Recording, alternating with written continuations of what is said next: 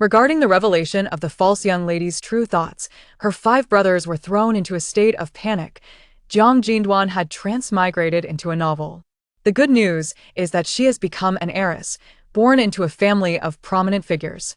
Her parents are the lords of the affluent. Her eldest brother is a domineering CEO. The second is a rising star. The third is a miraculous physician. The fourth is a battle-hardened warrior. And the fifth is an exceptional hacker. The bad news is that these illustrious individuals are all antagonists destined for a tragic, and this wealthy family is doomed. Even worse is the fact that she is merely a false heiress, with a strained relationship with her family. Once the true heiress arrives, she will be scorned by her wealthy parents and 5 brothers, ultimately being confined to a mental institution for opposing the genuine heiress. Jiang Jinran feels desolate, yet each month, a generous allowance of 500,000 arrives as if on cue, while she languishes in despair. Chapter 1. The heart's voice unveiled. Post-transmigration, Jiang Jinran had perished. As a self-made millionaire, she had just achieved financial independence at the age of 29 when a sudden car accident claimed her life.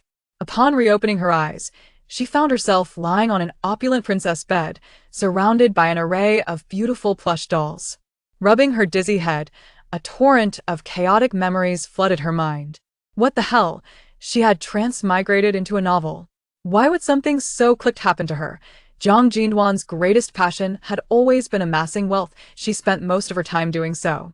Had it not been for a sleepless night when she accidentally clicked on a website, she would never have opened the book titled Rebirth. The True Heiress Awakens. In this extreme Mary Sue novel, the genuine heiress, Sang Ning, is a beloved and radiant protagonist. In her previous life, Sang Ning grew up in poverty in the countryside. Upon arriving in the capital, she faced relentless oppression from the upper class, ultimately marrying poorly and dying in despair.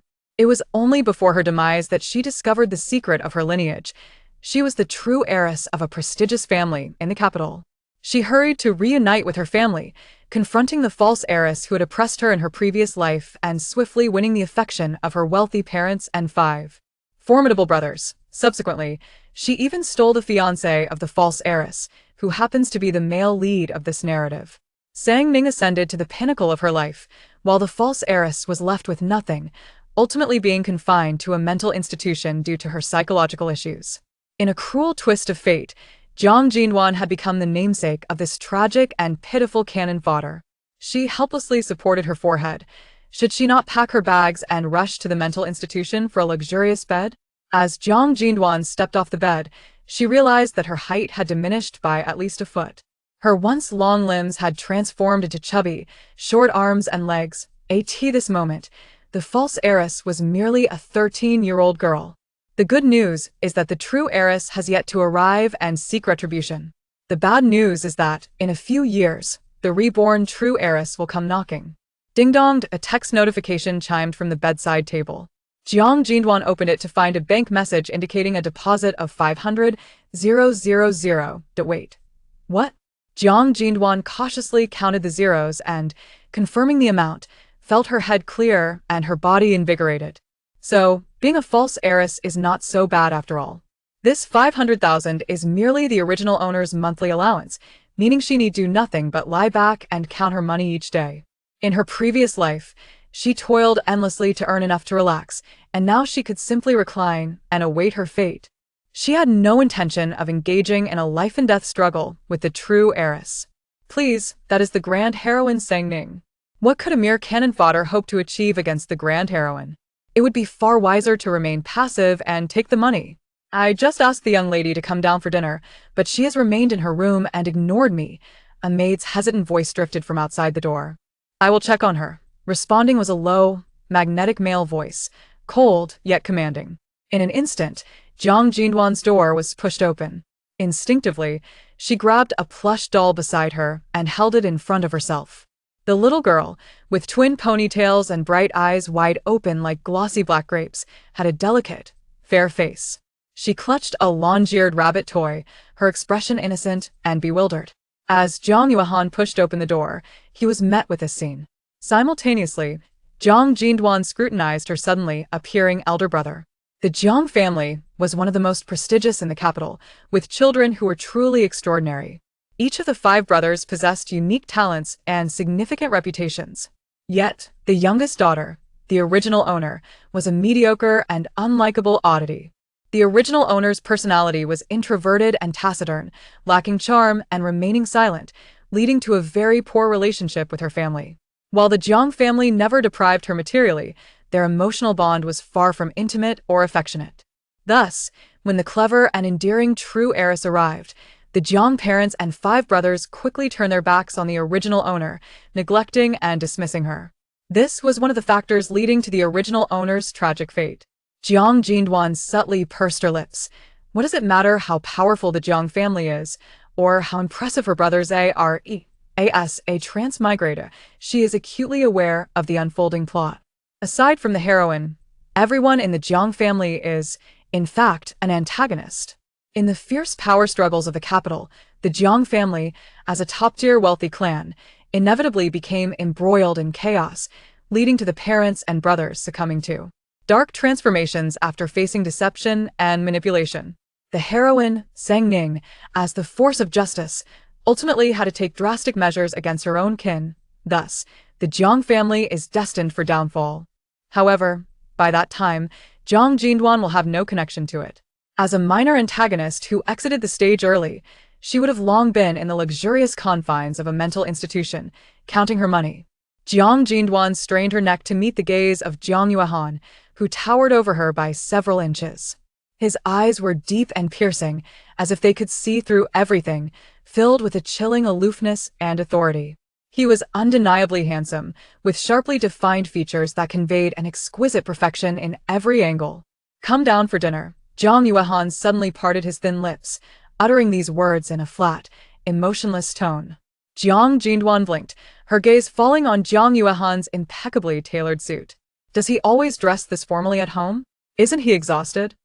The youthful, melodious voice reached Jiang Yuan's ears, causing a brief pause in his gaze. If he heard correctly, that was Jiang Jinran's voice.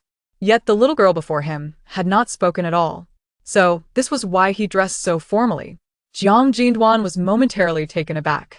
She had not anticipated that this icy elder brother would voluntarily say so much to her. "Oh, I see." Jiang Jinran tightened her grip on the long-eared rabbit, nodding obediently, while internally thinking, oh my, the sun must be rising in the west today. This brother has spoken so much. Has he been stimulated by something? The corners of Jiang Yuan's lips tightened. At that moment, he finally confirmed that he could hear Jiang Jinran's innermost thoughts. If you enjoy the story of the false heiress's thoughts being revealed, please consider bookmarking it. The false heiress's thoughts exposed, and her five brothers panicked. Chapter 2. The eldest brother's fate. He did not reveal any signs of surprise on his face, merely casting a deep look at his sister. The colors in his eyes surged and ebbed. Jiang Yuan ultimately said nothing. Jiang Jinran gazed at Jiang Yuan's retreating figure. Is that it? Is he leaving just like that? I thought he would say a few more words.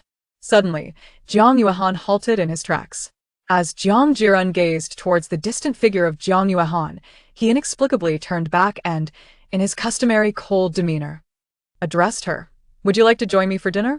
In the spacious European-style restaurant, Jiang Jinran and Jiang Yuan sat opposite each other. The man across from her ate with an elegance that commanded attention. His lips moved with only the slightest of motions, producing not a whisper of sound. Jiang Jinran stole a glance at her dinner plate, which comprised broccoli, corn, a vegetable salad, and a half-cooked steak still oozing with blood. Perhaps this was the low-fat health trend coveted by the upper class. What a dreadful dinner, she thought. Jiang Yuan paused momentarily, his fingers gripping the knife and fork. Do you not enjoy such fare? He queried, his tone devoid of warmth.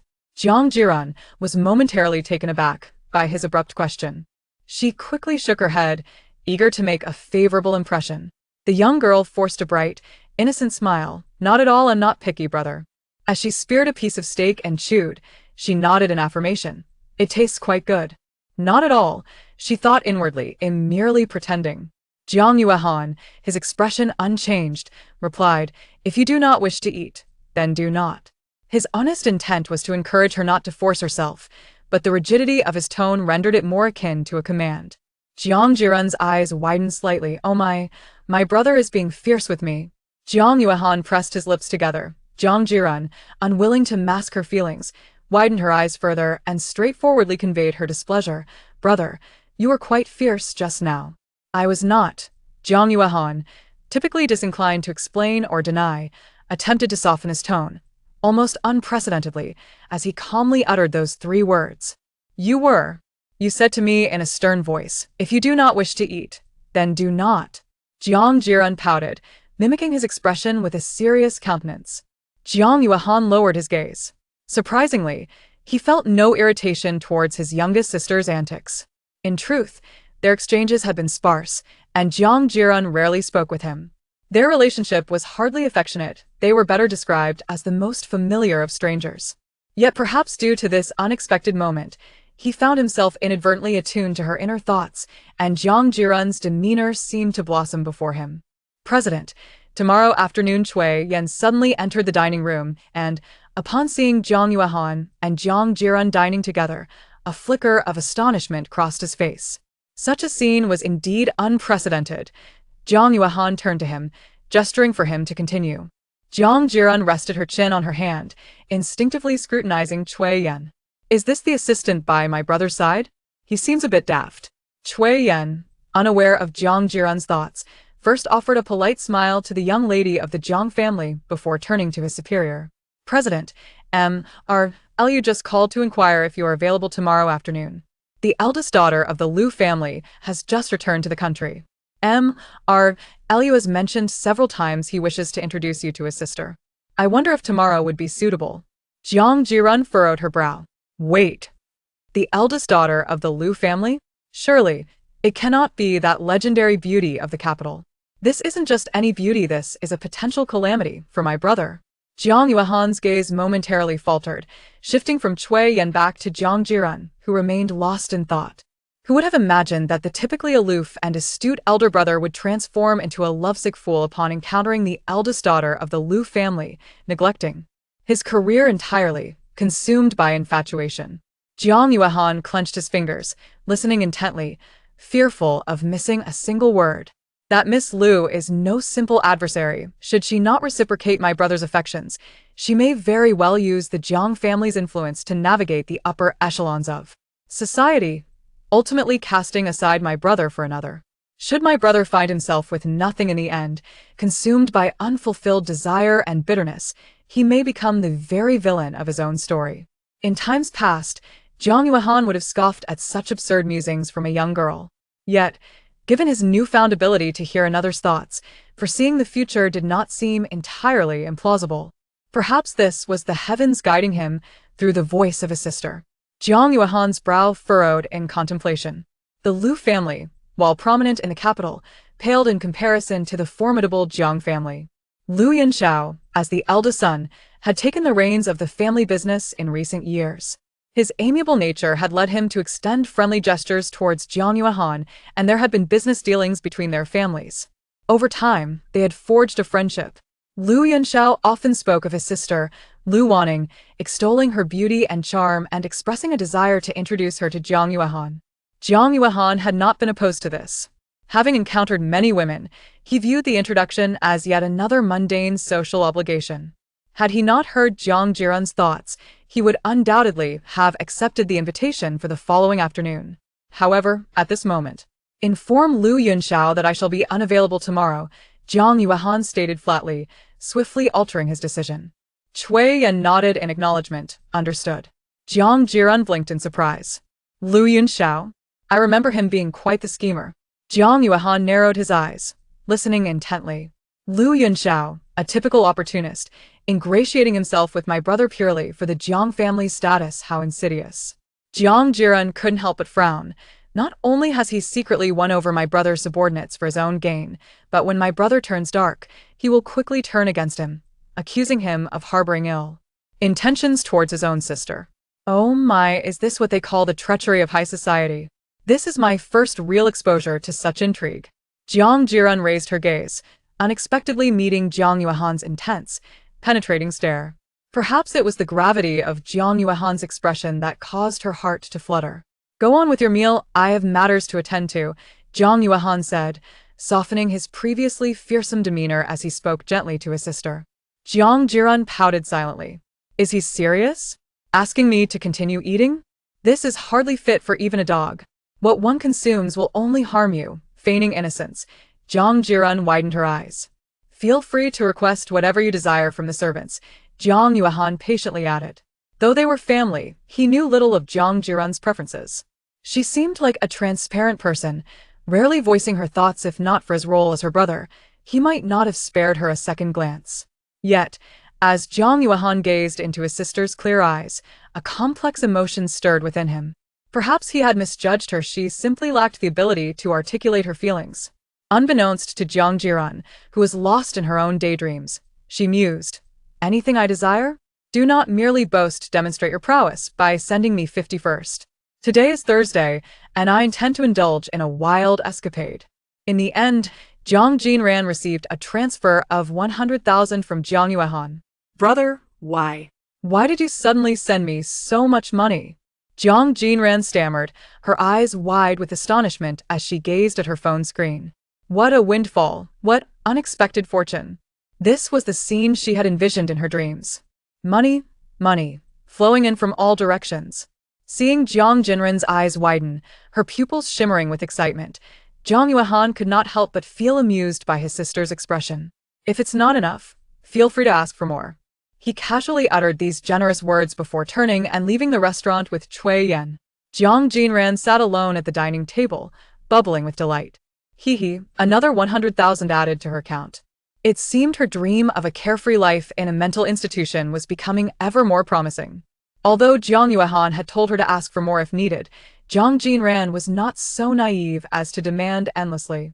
Such matters required a gradual approach to ensure sustainability. If one were to deplete resources right from the start, it would lead to regret.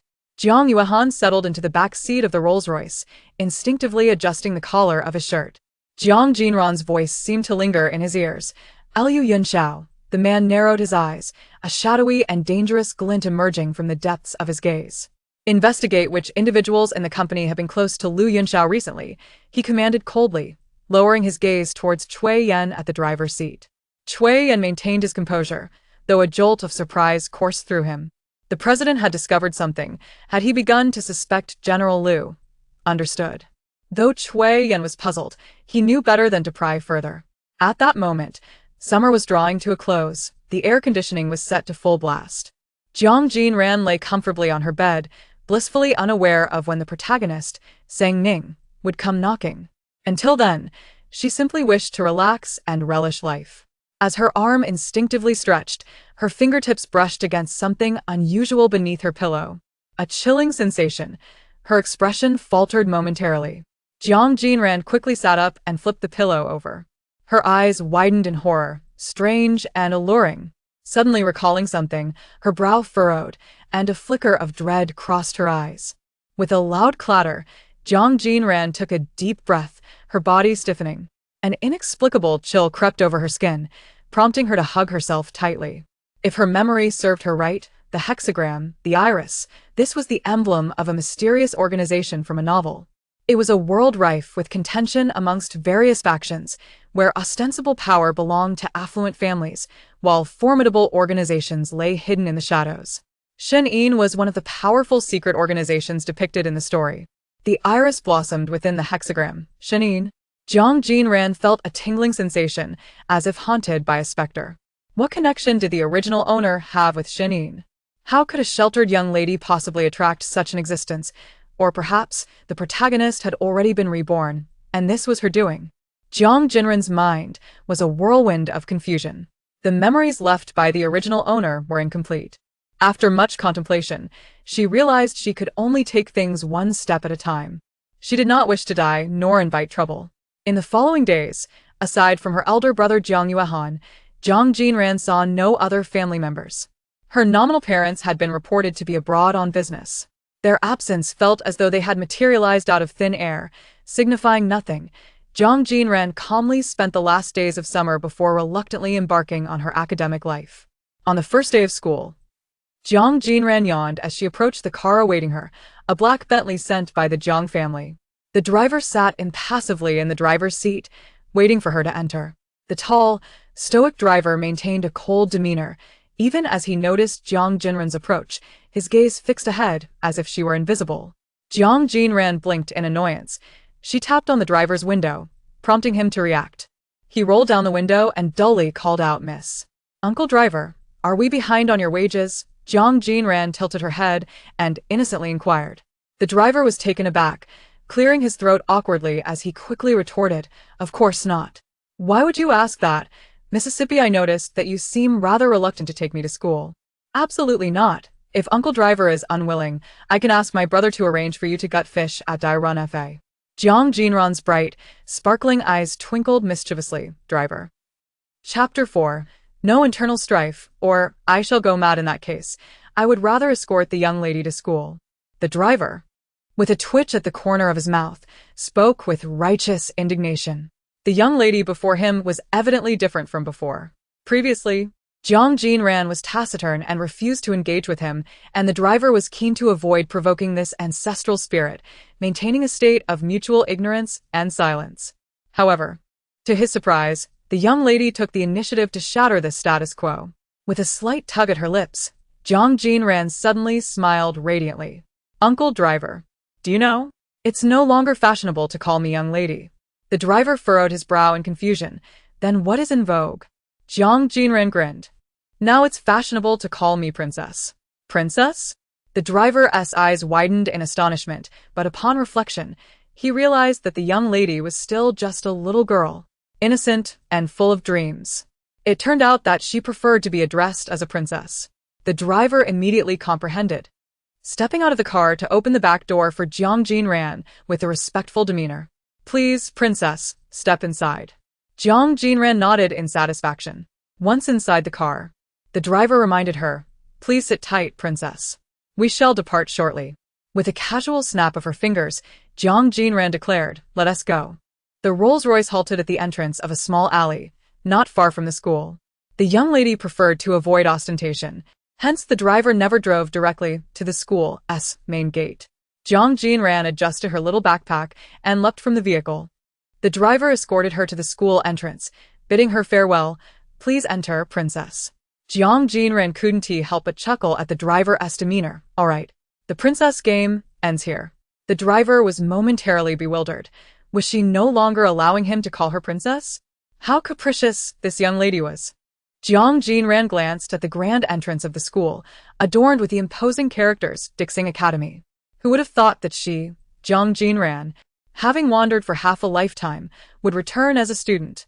The last time she had been a student seemed like it was 800 years ago. She adjusted her backpack strap and strolled leisurely into the academy. Destined Academy was the most renowned aristocratic institution in the capital, attended by many descendants of the elite and prodigies, boasting a high threshold and esteemed reputation. With numerous branches from kindergarten to university, it catered to an individual's entire educational journey.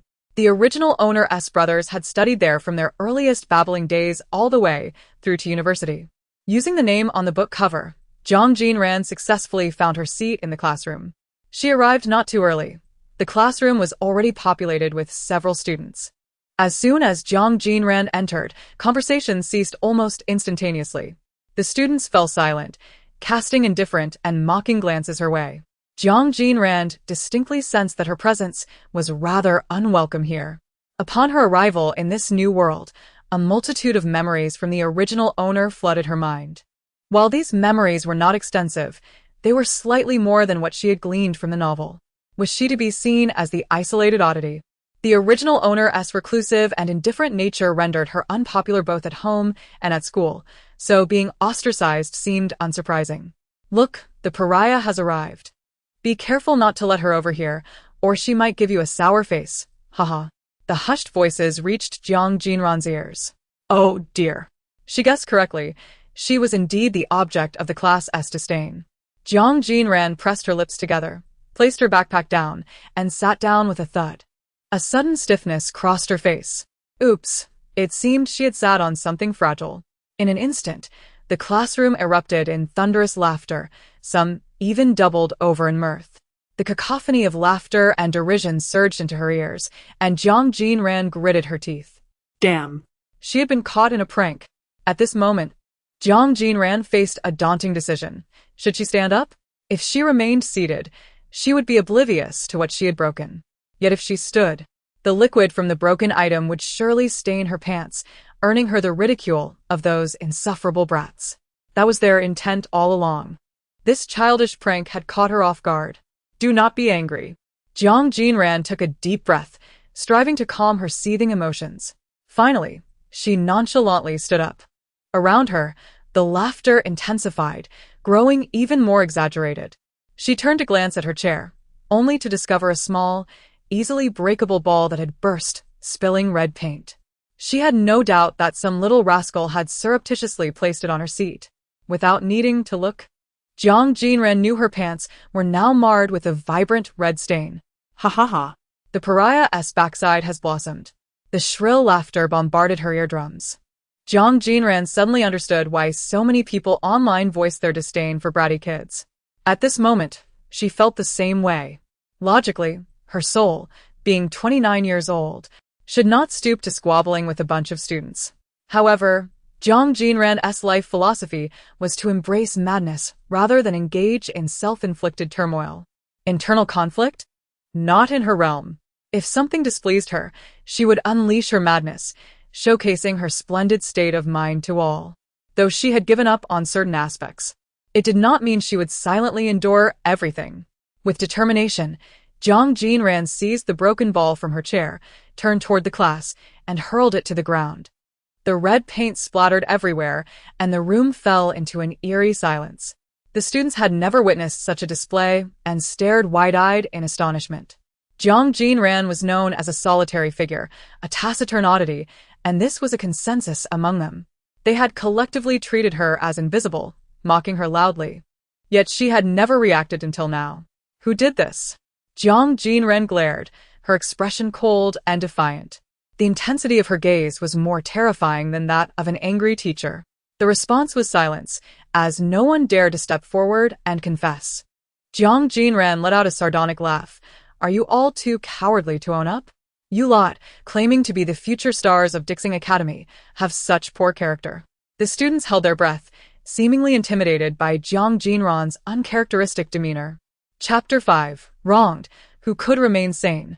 With a smile playing on her lips, Jiang Jinran's eyes remained icy. I assure you, I am quite easy to get along with. If you find it challenging, perhaps you should reflect on yourselves.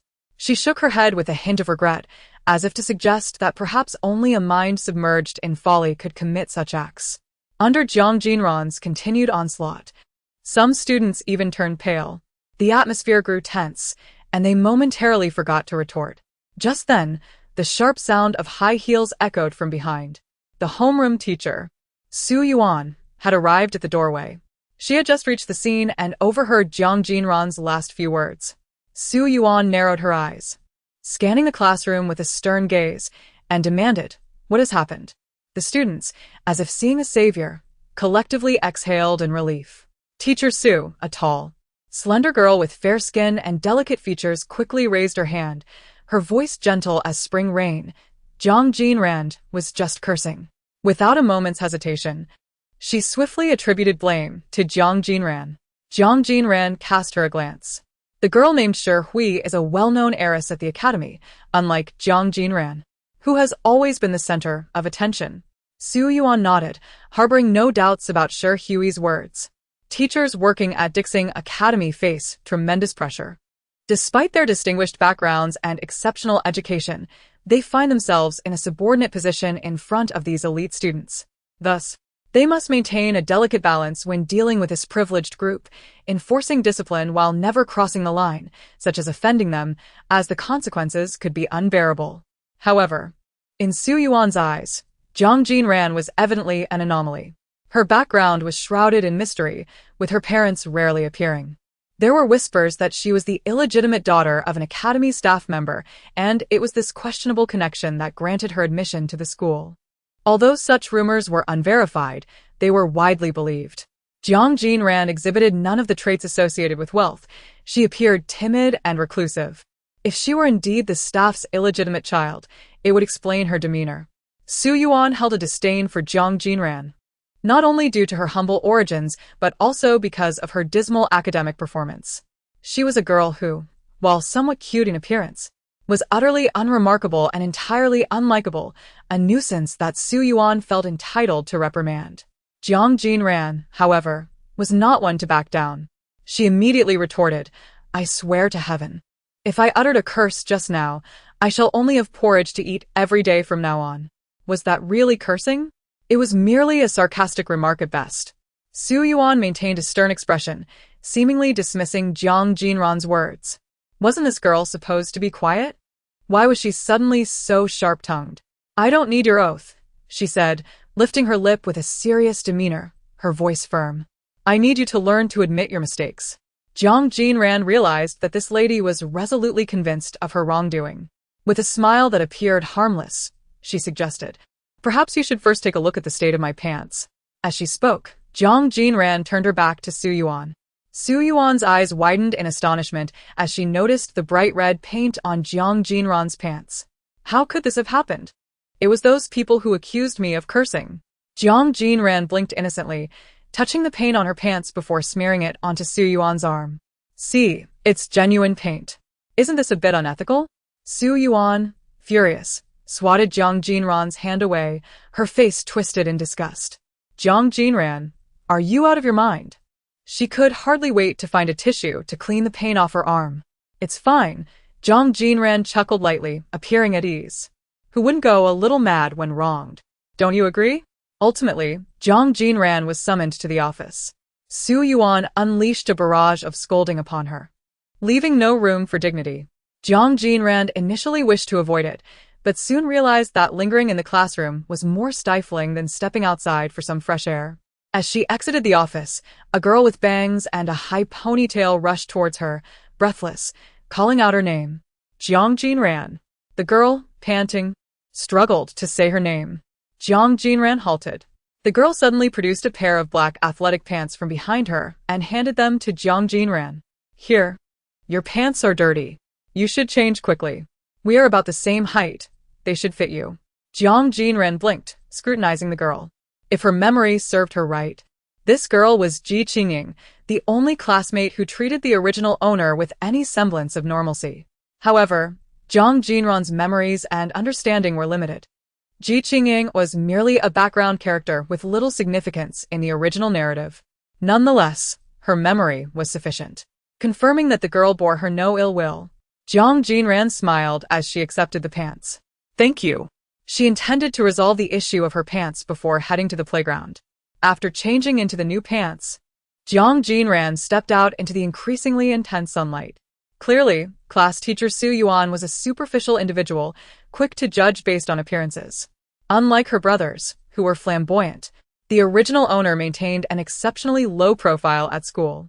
She never flaunted her prestigious background, and her attire was remarkably simple. Few were aware that she was the youngest daughter of the Jiang family. In fact, not only at school but throughout high society, Jiang Jinran was largely unknown.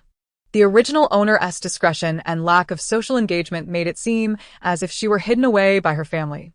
The number of people who recognized the name Jiang Jinran could likely be counted on one hand. Thus, in this elite academy teeming with aristocrats, Jiang Jinran had become a soft target for Su Yuan, who particularly enjoyed picking on those like her. On the other side of the playground, a tightly secured wire fence enclosed a basketball court, with the sounds of bouncing balls echoing continuously. "Ah, so handsome. This is my first time seeing him in person." Sobi. "How did he end up playing here?" A group of girls gathered at the wire fence, their expressions animated with excitement. Jiang Jinran cast a curious glance toward the basketball court, where the athletic figures of the boys shone like sunlight. Among them, the most captivating was the boy currently dribbling the ball, tall and striking, with pale skin and deep, beautiful features, resembling a vibrant wildflower blooming in the jungle. Most notably, he possessed a head of white hair that seemed to leap out of a comic book. Jiang Jinran was momentarily taken aback, and in that instant of distraction, the basketball unexpectedly soared over the fence, striking her squarely on the head with a resounding thud. Jiang Jinran felt as though she had not consulted the almanac before leaving home, as misfortune seemed to follow her relentlessly. Fortunately, the impact was not too painful after all. She had a hard head. Jiang Chicha, are you trying to kill someone with that high throw? Go check on the girl and see if she's hurt. The white-haired boy lazily squinted his eyes, replying dismissively, it's a hassle. You go. Jiang Chicha? Jiang Jinran's eyes widened in realization. She had failed to recognize that this white-haired boy was none other than her youngest brother, Jiang Chicha, the charismatic school idol currently attending high school at Dixing Academy. Having so many brothers meant that Jiang Jinran could stumble upon another one at any moment. Jiang Chicha had turned away, moving further from her. Jiang Jinran quickly stepped forward, calling out, Jiang Chicha. Her voice rang out, loud and clear. The surrounding girls turned their gazes toward her, their eyes brimming with hostility. They had seen many like her, bold and reckless, mistakenly believing they could catch Jiang Chicha's attention. In reality, he wouldn't spare them a glance. Jiang Jinran was undeterred, quick-witted. She found the entrance to the basketball court and darted in front of Jiang Chicha. Brother, she tilted her head, calling out cheerfully. For a moment, time seemed to freeze. Even Jiang Chicha, usually expressionless, felt a flicker of surprise in his cold gaze. What was happening? Had she lost her mind? The onlooking girls erupted into chaos. How shameless. Directly calling someone brother. How disgusting. Does this woman wish to attract Jiang Chicha's attention? Such cunningness. It infuriates me. What kind of brazen act is it to call him brother? Does she really think she deserves it? She ought to reflect on her own standing instead of trying to ingratiate herself. Jiang Chicha, someone is calling you brother. Why do you not respond? Zhao Yunyi smirked. Amused at the sight of this unconventional girl, he could not resist teasing the white-haired youth beside him. Like Jiang Chicha. He hailed from an aristocratic family in the imperial capital, and the two had been friends since childhood, now classmates who often played basketball together. He was the only one bold enough to jest in front of Jiang Chicha. Seeing that Jiang Chicha remained utterly unresponsive, she called out once more, brother? Oh no. Could it be that he has a hearing problem? The melodic voice floated into Jiang Chicha's ears, causing him to squint slightly. His eyes, cold and devoid of warmth, resembled frosted glass. He curved his lips into a semblance of a smile, his expression both artistic and frigid. You call me brother? Jiang Jinxian nodded like a chick pecking at grain, looking exceedingly obedient. Indeed, you are my brother. Is it wrong for me to call you that? Jiang Chicha's brow furrowed slightly as disdain emanated from his gaze. Am I your brother? He smirked coldly, looking at Jiang Jinxian as though she were an inconsequential insect. Why not say that I am your father? With that, he turned away with a cool demeanor, refusing to glance at Jiang Jinxian again. Ha ha ha, I knew it. No matter how scheming she is, Jiang Chicha is completely unfazed by her antics. The girls on the sidelines erupted in laughter at Jiang Chicha's merciless reaction. He despised those who were overly familiar and attempted to leverage relationships. She truly had walked right into a trap. Did she really think that calling him brother would set her apart? She ought to rein in her little schemes. Jiang Jinxian bit her lip in disbelief. Damn it. This brother truly is unconventional, utterly disregarding my feelings. He looks as though he does not recognize me at all. What could possibly be wrong? It shouldn't be like this. Jiang Chicha, have you forgotten your own sister, Jiang Jinxian, by the beautiful Daming Lake? Jiang Jinxian's inner thoughts echoed in Jiang Chicha's ears, causing him to pause mid-stride. Jiang Jinxian? He indeed had a sister named Jiang Jinxian. Yet due to his face blindness and poor memory, he had always found her presence vague. When they were home, she often kept her head down and rarely spoke to him, leaving his impression of her quite nebulous. Now, after over a year of living at school, he had completely forgotten what she looked like. Jiang Chicha pressed his thin lips together, then could not help but turn back, striding toward Jiang Jinxian once more.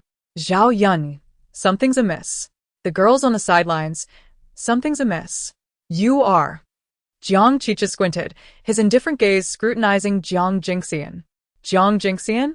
Immediately, Jiang Jinxian raised her small hand and waved it, resembling an adorable and charming lucky cat. It's me, brother. Wah, he finally remembers me. Jiang Chicha felt a flicker of warmth in his heart. Before he could speak, Jiang Jinxian seized the hand of the white-haired youth, pouting with a pitiful expression. Brother, I have come to seek your help. You must assist me. Someone is bullying your sister. The others on the basketball court could not help but display their astonishment. Zhao Yunyi also ceased his teasing, gazing at the scene with a complex expression. The onlooking girls erupted once more. She actually took the initiative. How shameless. I haven't even touched my idol's hand. How could she? How utterly revolting. Does she suffer from delusions? Does she truly believe Jiang Jinran is her brother? Can there not be a sense of boundaries between people? Poor Xiao Che, entangled with a madwoman. Chapter 7. Brother helps to seek justice. Jiang Jinran lowered his gaze, his icy eyes resting on his sister's fingers. He detested physical contact. In the past, if anyone dared to touch his hand in such a manner, he would be overwhelmed with an intolerable sense of revulsion. Disgusting. Even now, he still felt that way. He wanted to shake Jiang Jinran's fingers away, dark and sinister feelings surging within him. However, gazing into the girl's bright and clear eyes, he barely managed to hold back. Jiang Jinran maintained a stoic expression, though internally he grappled with intense conflict. He pursed his lips and said to Jiang Jinran, "Let us speak in the garden." Zhao Yunyi. Oh, this is a private conversation with a girl? The others. Is this really Jiang Jinran? Unusual, far too unusual. The girls on the sidelines gaped in disbelief, overwhelmed by a wave of emotion. What is happening? The noble prince has descended from the heavens? Jiang Jinran wishes to speak privately with this girl? It cannot be true. I refuse to believe it. Why does he not harshly reprimand her instead of treating her so specially? I disagree. I do not support this. Jiang Jinran followed Jiang Jinran to a nearby garden. So, you were punished by the teacher to pick up trash on the playground? Jiang Jinran listened to his sister recount the events, his handsome brow furrowing slightly. Throughout their walk, Jiang Jinran had explained most of the situation. She had painstakingly sought to engage with his brother, not out of boredom to claim kinship at school, but rather because there was a substantial ally before her. And one ought to seize such opportunities. Otherwise, she would feel utterly constrained. I understand. Jiang Jinran nodded slightly, his youthful features showing little expression, as if covered by a thin layer of cold ice, indifferent and frigid. Aside from a simple acknowledgement, he did not utter another word. Jiang Jinran felt a wave of anxiety. She could not decipher Jiang Jinran's thoughts. He wouldn't want to help me, would he? If he chooses not to help, then so be it. I never truly expected his assistance. I can manage on my own. You truly are quite ordinary. Haha, how amusing. You are indeed quite pretentious. Jiang Jinran's lips twitched slightly. Unbeknownst to Jiang Jinran, her frenzied musings had been entirely absorbed by him. She bit her lip, on the verge of taking her leave, when the youth before her suddenly spoke. Though she had no idea how Jiang Jinran intended to assist her, it mattered not.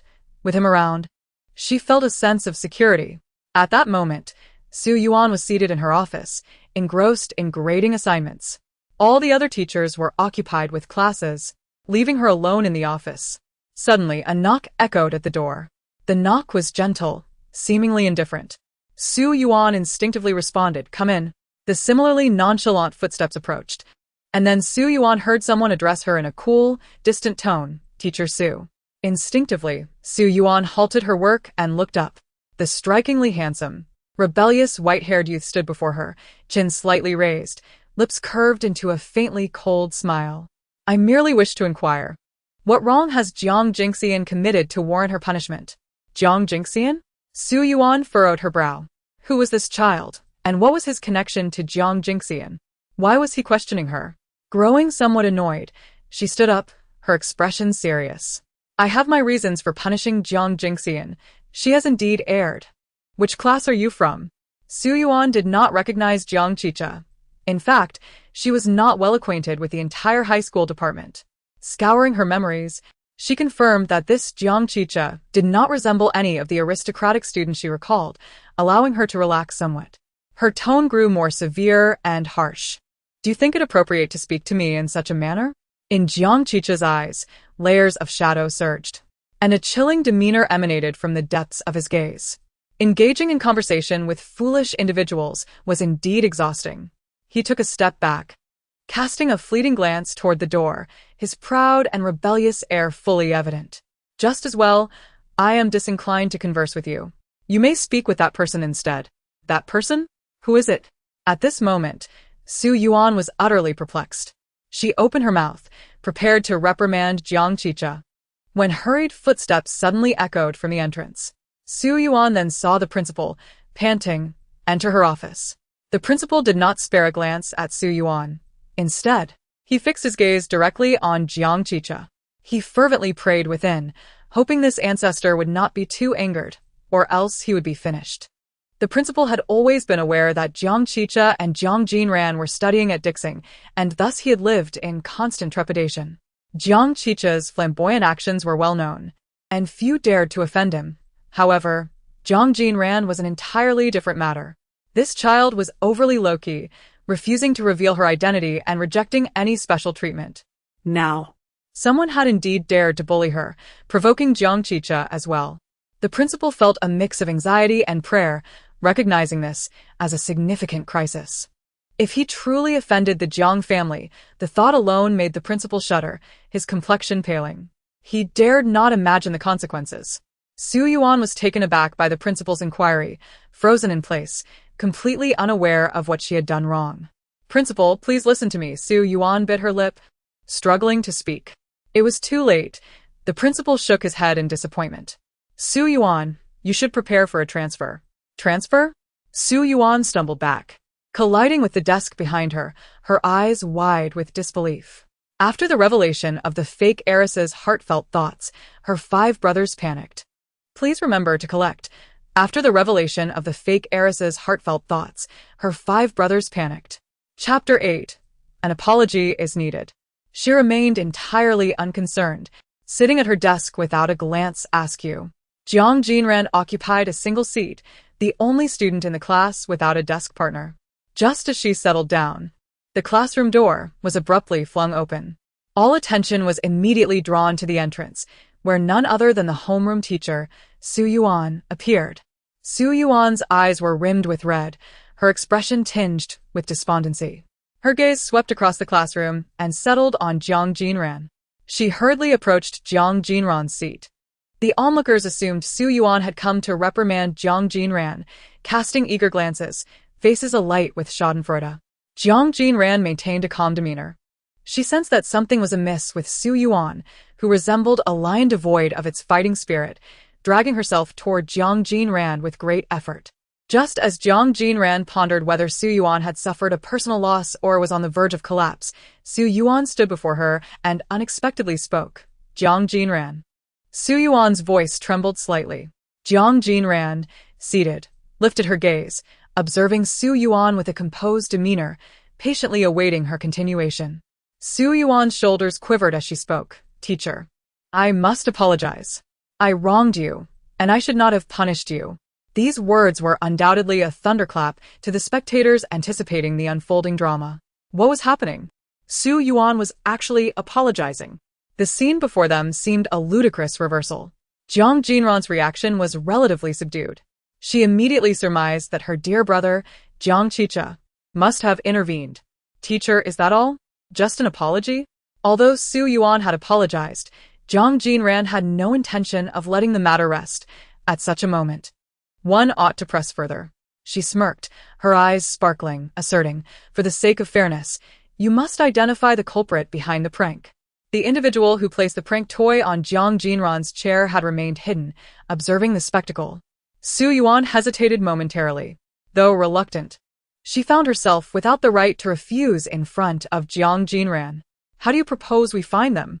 Jiang Jinran's smile deepened, and she remarked, "Isn't there surveillance in the classroom?"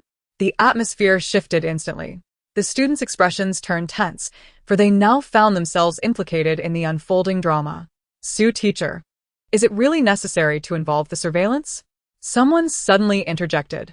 Others quickly echoed, suggesting it was not a significant matter, and checking the footage seemed excessively drastic. What if someone had inadvertently left something on Jiang Jinran's seat? Jiang Jinran directed her gaze at the speakers, a chill emanating from her eyes as she retorted scornfully. "I am the one who was harmed. On what grounds do you speak of necessity?" Perhaps it was Jiang Jinran's cold demeanor or her resolute words that rendered everyone speechless. Some even felt a pang of guilt. Ultimately, the classroom surveillance footage was reviewed. It revealed that the prank toy had been placed on Jiang Jinran's seat by a boy named Jiang Jinran. He was also a young man of considerable means.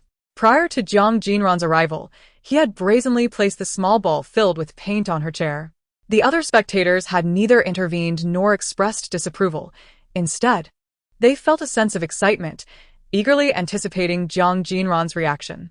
Though Jiang Jinran was the perpetrator, the others were equally complicit. So, what if it's me? Jiang Jinran did not deny it, readily admitting his actions, yet his expression bore no trace of remorse, filled instead with arrogance and disdain. I will not apologize. Su Yuan felt caught in the middle, torn in two directions. The principal had commanded her to resolve the matter satisfactorily before the transfer. Yet now, Jiang Jinran demanded accountability. And Jiang Jinran refused to apologize, as if trapped in a deadlock. You refuse to apologize and seem quite proud of it? Jiang Jinran regarded Jiang Jinran with a cold gaze, her tone crisp and unyielding. Jiang Jinran, straightforward by nature, retorted immediately, "Don't speak to me that way. You're just a bastard daughter." Almost everyone believed the rumor that Jiang Jinran was the illegitimate daughter of a Dixing staff member. Now, Jiang Jinran wielded that rumor as a weapon against Jiang Jinran. However, Jiang Jinran remained unfazed. Those who believed her to be an illegitimate child would surely be duped into purchasing a plethora of health products in their old age. TSK. How could they be so gullible? Jiang Jinran called out his name abruptly, a smile gracing her lips as she continued, "If I recall correctly, your father had a legitimate wife before marrying your mother, yet your mother was already eager to bear you, leading to your father's poor wife being forced to divorce. Only for your mother to rush to register their marriage while heavily pregnant." The onlookers were left speechless. Jiang Jinran had always been perceived as a wealthy young man who spent extravagantly, but who could have anticipated such a story hidden beneath his glamorous facade? Wait. Jiang Jinran's face paled in shock at Jiang Jinran's unexpected words, his face flushing with rage. "What nonsense are you spouting?" Jiang Jinran tilted her head. Her lips curled in a smile. "Just tell me, am I right or not?" Thankfully, the memories left by the original owner provided her with this ammunition for retaliation. Though the original memories were sparse, even trivial at times, the details concerning Jiang Jinran became her weapon against him. Was the original owner's hidden trait a penchant for gossip? Jiang Jinran recalled Jiang Jinran's family affairs all too vividly. Meanwhile, Jiang Jinran was seething with embarrassment, his face a deep crimson. Mouth agape as he struggled to retort but found himself at a loss for words. Jiang Jinran's words were indeed accurate. Jiang Jinran, struck at his sore spot, could only shout in exasperation, You are talking nonsense." After that, he fled the classroom without a backward glance, leaving a crowd of astonished onlookers. This matter seemed to have reached a temporary conclusion. Turning around, Jiang Jinran discovered that the girl seated behind her was Ji Qingying, who had just given her a pair of pants. "Are you all right?" the young girl asked, deliberately lowering her voice, her eyes tinged with a hint of concern. Jiang Jinran shook her head. "I'm fine." Ji Qingying's brows furrowed slightly as she seemed to speak to herself, abruptly changing the subject. "The academy hasn't been very peaceful lately. You should be cautious." Jiang Jinran was puzzled by Ji Qingying's words. The girl continued, "You must avoid the art building. Shi and Jiang Jinran encountered danger there." Shi and Jiang Jinran? Aren't those the two antagonists who bullied her earlier today? This was good news. Who was that righteous individual hiding in the art building? Doing good deeds? Jiang Jinran's expression brightened, genuinely intrigued. Really? What kind of danger did they face? Ji Qingying recounted, "It happened last month before school started. They, along with a few other classmates, were playing at the academy when an incident occurred in the art building. The academy forbids this from spreading, so many are unaware." "How do you know?" Jiang Jinran countered. Ji Qingying sighed, seemingly exasperated. "My uncle is a security guard at the academy." Ji Qingying came from a very ordinary background, and her admission to the prestigious academy was solely due to her exceptional grades. Of course, her uncle, the security guard, had aided her somewhat. He loved to gossip and often shared the academy's secrets with her, and it was through him that she learned of this incident. "I didn't want to know," she added. "Aren't you afraid I might leak this information?" Jiang Jinran raised an eyebrow. Ji Qingying was unbothered. There is no wall that does not let the wind through. Eventually, all secrets will come to light. It's just a matter of time. However, I have only shared this with you. Jiang Jinran's eyes sparkled with interest. Then tell me, what exactly happened to Shi and Huang Junran in the art building? Ji Qingying shook her head. I don't know, my uncle didn't tell me. He only mentioned it was a bit frightening, and he feared I might have nightmares if he elaborated. Yet today, she distinctly saw that both Shi and Huang Junran were attending class as usual, their faces betraying no signs of distress. Was the incident truly that severe? Ji Qingying couldn't help but wonder. Jiang Jinran also fell into contemplation, sensing that many strange secrets lurked around her. Wasn't she living in a story meant for a heroine? Could it be that this narrative had elements of mystery? Jiang Jinran, uninterested in further pondering, reminded herself that she was here to relax, not to contemplate life's complexities. As long as her life was not in danger, she refused to overthink. After school, the driver parked the Bentley in its usual spot, and Jiang Jinran quickly hopped into the car with her small backpack. Upon arriving home, she stepped through the door and immediately spotted her older brother, Jiang Yuan, standing tall in the entrance. Brother? She exclaimed, her eyes widening in surprise. You're home early today? Jiang Yuan, a busy man, typically left early and returned late. Seeing him at home while the sun was still up was indeed perplexing. His furrowed brow bore an air of coldness and unapproachable authority, mixed with an inexplicable gloom. You never share anything about school with me. As soon as the words left his mouth, Jiang Yuan seemed to realize something, his gaze momentarily pausing. He appeared to lack the standing to voice such sentiments, for he had always been indifferent to his sister's affairs. His indifference had naturally led Jiang Jinran to refrain from confiding in him. Acknowledging this, Jiang Yuan's brow furrowed even deeper. Jiang Jinran pouted. This brother acts as though he truly cares for me. It's quite surprising. Yet, his heart still belongs to that lady from the Liu family. I am merely a fleeting shadow in his life. As Jiang Jinran was lost in thought, Jiang Yuan unexpectedly grasped her wrist. A flicker of emotion crossed his usually cold features, leaving him somewhat bemused.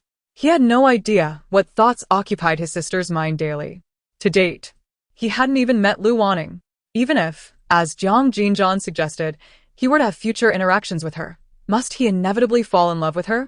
Jiang Jinran was led into the dining room by her brother, where she was greeted by a bubbling pot of hot pot surrounded by an abundance of beef. Wow. I truly wonder if this brother can read my mind. How did he know I wanted hot pot and beef? Jiang Yuan turned his head, casting a subtle glance at his sister. As it turned out, he could indeed hear her thoughts.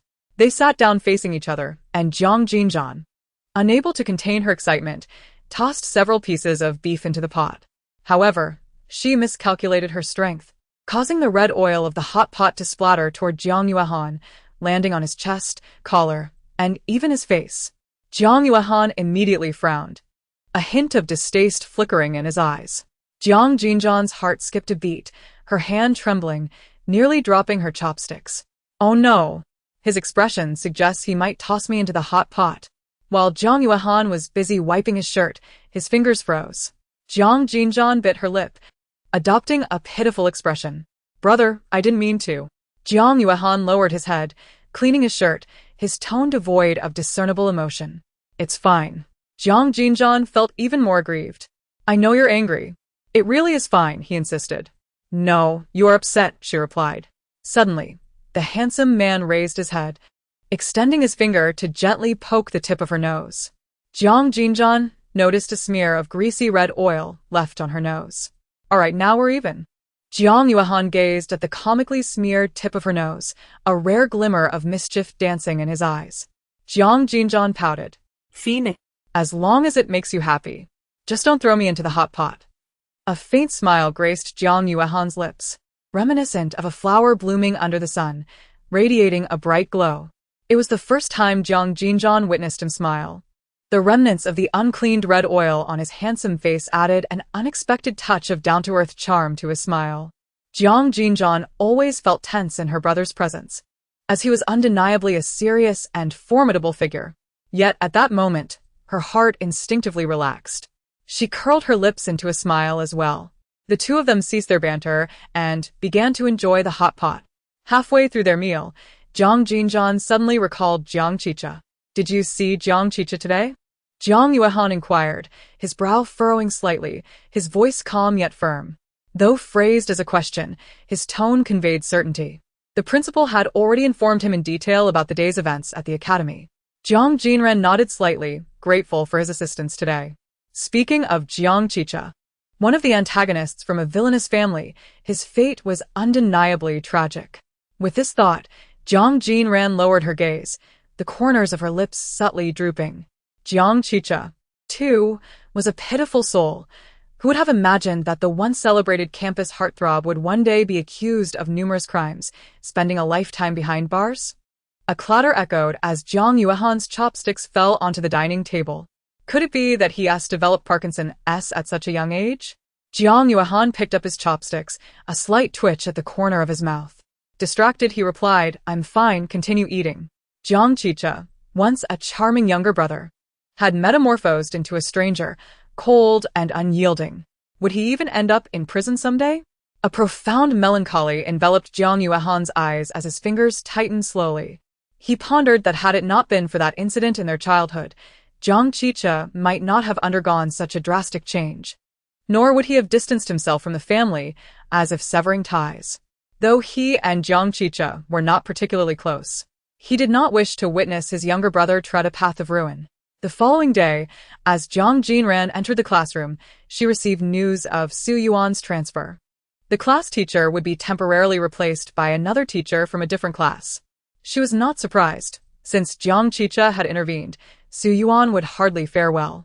However, as soon as she sat down, the jarring sound of high heels resonated in her ears, followed by a plump hand adorned with gemstone rings slamming onto her desk. The noise startled Jiang Jinran's eardrums instinctively. Raising her eyes, she found a wealthy matron looking down at her, her gaze shimmering with obvious disdain. "Are you Jiang Jinran?" she inquired, her tone unfriendly. Jiang Jinran nodded fearlessly. The matron scoffed, her eyes brimming with contempt. "I am Huang Junren's mother. Step outside. I have something to discuss with you." Huang Junren's mother? Jiang Jinran immediately understood. What a cowardly Huang Junran! Unable to confront her directly, he resorted to involving his parent. Wasn't that the definition of a mama's boy?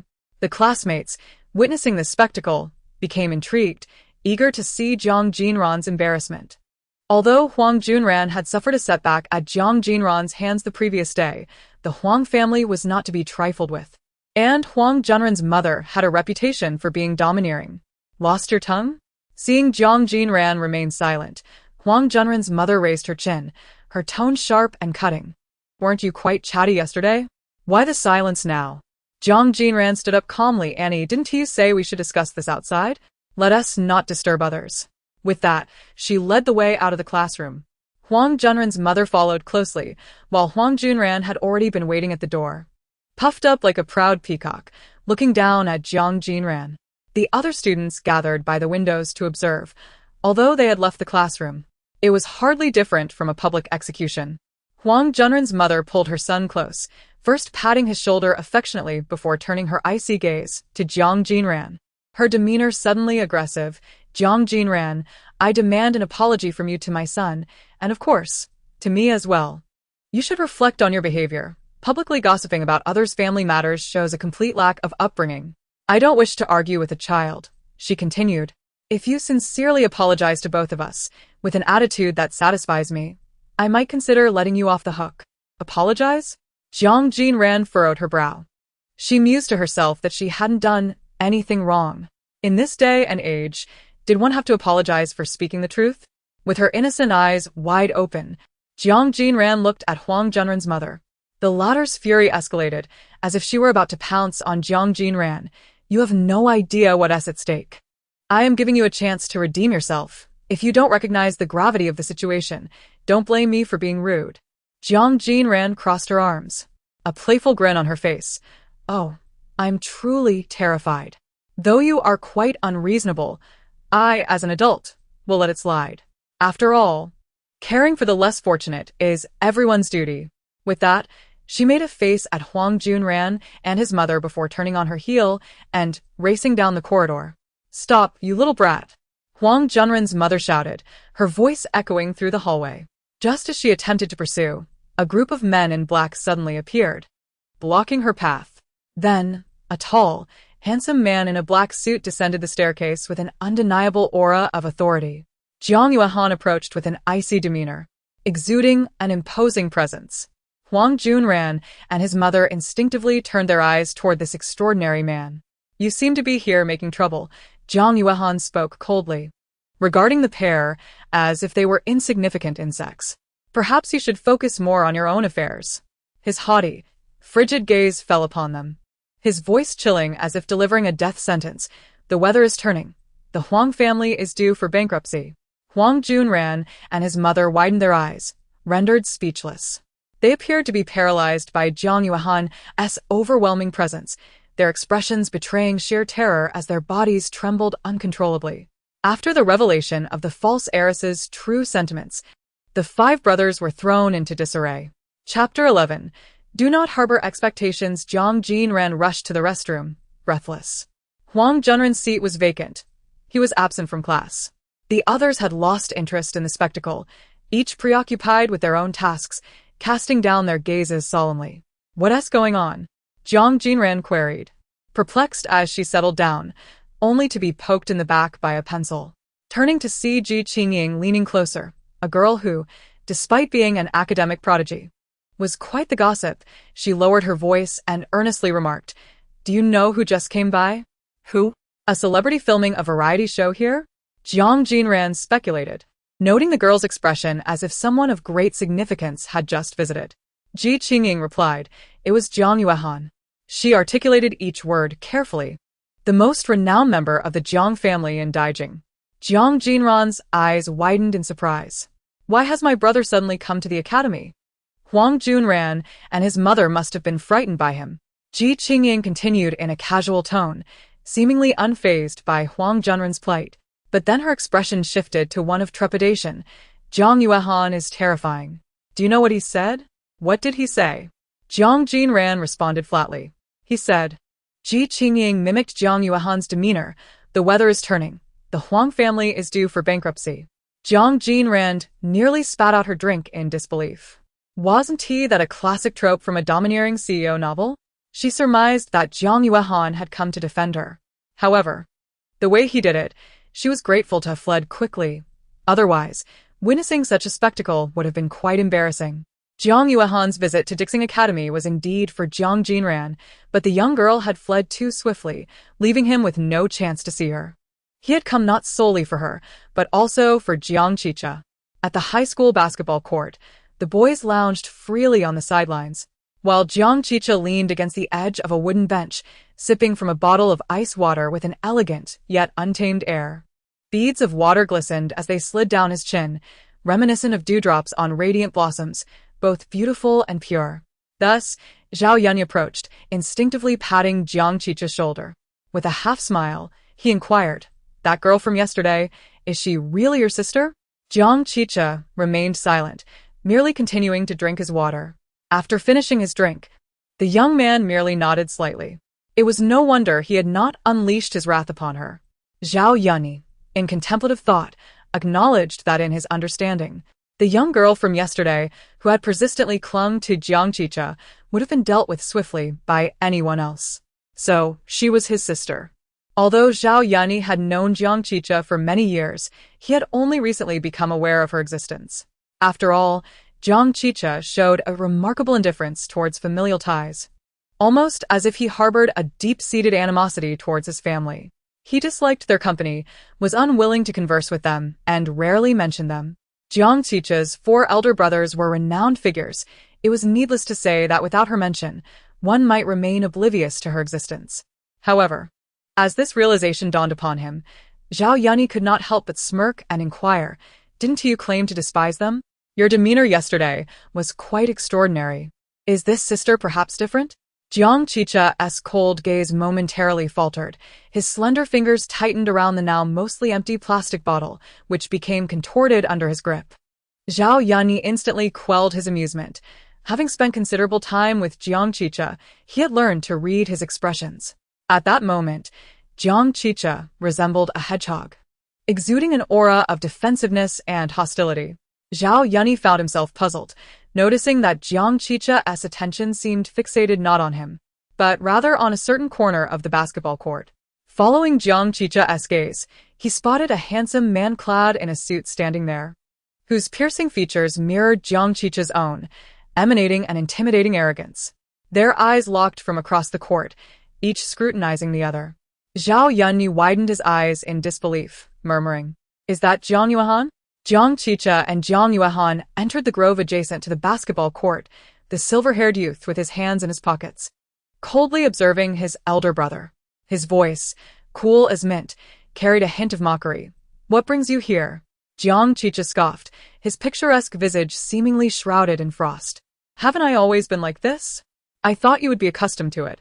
Accustomed to his indifference and avoidance concerning their family. Jiang Yuehan's fingers tightened slightly. Dealing with this rebellious and cold-hearted younger brother was not his forte. Jiang Qicha's smile deepened, reminiscent of icy petals reflecting a chilling light. "Are you jesting, brother? Let us continue to coexist without interference." Jiang Yuehan's expression darkened, yet he remained composed. "But yesterday, you extended a helping hand to Jiang Jinran," he stated calmly, devoid of excessive emotion. "From this perspective, you are not entirely estranged from your kin." Jiang Qicha's eyes narrowed, his countenance transforming into a frigid mask. "It was merely a fleeting amusement. Do not harbor expectations of me, brother. Whether it be Jiang Jinran or you, I wish only for you to keep your distance." In a sudden turn of events, Jiang Jinran, seated in class, sneezed unexpectedly. "Which rascal is cursing me?" she wondered, rubbing her nose. "Everyone, I have an announcement to make," Shi Hui proclaimed as she approached the podium, her face adorned with a gentle smile. Her gaze swept across the room. "As you all are aware, we have been preparing for the finals of the Hope Cup for quite some time, but currently, we find ourselves in need of additional hands." Shi Hui, the literary committee member, was referring to the Hope Cup, a prestigious national youth drama competition. Achieving recognition in this competition not only bestowed significant rewards from the school but also aided in future academic pursuits. Almost every student aspired to participate, eagerly signing up. However, the competition was fierce. After several intense rounds, many had been eliminated, yet Shi Hui and her classmates had miraculously advanced to the finals, preparing meticulously for their final performance. "Short on personnel? Are we lacking stagehands or performers?" someone immediately queried. Shi Hui smiled slightly. "We still need one more actor for our play." This announcement sent a ripple of excitement through the class, as it meant that seizing this chance could lead them to the final stage, and if they won, they would certainly share in the glory. Jiang Jinran stifled a yawn, uninterested in the so-called Hope Cup. "Shi Hui, you know my expressive abilities are quite commendable. Why not let me take the stage?" Someone volunteered eagerly. Others quickly followed suit, the classroom erupting in chaos. "Now that you mention it, I'm not tired anymore. I want to perform. Pick me." "Shi Hui, look at me. I can play anything. I won't hold you back." Shi Hui pressed her lips together, hesitating momentarily before stating earnestly, "We need a classmate to portray a tree." Laughter erupted, followed by an awkward silence, as if a cacophony of cawing crows had swept through the classroom. Jiang Jinran twirled her pen, observing the scene with detached amusement, akin to watching a child's play. After all, she was already 29 years old. "Are we not allowed to use props? Must we perform it?" someone protested. "Indeed, portraying a tree is rather demeaning." Another chimed in. "Shi Hui, you should find someone else." Anticipating such reactions, Shi Hui's eyes flickered with a hint of coldness. If it weren't for the tree, would any of them stand a chance? She thought, maintaining her smile. "Since no one is willing, we shall select by drawing lots." "But is the tree absolutely necessary? If so, can't we just use a prop?" "Ugh, I detest drawing lots. It's terrifying." Despite their resistance, Shi Hui remained resolute, having already consulted the principal, who emphasized the importance of the Hope Cup for the school's honor and their class's reputation. The principal warned that any student drawn who failed to participate would jeopardize their end-of-term evaluations. Jiang Jinran shook her head. "TSK, TSK. Shi Hui, at such a young age, you're quite adept at moral coercion." From beneath her desk, Shi Hui retrieved a box, shaking it lightly before placing it on the table. I shall begin the drawing now. Please don't pick me. I can't bear this embarrassment. Why draw lots? It would be better if you simply designated someone. This makes me so anxious. I refuse to participate in such a trivial role. If chosen, I want to go. In the midst of the chaos, Shi drew a white slip of paper. The room fell silent, breaths held in anticipation. Jiang Jinran's gaze fixed on the thin sheet, curiosity piqued. Who would be the unfortunate soul drawn?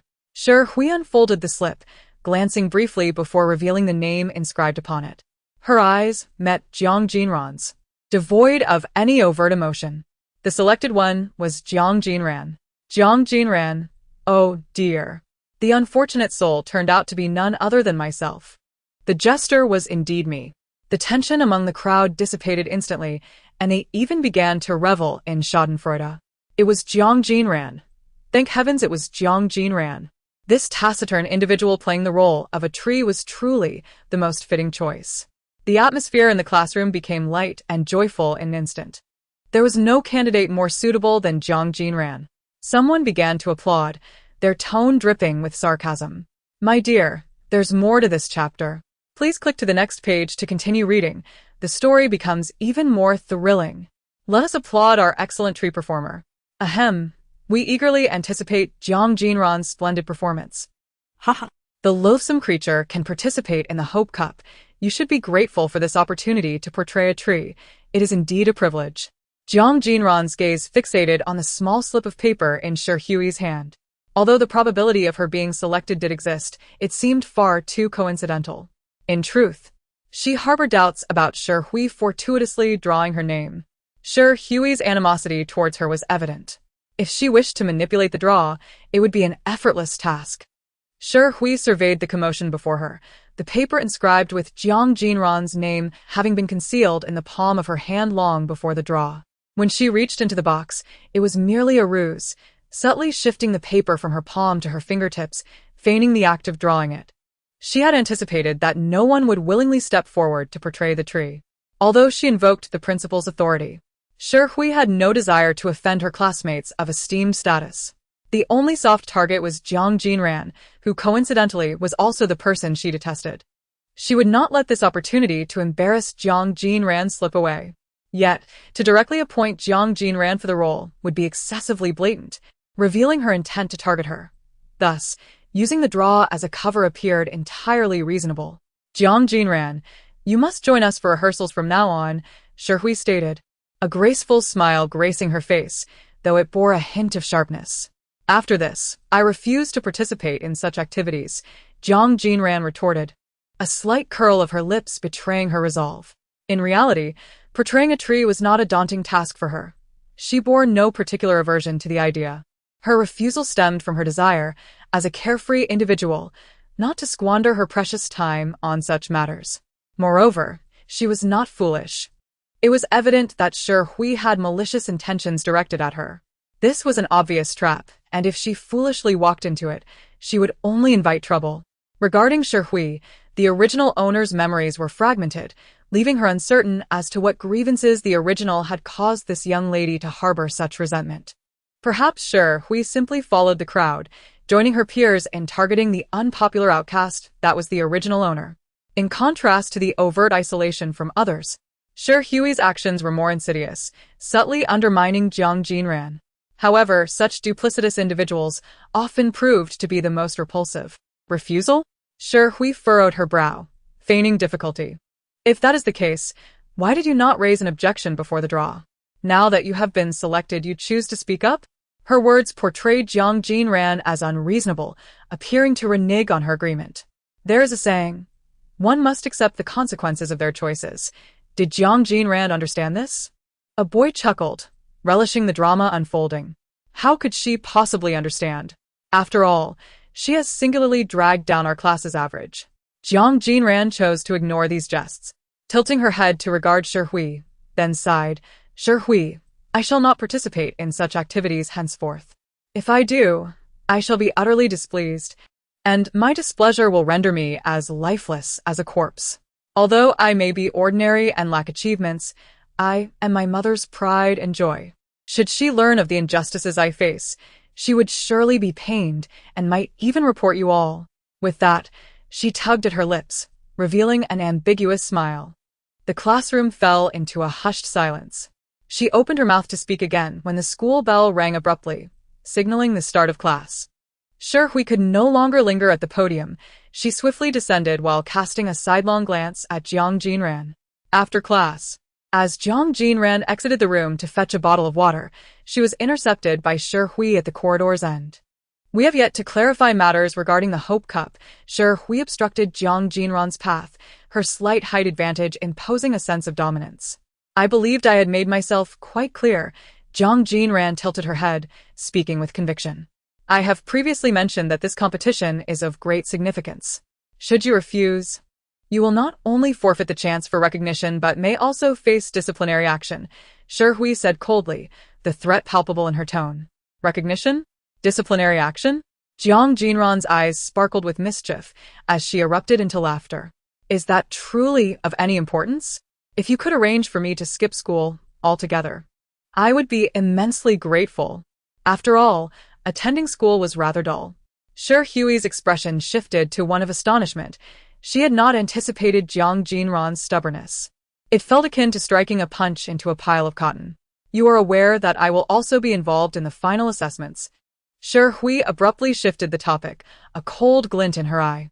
You may not care, but what of Ji Qingying? I can easily declare her unfit. Shi Hui had been observing Ji Qingying's overtures towards Jiang Jinran. Ji Qingying was an anomaly within the class, disinterested in following the crowd.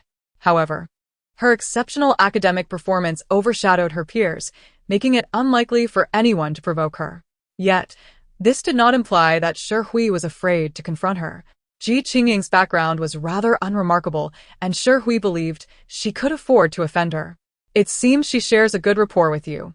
Do you wish to see her suffer consequences because of you? Shi Hui's lips moved mechanically, her words echoing like a devil's whisper, seeping into Jiang Jinran's ears. Jiang Jinran could not help but reflect on Shi Hui's adeptness at manipulating morality and coercion. Consider this carefully. Shi Hui stepped back, creating distance between them, donning her signature serene smile. Ji Qingying is among the few who have shown you kindness. With those words, she passed by Jiang Jinran and entered the classroom. Jiang Jinran found the situation somewhat amusing. So what? She mused. Just because Ji Qingying lent me a pair of pants does not mean I must perform as a tree for her.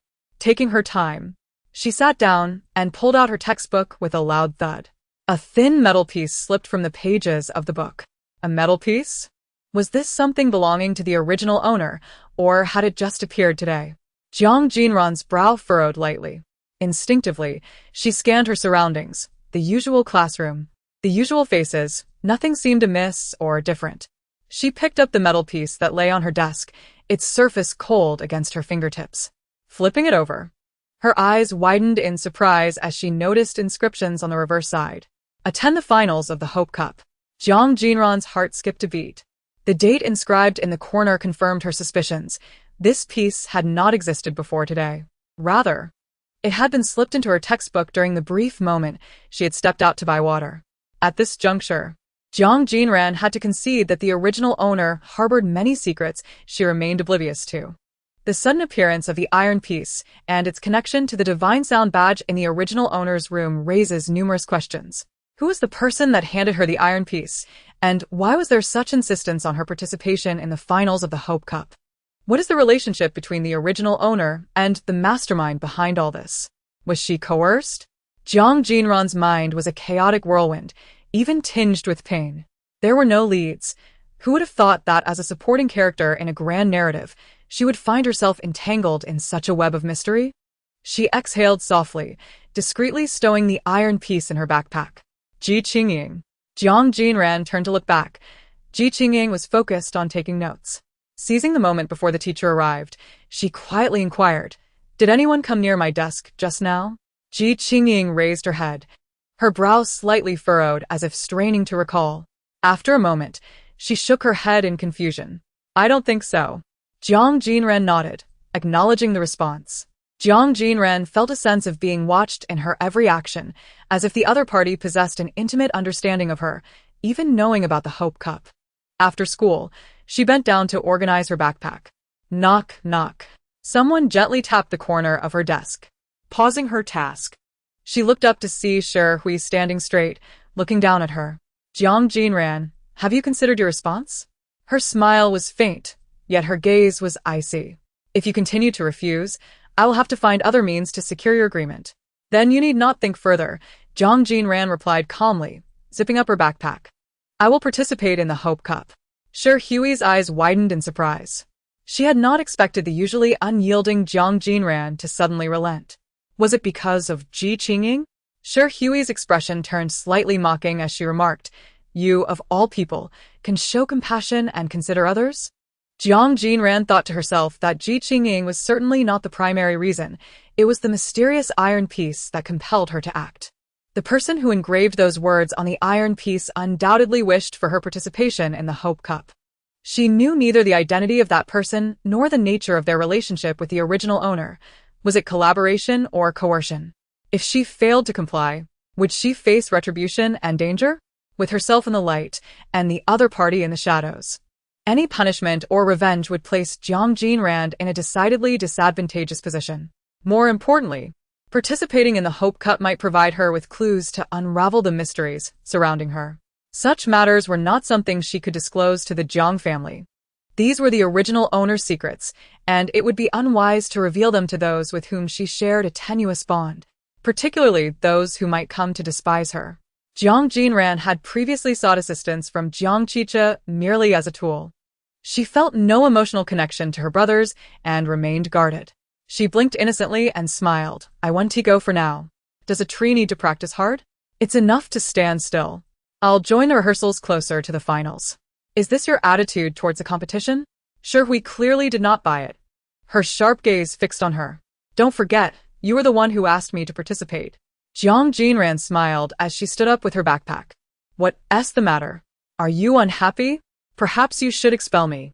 The bright smile on her face was almost blinding. That would suit me just fine.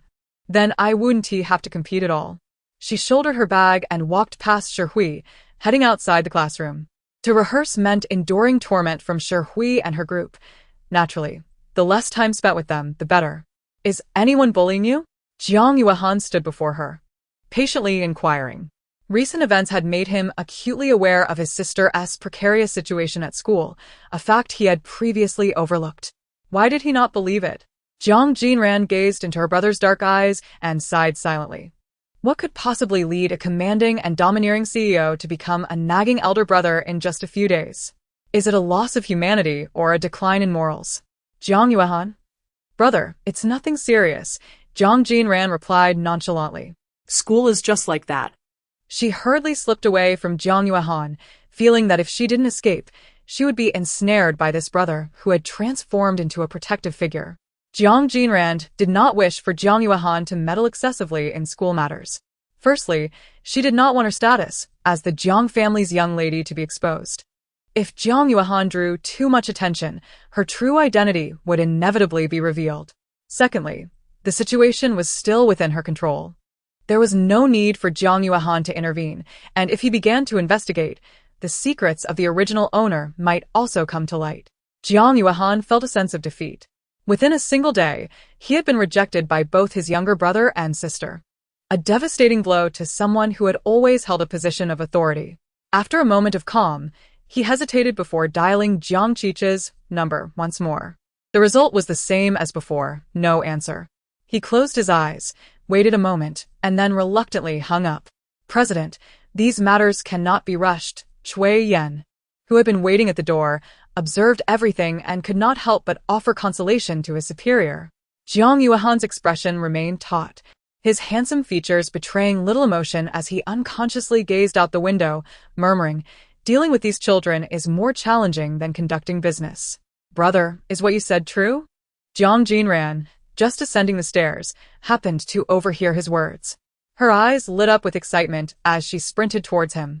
At that moment, the only thought swirling in Jiang Jinran's mind was the phrase 5 million. These words seemed to shimmer with golden light, beckoning to her with wings. What is true? Jiang Yuan asked, slightly perplexed. This was merely a casual remark. That person's heart was as hard as iron. 5 million was not an insubstantial amount. He could spend it if he wished. Unfortunately, that money was destined to remain unspent. Jiang Yuehan's gaze darkened slightly, his voice low. Who says it cannot be spent? Jiang Jinran smirked, looking confidently at Jiang Yuehan. What if I say I can make it happen? Jiang Yuehan raised his brows slightly, as if intrigued by her boldness. Cui Yan also found himself surprised by this young lady's audacity. They both assumed it was merely a whimsical statement from a child, even though Jiang Jinran appeared earnest. Jiang Yuehan remained skeptical. He responded lightly, almost as if indulging a child in a game. Sure, of course. Jiang Jinran clenched her fist. Then it settled. Just wait and see.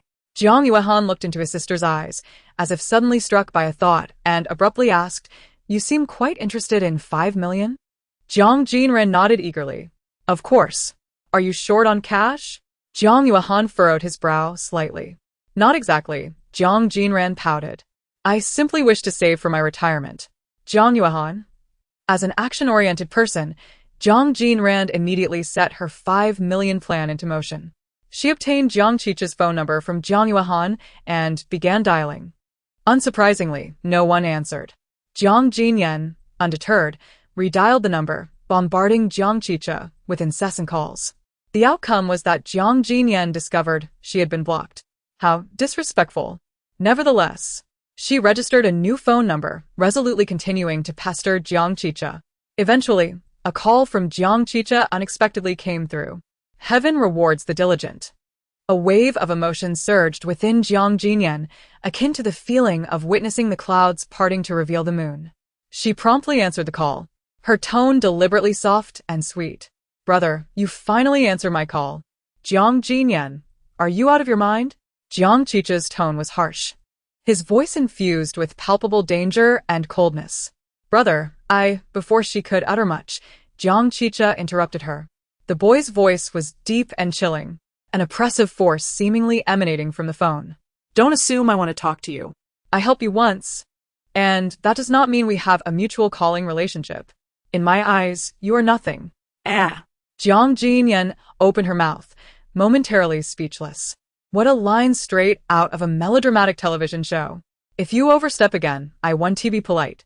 Jiang Chicha's voice was icy, devoid of warmth, sending an involuntary chill down Jiang Jinyan's spine. At that moment, she heard voices in the background. Jiang Chicha, hurry up, the match is about to start. Legend, activate. The call abruptly ended. Jiang Jinyan held her phone, lost in thought. If she wasn't mistaken, it was evident that someone had called Jiang Chicha to play a game, and the game was named Legend. To her surprise, a game mentioned in novels was interconnected with the real world. Before Jiang Jinyan had entered the story, there was indeed a game called Legend in her reality. Most likely, the author of this novel had directly referenced a game from the real world. Legend. Jiang Jinyan's eyes sparkled with determination as she decisively turned on the computer at her desk. Legend was currently the most popular computer game, its daily fervor astonishing. Jiang Jinyan registered an account, eager to enter the game, only to find that she needed to queue. While waiting, she browsed the game forum. Newbie reporting in. Which district is best for first-time players? Jiang Jinyan casually clicked on a post that floated at the top of the forum. As long as it's not District 1. Anywhere is fine. The above is correct. Newbies should avoid District 1. Come to our District 13, the retirement zone. The atmosphere is fantastic. Forget District 13. It's practically a ghost zone. You can wait ages without finding a team. Nonsense, it's not a ghost zone. We just lack students, making it seem inactive. Everyone pops up on weekends. Can I ask why District 1 isn't recommended? Because it's filled with experts. Be careful not to get annihilated.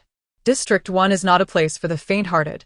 Only those with great skill should venture there, otherwise, it's best to steer clear.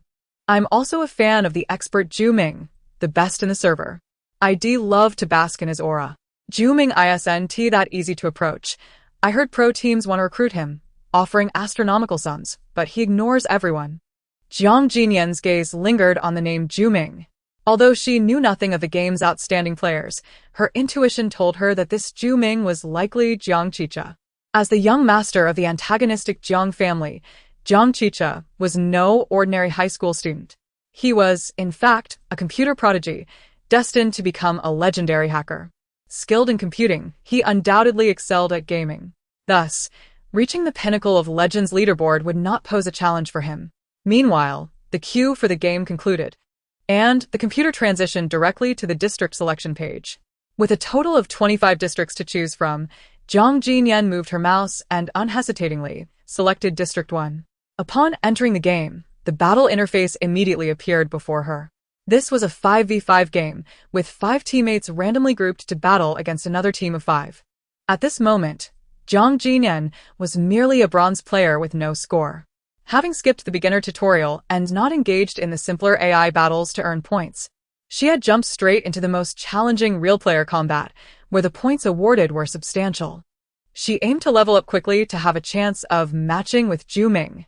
Alas, what bad luck! How could she be matched with a zero-score bronze player? This was dire. She was a novice, too inexperienced to be here. I can't carry this. Should we forfeit? It's not the opponent's prowess that worries me, but having a teammate who's a liability. This match feels doomed. What terrible luck. I've lost the will to play. This is frustrating. Hey, mute bronze. Why don't you just exit? None of us are experts.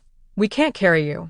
Jiang Jinran observed the flurry of disparaging remarks on the screen, her gaze calm and tranquil, unaffected by the degrading words. With a steady hand, she finally typed her first message on the public screen. Don't worry. I'll handle it. After the revelation of the fake rich girl's inner thoughts, her 5 brothers panicked. Please collect. After the fake rich girl's thoughts were revealed, her 5 brothers panicked. Chapter 16. The super newbie. Where does she get her confidence? What a cringe-worthy statement. She should log off for our sake. Newbies always boast without merit. I'm amused. She learned a phrase and now misuses it. Does she even know what it means? If you can, I'll twist off my head. The 4 teammates found Jiang Jinran's bravado amusing, and one even took the time to post on the forum. Today, I encountered a 0-point bronze player in ranked. Guess what? What happened? Getting trolled and losing? It's rare to see a 0-point bronze in ranked these days. What's the scoop? Hurry up and tell us. The game hasn't even started, and the rest of us wanted this bronze to voluntarily drop out. But she not only refuses to leave, but also says, what did she say? Hey, why is the poster taking so long? You've piqued my curiosity. Can you just say it all at once? She said, I want to. Is this blind confidence, or just plain foolishness? It's both blind confidence and a lack of sense. Are the newbies this clueless nowadays? Poster, you're so unlucky. I'll mourn for you. Poster, give us an update. I want to watch. Damn, now I want to see too. I'm curious how this newbie will hilariously ruin the game. Sure, come watch. I have no hope for this match anymore. Let us just make it entertaining. In the game of Legend, players could not only participate, but also spectate others' matches. As long as there were players, one could observe their ongoing games. After a match concluded, spectators could reward players for outstanding performance. The more people who sent rewards, the more extra points the player would receive. Zhu Ming's high score, ranking first in the server, was not solely due to his victories. The sheer volume of spectators during his gameplay contributed significantly to his score. Meanwhile, Jiang Jinran remained unaware that her ranked match was already being observed by numerous onlookers. I want to choose a mage and go mid. She typed these words on the public screen, naturally inviting skepticism from her teammates. Mid is a crucial lane. You're simply not cut out for it. If you can't, just be a humble support. Don't overthink it. Mid? With your skill level? Seriously? Come on. Great one. Can you stop pulling stunts? Jiang Jinran disregarded the complaints of her teammates and promptly secured a mage for the mid lane. Are you serious? Is it too late for me to forfeit? It was indeed too late. A forced logout would result in a system warning. Never mind, just this one match. I'll endure. Jiang Jinran refrained from glancing at the public screen or further engaging in conversation, patiently awaiting the game to load. At this moment, a multitude of players who had read the forum posts flocked to the live stream. That 0-point bronze player has actually chosen a mage for mid lane. Mid lane demands awareness and skill. This match is doomed. They're bound to be crushed by the opposing team. Accidentally clicked. May misfortune be averted. I hope I don't encounter such a bronze novice. A 0-point bronze player. Why not practice against bots a few more times instead of ruining ranked matches?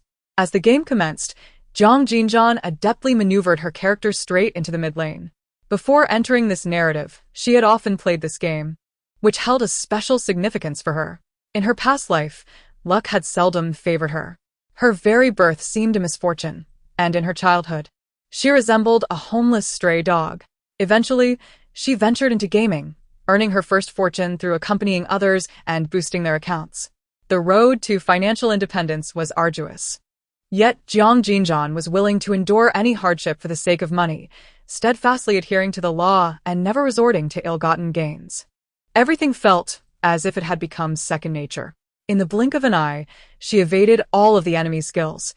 With an unexpected maneuver, she expertly turned the tables and eliminated an opponent. Wait, did I just see that right? The mid laner got first blood? What just happened? A solo kill. Did they really solo kill? Must be luck. It's just a blind cat stumbling upon a dead mouse. In the game chat, her teammates began fervently typing, oblivious to how this 0-point bronze player managed to execute such a kill. Meanwhile, the excitement in the live stream surged dramatically. The screen was filled with comments. That bronze player in mid just got a solo kill, and it was a counter kill. Sixfold. What a stroke of luck. Indeed, their health was low. They deliberately positioned themselves to bait the enemy, who then attempted to secure a kill, only to be countered by this bronze player's brilliant maneuver. Is this a smurf account from a pro? Probably not. The seasoned players are all engaged in the game. Who has time for a smurf? Plus, this bronze player has a unique style, unlike those pros. If it's not a smurf, who are they? Surely no novice could perform with such skill. I wonder, does anyone recognize the name Chiahu? No, this is the first time I've heard of this person. Looks like a new legend is about to emerge in Area 1. Within the game, Jiang Jinran accurately anticipated the enemy's decisions, preemptively calling her teammates to engage before the enemy could act. She initiated the fight, her teammates following suit, leading to a complete annihilation of the opposing team. Before the enemies had even respawned, Jiang Jinran, alongside her teammates, pushed straight to the enemy base. The game concluded. Her teammates stared at the victory screen, still in disbelief. Did we just win? We hardly did anything. They had merely focused on their lanes. Yet mid-lane news came in rapidly. That bronze newcomer was racking up kill after kill, achieving godlike status, clearing the mid lane, and resolving all troubles. They merely followed his commands, acted alongside him, and thus, they emerged victorious. They had been carried to victory by a newcomer. As the game ended, the system naturally awarded Jiang Jinran for her performance. Are you someone smurf account? One teammate hastily inquired in the game chat after exiting. Meanwhile, other teammates flooded the chat. You can't be a novice, right? Who's your main account? That's incredible. I just realized I failed to recognize a true talent right beside me. I apologize. Can I add you as a friend? Playing with you was so enjoyable.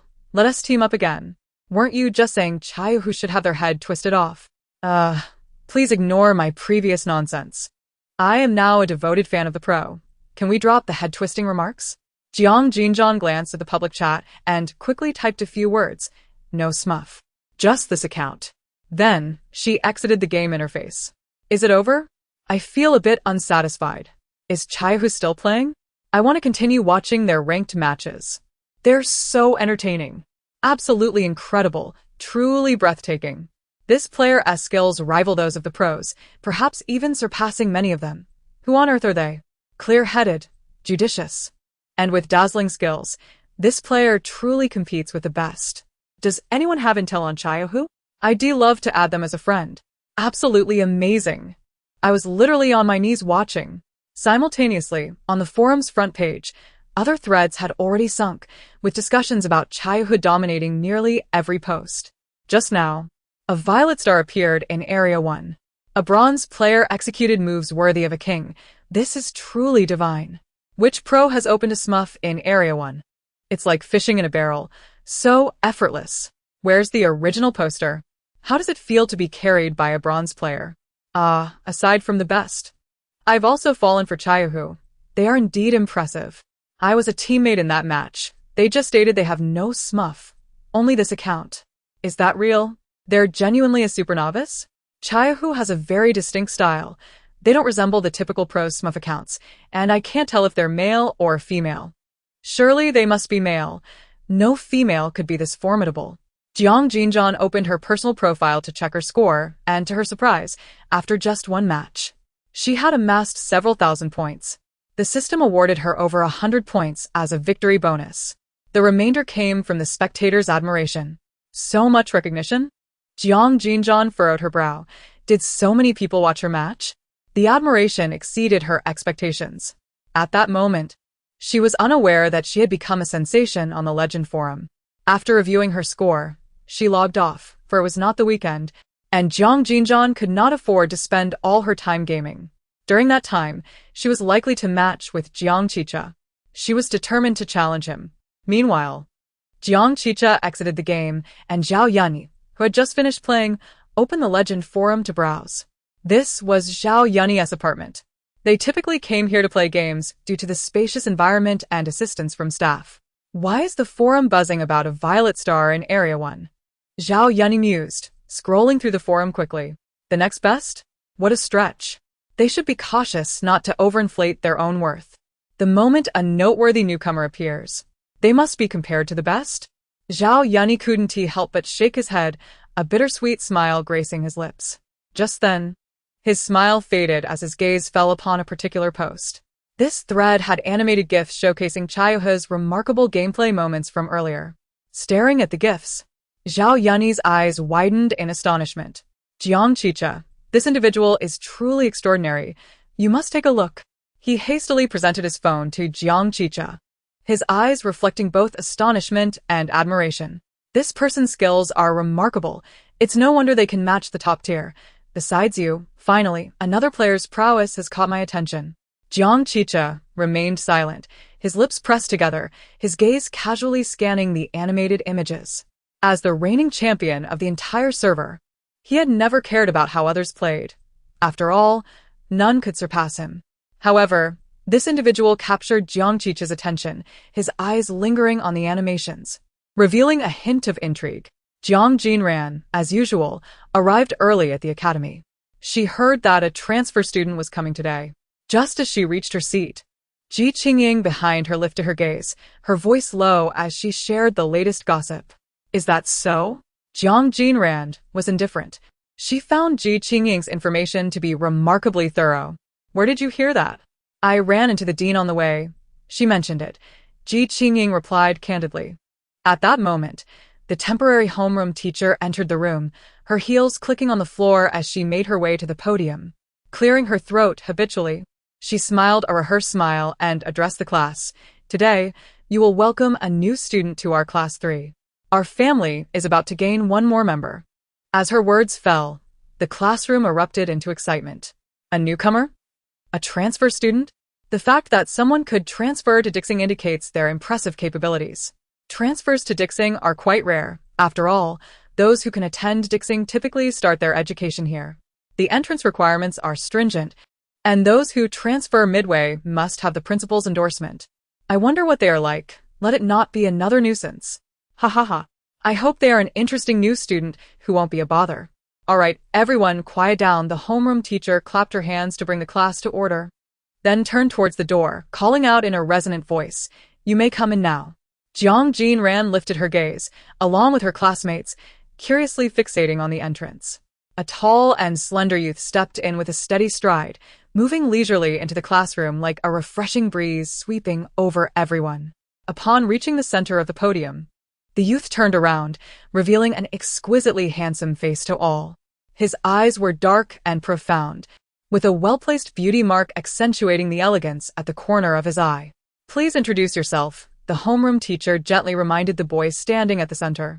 He slightly lifted his eyelids, his pure black pupils reflecting the overhead lights, resembling stars scattered across a dark canvas. My name is Lu Tingshan. I look forward to your guidance. His words were succinct, his voice reminiscent of a gentle morning breeze, crisp yet carrying a hint of coolness.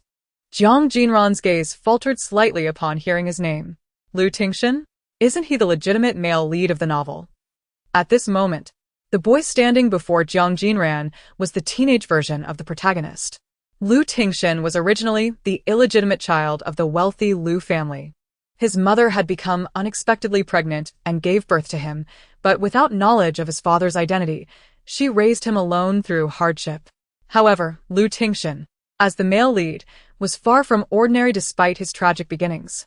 He had initially attended a regular school but shone brightly in a competition, winning a gold medal. This caught the attention of the principal of Dixing, leading to his transfer from an ordinary school. Although Dixing is a haven for aristocratic children, as the premier private academy, it also values academic performance. Thus, for a genius like him, Dixing warmly embraces such talents, offering generous scholarships. The scholarship was undeniably tempting for the impoverished male lead. After transferring to Dixing, he would rapidly evolve and slowly uncover the secrets of his lineage. Eventually, Jiang's family would face ruin, while the Lu family, now under the male lead's control, would gradually supplant the Jiang family, emerging as the most illustrious aristocracy in the capital. Jiang Jinran smirked, thinking, "Oh, my poor Jiang family. What will save you from your doomed fate?" However, speaking of Lu Tingxian, there was an awkward facet to his identity. He was originally the fiancé of the former owner of this body. An illegitimate child, a mere invisible entity. How curious. Thus, an inexplicable engagement had been arranged. Of course, the reincarnated female lead, the true heiress Sang Ning, was aware of the future plot and knew Lu Tingxian would ultimately emerge victorious. After her rebirth, Sang Ning would seize this engagement, replacing the original owner and marrying Lu Tingxian. Jiang Jinran nodded in satisfaction. Thus, this engagement had absolutely nothing to do with her. The male lead rightfully belonged to the female lead, and her own destiny was to end up in a mental institution. She was merely a passerby, traversing the worlds of the male and female leads. Lost in thought, she heard the sound of a desk being moved. Jiang Jinran instinctively raised her eyes to see Lu Tingxian shifting the desk next to her and aligning it. Wait. Something is amiss. From now on, you will sit next to Jiang Jinran. The homeroom teacher's kind voice echoed across the classroom, landing in Jiang Jinran's ears. Jiang Jinran's eyes widened as she looked at the teacher, then at Lu Tingxian beside her, confusion evident in her gaze. Wait, why is this happening? The homeroom teacher explained matter-of-factly, in this class, only you do not have a desk partner. Teacher, I wouldn't mind having Lu classmate as my desk partner. Someone eagerly raised their hand, a hint of longing on their face. I wouldn't mind either. However, Lu Tingxian had already settled beside Jiang Jinran. The youth meticulously organized his books, then leisurely opened one, his focus remaining fixed on the textbook without casting a glance at Jiang Jinran. Jiang Jinran, disinclined to engage in conversation, usually a vivacious chatterbox who could converse with anyone, found Lu Tingxian to be among those she preferred to ignore. Subconsciously, she regarded Sang Ning as a threat and a future danger, while Lu Tingxian was aligned with her. It was difficult for Jiang Jinran to develop any fondness for those who would eventually lead her family to ruin and her confinement in a mental institution. Thus, she naturally preferred to avoid any interaction with Lu Tingxian, wishing for no entanglements whatsoever. After school, Lu Tingxian neatly packed his bag and left the classroom punctually. Jiang Jinran leisurely gathered her textbooks when she heard Shi Hui's clear voice from the back of the classroom. What did you say? The gym building is under repair? Yes. So we can't practice in the gym today, Shi Hui replied. How about we go to the art building? It's spacious there too. Upon hearing this, Shi Hui's eyes widened in shock, as if she had seen a ghost, her pupils trembling for a moment. The art building? I absolutely refuse to go. Shi Hui quickly declined, her face turning pale. The girl opposite her furrowed her brows in confusion. Shi Hui, why are you so averse to going to the art building? All these words fell into Jiang Jinran's ears. This brought to her mind the words once spoken by Ji Qingying, about how Shi Hui and Huang Junran had encountered an inexplicable and eerie danger in the art building not long ago. Huang Junran had been absent from class for several days. The Huang family had suffered greatly at the hands of Jiang Yuehan, so his absence was somewhat understandable. Shi Hui's aversion to the art building piqued Jiang Jinran's curiosity about what exactly had transpired there. The art building had not been deemed a forbidden place by the academy, indicating that the school did not perceive an absolute danger within its walls. The encounter between Shi Hui and Jiang Jinran was considered merely an unfortunate accident. However, it was evident that Shi Hui had developed a significant aversion to the art building. For some inexplicable reason, Jiang Jinran felt a burgeoning interest in that mysterious structure. Yet, apart from the art building, they had no other venue for rehearsals. A few students preparing for the Hope Cup gathered and earnestly persuaded Shi Hui. "You can come to my house," Shi Hui declared resolutely. This suggestion was immediately dismissed as impractical and troublesome. However, when Shi Hui opened her mouth, her expression seemed to lose its spirit, and she stammered without managing to articulate a complete thought. After the revelation of the fake heiress's inner thoughts, her 5 older brothers were thrown into a state of panic. Chapter 19. The mysterious art building. Shi Hui, with her backpack in tow, suddenly appeared before the group. Her face adorned with a bright smile. Her gaze swept over everyone before finally resting on Shi Hui. "I happen to be free today. I can join the rehearsal," she announced, deliberately emphasizing her words. "Let us head to the art building for practice, and do try not to dampen the mood." Shi Hui initially blinked in surprise, but then anger flickered in her eyes. "Jiang Jinran, please mind your tone." Others were equally astonished. How had Jiang Jinran's personality changed so dramatically? She had become so brazen and unapologetic. "Mind my tone?" Jiang Jinran raised an eyebrow. "Fine, then I'll just leave. It's not like this tree," she gestured dismissively, "is essential for the performance." Turning, she made her way toward the back door of the classroom. Wait. Shi Hui bit her lip, hastily calling after her. "You stay for the rehearsal. We will go to the art building." Jiang Jinran was thus able to accompany them to the art building. Her motivation for wanting to go stemmed from a desire to see Shi Hui falter, as well as a subconscious feeling that the art building might somehow be linked to the mysterious iron piece she had received. Shi Hui firmly believed that if a series of inexplicable events occurred in the same area, there was a high probability they were interconnected. Naturally, she worried about potential dangers within the art building. However, given the larger group of participants, if something were to occur, Shi Hui and her friends would bear the brunt of it. Moreover, apart from Shi Hui's incident, there seemed to be no other rumors of danger surrounding the art building, which remained open to students. Although Jiang Jinran also wished to ignore everything and remain aloof, she felt compelled to delve deeper into the mystery. The art building of Dixing was an exquisitely artistic European-style structure. Jiang Jinran followed Shi Hui and the others as they grandly entered the large classroom on the first floor.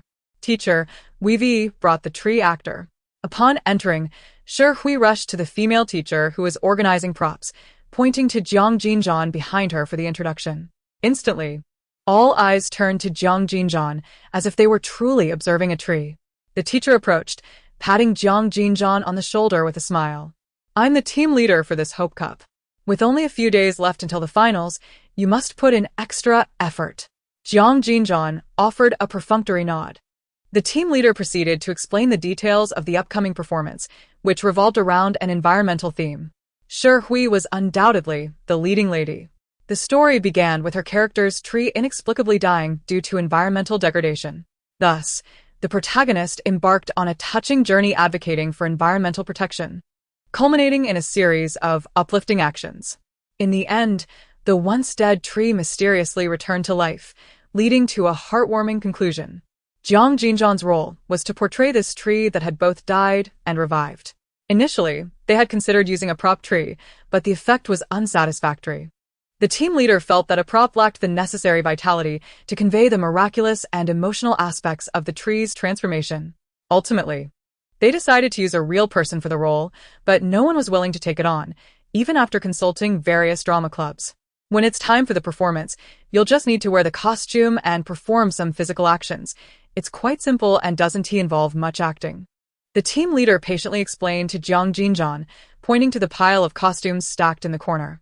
The teacher was relieved, fearing that they would be left without anyone willing to play the tree. Jiang Jinran's gaze fell upon the pile of costumes, which featured a round trunk adorned with plump green leaves, the center hollowed out to reveal the wearer's face. At first glance, it appeared somewhat amusing, but after a closer look, it seemed oddly endearing, exceeding her expectations. However, she understood why no one wanted to take on this role. After all, To step onto a grand stage only to portray something devoid of a serious image, with no lines or substantial scenes, felt like a thankless task. Jiang Jinran, do you see that? That's what you'll be wearing. Would you like to try it on beforehand to see if you're comfortable? Shi Hui had unknowingly approached Jiang Jinran, her earlier fear dissipated, now solely focused on witnessing Jiang Jinran's embarrassment in the costume. She smiled with her eyes narrowed, a hint of malice gleaming within. The others struggled to conceal their schadenfreude, glancing over, wanting to laugh yet suppressing it. Jiang Jinran merely shot Shi Hui a sidelong glance, remaining silent. She then swaggered over to a nearby sofa, casually propping her leg up as she smiled at everyone. No need. I'll just watch you all rehearse. My part is so minimal that I don't even need to get accustomed to it. I could go on stage directly. Jiang Jinran yawned leisurely and added, but you all need to work hard. With that, she reclined back on the sofa lazily, resembling a supervisor overseeing their rehearsal. Shi Hui clenched her fists, the smile in her eyes vanishing abruptly. With so many people present, she refrained from expressing her frustration and instead beckoned the others towards the center of the classroom, lacing her words with sarcasm. Indeed, playing a tree isn't particularly prestigious. There's no need for extensive practice. You just need to act like an inanimate object. The rehearsal for the stage play commenced in earnest. Jiang Jinran found it tedious, yawning several times while snacking on some treats. However, the rehearsal did not seem to proceed smoothly. Shi Hui, haven't you mastered the song yet? The team leader frowned, casting a troubled look at Shi Hui, who was singing. The plot required Shi Hui to perform an original song on stage, but despite rehearsing for some time, her performance remained inadequate.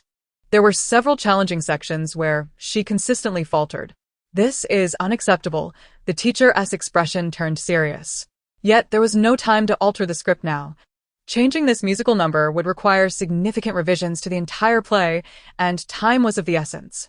I'll try again, Shi Hui replied, frustrated.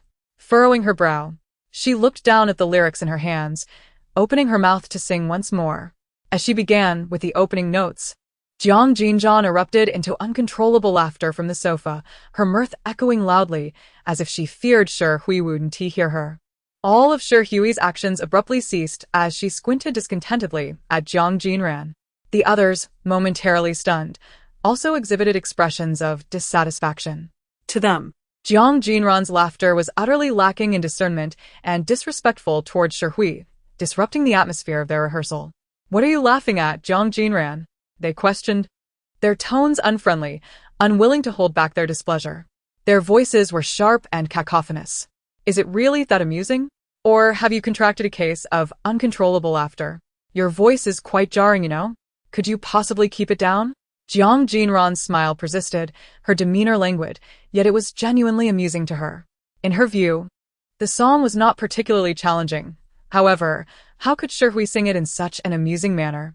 Furthermore, this individual had to sing it multiple times, and she had already been straining to suppress her laughter.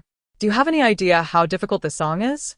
If you were to sing it, you might not fare better than Shi Hui. Someone indignantly defended Shi Hui. She probably can't sing at all. Someone like her lacks any artistic sensibility or talent. Shi Hui, don't take it to heart. Jiang Jinran is merely idle, seeking trouble and creating noise.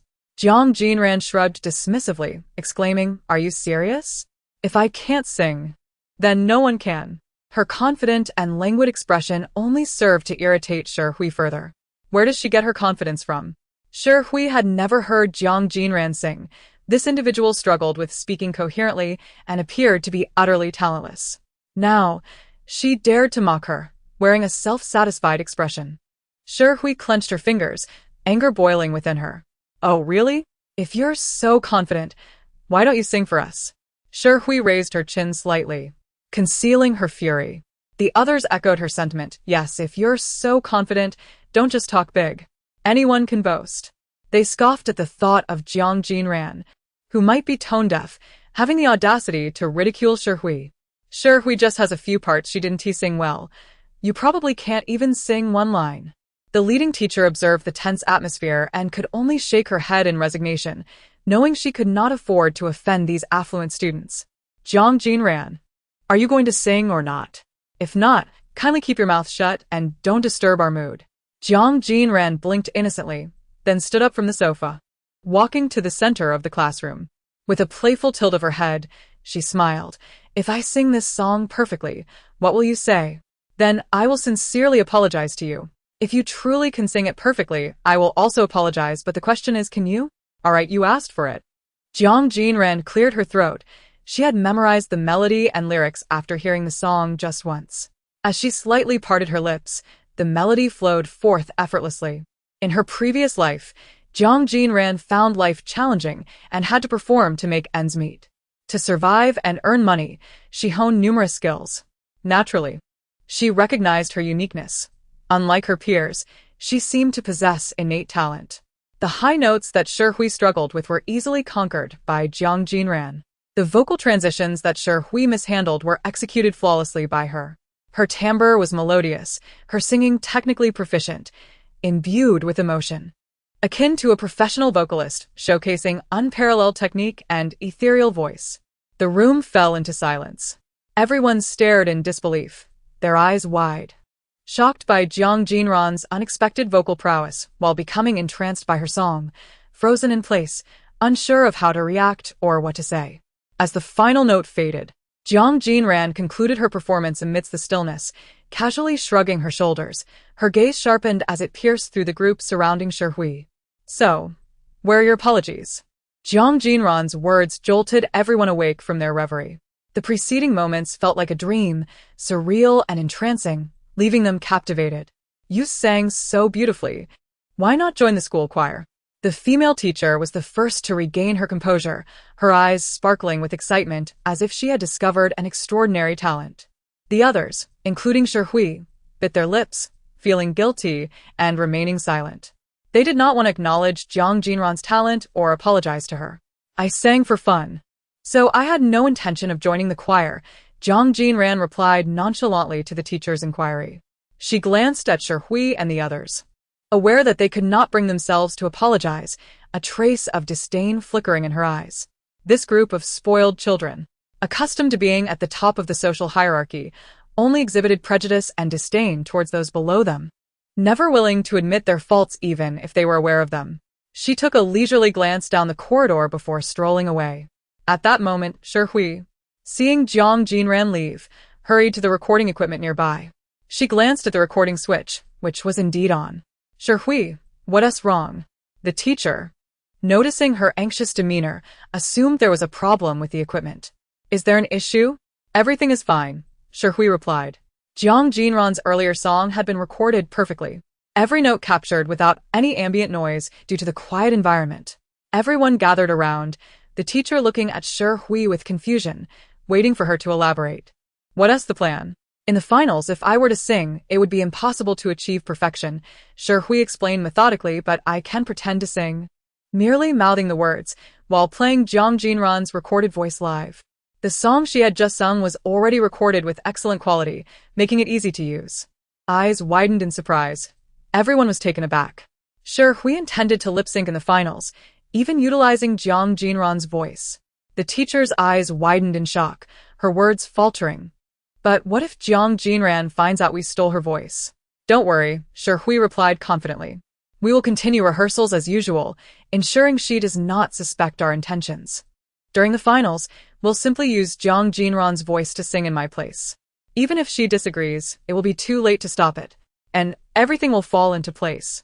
By doing so, not only would Hui resolve her persistent vocal issues, but she would also amaze everyone with Jiang Jinran's exceptional voice.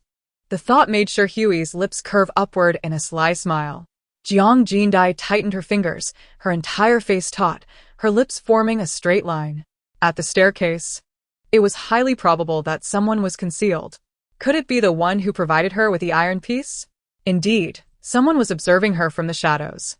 Despite the turmoil within her heart, Jiang Jindai exhibited no signs of panic. She understood the necessity of maintaining her composure and avoiding alarming her watcher. Pretending to be oblivious. She lowered her head and stood still. After a brief silence, the shadow at the staircase finally vanished. Yet, Jiang Jindai did not fully relax. After waiting approximately 10 seconds to confirm that the person had indeed departed, she approached the staircase cautiously, her gaze flitting over the steps and the wall. Her actions were undeniably audacious. If that individual were to return unexpectedly and discover her presence, the consequences would be dire. However, fortune favors the bold. This was a lesson Jiang Jinran had learned in her past life. Greater risks often yield higher rewards. At last, she noticed an unusual pattern on a nondescript wall at the staircase. Her eyes widened slightly. Upon closer inspection, she recognized the design, an iris blooming within a hexagram. It was the emblem of the Shenin organization. Thus, everything Jiang Jinran encountered now might be connected to Shenin. What were the intentions of this organization? Did the events involving Shi Hui and Jiang Jinran in the art building relate to them as well? Having discovered the clue she sought, Jiang Jinran wisely refrained from probing further. She left the staircase and slipped back into the corridor, returning to the rehearsal room. The others had already resumed their practice. Jiang Jinran approached the sofa and began to gather her belongings. Her visit to the art building was merely a pretext. Her true purpose was to investigate. With her objective achieved, she felt no desire to linger. All right, everyone can take a break. Jiang Jinran picked up her bag and was about to leave when a sharp voice called out, "Jiang Jinran, have you finished all the snacks?" She paused momentarily. "Never mind." Someone chuckled. She's probably never had such high-end snacks before. She's just not used to it. Indeed, a country bumpkin like her, unfamiliar with fine goods, resembled a famished ghost reincarnated. "Hey, I heard the youngest daughter of the Jiang family might be studying in our school." Another female classmate suddenly shifted the topic to the Jiang family. "Wasn't Jiang Yuan spotted at school recently?" "I've heard that too, but which class is this young lady in?" There's been no news at all. It could also be that the rumors were false, yet I genuinely envy her. If only I could be reborn as the youngest daughter of the Jiang family, such a distinguished lineage and 5 exceptional brothers. Shi Hui approached, casting a casual glance at them, and jested, "It's nearly evening. Can we stop daydreaming?" "Haha, can't even dream?" The classmate's eyes flashed with displeasure as she shot back. "What are you looking at? Are you envious of the Jiang family's young lady?" "Oh, I almost forgot. Your surname is also Jiang." Another classmate chimed in, "Envy is pointless. All Jiang surnames are not created equal. A toad should not envy a swan." "I'm not envious at all." Jiang Jinran tugged at the corner of her lips, expressionless as she uttered this line. She casually picked up the remaining snacks beside her and suddenly smiled. "I'll take my leave now. You all continue." Wait. Shi Hui called out to Jiang Jinran, "Are you leaving just like that? Aren't you going to rehearse at all?" Jiang Jinran shook the snacks in her hand, still smiling. "I'm not like you before the finals. I only need to rehearse once to be prepared." Shi Hui's eyes widened in disbelief, momentarily speechless. She hadn't expected to be mocked by Jiang Jinran. Was this a jab at her inability to sing well? No matter.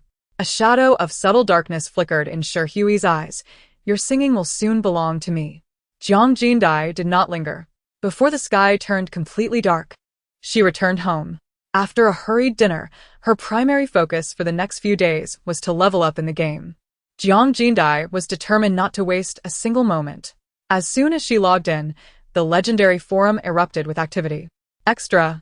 Extra! Xiaoyu is online. I just saw his online status. This guy has finally reappeared. Has he been off drugs? How can he play once and then vanish? How does he resist the urge to keep playing?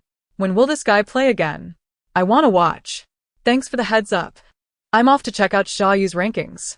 One day apart feels like 3 seasons. It feels like I've waited a year for Xiaoyu. Do you know how I've spent this time?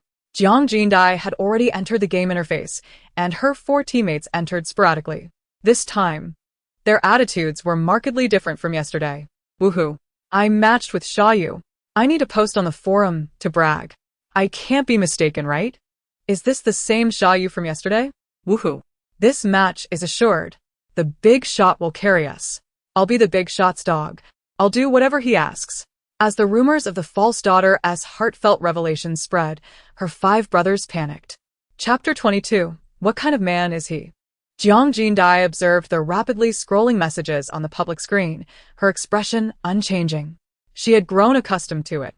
Those who had witnessed her play legend were invariably astonished by her skills. Compliments flowed as easily as drinking water. Is the big shot still playing mid? You can choose any position. We'll accommodate you. Exactly, it all depends on the big shot's mood. Jiang Jinran moved her fingers and typed a line on the public screen. I'll still play mid. You all can do as you wish. She locked in a mid-lane hero and entered the combat interface first. At this moment, the viewership of the streaming room was rapidly increasing. Finally waiting for you. My Xiaoyu. I came to the streaming room today specifically to learn from Xiaoyu's gameplay. You won't be able to learn. Xiaoyu has already reached gold. That rank has risen quickly, only playing one match. The game commenced. Jiang Jinran maintained her steady performance, dazzling the audience with her skills from start to finish, leading the team effortlessly. The heat in the streaming room surged, almost rivaling that of the deities. Nearly everyone became aware that a bronze newcomer, having played only 2 matches, was creating miracles with her innate talent. Meanwhile, an enemy player on the opposing side suddenly sent her a private message. I'm the team leader of a club. Would you be interested in going pro? I'd like to invite you to a tryout. Of course, if you could tell me your age, that would be even better. If you're over 20 and the tryout goes well, we would definitely consider you. I'm in school.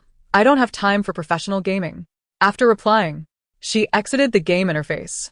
Jiang Jinran launched another match, eager to quickly climb the ranks. Almost the entire Legend forum was flooded with posts about Xiaoyu. In just 2 days, going from bronze to diamond with a 100 win rate, what level is that? A level I could never reach in my lifetime.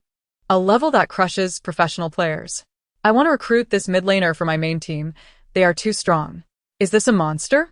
I finally believe that this is not a deity as Smurf account, as even those deities aren't this fierce. Let us discuss. Who is stronger? This Xiaoyu, or the super deity Zhu Ming? I advise the fans of Xiaoyu to temper their enthusiasm, having played only a few rounds. They are already attempting to provoke the formidable player, Zhu Ming. The true fans of Xiaoyu never intended to instigate a confrontation. Xiaoyu is merely a novice who has played for 2 days, and I have taken her under my wing. The ones stirring up trouble are undoubtedly the instigators. Having reached diamond rank, Jiang Jinran believed she had completed her task for the day. She initially intended to log off, but, due to a slip of her fingers, inadvertently initiated another match. She decided to finish this game before finally going offline. However, upon spotting the opposing player, her gaze faltered momentarily. The 2 characters Zhu Ming gleamed before her eyes. Realization struck, and her eyes widened with joy. To her surprise, having just reached diamond, she was matched against Zhu Ming. Such luck. Meanwhile, the forums erupted once more. Report. Xiaoyu is matched with Zhu Ming. Wow, just moments ago. The fans of Xiaoyu and Zhu Ming were fervently debating in the forums, and now the main event has occurred. My goodness. It's a clash between the new deity and the old deity. Our Zhu Ming is not an old deity. He is the eternal god, so do not mistake that. Xiaoyu has only played for 2 days. What sort of deity is that? Let's see if Zhu Ming can prove whether she is truly formidable or simply fortunate. Huh? Indeed, Zhu Ming specializes in dealing with newcomers. Xiaoyu, don't cry after being defeated. Jiang Jinran was seated before his computer. His frosty gaze akin to snow and frost, fixed unwaveringly on the name of Xiaoyu. Suddenly, the impeccably handsome youth, with features akin to a painting, slightly curved his lips in a faint smile. His eyes revealed a hint of indifference, mixed with a barely discernible intrigue. Over the past 2 days, he had watched numerous clips of Xiaoyu. She was indeed an interesting individual, a rarity that piqued Jiang Jinran's curiosity. Now was the perfect opportunity for him to ascertain whether she was indeed a novice or a genuine talent. The live stream attracted a multitude of spectators. Nearly all online players abandoned their own games to witness this showdown. The excitement soared, eclipsing all other streams. This ranked match could rightfully be described as a spectacle awaited with bated breath and keen anticipation. The screen was inundated with discussions in the chat. Place your bets. Who will triumph, Xiaoyu or Zhu Ming? I wager 50 cents. It will undoubtedly be Zhu Ming. He has held the title of the #1 player in the server for so long. What is Xiaoyu but a mere novice? The fearless rookie is not afraid of the tiger.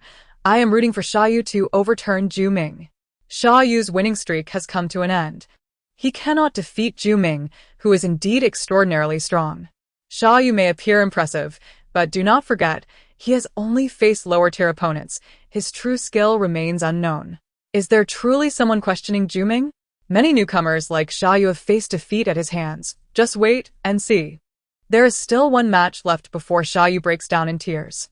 Upon entering the game, Jiang Jinran hurried to the mid lane. Zhu Ming, who is Jiang Chicha, also specializes in the mid lane. Therefore, she would be facing him in a duel shortly.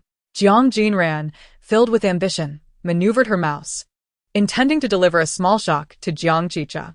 Yet, unexpectedly, before they had even engaged for long, Jiang Chicha summoned all his teammates. What was happening? Jiang Jinran's eyes widened in disbelief. Jiang Chicha, accompanied by 4 teammates, cornered her beneath her turret. Faced with such an impenetrable formation, even the most skilled player would find it impossible to escape. Naturally, the outcome was that she was overwhelmed by the 5 opponents and suffered first blood. However, this was far from the end. Jiang Chicha seemed to have a penchant for this tactic. Before long, he returned with 4 teammates once more. Jiang Jinran had begun to curse inwardly. Jiang Chicha, are you not a man? If you have the skill, challenge me to a one-on-one duel and showcase your prowess. Constantly calling for your teammates is hardly manly. Jiang Chicha relentlessly directed his teammates to target Jiang Jinran while she struggled to rally her own. It was not that her teammates were unwilling to assist. Rather, they were preoccupied with their own lanes. Jiang Chicha's teammates were all formidable opponents. After pushing their lanes, they congregated in the mid lane to bully Jiang Jinran. Meanwhile, her teammates were too busy managing their minion waves to assist. Thus, within a mere 10 minutes of gameplay, Jiang Jinran had already met her demise 5 times. In previous matches, she had not died once, maintaining an unblemished record, but at this moment, her score had plummeted to a dismal 0-5. In the live stream, the chat flooded with commentary. Sha Yu is still too young, haha. Sha Yu is truly a shockwave. This is just too pathetic. Who told you to elevate Sha Yu to such heights? In reality, he is merely a novice who has played for 2 days. As expected, when faced with the deity Zhu Ming, Sha Yu must kneel. Where are those who praised Sha Yu before? Come and speak up. Zhu Ming indeed lives up to his name, timing his calls perfectly, utterly demoralizing Sha Yu. Before the screen, Jiang Jinran gazed at her crumbling base, her fingers loosening their grip on the mouse. She had lost this ranked match. It was her first defeat in 2 days and the first time she had faced such a humiliating defeat, an experience utterly unsatisfactory. Jiang Chicha, you wretched man. Jiang Jinran pouted. Seizing the opportunity before exiting the game interface, she sent a private message to Jiang Chicha. Instead of typing words, she sent an emoji conveying her displeasure. However, 10 seconds later, Zhu Ming replied, Sha Yu? Zhu Ming. Sha Yu, are you really Zhu Ming? Zhu Ming, otherwise, who would I be? Jiang Jinran had presumed that someone as aloof and unapproachable as Jiang Chicha would never deign to respond to a stranger's message. Sha Yu, well, I just wanted to inform you that even though I lost today, it does not imply that I am inferior to you. Next time we meet, I will surely win. Approximately half a minute later, a response from him arrived. Oh. Jiang Jinran clenched her fist. How irritating. Sha Yu, shall we make a wager? Zhu Ming, what shall we wager? Sha Yu, let us bet that when we encounter each other in the game again, I will definitely defeat you. Zhu Ming, you're quite confident. Sha Yu, just say whether you agree to the wager or not. Zhu Ming, what will the stakes be? Jiang Jinran bit her lip. Sha Yu, the loser must unconditionally fulfill one request from the winner. What do you say? Zhu Ming, childish. Jiang Jinran curled her fingers. Who are you calling childish? Sha Yu, are you lacking confidence in your ability to win me next time? Zhu Ming, not at all. Sha Yu, then why not accept? Feeling guilty? Just as Jiang Jinran was about to lose her patience and log off, Zhu Ming responded. All right, I will be waiting. A slight smile graced Jiang Jinran's lips. Excellent. The fish had finally taken the bait. She turned to the Legend Forum, where she was met with a shocking sight. The expansive forum's homepage was filled with posts about her. Jiang Jinran skimmed through, noting that her reputation on the forum was indeed mixed, with both praise and insults. She was unfazed and proceeded to post her first message. I am Xiaoyu. Is this the real one? The real person? Surely this is an impersonator. I doubt it's genuine. It is indeed me. I am posting primarily to inform everyone that I've made a wager with Zhu Ming. And if I can win him the next time we meet, he must fulfill one of my requests. Although Jiang Chicha had already agreed to her wager, Jiang Jinran still felt a twinge of unease. She deliberately came to the forum to publicize the matter, intending to put Jiang Chicha in a difficult position, making it impossible for him to easily backtrack. Jiang Jinran promptly shared screenshots of her conversation with Jiang Chicha to enhance her credibility. This time, everyone was stirred. What the heck? Is this real? When did you two get together? How exciting! You really know how to play. Damn. When can you match up again? I'll definitely come to watch. Seriously, what gives you the right? You just got thoroughly beaten, and you're already dreaming of winning next time. You're so delusional. Still betting. Well, I want to see it. I must say, Xiaoyu, you should practice more. You're nowhere near the level of the ultimate god. You have no hope of winning at all. Young people shouldn't be so stubborn. If you can't win, just accept it. There's no need to fight for pride.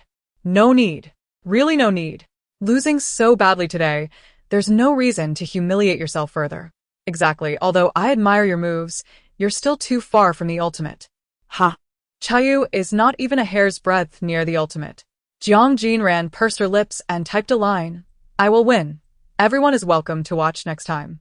Then, she exited the forum decisively. The moment she logged out, Jiang Jinran's account was forcibly disconnected by the system. As she gazed at the enormous anti-addiction prompt on the screen, she reflected that she had indeed played for a bit too long today. Nevertheless, she felt she had moved one step closer to her goal. The next day, when Jiang Jinran entered the classroom, Lu Tingshen was already seated. The youth sat with his head bowed, his demeanor indifferent, not glancing at Jiang Jinran even once. Jiang Jinran decided to treat him as heir and quietly took her seat. Although they were desk mates, they had yet to exchange a single word. Absurd, yet somewhat amusing. At that moment, Lu Tingshen retrieved a piece of bread from his backpack. Compared to the freshly made gourmet cakes Jiang Jinran had every day, this was clearly the most ordinary packaged bread readily found in convenience stores. The boy clearly hadn't had breakfast yet. He tore open the packaging and delicately nibbled on the bread. Lu Tingshen's profile appeared exceptionally serene, the soft morning light illuminating his straight nose, making him look like a painting. Jiang Jinran glanced at him and then squinted her eyes. Wait, don't eat that. She couldn't help but tap Lu Tingshen's shoulder, her brow slightly furrowed. He paused, looking over in confusion.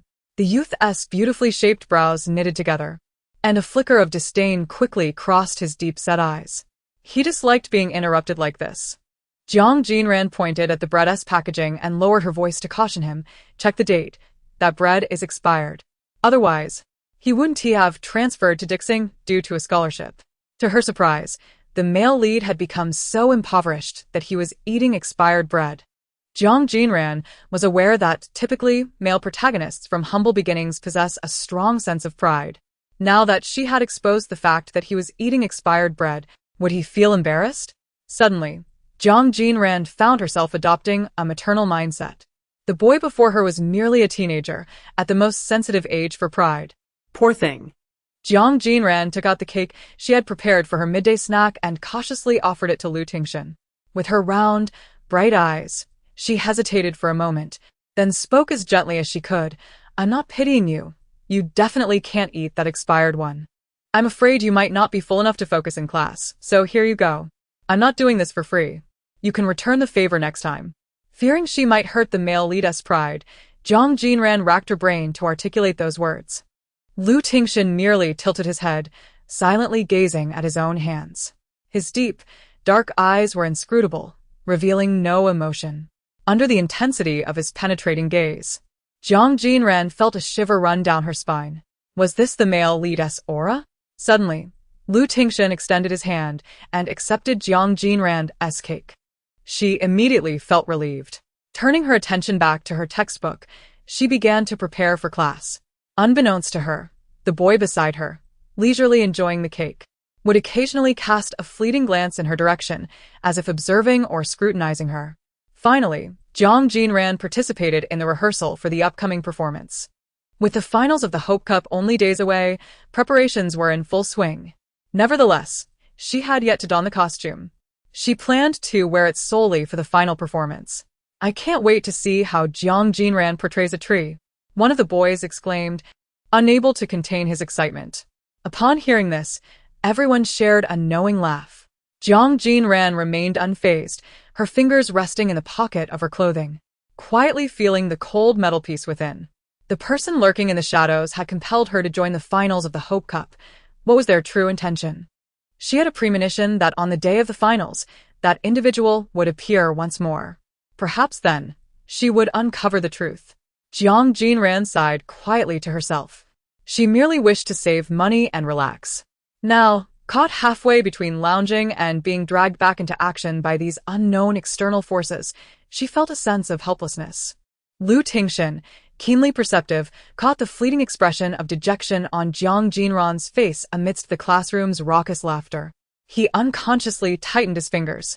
On the weekend, the day of the Hope Cup finals, Jiang Jinran rose early, accompanying the students performing in the stage play to the Central Theater. The Central Theater was a grand dome structure, and the thought of performing on such a vast stage filled everyone with excitement. Backstage, everyone busily organized props and applied makeup. Jiang Jinran figured she wouldn't need makeup. After all, she was playing a tree and needed to appear simplistic. Just as a makeup artist approached her, Shi Hui interrupted. "Wait, she doesn't need makeup." The makeup artist paused, a hint of confusion crossing her face. While it was true, all the performers were expected to wear makeup. It would seem odd if Jiang Jinran did not. Jiang Jinran glanced at the others with their rosy cheeks and smiled, waving her hand. "Really? I want to be wearing makeup. You all can paint your faces as much as you like." Her natural look was quite fine. Suddenly, a commotion erupted backstage. Many people excitedly stood up, peering toward the doorway. "What's going on?" Shi Hui asked, puzzled, grabbing the arm of someone trying to leave. "I heard a big star will be judging today as Hope Cup." "Which star?" She is curiosity piqued. "It's Jiang Jinran." "Jiang Jinran?" Shi Hui exclaimed, her eyes widening. If anyone was unaware of Jiang Jinran, they must have been living under a rock. Jiang Jinran, the hottest top star of the moment, a super award-winning actor. A dream for millions of girls. Shi Hui could hardly contain her excitement and squeezed toward the door along with her companions. Only Jiang Jinran remained still, frozen in place.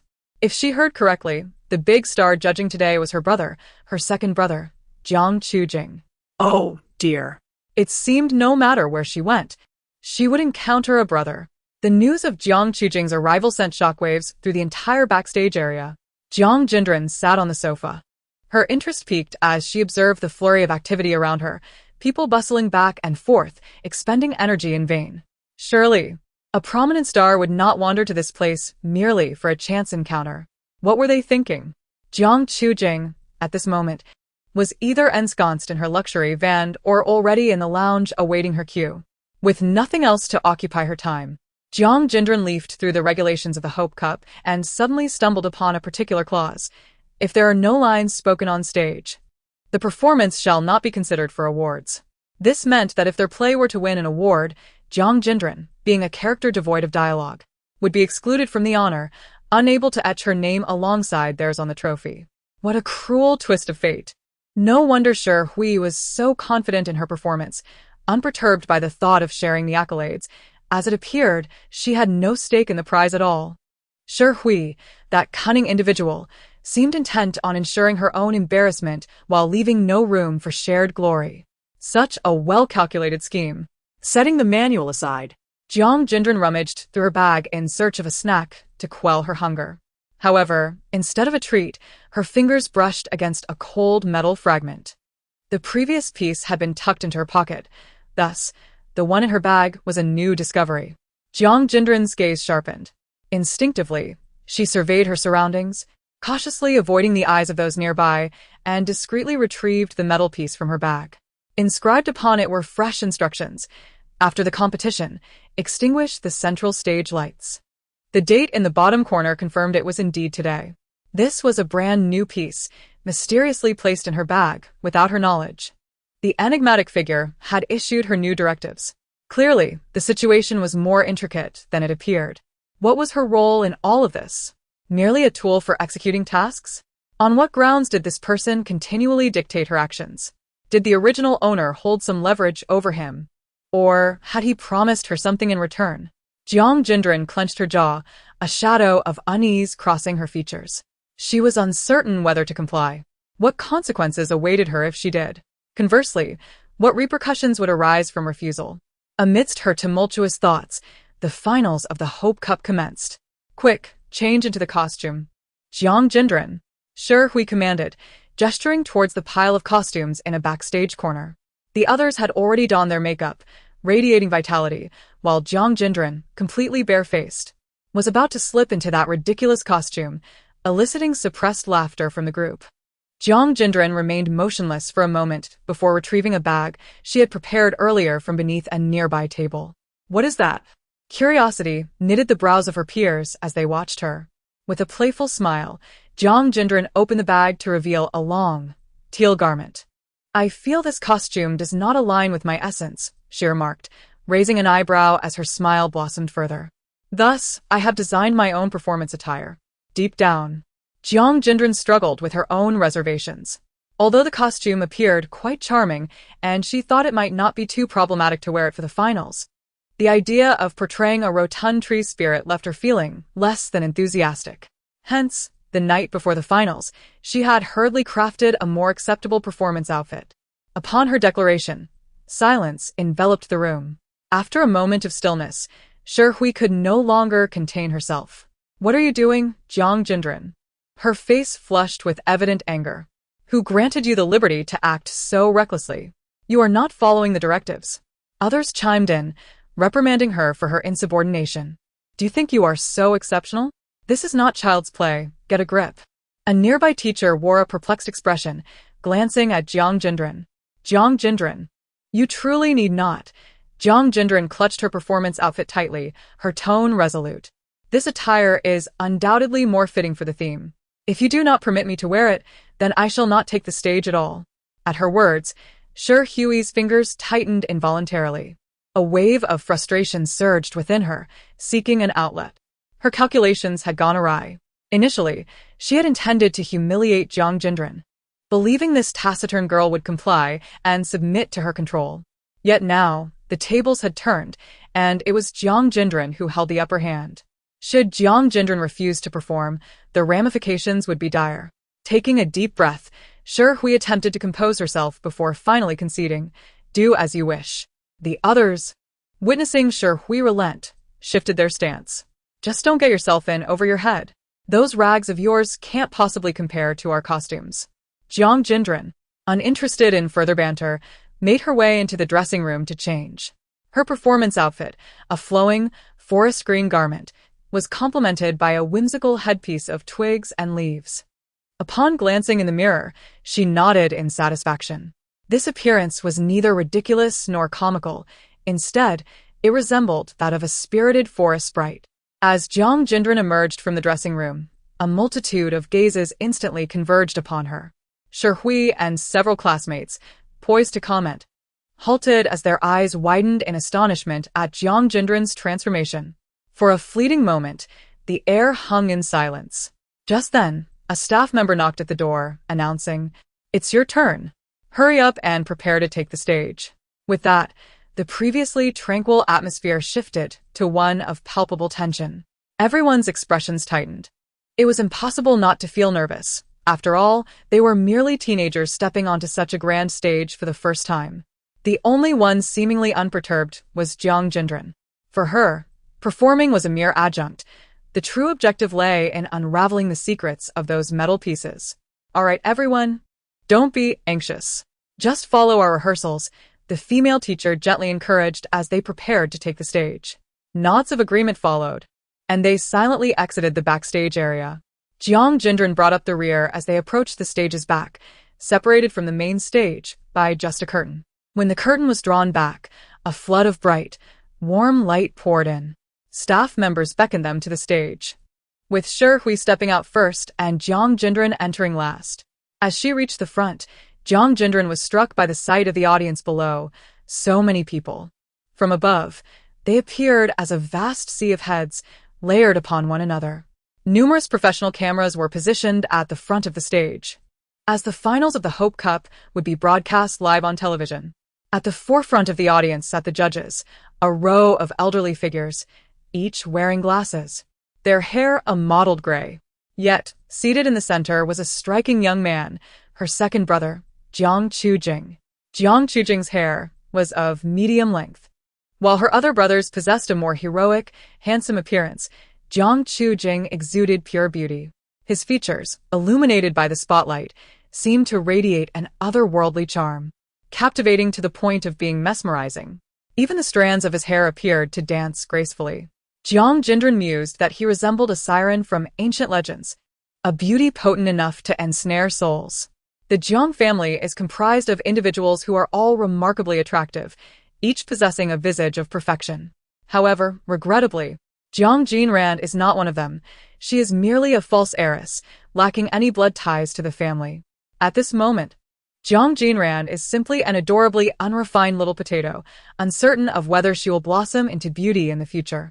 Seemingly aware of Jiang Jinran's gaze, Jiang Jinran, seated among the judges, suddenly turned her way. Jiang Jinran was caught off guard, colliding with Jiang Jinran's eyes, which sparkled like watercolored glass. She momentarily froze. Yet, Jiang Jinran merely smiled slightly and waved at her. Oh my! Jiang Jinran is waving at me. No, I feel as if he is indeed beckoning me. The excited shrieks of the girls nearby pierced Jiang Jinran's eardrums. Only she understood that Jiang Jinran was greeting her. How handsome he is! My goodness! Seeing Jiang Jinran in person today has left me utterly fulfilled. The excitement of those around her lingered in the air, refusing to dissipate. If only he would glance over again. He is so incredibly captivating, my eyes feel as though they have been purified. At this moment, the stage play was about to commence. As the fictitious heiress's heartfelt confessions were revealed, the 5 elder brothers grew flustered. Everyone reined in their emotions and chatter, preparing to enter the performance mode. As a tree, Jiang Jinran had no lines and minimal presence, yet her mere appearance commanded everyone's attention. This child possessed a pair of soulful eyes, her ebony irises reminiscent of a star-studded night, exuding a naturalness and liveliness that had yet to be sculpted. In contrast to the others, who were coated in stark white foundation and blazing red blush, Jiang Jinran, unadorned, resembled a clear fawn emerging from the forest. Simply by standing there, she overshadowed everyone around her. Jiang Jinran needed only to appear at the beginning. Thereafter, the spotlight would be on the leading lady, Shi. She stepped aside, her expression devoid of emotion as she watched Shi perform. Vaguely, she sensed a gaze fixed intently upon her. Instinctively, Jiang Jinran lifted her eyes, only to discover Jiang Jinran was indeed watching her. Jiang Jinran, who ought to have been observing Shi's performance, was surreptitiously distracted at this moment. His gaze unabashedly directed at Jiang Jinran. He smiled, his eyes forming a delightful crescent. Jiang Jinran was perplexed. Are we that familiar? The original owner of her identity had a strained relationship with her 5 brothers, so why did Jiang Jinran appear as though he were close to her? No. It must be an illusion. During rehearsals, she often faltered in the singing sequences. Jiang Jinran crossed her arms, leisurely observing Shi at the center of the stage. Indifferent to Shi's potential missteps, she was merely curious whether Shi would underperform as usual or exceed expectations. As the music began, Shi parted her lips, ready to sing. However, in the next moment, Jiang Jinran was momentarily stunned, a flicker of disbelief crossing her eyes. It was her own voice. How dare Shi lip-sync? Not only that, but she had also appropriated Jiang Jinran's voice. What a malicious individual. Jiang Jinran clenched her fingers, her expression darkening instantly. Her mood soured, yet it seemed no one around her noticed, for at that moment, the entire audience appeared to be enraptured by the song. Their faces shifted from astonishment to delight, ultimately succumbing to Shi's performance. As the singing concluded, there was a brief silence before applause erupted, gradually building to a thunderous ovation directed towards Shi at the center of the stage. Even Jiang Jinran, who had been lost in thought, could not resist casting an appreciative glance at Shi Hui. At that moment, Shi Hui seemed to embody the true essence of the stage. Her face illuminated with a radiant smile, exuding brightness and joy.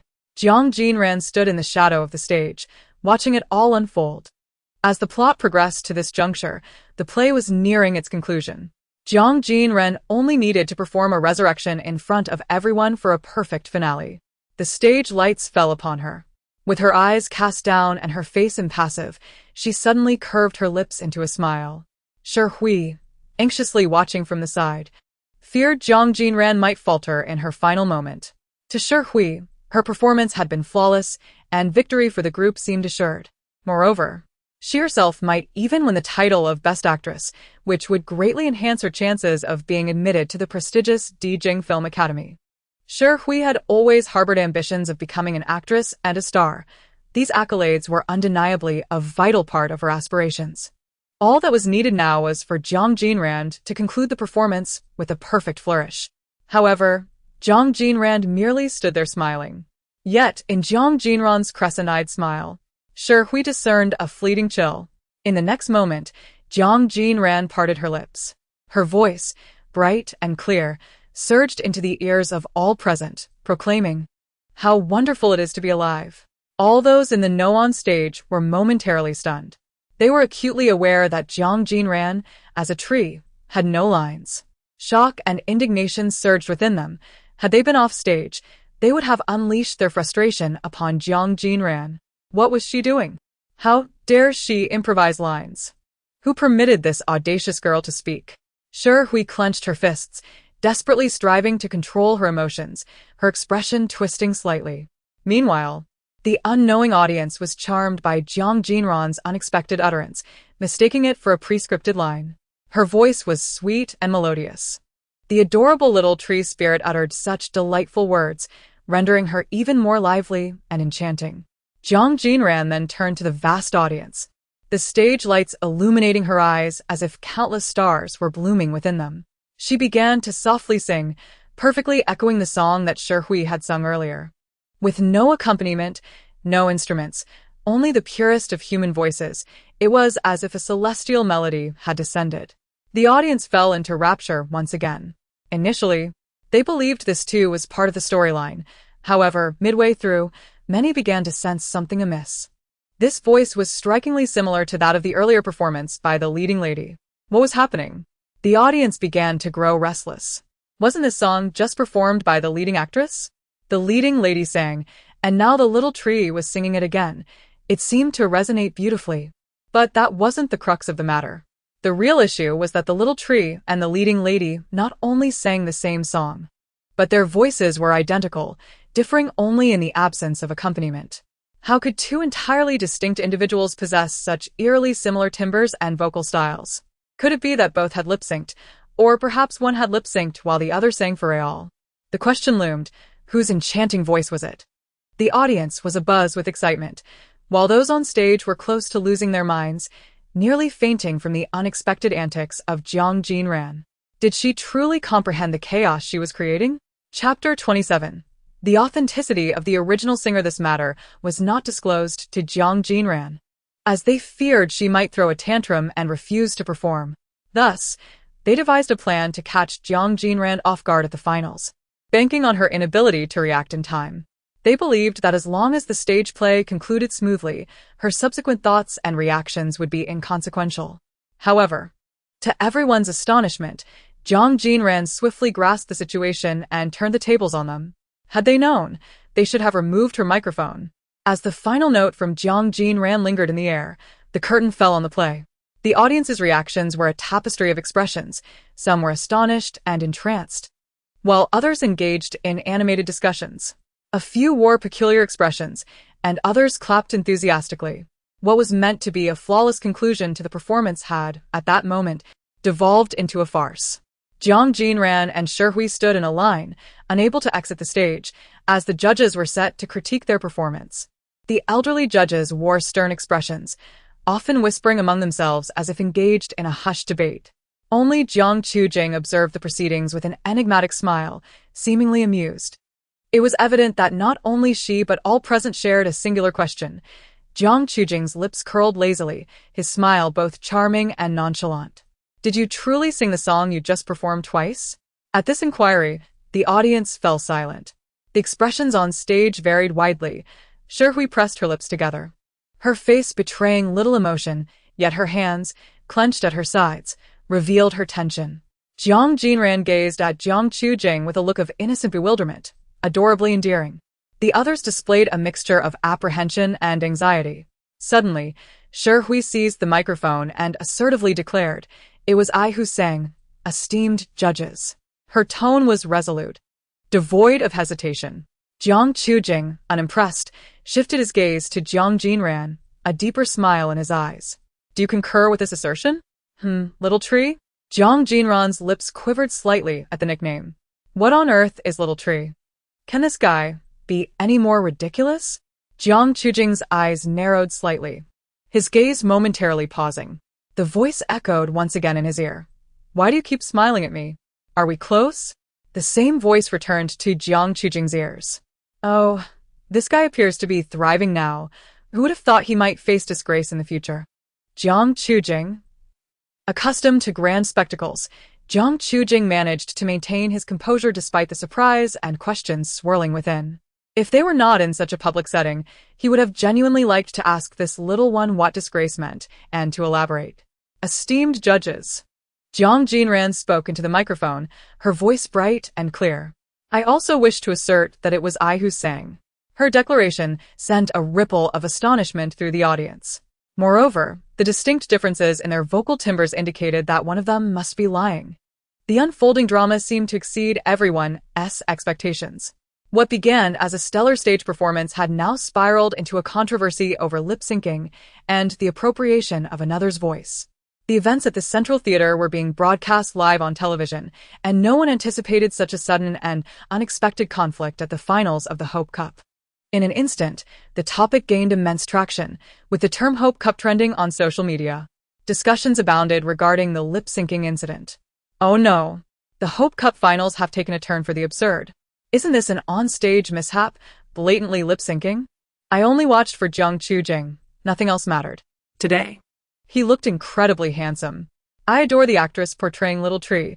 She is so charming and spirited. I hope she isn't lying about the performance. The female lead should be more prominent. Little Tree hardly had any lines. Can I not like Little Tree? I find the female lead lacks distinctiveness. What if Little Tree is indeed caught lip-syncing? Would you still like her? There's a possibility the female lead might be lip-syncing too. Little Tree fans and female lead fans, please don't fight. At the Central Theater, Shi gripped the microphone firmly, her demeanor calm. It must be said, despite being merely a teenager, Shi seemed to possess a remarkable fortitude compared to her peers. In such a tense and serious moment, she maintained her composure and did not falter. She directed her gaze toward the judges and Jiang Jinran, fervently explaining, "It was indeed I who sang. I can provide my rehearsal video as proof. I have ample evidence." Following this, everyone's attention shifted back to Jiang Jinran. "And what about you?" Jiang Jinran's lips moved slightly, his gaze fixed on Jiang Jinran, as if eagerly awaiting her response. "Do you have anything to say?"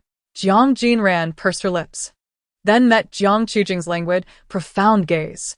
Unhurried, she replied, "I believe we need not complicate matters." She raised her eyes, a glimmer of determination in them. "Shi and I can simply sing a segment live here. The audience can judge whose voice it truly is." Upon her words, Shi's face momentarily stiffened. The palms of her hands were slick with cold sweat. Jiang Jinran turned to Shi and suddenly smiled, looking innocently joyful. "Why don't you sing first, Shi?" Shi remained silent, her lips tightly pressed together. A wave of hatred surged within her, causing her fingers to twist slightly. She remained silent, and Jiang Jinran chuckled lightly, stepping in to respond on her behalf.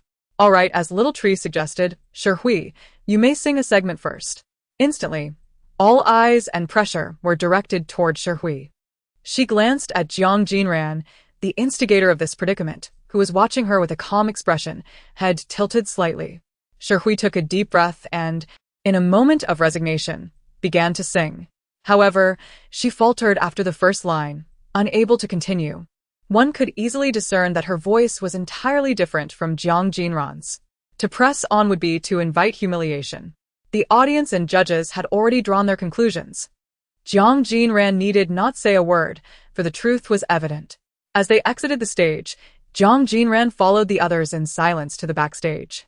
Just as she stepped through the door, she heard Shi Hui calling out her name in exasperation. In an instant, a dark figure rushed toward her. Shi Hui, her expression twisted with rage, charged at her, her eyes ablaze with fury. The young girl raised her arm, poised to strike Jiang Jinran across the face. Jiang Jinran was momentarily taken aback, but quickly retreated to evade the blow. Just in time, Shi Hui's hand missed its mark, but her nails grazed Jiang Jinran's cheek, leaving several crimson streaks on her fair skin. Jiang Jinran stumbled backward, inadvertently stepping on a prop, losing her balance, and landing heavily on the ground. Ouch. What a stroke of bad luck. Jiang Jinran squinted, pondering whom she had offended. The victim has always been her. Shi Hui stood frozen in place, trembling with rage. Her face flushed crimson. The others looked on with indifference. Even at this moment, Jiang Jinran was the pitiable victim. They tacitly approved of Shi Hui's actions, even believing that Jiang Jinran deserved such punishment. Jiang Jinran, you have ruined everyone's efforts over these many days. Someone exclaimed.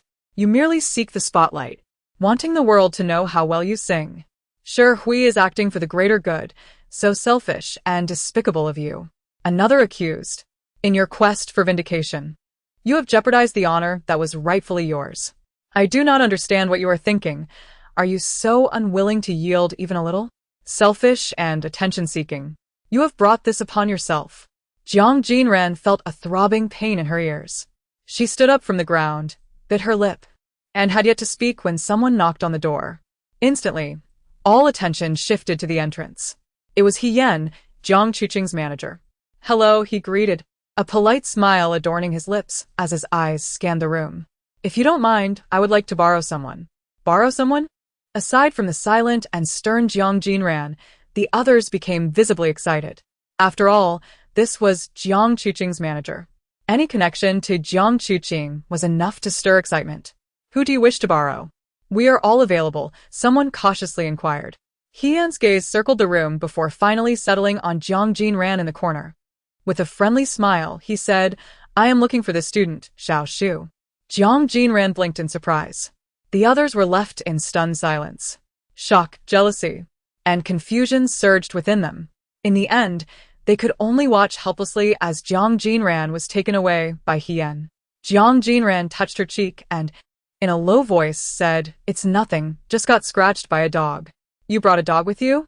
Heiress exclaimed, with a TSK. He then entered into a chattier mode, asking, Do you know who I am? Jiang Jinran nodded, acknowledging her awareness. Jiang Chuqing was quite famous, and his manager, Heiress, frequently appeared alongside him. Thus he was well known too. As Heiress led Jiang Jinran to the lounge door, he gently knocked. Chuqing, I've brought someone. Jiang Jinran felt that something about the scene was amiss, resembling the kind of gossip depicted in tabloids about a manager escorting a teenage girl to meet a top male star. Lost in thought, the door before her swung open, revealing Jiang Chuqing's unparalleled beauty. You can leave now, Jiang Chuqing instructed Heiress, dismissing him, before lowering his gaze to Jiang Jinran with heavy eyes. Come inside. Jiang Jinran did not oppose meeting Jiang Chuqing. After all, she had willingly followed Heiress at the outset. Compared to the frenzied demons of Shi Hui's group, Jiang Chuqing was a welcome relief. Jiang Chuqing's private lounge was far more spacious than the crowded backstage waiting area Jiang Jinran had just left, equipped with luxurious amenities. Would you like something to drink? Jiang Chuqing asked as he walked ahead, while Jiang Jinran could only see his broad back. Anything is fine, she replied absently. Jiang Chuqing poured her a glass of juice and handed it to her. Jiang Jinran took it hesitantly. Sitting across from her, Jiang Chuqing lounged on the sofa, appearing relaxed yet with a glimmer of playful mischief in his eyes. He posed the same question as Heiress, but Jiang Jinran felt something was off. What else with that expression? Is he enjoying this? Suddenly, Jiang Chuqing erupted into laughter. Xiao Ran, you can be quite adorable at times, he remarked, brushing his hair back with an air of significance. However, it's a pity today. With a slight frown, he casually added, I had hoped to enjoy watching you lose your composure. Jiang Jinran was taken aback. Is he relishing in my embarrassment? How cruel. Jiang Chuqing rested his chin on his hand, tilting his head to observe her. Jiang Jinran felt she needed time to digest this revelation. Is he truly this twisted? Jiang Chuqing blinked, never having concealed his true nature from Jiang Jinran. He was never a good person. The world believed he was fond of smiling. Yet beneath that smile lay a heart steeped in darkness. Jiang Chuqing harbored a profound desire for destruction, relishing in the sight of fragile beings like Jiang Jinran being gradually shattered. What do you want from me? Jiang Jinran asked bluntly, feeling increasingly uncomfortable. It's better to be with those demons than to be with a madman like Jiang Chuqing. Jiang Chuqing smirked. What? Do you wish to leave? Aren't we done yet? Jiang Jinran pointed at the clock on the wall. You truly wish to go? Jiang Chuqing feigned exasperation, shaking his head. Jiang Jinran remained silent, thinking, of course. I don't want to be around this strange brother. Very well, Jiang Chuqing said, rising from the sofa. He walked to a nearby desk, retrieved something from a drawer, and returned, handing it to Jiang Jinran. Take this with you before you go. Jiang Jinran frowned, perplexed as she accepted the item. Upon inspection, it turned out to be a box of ointment and a handkerchief. Take care of your face, Jiang Chuqing said, his gaze fixed on her with a bemused smile. You look rather disheveled. It's quite unseemly. Jiang Jinran was taken aback. Has the dark persona suddenly developed a conscience? Wait, does he even have a conscience? Jiang Chuqing remained silent, cheerfully escorting her to the door. Sister, I hope to see you again, he said, leaning against the doorframe, his eyes curving into a gentle arc as he waved goodbye. Jiang Jinran merely glanced at him without a word before turning away and leaving. Jiang Chuqing was truly enigmatic, appearing friendly while harboring a sinister undertone. Those unaware might genuinely believe he was a good brother.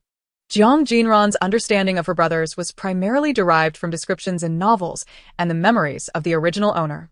However, neither the novels nor the memories revealed to Jiang Jinran that her second brother, Jiang Chuqing, was a dark pervert. In hindsight, given Jiang Chuqing's madness, it is no wonder that he ultimately fell from grace. Jiang Jinran entered the ladies' restroom, where there was a vanity for women to apply their makeup. She opened a tube of ointment and leisurely applied it to her face, a refreshing scent immediately wafting through the air. Remarkably, this ointment seemed to possess a concealing effect, as the red marks on Jiang Jinran's face became instantly less pronounced. Well, it seems Jiang Chuqing has a shred of conscience. Jiang Jinran glanced at the clock on the wall. The finals had not yet concluded. There were still several competing teams yet to perform. Once all the performances were over, the much-anticipated award ceremony would commence. Suddenly, a slightly anxious voice cut through her thoughts. Something's missing. What is it? We'll help you look. It's a handkerchief, an expensive one. When did you lose it? Do you remember? Jiang Jinran sat alone on a corner sofa, instinctively blocking out the surrounding noise. However, that group of people seemed unwilling to let her be. Jiang Jinran, stand up. A female classmate rushed over, firmly tugging at Jiang Jinran's arm. Check if you have Shihui's handkerchief. Before Jiang Jinran could respond, Shihui dashed over, snatching the corner of the handkerchief that was poking out of Jiang Jinran's pocket. This is my handkerchief, Shihui declared after a brief inspection. Jiang Jinran was utterly bewildered. This was clearly the handkerchief Jiang Chuqing had just given her. You claim it's yours, so it must be yours? Jiang Jinran wriggled free from the hold of her classmate, stepping forward with narrowed eyes, her expression sharp as she regarded Shihui. This person was becoming increasingly unscrupulous. Day in and day out, she only sought to add to her own troubles and sully others. All her pent-up rage coalesced, and Jiang Jinran clenched her fists, her once pale cheeks now flushed with emotion. And what if it isn't? Shihui, looking down with an air of superiority, fearlessly met Jiang Jinran's gaze. Can this handkerchief possibly belong to you? This is not an ordinary handkerchief. Can you afford it? It's from a renowned brand, costing several tens of thousands. Seeing this, the others immediately chimed in. Jiang Jinran's family must have emptied their coffers. She probably can't even scrape together that much money. So she harbors thieving thoughts. How filthy. Stealing and not even hiding it well, what a fool. If it's not yours, don't covet it, and consider whether you even deserve it. Jiang Jinran, you must be a habitual offender. I don't believe this is your only theft. Haven't you stolen before? You might as well confess to all your crimes. Everyone had already decided that Jiang Jinran had stolen Shihui's handkerchief, firmly branding her with the crime of theft. A torrent of malice and vile words descended upon Jiang Jinran.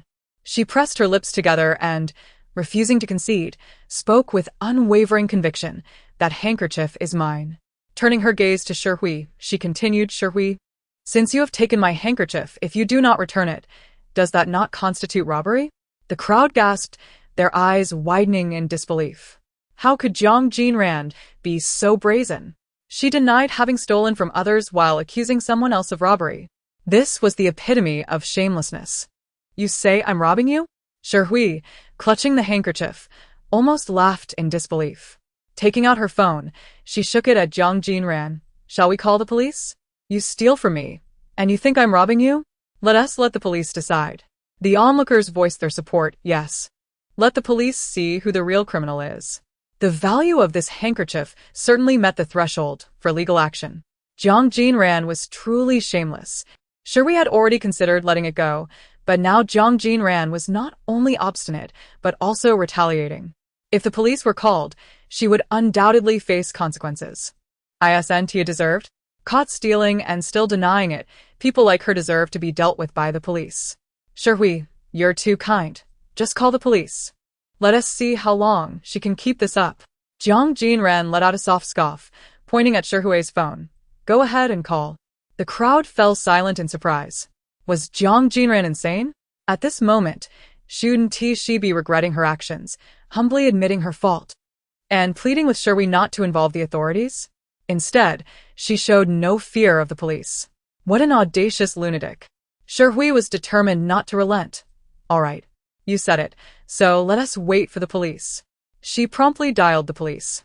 News of the police arriving at the Central Theater quickly spread across various social media platforms. "I heard the police went to the theater. Has anyone seen the police car? What happened?" The Central Theater is hosting the finals of the Hope Cup, right? Could something have gone wrong? My relative works at the Central Theater. I heard someone was caught stealing, and the victim reported it. Stealing? What was stolen? Apparently, from the group from Dixing Academy. The actress playing Xiaoshu stole something from the female lead, worth tens of thousands. Xiaoshu stealing? She looks so innocent.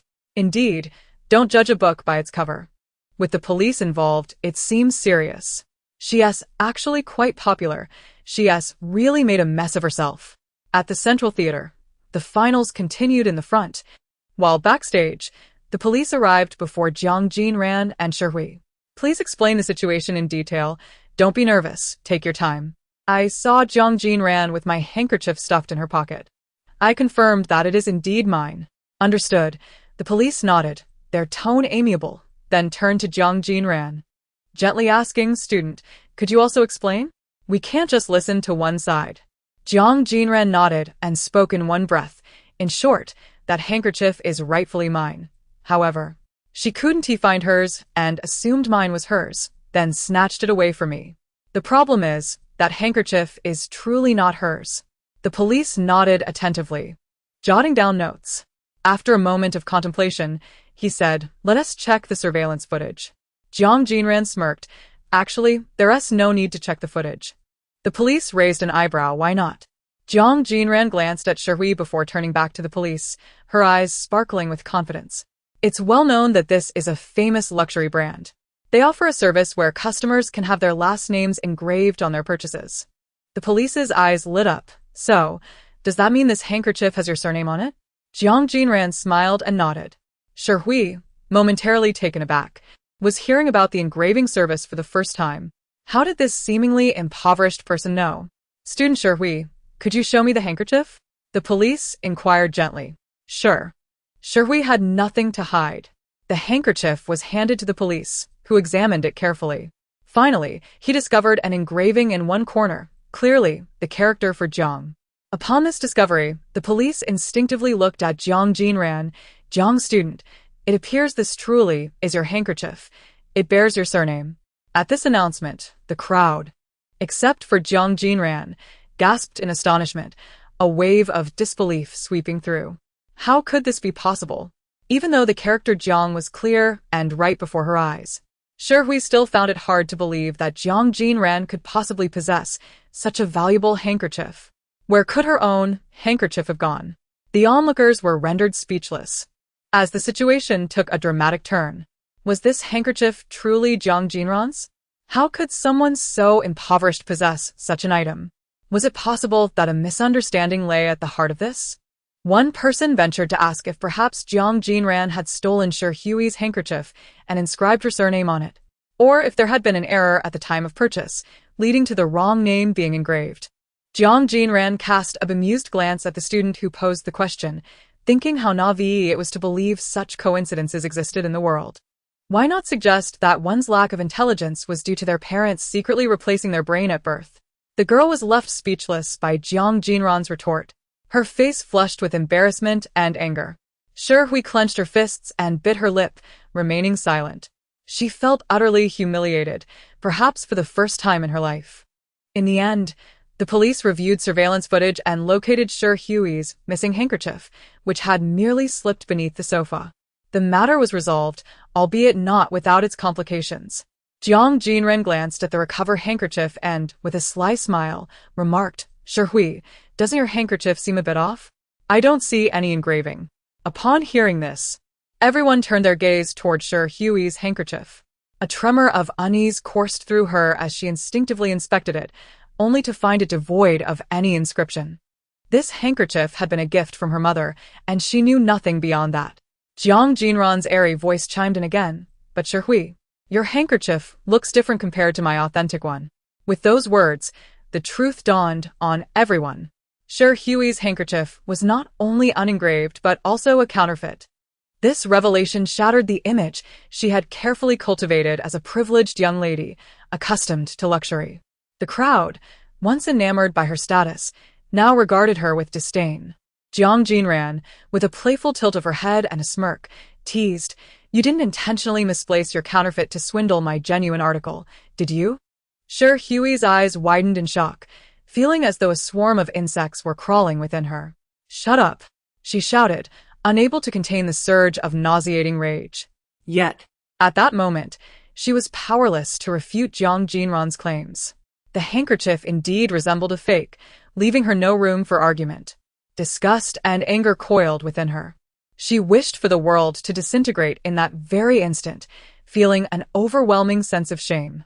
Meanwhile, the news of the police's resolution circulated rapidly on social media, igniting a fresh wave of discussion in the plaza of the Hope Cup. The police just left. Is the case closed? Is it about those two from Dixing? Only Dixing could stir such a tempest. I still don't understand this whole situation. Can someone explain? The riddle asker should leave. What's going on with Dixing? I've heard a bit. Previously, the actress playing Xiao Shu was falsely accused of theft, but the police cleared her name. Thanks for the clarification. Poor Xiao Shu. You've suffered unjustly. After all this, who played Xiao Shu? Any Weibo? Xiao Shu's real name is Jiang Jinran. Couldn't find her on Weibo. It's a relief that she didn't steal. I really like her. If she had, I would have to give up my admiration. Jiang Jinran, such a poetic name.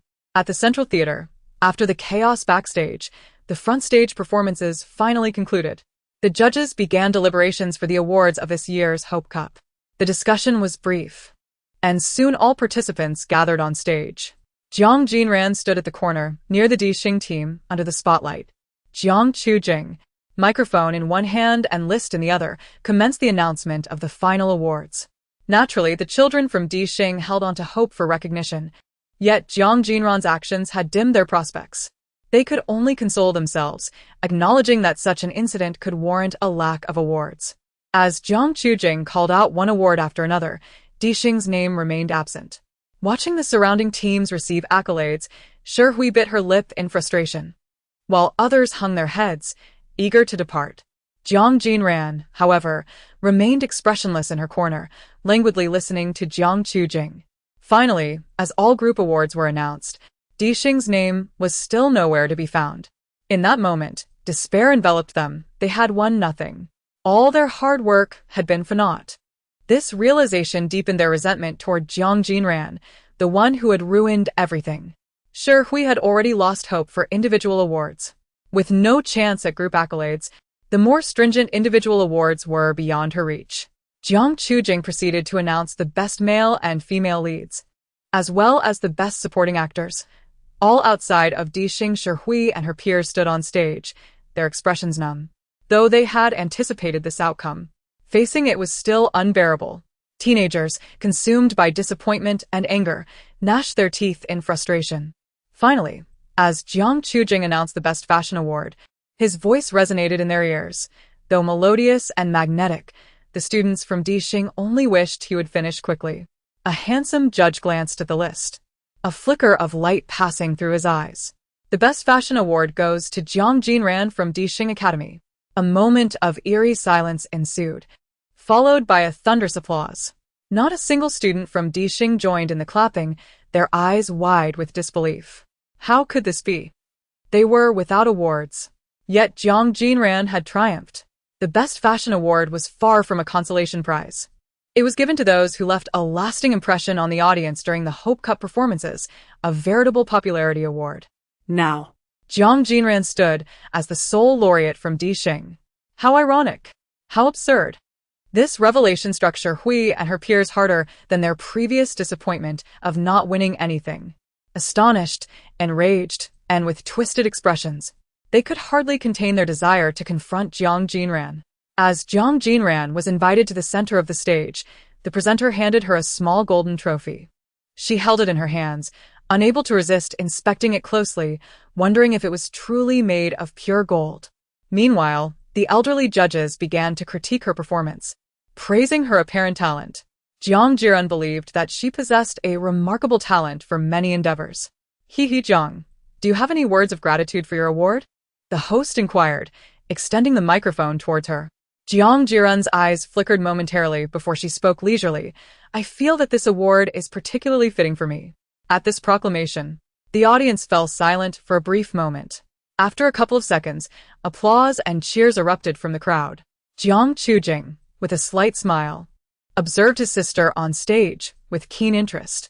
His strikingly beautiful eyes, reminiscent of glass, sparkled with an enigmatic light as if he were seeing Jiang Jinran for the first time, scrutinizing her with an analytical gaze. You seem quite different now, Jiang Jinran. At that moment, standing in the center of the stage, Jiang Jinran directed her gaze towards the iron push-button switch, less than a meter away.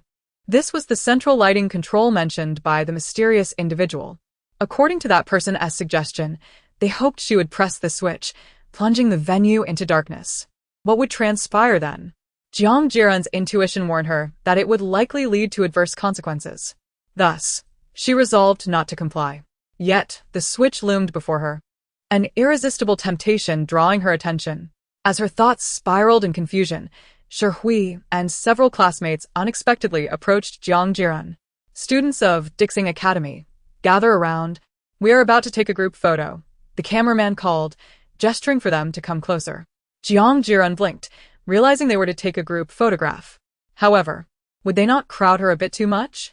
At that moment, Jiang Jinran found herself at the camera's focal point, with others pressing in around her, seemingly intent on displacing her from the center.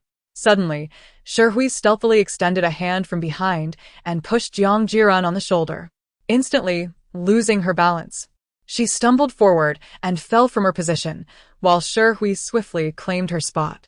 With a thud, Jiang Jinran staggered a few steps forward before landing squarely on the iron switch. Almost before she could blink, the entire venue was enveloped in utter darkness. All lights extinguished in an instant, and a cacophony of screams filled Jiang Jinran's ears, creating a scene of chaos. Unable to contain herself, she covered her ears while scanning her surroundings for any unusual activity. With the lights out, it was precisely the situation the mysterious person had hoped for. Would they reveal themselves now? Unexpectedly, Shi Hui's unanticipated push inadvertently allowed Jiang Jinran to fulfill the task on the iron plate. In truth, the lighting control required considerable force to activate. A mere press would have no effect. It was evident just how forceful Jiang Jinran's fall had been. The screams continued. blending into a painful chorus that heightened the discomfort in her ears. Approximately a minute later, the lights flickered back on. The scene remained chaotic, with many students on stage slumped on the ground, their faces reflecting fear, while some even sobbed in terror. The audience was equally unsettled. The most composed individuals in the room appeared to be Jiang Jinran and, at that moment, Jiang Jinran, who was lost in thought. "Where is Professor Li?" An elderly woman on the judging panel exclaimed, her eyes wide with fear. This outcry drew the audience's attention to an elderly man on the panel who had mysteriously vanished during the brief darkness. Given the current situation at the Central Theater, where a person had suddenly gone missing, it was undeniably a precarious scenario. Jiang Jinran rested her chin in her hand, her gaze lazily drifting towards the street view outside the bus window. Only she understood that Professor Li's disappearance might be linked to that mysterious individual. Was this their objective? To seize Professor Li amidst the darkness? Jiang Jinran was reluctant to disclose the location of her home. Thus, when the bus arrived at a nearby intersection, she called out to the driver to stop. The driver frowned, finding it inconvenient. "Wouldn't it be easier to take you directly to your doorstep?" Jiang Jinran waved her hand dismissively, smiling brightly. "Not at all. It's not a bother." Perhaps her humble abode was too shabby to be seen. Behind her, a classmate made a snide remark. "Oh, how pitiful. She doesn't even dare to reveal her home." "Jiang Jinran, we wouldn't mind. Do show us just how humble your home is." Ignoring their taunts, Jiang Jinran insisted that the driver stop promptly at the intersection. Once the bus halted, she disembarked and, lost in thought, began walking along the sidewalk towards home. Her mind was wholly preoccupied with the mysterious individual. She wondered if there had been any updates regarding Professor Li's disappearance. Fetching her phone from her pocket, she opened Weibo. Indeed, terms such as Hope Cup, Central Theater, and Professor Li occupied the top spots on the trending list, generating immense buzz. However, upon delving into these discussions, she found no substantive information, just fruitless chatter from netizens. Though I might be criticized for saying this, I must admit, it's fortunate it wasn't Tr Chu Jing who encountered trouble. How could this happen to Professor Li, an honorary professor at Daijing Film Academy? Does anyone know why the lights in the Central Theater suddenly went out? I have no idea. The lights just went out all at once, very abruptly. Perhaps there was a power failure? This whole affair feels eerie. I have goosebumps. Upon reading this, Jiang Jinran instinctively pressed her lips together. Did it mean that most people were unaware that it was her heavy fall that caused the lights to extinguish? Yet, upon reflection, it was understandable that the majority would not connect the iron switch at the front of the stage with the lighting. Most would perceive it merely as an emergency button. In truth, had it not been for the mysterious individual's hint regarding the iron plate, Jiang Jinran would not have associated the switch with the lights. With this realization, it made perfect sense that people were unable to deduce how the lights had gone out. Jiang Jinran scrolled through her phone, continuing to read. This year's Hope Cup has been particularly bizarre, with numerous odd occurrences. My little tree should have won beautifully. It was supposed to end perfectly, but then this happened. I hope students aren't too affected emotionally and don't develop psychological scars. Students are suffering, the audience is suffering, and the judges are suffering. I hope the truth will surface soon. Jiang Jinran turned off her phone, lacking the inclination to read further. Earlier that day, Zhang Yuehan had known she would participate in the Hope Cup and had offered her verbal encouragement. However, he was quite busy and had unavoidable matters to attend to, preventing him from watching the event in person. Placing her backpack on the table, Jiang Jinran entered the dining room, intending to grab a drink, when suddenly, her phone buzzed in her pocket. She pulled it out, revealing Jiang Yuehan's number flashing on the screen. She pondered that Jiang Yuehan had most likely seen the trending topic. As she answered the phone, her suspicions were confirmed. Jiang Yuehan was calling to ensure her safety. To her surprise, this seemingly indifferent elder brother actually cared for her well-being. Jiang Jinran sweetly reassured him that she was fine. However, she couldn't help but wonder if Jiang Yuehan was concerned about Jiang Chujing's safety as well. Jiang Chujing, who was at the Central Theater with her, was also his relative. In truth, the relationships within the Jiang family were rather strained, a conclusion Jiang Jinran had reached after several days of observation. Despite the family's outward strength, they resembled a scattered bunch, each individual capable yet lacking unity. Their interactions were akin to those of strangers, with some even harboring animosities. The downfall of a seemingly prosperous family often stems not from external forces, but from internal fragmentation. Thus, it was not surprising that the precariously balanced Jiang family could eventually collapse under its own weight. At that moment, the trending topic on Weibo updated. This meant there was new information regarding the disappearance of Professor Li. She clicked on the trending topic, discovering that a girl named Jean Mai had posted a Weibo update. This young woman, a student at the Dijing Film Academy, revealed that Professor Li was her mentor. Initially, Jiang Jinran expected a heartfelt post from a student praying for her missing professor, but upon reading Jean Mai's Weibo, she found the stark opposite. Jean Mai vehemently accused Professor Li, her words dripping with anguish. She claimed that her remuneration for projects had been unjustly withheld by the professor, leaving her with nothing. Professor Li treated her like a servant, burdening her with numerous trivial tasks. Most alarmingly, she alleged that the professor had subjected her to inappropriate harassment. The information was overwhelming, leaving the public in a state of shock. Wait, so the victim is actually the villain? What kind of victim is this professor? Could it be that fate took him away for good? What a scoundrel! I just prayed for him. How unfortunate. I'm nauseated. I can't believe this. He can't just disappear like this, can he? Doesn't this benefit him? Such a person deserves punishment. It's so dark. It's utterly disgusting. My heart aches for the girl. I hope she doesn't suffer psychological scars. Jiang Jinran swiftly scrolled through her phone. The unfolding events surpassed her expectations. Jean Mai continued to expose more details. It turned out that she was not the only victim of Professor Li's misconduct. Many female students from the Film Academy had suffered similarly. These young women, all beautiful and talented, were intimidated by Professor Li's powerful influence and the threat to their future careers, leaving them too afraid to speak out. But now, Jean Mai had bravely revealed everything. This Weibo post had gone viral, stirring public outrage. How could this scoundrel have evaded justice for so long? Poor girls, I hope justice isn't delayed. It breaks my heart. Why did these girls have to suffer? Let's elevate the topic's visibility. Jiang Jinran sensed something amiss. Why had Jean Mai chosen this moment to expose Professor Li's misdeeds? If Professor Li's mysterious disappearance at the Central Theater had sparked her desire to reveal the truth, it would make sense.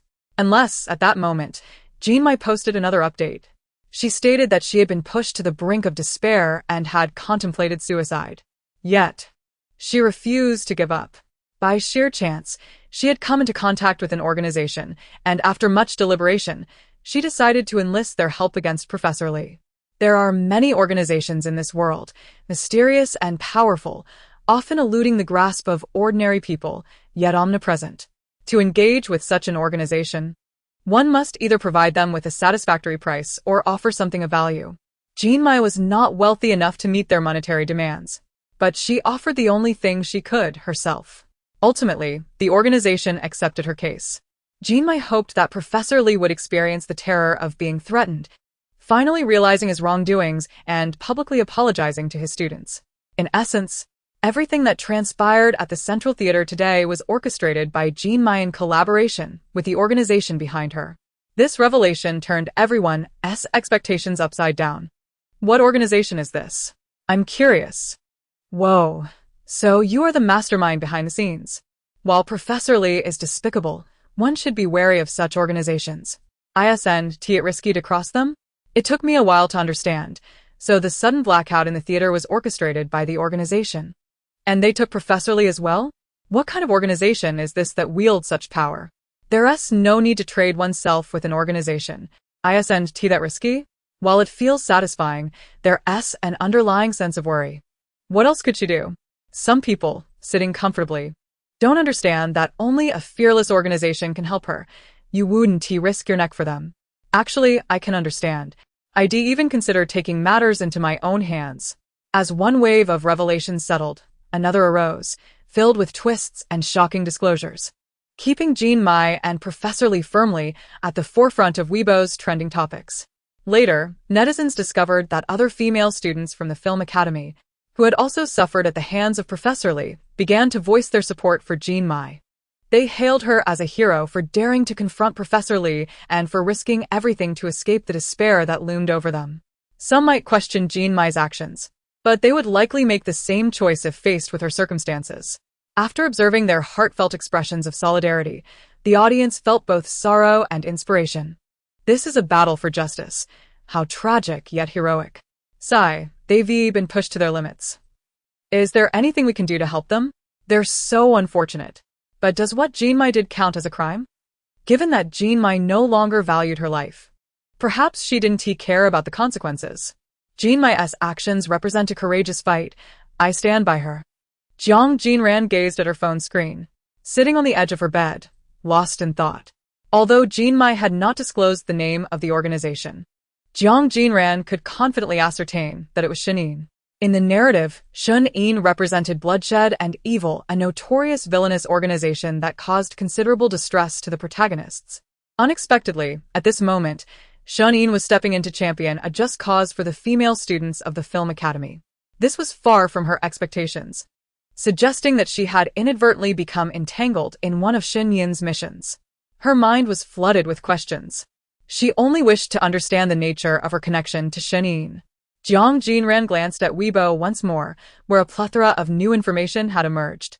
It appeared that Professor Li held considerable clout, serving as a judge at the Central Theater today, with several bodyguards lurking in the audience to ensure his safety. Would an ordinary person go to such extremes, hiring numerous bodyguards for protection? Certainly not. This indicated that Professor Li was concealing something, deeply anxious about his own integrity. This also clarified why Shenin would desire to plunge the room into darkness. Once the lights were extinguished, they could evade the guards' watchful eyes and easily take Professor Li away. Moreover, the enigmatic figure behind the scenes could remain hidden from public scrutiny. It became evident that everything had been meticulously planned. Jiang Jinran realized she had been unwittingly led along, becoming an unexpected accomplice. However, her heart was still filled with numerous doubts. For instance, did that enigmatic figure from the Divine Sound organization truly place such unwavering trust in her?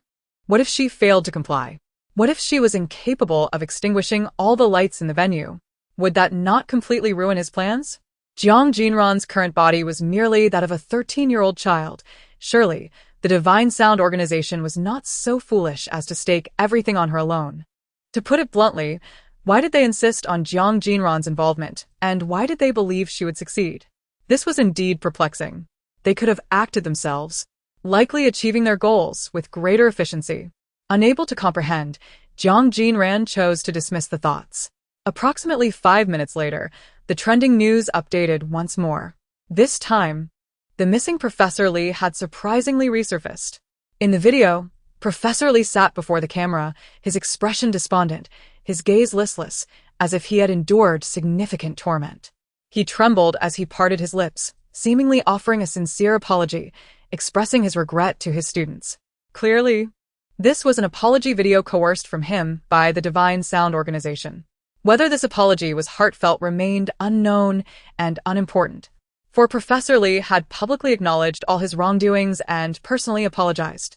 Moreover, this elderly man had essentially ruined his reputation.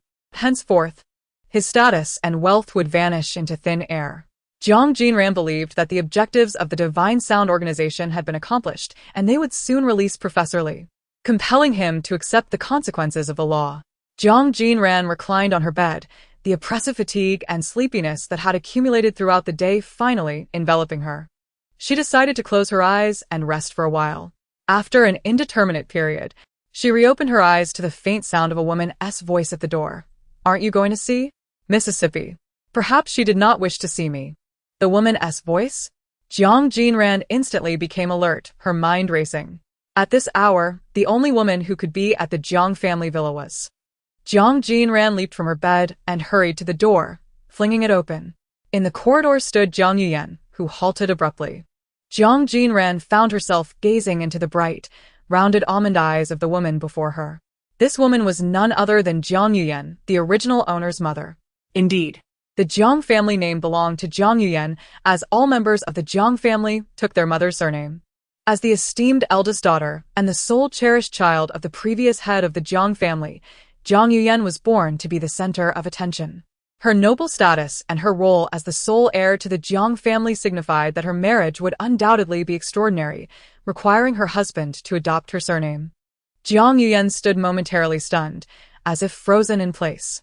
She was aware that Jiang Jinran preferred not to be close to her, and she had grown accustomed to it, making an effort not to intrude upon her daughter's space for fear of causing her discomfort. Yet, unexpectedly, this moment felt surreal for Jiang Yuyan. Mother is so beautiful. Even more so than some celebrities. Jiang Jinran thought to herself as she scrutinized Jiang Yuyan for a considerable time. Jiang Yuyan's eyes widened in surprise. A look of astonishment blossomed within her gaze. Oh, her eyes are stunning, so large and bright. Jiang Yuyan was certain that Jiang Jinran had not spoken. So what had she just heard? Was it the child's innermost thoughts? Such a wondrous occurrence filled Jiang Yuyan with both astonishment and joy. In truth, she had always been curious about her daughter's inner world, as Jiang Jinran had never divulged her thoughts. Could it be that heaven had heard her prayers and granted her this opportunity? Xiaoran. Jiang Yuyan's lips trembled as she quickly approached her daughter, slightly bending down, her beautiful eyes shimmering with unshed tears. Jiang Jinran couldn't help but marvel. What an exceptionally rare beauty. Dad. Jiang Jinran's brows furrowed sharply. Oh no. In the past few days, she had been so preoccupied with her brothers that she had overlooked a rather grave reality. That man cannot even be considered my father. He is merely a son-in-law, a phoenix man, a scoundrel, morally bankrupt, and has an illegitimate daughter. Jiang Yuyan stood frozen. The revelation of the false daughter's inner thoughts sent her 5 brothers into a state of panic. Chapter 35. The need for verification. Her mind was a tumultuous cacophony, a chaotic whirlpool. Yet the emotional turmoil persisted, akin to a stone creating ripples in a tranquil lake. She inhaled deeply, striving to muster her spirits, but her fingertips trembled uncontrollably. I am fine, Xiaoran. She shook her head, attempting to appear nonchalant, though her eyes revealed a subtle trace of desolation. Jiang Jinran, oblivious to her mother's sudden shift in mood, sighed silently. Jiang Yuyan's complexion paled, as if she had turned to ice, her entire being abruptly stiffening. A constricting sensation gripped her heart, nearly robbing her of breath. Mother, what is wrong? Noticing Jiang Yuyan's alarming pallor, Jiang Jinran instinctively reached out to steady her mother. Jiang Yuyan's demeanor resembled that of someone on the verge of collapse, leaving Jiang Jinran worried that her beautiful mother might faint before her. After a considerable silence, Jiang Yuyan seemed to grasp Jiang Jinran's hand as if it were a lifeline. Even now, she struggled to accept that the man who had been gentle and attentive to her for decades, who had never given her cause for complaint, could be as flawed as her daughter claimed. She found it incredibly hard to believe. Yet, she could not simply dismiss the matter. Jiang Yuyan resolved that regardless of the outcome, she must seek the truth. Jiang Jinran nodded in understanding. You should go. Jiang Yuyan released Jiang Jinran's hand and turned to descend the staircase. Upon reaching the villa's grand hall, an elderly woman approached her, her wrinkled eyes radiating warmth. Miss, you seem troubled. The elderly woman was Yu Lian, the nanny who had cared for Jiang Jinran since her childhood. For Jiang Yuyan, whose parents had passed away early, Yu Lian was akin to a second mother. Just now, Xiaoran suddenly came out. Jiang Yuyan recounted, her expression emotionless, her body somewhat rigid as she remained engulfed in the recent shock, unable to regain her composure. Yu Lian raised an eyebrow in surprise. The young miss, actually. Jiang Yuyan pressed her fingers to her temples, choosing not to elaborate further and instead shifted the conversation. Aunt Yu, I fear I must travel abroad once more. Jiang Yuyan lowered her gaze, a somber air enveloping her features. I need to verify something. Reflecting on her first encounter with Jiang Yuyan, she couldn't help but sigh. In truth, her beautiful mother had been quite good to the original owner, consistently caring for her with genuine concern. However, the original owner remained cold and aloof towards everyone. Over time, Jiang Yuyan's heart had inevitably been shattered, leaving her disheartened. Later on, the true heiress, Sang Ning, came knocking, her vivacious charm healing Jiang Yuyan and finally allowing her to experience the reciprocal affection of a daughter. Hence, it was not unjust that the original owner was ultimately despised by all. It was a consequence of her own actions. Yet she remained unwilling to concede. even striving to oppose the true heiress, further exacerbating her predicament and sealing her fate. Jiang Jinran pondered why the original owner, despite her noble lineage and physically unblemished form, possessed such a character. What had she endured, and what secrets did she harbor? These were not elucidated in the texts, nor were they present in her memories, leaving Jiang Jinran to speculate without any clear direction. However, concerning the original owner's father, the man who had married into the family, he was indeed a considerable liability. The thought of having a despicable scoundrel, a ticking time bomb, so close at hand made it impossible for anyone to feel secure. Should she expose this entire situation? Perhaps it required the right moment. The computer booted successfully, and Jiang Jinran logged onto the game. She had been rather occupied these past few days and had not had the chance to log in. As soon as she entered, the forum buzzed with news. Finally, this rascal Shay is online. Shay has returned from the dead. I thought he had quit the game. I was worried he was too disheartened after that crushing defeat by Zhu to continue. Isn't it normal to lose to Zhu? If he can't handle that little setback, what is the point of gaming? Zhu happens to be online today as well. I wonder if they will cross paths. I thought he had been driven away. If he really quit, that would be quite pathetic. Jiang Jinran instinctively entered ranked matchmaking and glanced at her opponent. No sign of Zhu. At this moment, she only yearned for a match against Zhu. However, even without that opportunity, she could not afford to slack. Jiang Jinran diligently played several matches, yet Zhu remained elusive. Nevertheless, her live broadcast room was abuzz with excitement. Is it just me? Or has Shay's gameplay improved significantly? Shay is still handsome. Too bad he can't beat Zhu. Is it shameful to lose to Zhu? Winning and losing are temporary. Handsomeness lasts a lifetime. How can anyone still praise Shay? Before facing Zhu, they hyped him up to the heavens, but after the match, the praise fell silent. It's hilarious. Shay's skills aren't impressive. Anyone can show off with hands. Anyone can do it? Fine, then try executing those moves. Shay is only moderately skilled. True prowess is measured against Zhu. Since her last crushing defeat by Zhu, Jiang Jinran's reputation had polarized. A vast majority of players believed she had overstated her abilities, far inferior to Zhu. Though she also had a dedicated group of fans who insisted her skills were commendable. Thus, these two factions clashed daily over Shay. Jiang Jinran remained blissfully unaware of this. After concluding a few matches, she took a brief respite. After munching on some bear-shaped biscuits and sipping water, she clicked on Zhu's avatar, which indicated he was online. Yet, fatefully, she could not encounter him. Without facing Jiang Chicha again, Jiang Jinran could not secure victory in their wager. Feeling somewhat vexed, she scratched her head. Back to ranked matchmaking. Jiang Jinran entered the battle page and finally spotted the imposing figure of Zhu on the opposing side, her heart fluttering with long-lost excitement. Jiang Chicha, you rascal, I've finally caught you. Simultaneously, the news of Zhu and Shay encountering each other in ranked play spread like wildfire across the game server. Even many players who were not online logged in specifically to witness this duel. Naturally, the legendary forum was inundated with discussions about these two. Shay and Zhu meet again. Who remembers that wager?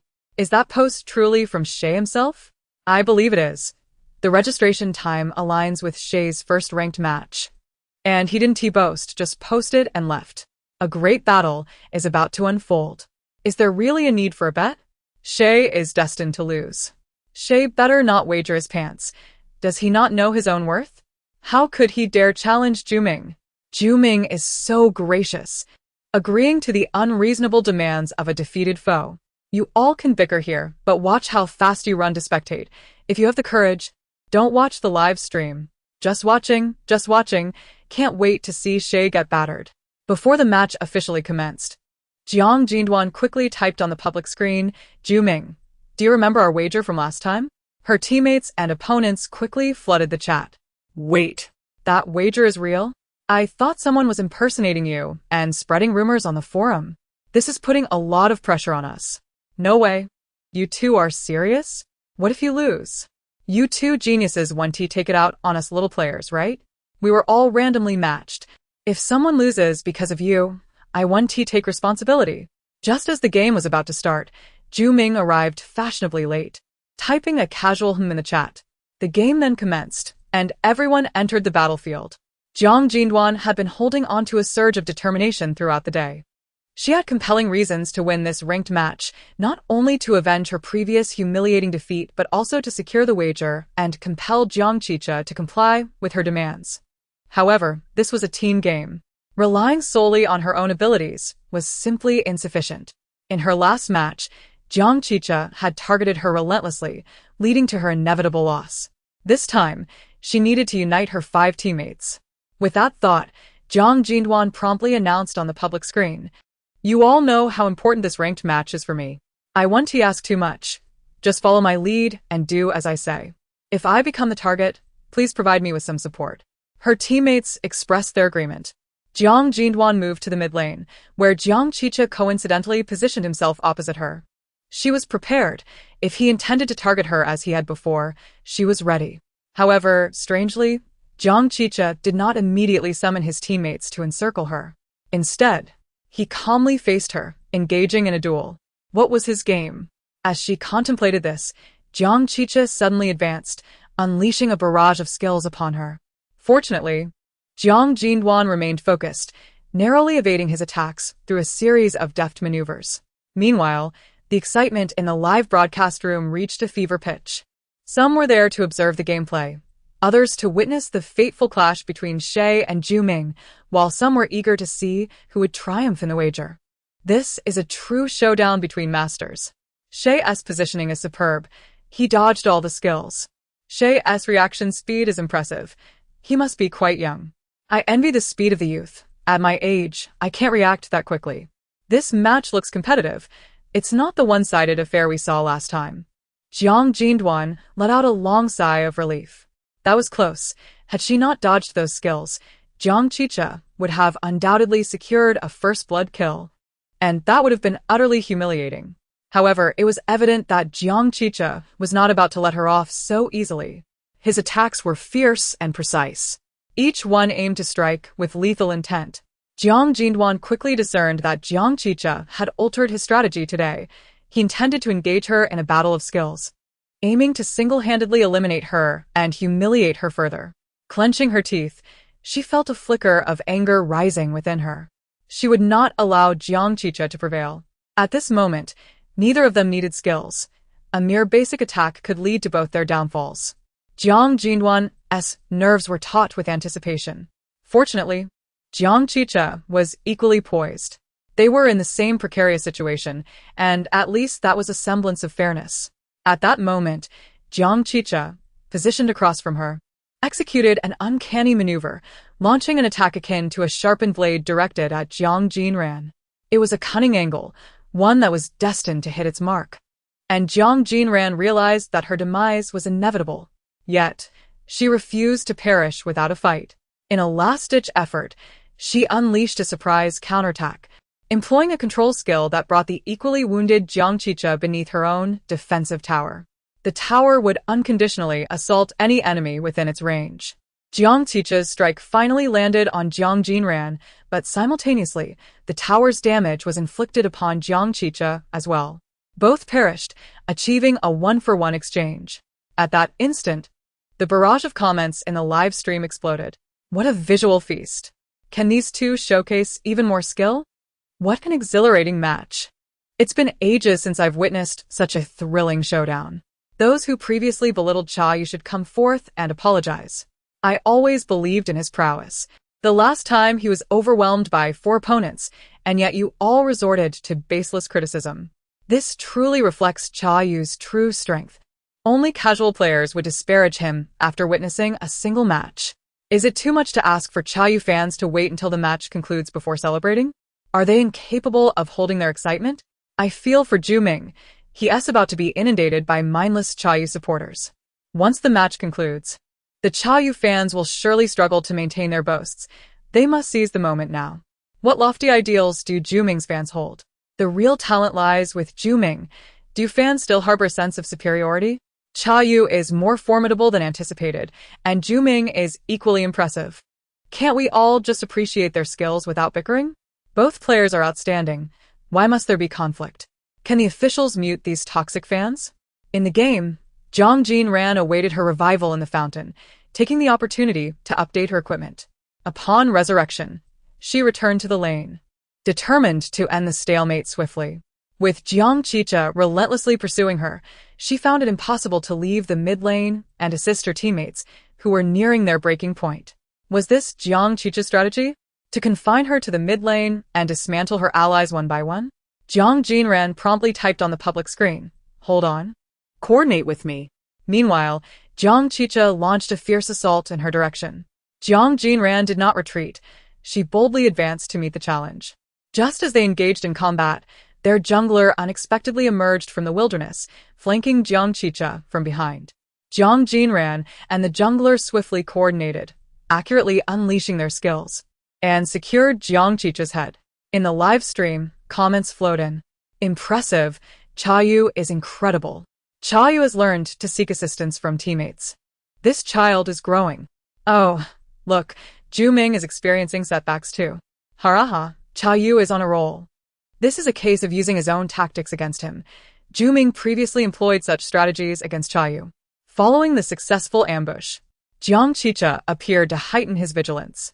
He refrained from recklessly advancing or engaging Jiang Jinran in combat, making it increasingly difficult for her to find opportunities for a surprise attack. However, this did not signify an absence of chances. Jiang Jinran seized the moment, moving forward to confront Jiang Chicha. This time, her jungler and top laner unexpectedly surrounded Jiang Chicha from all sides. Together, the three of them once again eliminated Jiang Chicha in the mid lane. Jiang Jinran employed the very tactic Jiang Chicha had used against her, leveraging their numerical advantage to encircle and overpower him. This strategy proved remarkably effective. Jiang Chicha faced repeated setbacks while Jiang Jinran thrived. She could not help but acknowledge Jiang Chicha as strength. His skills were on par with hers. Thus, if she continued engaging him in one-on-one confrontations, it would be arduous to create openings. She calculated the timing for each ambush, calling upon her teammates for assistance, which ultimately shifted the tide of the game. As the match progressed, Jiang Chicha became the target of Jiang Jinran's relentless pursuit, causing his teammates to falter in morale. Jiang Jinran's team gained an economic lead of 8,000 over their opponents. Victory seemed within reach. In the live stream, comments reflected this shift. It appears Chayu is on the verge of victory. Surely Zhu Ming's fans haven't exited the stream yet? The comments from Zhu Ming's supporters seem to have dwindled. Are they no longer active? Chayu, my hero, you are certainly not outmatched by Zhu Ming. For those who came to disparage Chayu after one loss, come witness his true capabilities. This is Chayu at his finest. Zhu Ming, I apologize. I shall momentarily become a Chayu supporter. Oh no, it seems Zhu Ming may be losing. Just when everyone assumed Zhu Ming was about to succumb in this ranked match, he suddenly launched an attack on Jiang Jinran's teammates, achieving a double kill. Zhu Ming secured 2 precious kills, substantially boosting his economy. His development finally took a turn for the better. This was an outcome Jiang Jinran dreaded. If Zhu Ming truly became formidable, they could very well face a reversal. Thus, decisive action was imperative. As soon as her teammates revived, she led them to the dragon pit, preparing to seize neutral resources. However, Zhu Ming unexpectedly emerged from the brush, striking with uncanny swiftness. Jiang Jinran's 2 teammates were instantly eliminated.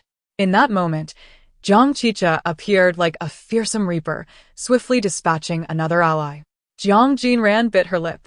Indeed, Jiang Chicha was terrifying. However, her teammates were falling far too swiftly. Jiang Jinran understood that she must escape. No matter how skilled she was, facing 5 opponents was impossible, especially with a bloodthirsty Jiang Chicha on the opposing side. Without hesitation, she fled. The remaining teammate, bewildered by her rapid retreat, attempted to follow suit but, lacking the necessary skills, was swiftly captured by Jiang Chicha and fell in battle. Meanwhile, Jiang Chicha had led his 4 companions to dismantle their base. Alone, Jiang Jinran stood beneath the tower, a solitary figure against overwhelming odds. In the live stream, viewers expressed their astonishment. What transpired in those few minutes? How did the situation reverse so suddenly? Wasn't Chayu on the verge of winning? How did it shift to potential defeat? Cha Yu's supporters were celebrating. Now they inadvertently jinxed him. Haha. Truly, Zhu Ming is remarkable, pulling off a miraculous turnaround. How exhilarating. Zhu Ming, my deity. Cha Yu should kneel before you. Cha Yu, when given the opportunity, you falter. How could you let such a promising situation slip away? Wow. Zhu Ming is poised to win. I almost lost interest, but he never disappoints. Cha Yu, you should prepare for the worst. Jiang Jinran gazed at the opposing team, preparing to demolish her base, her grip tightened around the mouse. If she did nothing, defeat was assured. In a flash of inspiration, she surged forward, darting like a dragon before the 5 adversaries, simultaneously attacking and evading. The attention of the 5 shifted from the base's destruction to Jiang Jinran herself. She consumed health potions, managing to hold her ground for a time, ultimately defeating one of Jiang Qicha's teammates before succumbing herself. However, she had successfully bought enough time. At that moment, her teammates had revived and managed to defend their base. Upon her resurrection, Jiang Jinran led her teammates to ambush in the mid lane. This time, she initiated the engagement, capturing 3 of Jiang Qicha's allies. They then broke through the mid lane, heading straight for the crystal, leaving it to Jiang Qicha and his last remaining teammate to defend their home. Jiang Jinran commanded her 4 teammates to join her. If 5 against 2 still ended in failure, then this group truly ought to withdraw from the game. Ultimately, however, they united their efforts, and the 5 of them successfully eliminated the remaining 2 opponents and destroyed the enemy's crystal. They emerged victorious. Though the journey was fraught with twists and turns, they triumphed at last. At that moment, the spectators in the live stream erupted with excitement. Cha Yu has won. This game was truly thrilling. My heart raced the entire time. It was exhilarating. Cha Yu, I may have misunderstood you earlier. Your defense was incredible. Without you, victory would have been impossible. Isn't Cha Yu's performance commendable? This should silence the critics. The critics have already left the live stream. The diehard fans are silent. It's just one win. It was merely luck. Even in dire circumstances, they nearly turned the tables after all. I am utterly captivated by Cha Yu's prowess. Her operational decisions and bravery are unparalleled. Is there no professional team considering her? Congratulations to Cha Yu for redeeming herself. Am I the only one still concerned about that wager? I hope the critics will honor their word. The critics were formidable too. Their teammates were lacking, leaving them with no choice. After the disclosure of the fake heiress's heartfelt thoughts, her 5 brothers were flustered. Chapter 38.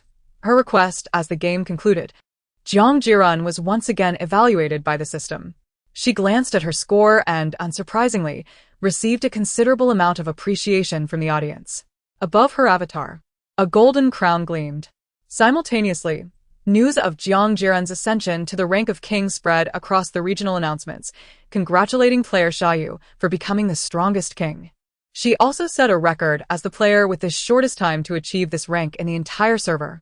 However, Jiang Jinran had little time to dwell on these accolades, for she had pressing matters to attend to.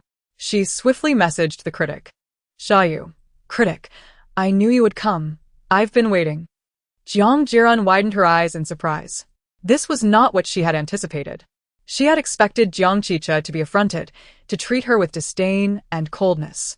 Yet now, his tone was remarkably normal, too normal for someone like Jiang Qicha, which rendered it the most abnormal of all. Jiang Jinran cautiously probed. Cha Yu, is this really you? Critic, are you annoying? Do you have to ask every time? Cha Yu, with such a temper, it indeed must be you.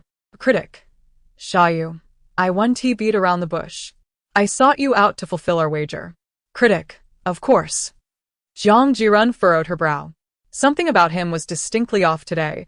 He was unusually agreeable. Was this truly the cold and intimidating Jiang Qicha? Her curiosity got the better of her, prompting her to ask directly. Cha Yu, you seem particularly amiable today. Critic, Jiang Qicha was known for his often stern demeanor. Even around his close friend Zhao Yan, his mood fluctuated unpredictably. However, Jiang Qicha possessed a rare hidden quality. If someone managed to defeat him or compel him to concede, he would not harbor resentment but would willingly accept defeat. He would not view his conqueror with hostility, Rather, a quiet admiration would emerge. Xiaoyu had just bested him. This aligned with his first impression of her skills. She was formidable, and he might not always emerge victorious against her. It was the first time he entertained such thoughts. Later, he agreed to the wager, hoping to challenge himself. He had grown too complacent in the game, with the wager looming overhead. He wondered if he could muster the effort needed to triumph over such a strong opponent. Though he lost, he felt no significant anger. Xiaoyu was an intriguing rival, one who reignited his competitive spirit. After a moment of silence, Jiang Jinran finally typed in the chat. Critic, if you keep prattling, we might as well end this conversation. Xiaoyu, but I still wish to talk. Can you guess what I want you to fulfill? Critic, I can't guess. Jiang Jinran's lips twitched. It seemed he had no intention of guessing. Approximately 2 minutes later, a new message from Jiang Jinran appeared on her screen. Critic, are you out of your mind? Jiang Jinran bit her lip. This was the Jiang Jinran she recognized. The earlier version of him had been overly gentle. Xiaoyu, I'm not out of my mind. I'm serious. Critic, right now, I want you to leave. Xiaoyu, I can't leave. I'm seated. Critic, I sense your reluctance, but I believe you're not the type to back out of a deal. I realize my request may sound absurd, yet I am conducting significant research, and you are my sample. Critic, what research? Xiaoyu, it broadly pertains to the familial and emotional perspectives of internet-addicted youths. Jiang Jinran pressed on, fabricating her explanation. Critic, Xiaoyu, if you refuse to assist me, my research will be in vain. Besides, the whole world is aware of our wager, and I have emerged victorious. Jiang Jinran began to employ moral persuasion against Jiang Jinran. After a solid half-minute of silence from him, he finally responded with a message. Jiang Jinran smirked in satisfaction. Mission accomplished. Her 500,000 was beckoning her. At that moment, the news of the legendary player Critic being defeated by newcomer Xiaoyu gained immense traction, landing directly on the trending list. The terms Critic, Xiaoyu, and legend surged to the forefront, maintaining high visibility. Casual observer, who exactly is this Xiaoyu? This is my first time hearing of her. What? My esteemed Critic has been defeated? Did Xiaoyu just slay a god? Critic is the legendary #1 player. 1 minute, I need Xiaoyu's information. Having witnessed Xiaoyu's remarkable maneuvers, she seems to be an extraordinary talent. Her gameplay is stunning and fluid. Let us not downplay Critic just because he lost one match. He is still formidable. His teammates simply faltered. It's just one ranked match. It's impossible to have a 100% win rate in gaming. Critic remains an eternal god, and his level is unmatched. This Xiaoyu, I am enamored with her. The following day, Monday, Jiang Jinran had to rise early for class. As she entered the dining hall, she was surprised to find Jiang Yuyan personally preparing breakfast. Little Rand, you're awake. Upon hearing the commotion, Jiang Yuyan turned, her pink apron lending her an adorably youthful appearance that belied her age. Mother, you're cooking yourself? Jiang Jinran exclaimed, her eyes widening in surprise. Jiang Yuyan smiled warmly. I have to fly abroad tomorrow, so before I leave, I wanted to prepare a meal for you. In the past, Jiang Yuyan would never have done this. Given their previous strained relationship, such an act would have seemed overly clingy, and she feared it would drive Jiang Jinran away. However, after yesterday, she felt that little Ran was different now, which emboldened her to extend an olive branch. Oh dear. My beautiful mother is both kind-hearted and lovely, cooking for me. Jiang Jinran mused internally, unable to suppress her admiration. Upon hearing this, Jiang Yuyan's smile broadened. It seemed to alleviate some of the anxiety and gloom she felt about her impending trip abroad for verification. After breakfast, Jiang Jinran hurriedly made her way to school. Upon entering the academy, she did not follow her usual path to the classroom but instead headed directly to the art building. The morning mist cloaked the art building, rendering it even more mysterious. Chapter 39. The unveiling of truth. Jiang Jinran tugged at the strap of her backpack as she stepped into the long corridor of the art building. At this juncture, she understood that a visit here was imperative. The early hour meant that the building was devoid of any presence. Jiang Jinran made her way along the corridor to the staircase, where she had been before. The gentle morning light cascaded through the windows, creating a peculiar blend with the dimness of the staircase. She observed the air, illuminated by sunlight, swirling with countless tiny specks of dust. Instinctively, she squinted. Standing on the steps, she suddenly reached out and knocked on the wall at the staircase entrance, calling out towards the upper levels, "Come out." Initially, her call was met with silence. Just as Jiang Jinran began to feel disheartened and considered retreating, a faint sound of footsteps, almost imperceptible, reached her ears. They were coming closer. The reason for her visit to the art building was to meet the mysterious person. After yesterday's events, she had come to the conclusion that this enigmatic individual, connected to the divine sound, likely bore no malice towards her. In fact, there seemed to be an unspoken alliance between them. Thus, she felt less inclined to worry about her safety and decided to confront him directly to clarify everything, rather than engage in endless speculation. The footsteps grew nearer and more distinct, until at last, she beheld a pair of black sneakers. Raising her gaze, she saw a youth clad in dark attire. He appeared to be no more than 17 or 18 years old. His jet-black hair was sharp and sleek, and his elongated eyes glimmered like obsidian in the dark, speckled with subtle, haunting light. The boy's skin was exceptionally pale, the kind that made veins distinctly visible, a complexion that seemed to radiate a chilling aura, devoid of color. What do you want, Xiaoran? He inquired suddenly, a smirk playing on his lips, his eyes curving into crescent shapes. His demeanor resembled that of a noble cat, extending a paw in a rare display of affection. This unsettlingly charming smile contrasted starkly with his otherwise cold and detached appearance. Jiang Jinran knew nothing about this boy. The original owner of her body had left no memories regarding him. It felt as though her mind had been wiped clean, retaining only trivial day-to-day recollections, while crucial hidden information had seemingly been erased. The boy clearly recognized her, and she could only attempt to act familiar, hoping to glean more information from him. "I suppose you've seen the news?" he said, his eyes narrowing playfully. "Thanks to you, everything went smoothly." Jiang Jinran's mind raced.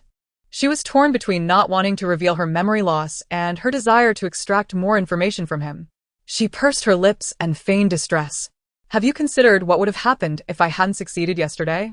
The boy stepped closer, his eyes glinting like cold beads. He smiled nonchalantly. "Honestly, I didn't expect much from you." Jiang Jinran was taken aback. "The tasks I assigned you were merely to challenge you. However, you surprisingly performed quite well." In her mind, a rough outline of the secrets surrounding the original owner began to form. She feigned nonchalance. "How long do you intend to remain hidden in this lightless art building?" At this, the boy leaned in closer, startling Jiang Jinran. She instinctively widened her eyes. His lips curled into a gentle, refreshing smile, and were it not for his cold demeanor, she might have found him utterly charming. Yet, he presented a paradox of character and appearance. At that moment, his features were alarmingly close. She could see her reflection within his dark pupils. "Isn't this all because of you?" he remarked, his voice melodious, akin to the sound of wind chimes on a summer day. "Because of me? How so?" The absence of memories and the unspoken plot lines left Jiang Jinran in a state of turmoil. Nevertheless, she had to maintain her facade of knowledge. Unexpectedly, the boy added, "The organization has assigned me to protect you covertly. I must remain here. As you know, my identity cannot be revealed." "Xiaoran, you shouldn't have come to find me today," he said, his tones suddenly grave. Jiang Jinran's heart raced. Could he have sensed something? Though she felt a surge of anxiety, she maintained her composure while processing the significant information she had just acquired. The organization, he mentioned, must be the divine sound. At this point, everything began to crystallize. The boy and the original owner were both affiliated with divine sound, which seemed to hold her in high regard, even assigning someone to protect her. However, despite this attention, the original owner evidently lacked combat skills. The boy clearly did not trust her capabilities and had merely involved her for the sake of appearances. How had the original owner come into contact with divine sound? What had warranted such a unique status, being a seemingly inconsequential figure under special protection? As for the boy, he needed to protect the original owner but could not reveal himself for some reason, relegating him to hiding within the enigmatic art building. After the lights went out at the Central Theater yesterday, it was likely he had been working behind the scenes, orchestrating the events. Jiang Jinran meticulously organized her thoughts as she faced the boy, speaking softly. I understand. I shouldn't have sought you out. If you are exposed, it would be detrimental. However, regarding yesterday's incident, she continued, her words trailing off. I was curious and wanted to inquire. It's quite similar to what the news reported, he replied succinctly. Jiang Jinran smiled slightly. I understand. She departed from the art building, having gleaned a general understanding of the situation. While many questions lingered and numerous aspects remained unexplained, she could not risk directly questioning the boy, as this would undoubtedly arouse suspicion. Everything had to be approached with caution and patience. Original owner, what are your intentions? None of this was written in the book. How did you, a mere pawn, suddenly become involved with a mysterious organization? Chapter 40. Someone returns home. Jiang Yuyan had barely spent a few days at home before she hastily departed abroad again. Jiang Jinran hadn't even had the chance to exchange a few words with her mother before she boarded a plane. Such dedication. Truly, she was the pillar of the Jiang family. It was commendable for a woman to be so industrious, leaving little time for romantic entanglements. Before she knew it, the weekend arrived, and Jiang Jinran specifically asked Jiang Yuan to stay home and join her for dinner. At that moment, Jiang Yuan was alone in the study, preoccupied with unknown tasks. Jiang Jinran contemplated her relationship with her elder brother, although there had been some improvement and they had grown somewhat closer. They were still not intimately connected, sharing laughter and warmth, and caring for one another. His world felt inaccessible to her, but that was of little consequence. She had not come to navigate interpersonal relationships. Her goals were to earn money, save diligently, and then simply relax and enjoy life. While lost in thought, a sudden noise at the door snapped her attention back. Fifth young master? The servant's eyes widened in disbelief, as if they had seen a ghost. Jiang Chicha stood at the entrance, his tall frame silhouetted against the doorway. Clad in a black jacket, he exuded a cool and strikingly handsome aura. He did not enter immediately but stood rigidly at the door, his cold and piercing gaze casually sweeping over the living room before him. Jiang Jinran hurriedly rushed out from the bedroom and arrived at the entrance. Brother, what a rare visit. She feigned surprise, pouting her lips. Jiang Chicha glanced down at the shoe cabinet nearby, intending to change into a pair of shoes before stepping inside. But it appeared that there were no slippers belonging to him. The corners of the youth's lips pressed downward, and a faint glimmer of irritation crossed his dark eyes. Jiang Jinran quickly observed the situation and signaled to a nearby servant, urging, hurry and fetch a brand new pair of men's slippers. The servant, still in a state of shock, momentarily lost her composure, but upon hearing Jiang Jinran's insistence, she regained her wits and hurried off to retrieve the slippers. Jiang Chicha, somewhat impatient, kept his gaze fixed on the ground. He shot a cold glance at her and retorted, not telling you. Not telling me? Jiang Jinran ground her teeth. Even if you don't tell me, I know, haha. Jiang Chicha, don't act so aloof, I'm serious. Jiang Chicha gave her a cold, fleeting look, surprisingly unperturbed by her words. The tension in his heart, once taut, seemed to gradually ease in the warmth of her playful banter. It felt as if his heart had been tightly clenched, and he was struggling to breathe. Perhaps this was the legendary feeling of trepidation when returning home. Or maybe it was the deep-seated aversion he felt towards home that severely affected his mood. Yet, at this moment, the incessant chatter of Jiang Jinran significantly alleviated that discomfort. Suddenly, clear and powerful footsteps echoed from the staircase. Jiang Yuan descended the stairs in a white loungewear, having thought it was nearly time for dinner. However, upon casting his gaze toward the entrance, it fell directly upon Jiang Chicha's indifferent and proud countenance. Accustomed to grand scenes, Jiang Yuan now displayed an unexpected look of bewilderment. No matter how many times he imagined it, he could never have anticipated that the very thing he had longed for would manifest before his eyes. Quickly regaining his composure, he strode directly toward the door. Jiang Chicha acknowledged nonchalantly. Jiang Yuan scrutinized Jiang Chicha from head to toe, remarking, "You should have contacted me in advance." Unnecessary. Jiang Chicha brushed past him, making his way into the living room with a demeanor that exuded both elegance and aloofness. Jiang Jinran followed closely behind her two brothers, keeping pace with them. Despite their prior reluctance, Jiang Yuan and Jiang Chicha walked side by side. Had they come to an understanding? Jiang Chicha let out a low chuckle. Turning to meet Jiang Yuehan's equally profound gaze, he remarked, "It's just a simple meal." Jiang Yuehan's lips pressed slightly downward, his eyes deepening with contemplation. Just then, dinner was ready in the dining room, awaiting everyone to sit down. Jiang Chicha took the lead, casually selecting a seat and settling into it. Thus, the dinner commenced in an atmosphere that was neither particularly awkward nor comfortable. As expected, the two remained silent, neither willing to break the tension. The air felt as if it had chilled to its very core. Jiang Jinran's gaze flitted between Jiang Yuehan and Jiang Chicha's faces. "Brothers, are you truly not going to speak? I feel as though I might freeze to death in your low-pressure atmosphere." At that moment, both Jiang Yuehan and Jiang Chicha paused, their hands momentarily still. Their motions synchronized almost perfectly as they lifted their gazes to meet the eyes of their little sister seated across from them. Clearing his throat, Jiang Yuehan seemed to attempt to dispel the awkwardness with a soft cough. Meanwhile, Jiang Chicha inexplicably curved his lips into a smile, gently placing a handful of vegetables into Jiang Jinran's bowl while kindly advising her, "Little one, you should eat more vegetables." Jiang Jinran glanced between her brother and the vegetables in her bowl, summoning a spirit of defiance as she stuffed the vegetables into her mouth. However, her small face quickly contorted in displeasure, appearing immensely aggrieved. What? "These vegetables are bitter.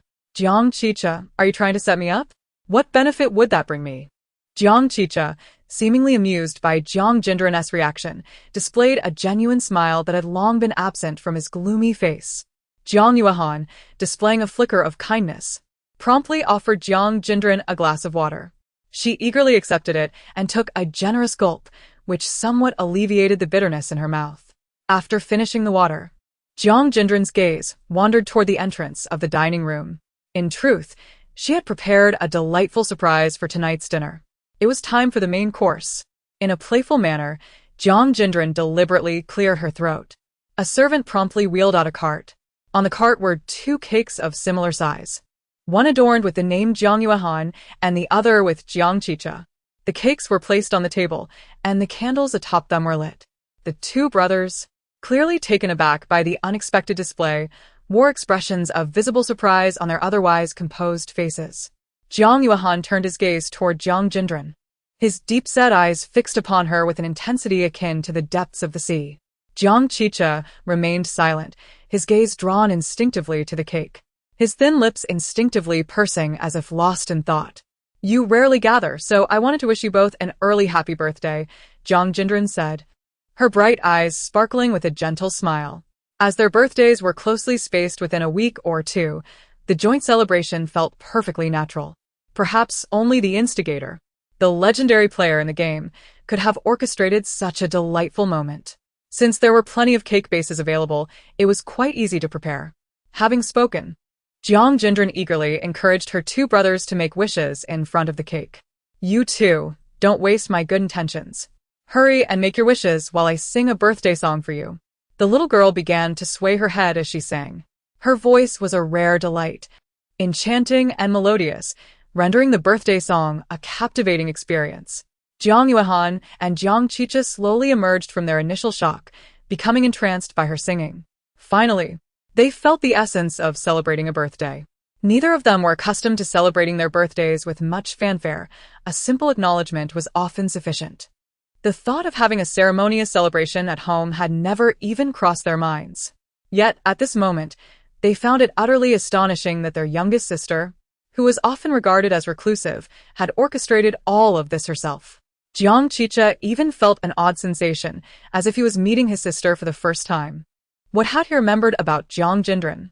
Frankly, he had no clear recollection, but he was certain it was not this vibrant and lively version before him.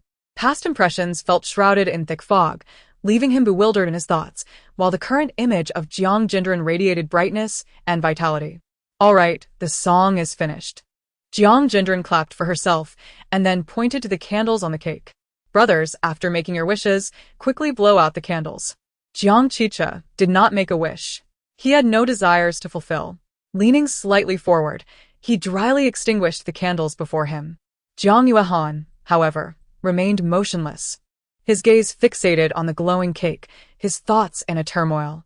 Uncertain whether it was moving or merely a reflection of emotions, a torrent of sentiments surged from the depths of my heart, ultimately transforming into an inexplicable warmth that filled my chest. Thank you, Xiaoran. The man with a stern countenance suddenly spoke at this moment, articulating each word with earnestness. Jiang Jinran was momentarily taken aback.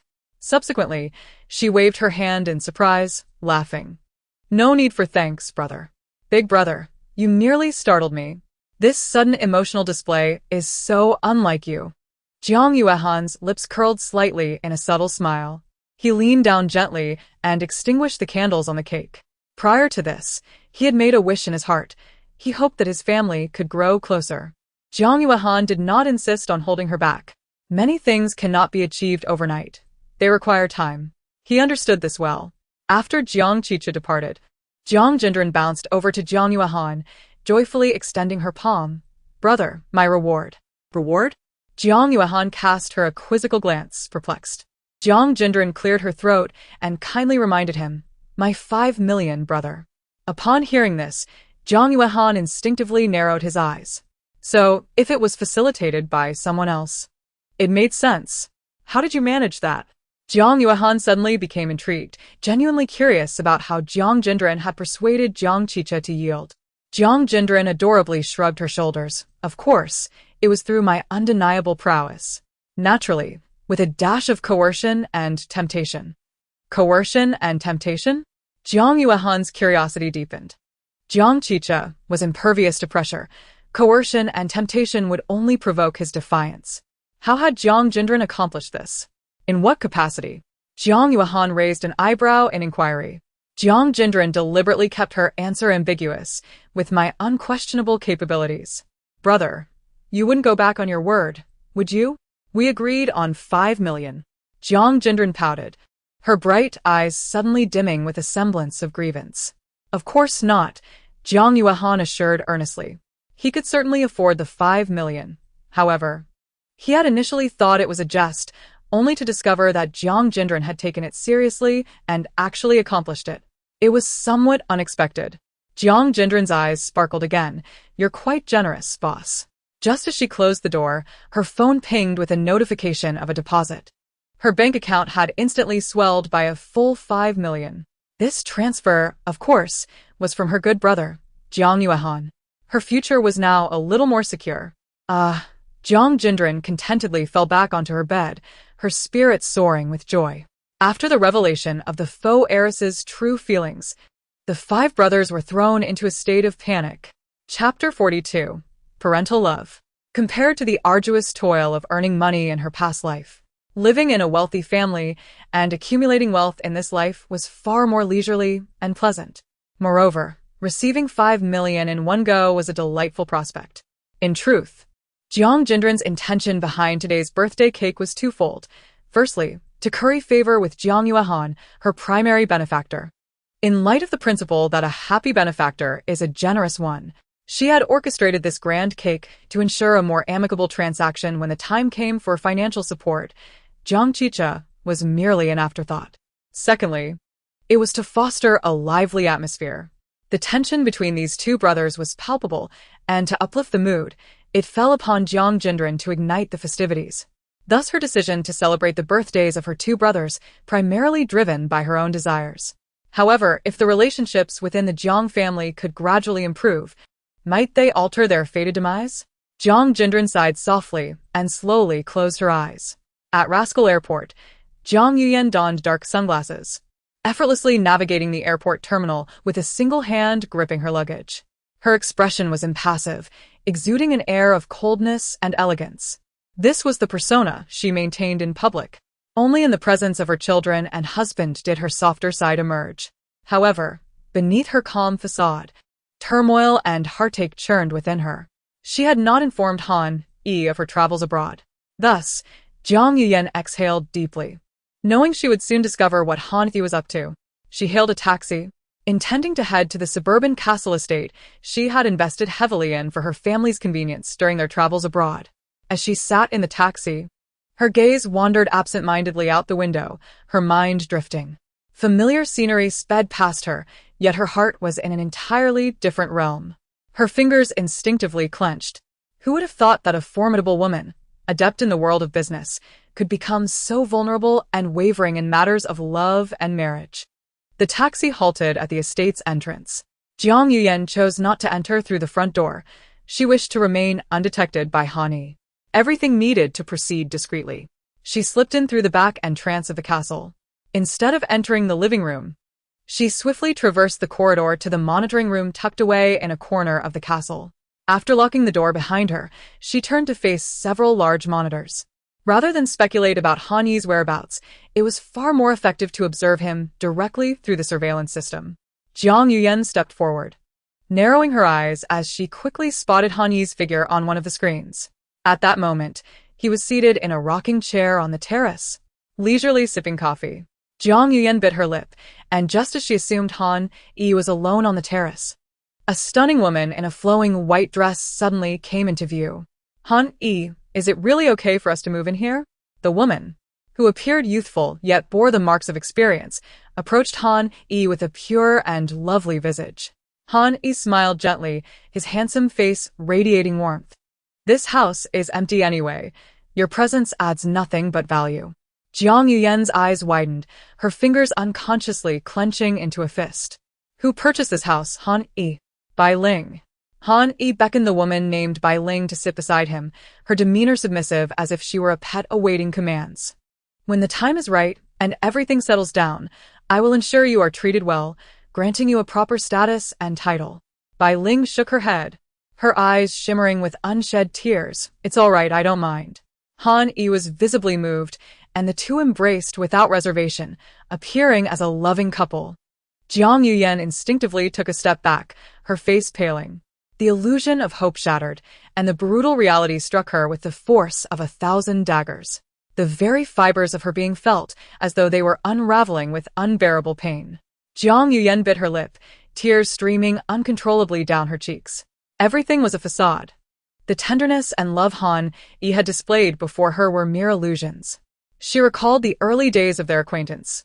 Then, she was the radiant little princess of the Jiang family, while Han Yi was a fresh graduate entering the workforce. Their backgrounds were worlds apart. Han Yi had grown up in a rural village, the son of illiterate farmers, yet his exceptional intellect allowed him to secure a place at the prestigious Emperor Capital University, leaving his humble beginnings behind.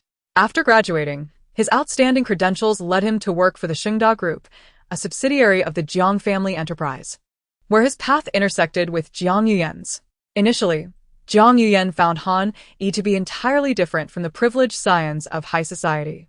He possesses a delightful sense of humor, exudes charm, displays politeness, possesses knowledge, and is gentle and considerate, while also respecting women. Consequently, she is not at all concerned about Han Yi's family background. In Jiang Yuyan's eyes, this is, in fact, one of Han Yi's virtues. He has not been tainted by the debauchery of high society.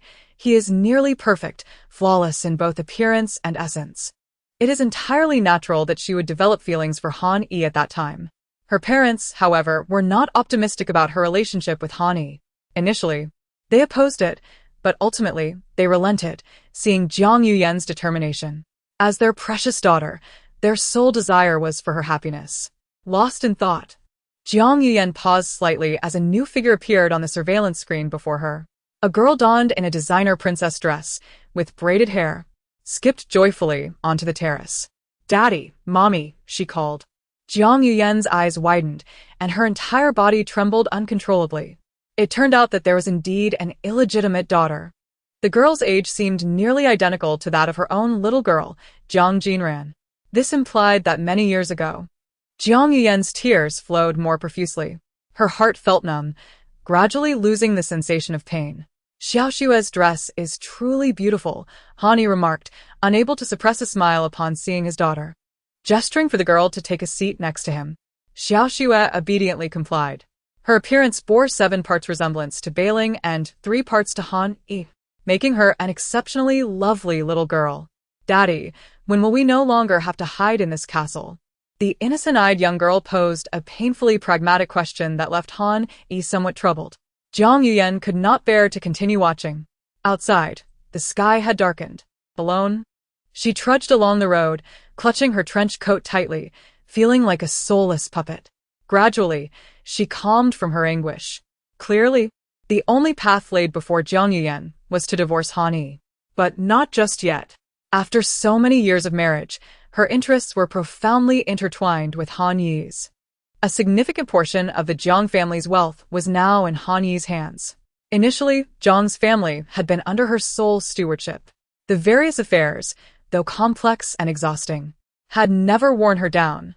From a young age, she had the resolve to bear and protect everything associated with the Jiang family.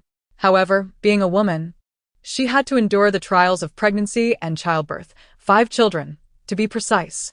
During her pregnancies and the postpartum period, she found herself utterly incapable of managing the family's affairs, reluctantly handing over certain powers to her husband, Han Yi. Han Yi was astute and quick to adapt, organizing everything meticulously, but in the process, a portion of the management rights of the Jiang family had naturally shifted to him. This meant that Han Yi began to meddle in the core affairs of the Jiang family. At that time, she did not sense anything amiss. She merely regarded Han Yi as impressive for being able to share her burdens. In hindsight, it seems that this rascal had ulterior motives. He had deliberately encouraged her to bear numerous children, slowly encroaching upon her authority. While she was preoccupied with raising children, he gradually amassed prestige within the Jiang family and controlled substantial wealth. Jiang Jinran felt a pang of regret.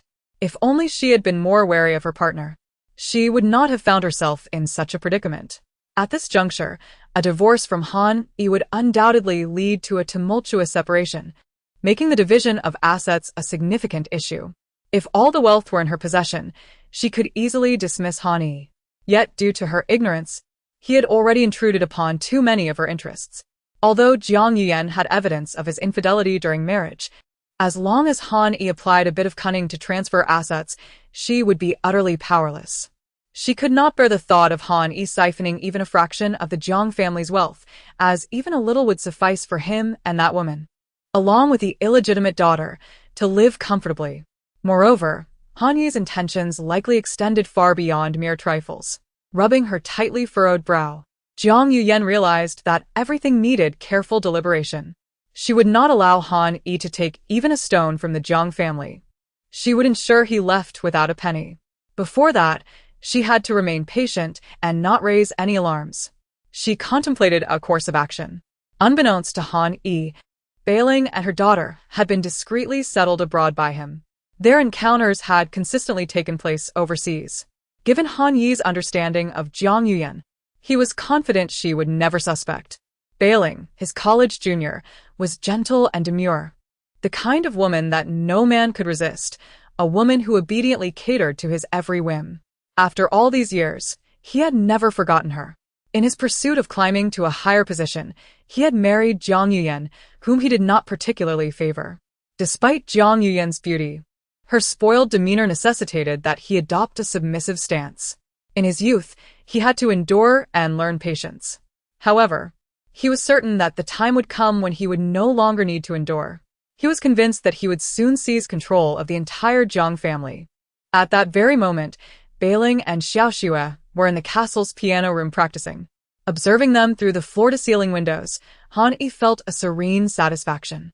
This was the life he desired. Suddenly, his phone rang. Han Yi glanced at the screen, frowning slightly. It was a completely unfamiliar number. With an impassive demeanor, he answered the call, and a foreign woman's voice resonated on the other end. "Hello, may I speak with Mr. Han?" The woman spoke in fluent, resonant Loscarl, her tone powerful.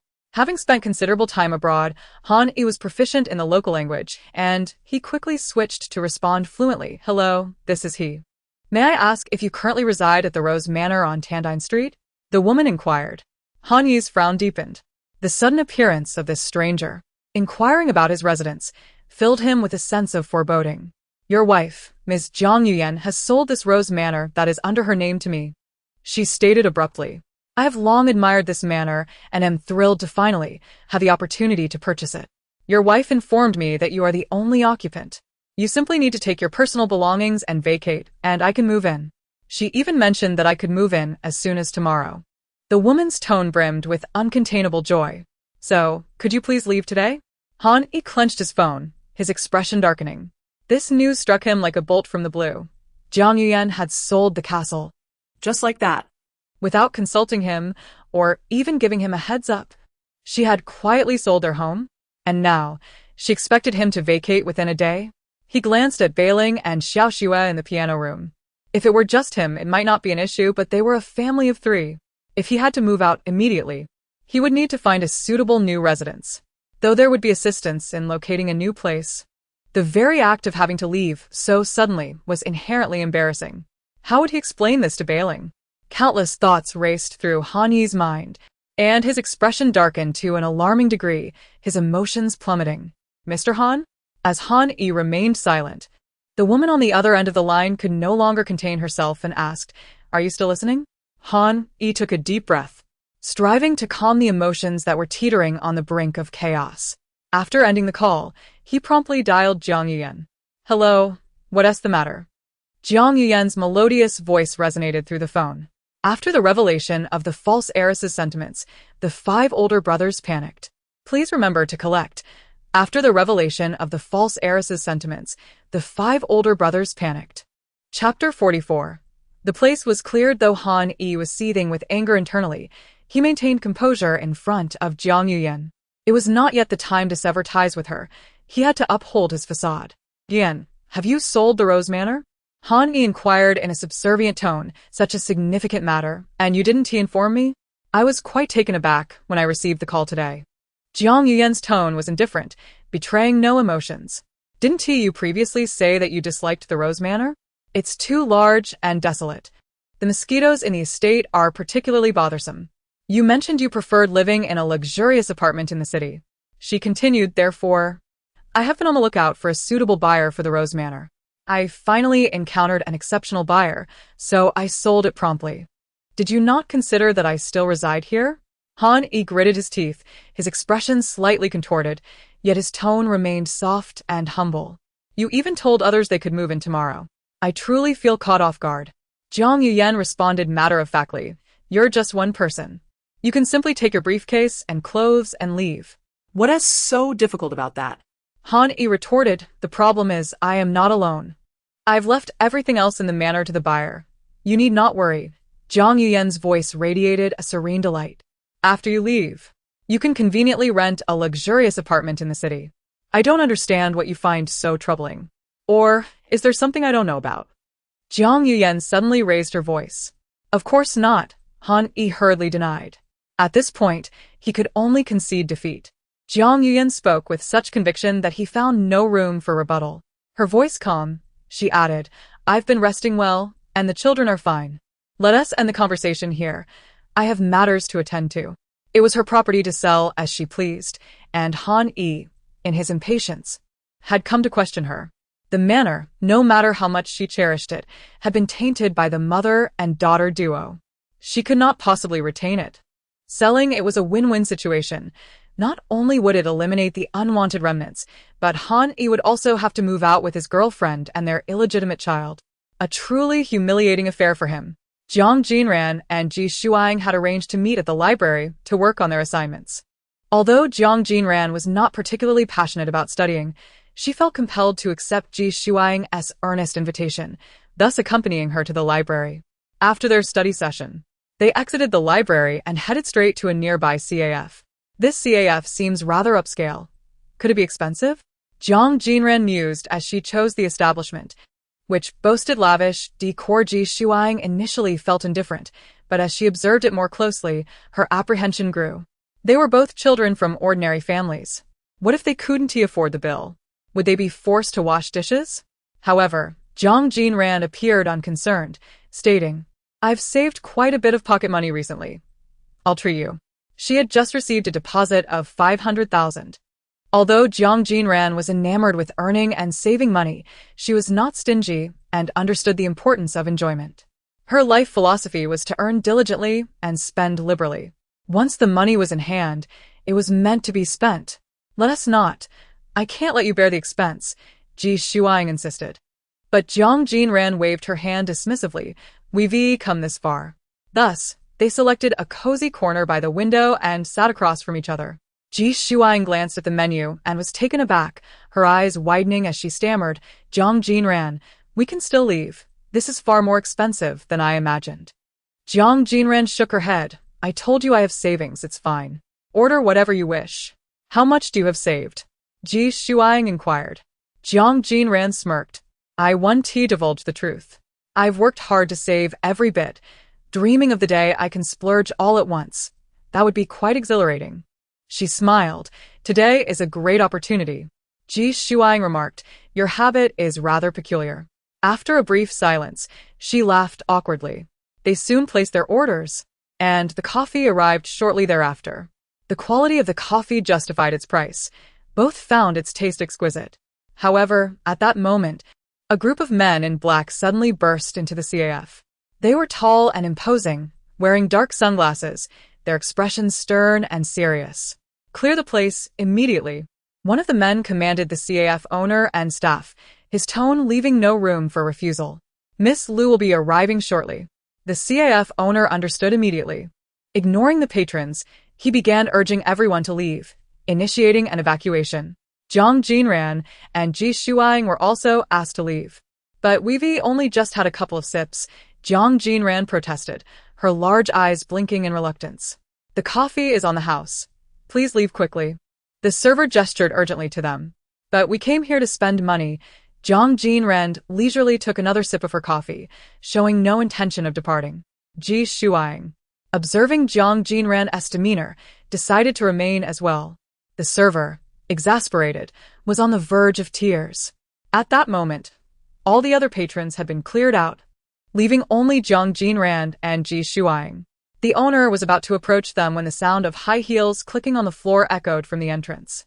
Jiang Jinran turned to see a tall woman, akin to a model, striding in. With thick, curly hair and stunning features, she exuded an undeniable aura of beauty. "Why are there still two young girls here?" Lu Wanning frowned disapprovingly at the lingering patrons. Turning to the men in black beside her, she commanded without hesitation, "Pour out their coffee and throw them out." After the revelation of the false heiress's sentiments, the 5 older brothers panicked. Please remember to collect. After the revelation of the false heiress's sentiments, the 5 older brothers panicked. Chapter 45. An unexpected eavesdrop. Jiang Jinran observed the series of actions taken by the men in black with a frown, unable to suppress her discontent. Must they truly behave like savages? The men in black, seemingly caught off guard by Jiang Jinran's audacity, turned their cold, piercing gazes upon her. Ji Shuang felt a chill run down her spine at their scrutiny, fearing they might strike Jiang Jinran at any moment. Such occurrences were not uncommon in this world, where the powerful would subtly bully the common folk. Jiang Jinran, however, stubbornly pressed her lips together, showing no signs of fear. The men in black regarded her with a scrutinizing glare, convinced of their own righteousness as they arrogantly declared, "Here, Miss Liu is the law. Her word is final." "Miss Liu? Which Miss Liu?" Jiang Jinran blinked, pondering if she knew her. "Who are you?" "Does the young lady need your acquaintance? Leave at once, or we shall be forced to remove you." Their expressions grew increasingly grim. Jiang Jinran glanced at the beauty not far away. With the surname Liu, a beauty of notable lineage, she surmised that this woman must be Lu Wanqing, the famed beauty of the capital who could ensnare the heart of Jiang Yuan. Yet, at present, Jiang Yuan showed no signs of being smitten. Jiang Jinran intended to say more, but Ji Shuang hastily pulled her away from the CAF, expressing concern for her safety. "If we don't leave now, I fear you might get hurt," she urged.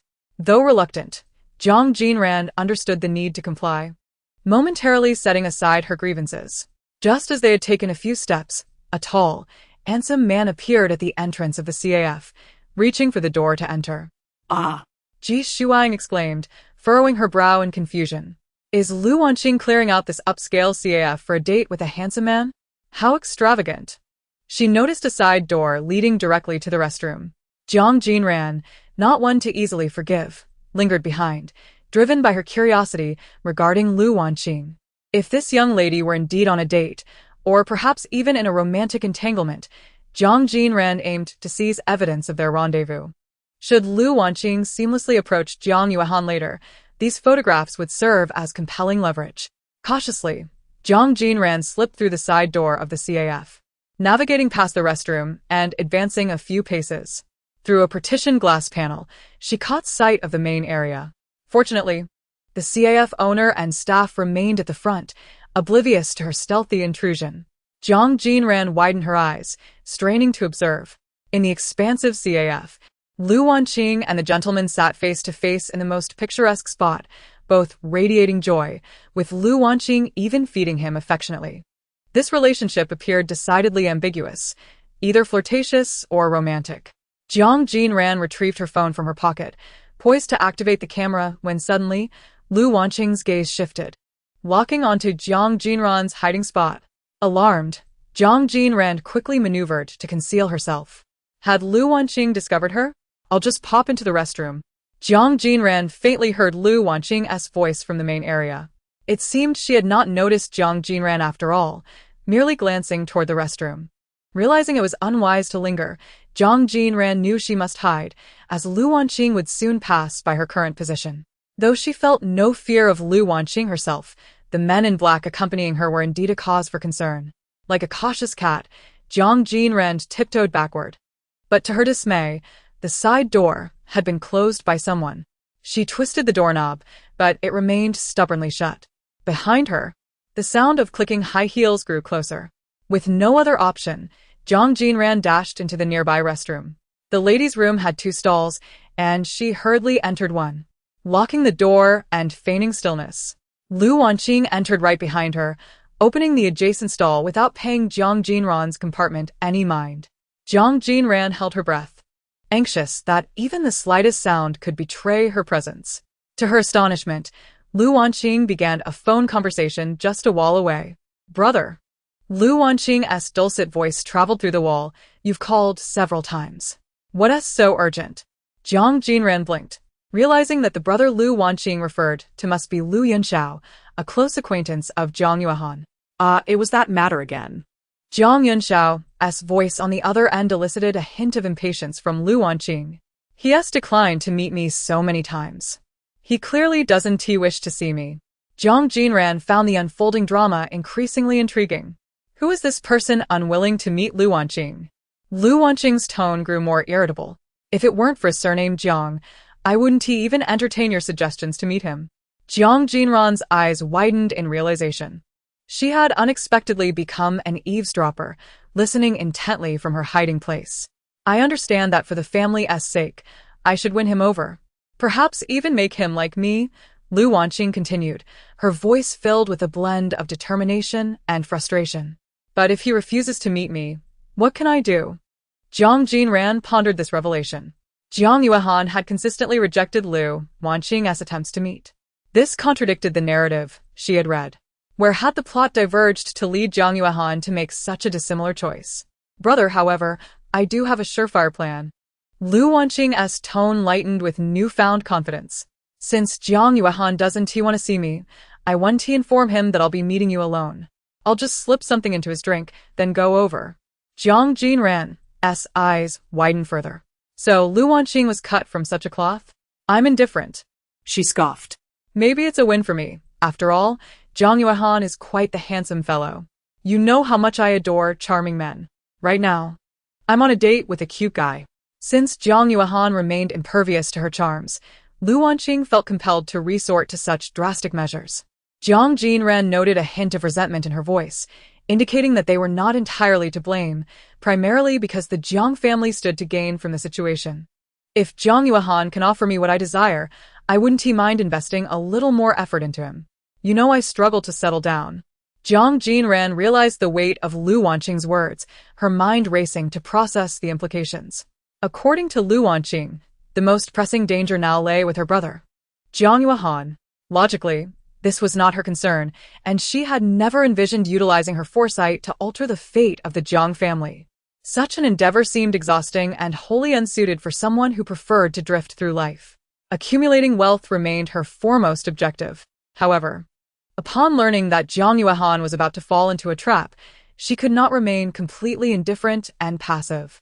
It was her duty to inform Jiang Yuan about this matter. "All right, let us meet at the Vienna Hotel at 8 p.m., It's settled. With a soft chuckle, Lu Wanning ended the call.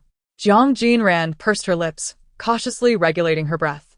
Suddenly, with a sound, Lu Wanning swung open the bathroom door and strode out confidently. Jiang Jinran lingered for a moment, ensuring Lu Wanning had gone far enough before she quietly slipped out. Once outside the CAF, she felt the air had become significantly fresher. Taking a deep breath, she took out her phone and began dialing. Although her relationship with Jiang Yuan was not particularly deep, she could not bear to watch him leap into the fire. The situation was becoming increasingly surreal. The phone emitted a monotonous busy signal. After several attempts, the result remained unchanged. Furrowing her brow, a surge of anxiety welled up within her. She could not stop the actions of the Lu siblings. The only thing she could do was to warn Jiang Yuan. In the novel, Lu Wanning had deliberately approached Jiang Yuan at the behest of her brother, Lu Yunxiao. As Jiang Yuan's friend, Lu Yunxiao could create numerous opportunities for them to meet. With ulterior motives, the siblings sought to manipulate Jiang Yuan for their own gain. Upon entering the house, she inquired with the servant if Jiang Yuan was home. With no other option, she attempted to call again, but still no answer. Jiang Jinran sighed and pouted slightly. She had done all she could. Why was it that Jiang Yuan was so impossible to reach at such a critical moment? Frustrated with her phone's unreliability, she decided to set aside her thoughts and entered the dining room to eat something to stave off hunger. The clock in the dining room indicated it was 6:30. Remembering Lu Wanning's words about the Vienna hotel at 8 p.m., time was running short. Had Jiang Yuan already headed to the hotel? After a fierce internal struggle, she resolved to assist him until the end. While mentally cursing, she instructed the driver to take her out. With her efforts, if she could see Jiang Yuan later, she would demand a proper reward. They owed it to her family. One after the other, they were all troublesome. Though the driver was puzzled, he complied and took Jiang Jinran to the Vienna hotel. In his eyes, she was still a young girl, and he wished to accompany her inside. Family matters should not be exposed to outsiders, understood? The driver was, in a way, an outsider. This was not a dignified affair, and the fewer people who knew, the better. Moreover, she was not truly only 13. It was just a hotel visit, after all. Jiang Jinran instructed the driver to wait in the outdoor parking lot while she entered the Vienna hotel alone. Upon entering the hotel lobby, Jiang Jinran realized a serious and practical issue. She did not know the room number. Without that, how could she find Jiang Yuan? Everything was futile. Clinging to a glimmer of hope, she attempted to call Jiang Yuan once more, but this time her phone was completely dead. She turned and walked into the adjacent corridor, where a young boy stood with his head bowed, his expression cool and indifferent. Her gaze fell squarely on him. Oh, was that not the male protagonist, Lu Tingxian? In the small Vienna hotel, an unexpected number of Lu family members had gathered. The woman before Lu Tingxian must be his unfortunate mother, who depended on him. The novel had mentioned that Lu Tingxian's mother was named Luing. Indeed, the male protagonist bore the surname Lu, not because he knew his father's surname, but because his mother also shared it. He was entirely following his mother's surname. Luing, lacking education, had worked as a waitress in a hotel during her youth and, through a series of unforeseen circumstances, had become entangled with a powerful figure in the Lu family, leading to the birth of Lu Tingxian.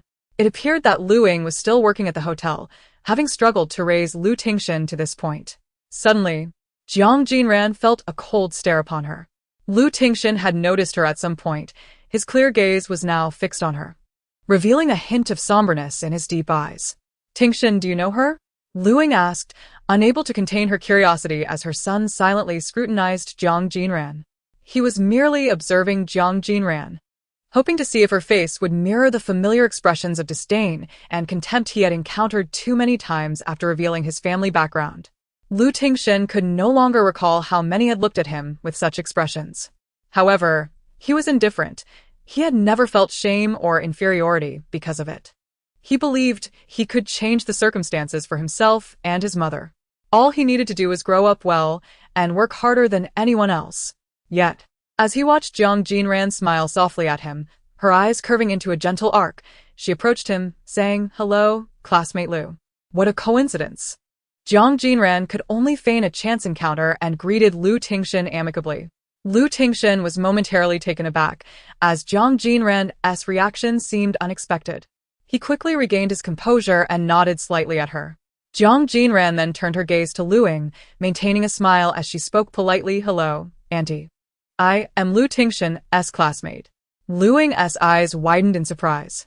Although she did not know the little girl well, she seemed pleasant and easy to get along with, which eased her concerns. She had always feared that due to her own inadequacies, Lu Tingshan might face scorn and isolation at the prestigious Imperial Star Academy. Fortunately, this girl did not seem to be that kind of person. "Hello." Lu Ying instinctively hid her somewhat dirty hands beneath her apron and nodded at Jiang Jinran. Jiang Jinran, however, had no intention of lingering in conversation. After all, she was here with a purpose. She directly addressed Lu Ying, saying, "Auntie, I came here to find my brother. I only know he's at the Vienna Hotel, but I don't know which room he's in. Could you help me? What does your brother look like?" Lu Ying asked, noticing the girl's anxious demeanor. Her heart tightening. If she could help, she wanted to do so. Jiang Jinran, pursing her lips, dared not describe Jiang Yuan's appearance directly, for he was distinctly recognizable. She wished to keep her identity concealed. Instead, she vaguely said, "My brother works as a driver for a wealthy person. That wealthy person is very tall and handsome." Jiang Jinran intentionally added a bit of misdirection, then proceeded to describe Jiang Yuan's features in detail. Lu Tingshan, standing nearby, couldn't help but glance at his mother, hoping she might recall something that could assist Jiang Jinran. Jiang Jinran's spirits lifted as she urged, "Please think carefully." Her eyes darted about. Lu Ying, it seemed, was referring to Jiang Yuan and Lu Yunxiao's group. "Thank you, Auntie, I understand now." Jiang Jinran smiled genuinely at Lu Ying, expressing her heartfelt gratitude. She then turned to Lu Tingshan, cheerfully saying, "And thank you to you as well. I'll treat you to cake next time." Goodbye. After speaking, Jiang Jinran swiftly bypassed the two individuals and trotted directly to the elevator. Pressing the button, she anxiously awaited its arrival. Time was of the essence. It was nearly 8 o'clock, and she was uncertain if she would make it in time. With a soft ding, the elevator doors opened, and Jiang Jinran hurried inside, pressing the button for the 20th floor. Upon reaching the 20th floor, she was greeted by a labyrinth of opulent corridors, dizzying in their grandeur. This was a predicament. Despite confirming she was on the 20th floor, how was she to locate Jiang Yuan amidst this maze? It would be easier to knock herself unconscious right there. Blinking, Jiang Jinran stood still, hesitant to act. If Jiang Yuan had any sense, he would appear promptly. Perhaps her inner turmoil was heard by the heavens, for her gaze shifted just in time to catch a glimpse of Jiang Yuan and Lu Yunxiao striding side by side, fleeting past her down the corridor. To her astonishment, he had indeed appeared. Jiang Jinran immediately followed, but the duo vanished quickly, and she dared not draw too close, fearing detection. Ultimately, Jiang Yuan and Lu Yunxiao entered a private room. After a moment's pause, Jiang Jinran approached cautiously to observe. At this moment, they were ensconced in room 2013. Should she burst in immediately and warn Jiang Yuan of the impending danger? No, that would make her seem foolish. Lu Yunxiao had yet to make his move. If she recklessly intruded and declared that someone was out to harm him in front of so many witnesses, Jiang Yuan would merely think her mad. Just then, the familiar sound of high heels echoed in her ears, causing Jiang Jinran to tense. It was none other than Lu Weining, whom she had encountered earlier that day. The young lady had arrived rather early.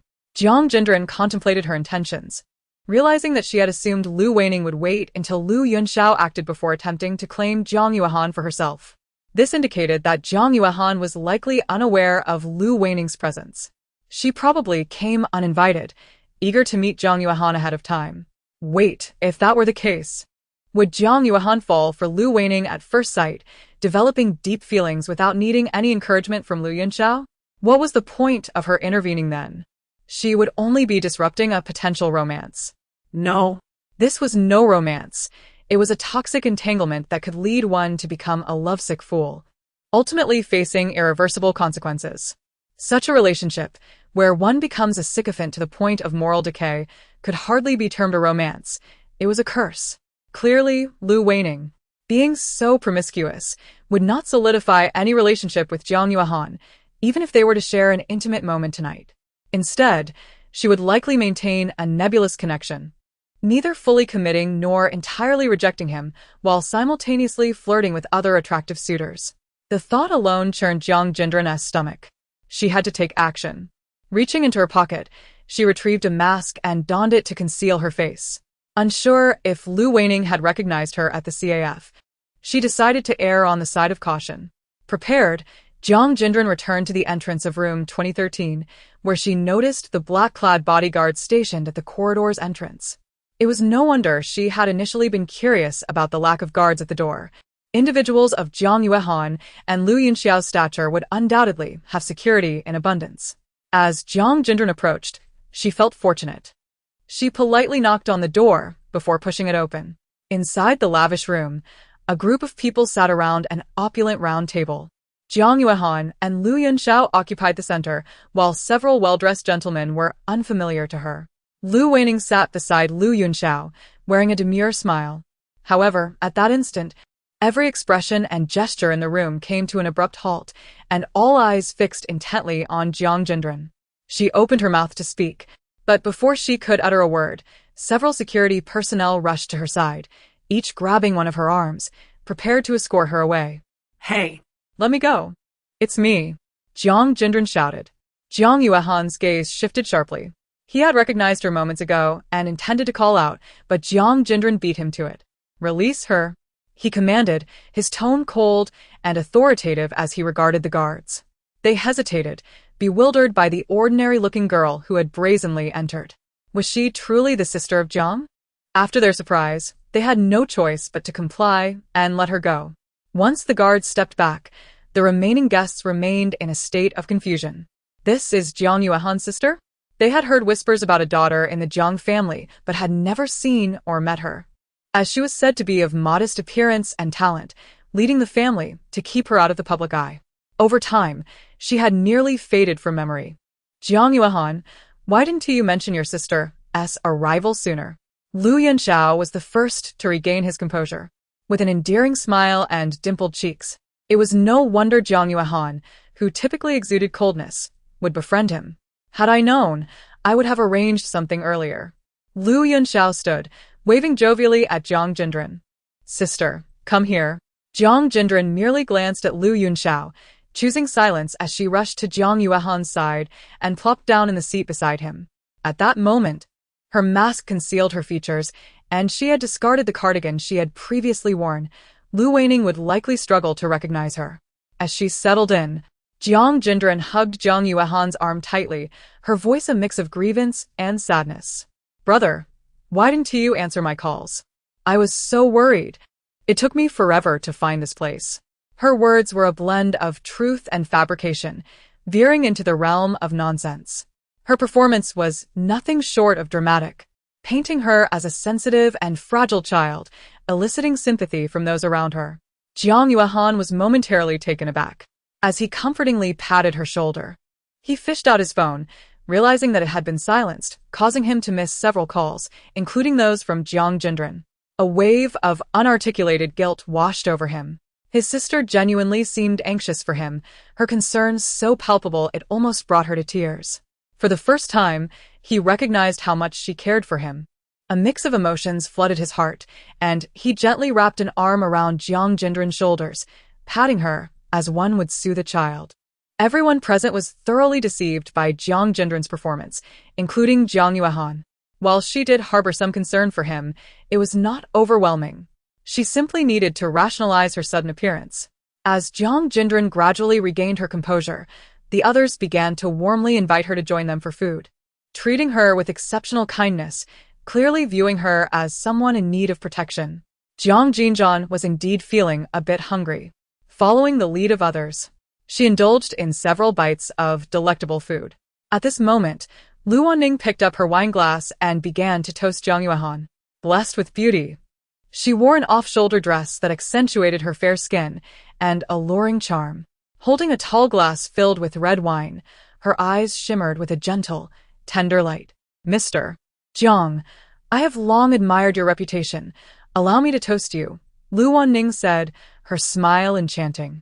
She leaned slightly forward, the scent of roses wafting from her. Before Jiang Yuan could respond, Jiang Jinran could no longer contain herself. She reached out and grasped Jiang Yuan's arm tightly, feigning a possessive demeanor as she pouted. "Brother is mine. You're too close, and that's not appropriate." This declaration rendered the atmosphere still. Lu Wanning's smile froze, her eyes widening as a cascade of emotions flickered across her beautiful gaze: surprise, embarrassment, shock, anger, and a barely perceptible hint of disdain. Despite being an adult, Lu Wanning recognized that she should not engage in a quarrel with a little girl, especially since such words were merely innocent folly. However, her grip on the wine glass tightened as her anger surged uncontrollably. She longed to reprimand the child. Jiang Yuan, too, was taken aback. He had not anticipated Jiang Jinran's hidden depth. She seemed to care for him more than he had realized. The dinner gathering that day was, in fact, organized by Lu Yunxiao. It had been a while since they last met, as Jiang Yuan had thoroughly investigated the underhanded dealings of Lu Yunxiao, confirming Jiang Jinran's assertions that he was secretly courting his subordinates. All the pieces fell into place. Initially, Jiang Yuan felt a mix of emotions. He had finally encountered a friend whose temperament resonated with him, only to discover ulterior motives at play. Eventually, he decided not to expose Lu Yunxiao's true nature. Given that both Lu Wanning and Lu Yunxiao harbored intentions to harm him, he would feign ignorance and play along, thus maintaining control of the situation. After coming to this conclusion, he accepted Lu Yunxiao's invitation, mindful not to reject him too harshly lest he become suspicious of the shift in Jiang Yuan's demeanor. However, he was unaware that Lu Wanning would also attend this gathering, her arrival being a complete surprise. This was Jiang Yuan's first encounter with Lu Wanning. As Lu Yunxiao had described, she was indeed stunningly beautiful, capable of leaving one breathless. Yet, Jiang Yuan had already formed a bias against her and felt a sense of aversion. Observing Jiang Jinran's evident discontent towards Lu Wanning, he instinctively sided with his sister. "You need not toast," Jiang Yuan said coldly, immediately diverting his gaze, refusing to acknowledge Lu Wanning. Lu Wanning clenched her jaws, anger threatening to overflow from her heart. Though she maintained a semblance of composure, her stiff smile and tightly clenched fingers betrayed her struggle for control. Ultimately, she said nothing, feeling that any words would only amplify her embarrassment. She set her wine glass down, pretending as if nothing had transpired. Her expectations had been dashed. Confident in her appearance, she had anticipated a reaction from Jiang Yuan, yet he remained indifferent. Nonetheless, she thought that once the spiked wine was served, he would have no choice but to succumb to her allure. For the first time, Lu Wanning felt a fierce desire to win. In the past, her beauty had effortlessly attracted any man she desired. Despite this setback, she refused to concede. Seeing that Lu Wanning had calmed down, Jiang Jinran released her grip on Jiang Yuan and resumed indulging in food and drink. However, it wasn't long before Lu Wanning, undeterred, attempted to engage Jiang Yuan in conversation once more. Jiang Jinran swiftly seized the opportunity. "Brother," she grasped Jiang Yuan's arm, her voice low, "do not speak to her. I disallow it." Her tone held a hint of childish insistence. "I dislike you talking to her." Jiang Yuan did not perceive Jiang Jinran's actions as unreasonable. On the contrary, he found her current demeanor to be endearingly charming, unlike anything he had witnessed before. He gently patted Jiang Jinran's shoulder. His previously cold gaze softened with tenderness as he reassured her, "Very well, I shall not converse with them." The onlookers, including Lu Yunxiao, were taken aback. Who could have guessed that the typically aloof and proud Jiang Yuan was, in fact, doting on a sister? Meanwhile, Jiang Jinran, often overlooked, was revealed to be fiercely protective of her brother. The atmosphere grew complex as Lu Wanning faced repeated setbacks, her confidence and patience dwindling. She couldn't help but glance at Jiang Jinran. This little girl was not merely possessive of her brother, she clearly harbored animosity toward her. Lu Wanning, being a woman herself, was not oblivious to such sentiments. Despite meeting Jiang Jinran for the first time, she sensed hostility directed at her. Could it be that Jiang Jinran was envious of her beauty? Such a thought began to seem plausible. Thus, the dinner party continued in this peculiar ambience. Lu Yunxiao exchanged glances with his sister, silently understanding the unspoken intent in their eyes. It was time to act. By the way, everyone, Lu Yunxiao announced with a smile, I brought a bottle of classic wine from 1982 to share with you all.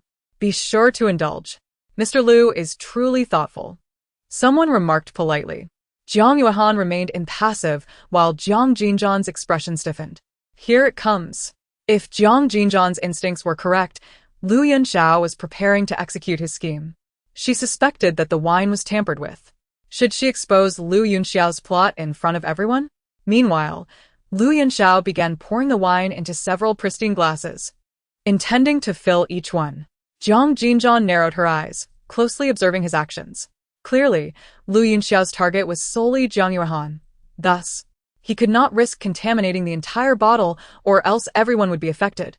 Her gaze shifted to the glasses, realizing that Lu Yunxiao must have tampered with them. She noticed one glass isolated from the others, distinctly set apart as if marked for a specific purpose. Suddenly, an idea sparked in her mind. She stood up quietly, approaching Lu Yunxiao. Gently tapping his arm, she gazed up at him with innocent eyes. Big brother, may I assist you? Lu Yunxiao momentarily froze, his guilt palpable.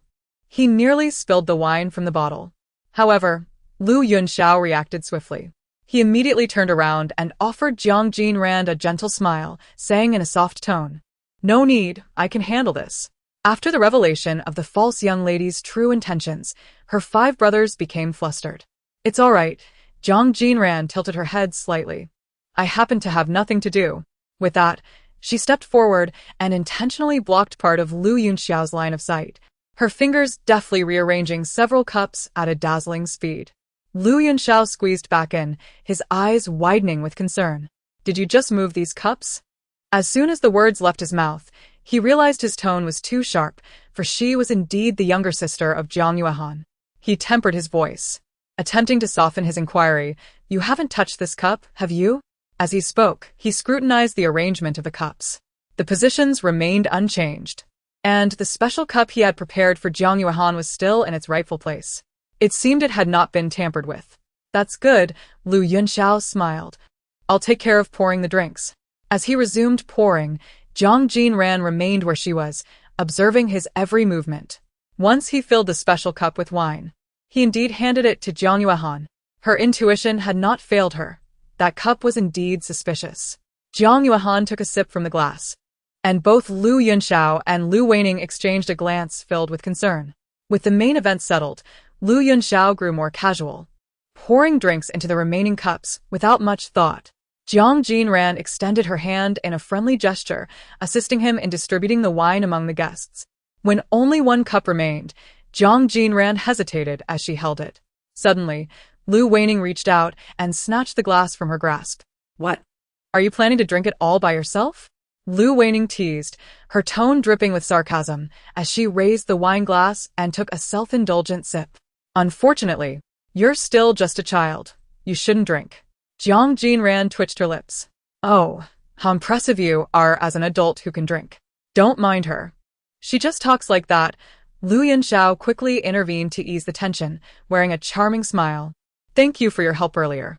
As long as Jiang Yuan consumed that cup of wine, Lu Yunxiao's task would be complete, and he felt a wave of relief wash over him. Grateful for Jiang Jinran's timely assistance, Jiang Jinran smiled subtly, remaining silent. She had swiftly switched the positions of 2 of the cups, swapping the one intended for Jiang Yuan with an ordinary one. Naturally, Jiang Yuan's drink was now safe, while the problematic cup had been placed among the regular ones, and she had kept track of its location. For Jiang Jinran, the most direct way to thwart Lu Yunxiao's plan was to deliberately spill Jiang Yuan's drink, preventing her from consuming it. However, that would lack any sense of intrigue. Moreover, if Lu Yunxiao and his sister realized their scheme had failed, they might resort to other underhanded tactics, leaving Jiang Jinran and Jiang Yuan in a vulnerable position. Her intention was to lead Lu Yunxiao to mistakenly believe that Jiang Yuan had already fallen victim, while she would offer the tainted cup to someone else, ensuring that their plans backfired. This was Jiang Jinran's strategy, the very reason she had intervened while Lu Yunxiao was pouring wine. Yet, she remained uncertain about whom to give the spiked drink. Initially, she had considered making Lu Yunxiao the scapegoat, but to her surprise, Lu Weining had snatched the glass from her hands and quickly downed a sip. At this moment, Jiang Jinran could only think, this is all self-inflicted. Meanwhile, Lu Yunxiao and Lu Weining inadvertently cast their gazes towards Jiang Yuehan, seemingly waiting for a reaction they anticipated. Jiang Jinran smirked beneath her mask, thinking, what a pity. What you hope for will not transpire. Suddenly, Lu Weining's complexion shifted unnaturally as she bit her lip, her previously pale cheeks flushed with crimson. Jiang Jinran noted this change, her eyes narrowing as she continued to observe. Lu Weining's expression grew increasingly contorted, her cheeks burning uncontrollably. What's wrong with Miss Lu? The conspicuousness of her condition did not escape the notice of others. Has she had too much to drink? Or is she unwell? Lu Yunxiao also noticed his sister's peculiar behavior, a strange sensation stirring within him. Why did Jiang Yuehan appear unaffected while Lu Weining displayed such signs? Suddenly, Lu Weining staggered to her feet, her posture swaying as if she were devoid of bones. Everyone's eyes widened in astonishment, unsure of what her sudden rise signified. In the next moment, she stumbled toward Jiang Yuehan, appearing to lunge at him. Many were taken aback. They had never witnessed such a spectacle. To them, Lu Weining had always been beautiful and reserved, but that image crumbled in an instant. Seeing Lu Weining charge at Jiang Yuehan, Jiang Jinran quickly tapped his arm. Brother, you must dodge. Jiang Yuehan's lips twitched. He reacted swiftly, evading her approach without a hint of gentlemanly restraint. With a resounding thud, Lu Weining missed her target, collapsing to the floor. Weining! Lu Yunxiao leaped to his feet, rushing over as chaos erupted in the room. Jiang Yuehan pulled Jiang Jinran to a corner, softly advising, you should leave now, the driver is downstairs. In such a tumultuous scene, there was no reason for Jiang Jinran to linger. After all, she was still a child. Her objective had been accomplished, and she had no desire to remain. She nodded in agreement, but Jiang Yuehan suddenly ruffled his hair with a hint of affection, adding, thank you, Xiaoran. Thank you? Jiang Jinran was momentarily taken aback. Without elaboration, Jiang Yuehan simply smiled at her. Unbeknownst to Jiang Jinran, her earlier thoughts had been entirely perceived by Jiang Yuehan. Through her unspoken sentiments, he learned not only of Lu Yunxiao and Lu Weining's scheme but also that this little girl had come specifically to rescue him. He felt a mixture of gratitude and admiration for her cleverness and sense of justice. Meanwhile, Lu Weining, now thoroughly embarrassed, was reaping the consequences of her own actions. Prompted by Jiang Yuehan, Jiang Jinran exited room 2013, while he remained behind to deal with the aftermath. As she descended in the elevator to the first floor, her gaze fortuitously met that of a young man with deep, penetrating eyes. Jiang Jinran paused for a moment. Have you found your brother? Lu Tingxin stood tall beside the hotel corridor, his gaze both profound and bright, his voice as crisp as a cool breeze, cold yet melodious. You haven't left yet? Jiang Jinran scratched her head. I have found him. She spoke candidly, her mask removed, and with a playful smile directed at Lu Tingxin, she asked, Are you still here? Keeping your mother company? The young boy paused momentarily at her words, his lips pressed together in an uneasy manner, rendered momentarily speechless. Jiang Jindian interpreted his silence as tacit agreement. She approached him directly, standing before the youth. Lu Tingxin was dressed rather lightly, his faded black sportswear exuding a faint scent of soapberry, which reminded Jiang Jindian of the stark contrast in lifestyles between Lu Tingxin and his siblings, Lu Yunxiao and Lu Wanqing. Despite sharing the same father, their lives were worlds apart. The former siblings resided in opulence, while Lu Tingxin and his mother struggled to make ends meet. Lu Tingxin, Jiang Jindian called out to him. He met her gaze. May I ask you a question? She hesitated before finally voicing her inquiry, afraid it might upset him. Go ahead, Lu Tingxin replied succinctly. You have always lived with your mother, correct? Jiang Jindian inquired, her eyes wide as she observed him. Lu Tingxin nodded slightly. Then what about your father? She asked, striving to keep her tone gentle, fearful of touching upon a painful subject. To her surprise, Lu Tingxin displayed no signs of sorrow or aversion. His expression remained neutral, almost indifferent. I don't know. My mother has never mentioned him, he replied. Thus, he had never thought to inquire. In the past, he had contemplated the subject of his father, But now the term had faded into the recesses of his mind, becoming a nebulous and insignificant concept. Jiang Jinran narrowed her eyes. Would you like to seek out your father? She gently prodded, subtly steering Lu Tingxin towards the topic of finding his father. It didn't seem unreasonable for her to subtly nudge the narrative along. I've never thought about it. The aloof boy shook his head, his gaze distant, devoid of emotion, perhaps having already relinquished hope. Jiang Jinran quickly countered, not necessarily dead. With a playful blink, she continued cheerfully. What if your father is actually a prominent figure? In that case, you and your mother wouldn't have to struggle so much. Lu Tingxin regarded her words as an absurd jest. He pursed his lips, his tone flat, that's how a TV drama would portray it.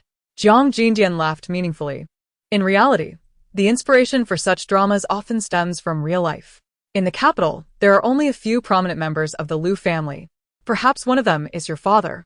Lu Tingxin was struck by the girl's vivid imagination.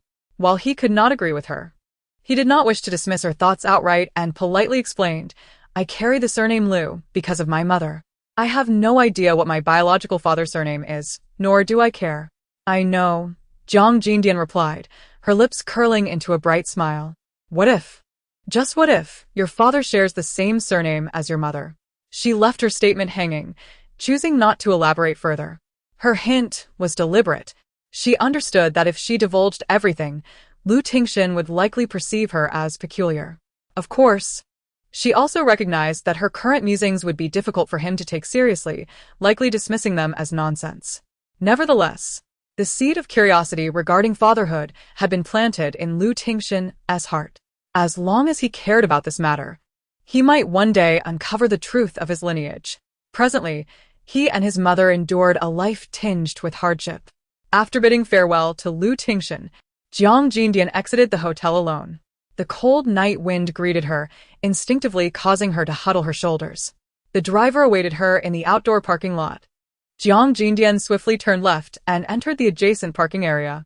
She instantly recognized her family's black Bentley. To escape the biting wind, she hurriedly opened the car door and slipped inside. Hello, she chirped. However, the cabin remained eerily silent. Jiang Jinran's eyes widened suddenly, an ominous premonition washing over her. She leaned slightly forward to grasp the driver's sleeve. Driver, are you alright? But as her fingers brushed against the fabric, she felt a jolt of fear. Instead of the driver's suit, she encountered a sleek black windbreaker.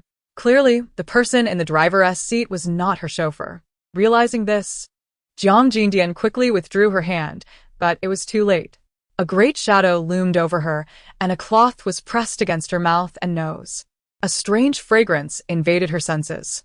At that moment, her 13-year-old body felt powerless, even struggling to resist. Her heart raced, pounding rapidly, until her mind succumbed to darkness, leaving her in a state of unconsciousness. Jiang Jinran was unaware of how long she had been unconscious. When she finally stirred back to consciousness, she found herself enveloped in darkness. Instinctively, she reached up to rub her temples, her head throbbing painfully as her body remained weak and unresponsive. She lay on a carpet. That much she could feel, but the surrounding environment was indistinguishable, and she lacked the strength to discern it. The events had unfolded too abruptly, leaving her no chance to resist. She considered how the time spent since she had entered this narrative had been far too comfortable. Without experiencing significant adversity, she had forgotten the world's perils, failing to remain vigilant. Otherwise, she might have escaped her predicament. Now, it was too late to lament. In the story, the fake young lady's true feelings exposed. After the revelation, her 5 brothers were thrown into a panic. There was no such plot in the original tale. However, she had long since embarked on a path entirely divergent from that of the original character, and the narrative had likely become utterly chaotic. Even this inexplicable attack and abduction had manifested. Could the story become any more absurd? Jiang Jinran felt no fear. At this moment, fear served no purpose. What she needed was to maintain a clear mind. The person who had kidnapped her had not dismembered her during her unconsciousness, suggesting they were not yet intent on taking her life. Perhaps she still held some value to them? Regardless, she was alive, and as long as she was alive, there remained a chance. The intentions of her captor were still unknown. Jiang Jinran did not believe the attack was personally directed at her. After all, few in the capital knew of her existence, and even fewer harbored animosity toward her. Aside from the classmates at school, who disliked her, it was unlikely anyone would go to such lengths to target her. Thus, only one possibility remained. Her captor was likely targeting the Jiang family behind her. Jiang Jinran had made her presence known at the Vienna Hotel today, a well-known venue for the elite of the capital. The powerful favored congregating there, and naturally, their informants would be present as well. By openly seeking out Jiang Yuehan, she had revealed her identity as the Jiang family's eldest daughter. It was highly probable that her status had already been noted by several hidden eyes within the hotel. Therefore, it was only natural that someone had set their sights on her. However, she had not anticipated their swift actions, employing the driver to set a trap in her vehicle. Jiang Jinran's head continued to throb, but she managed to organize her thoughts, even as she felt utterly drained. Suddenly, she heard a click. It was the sound of a switch being activated.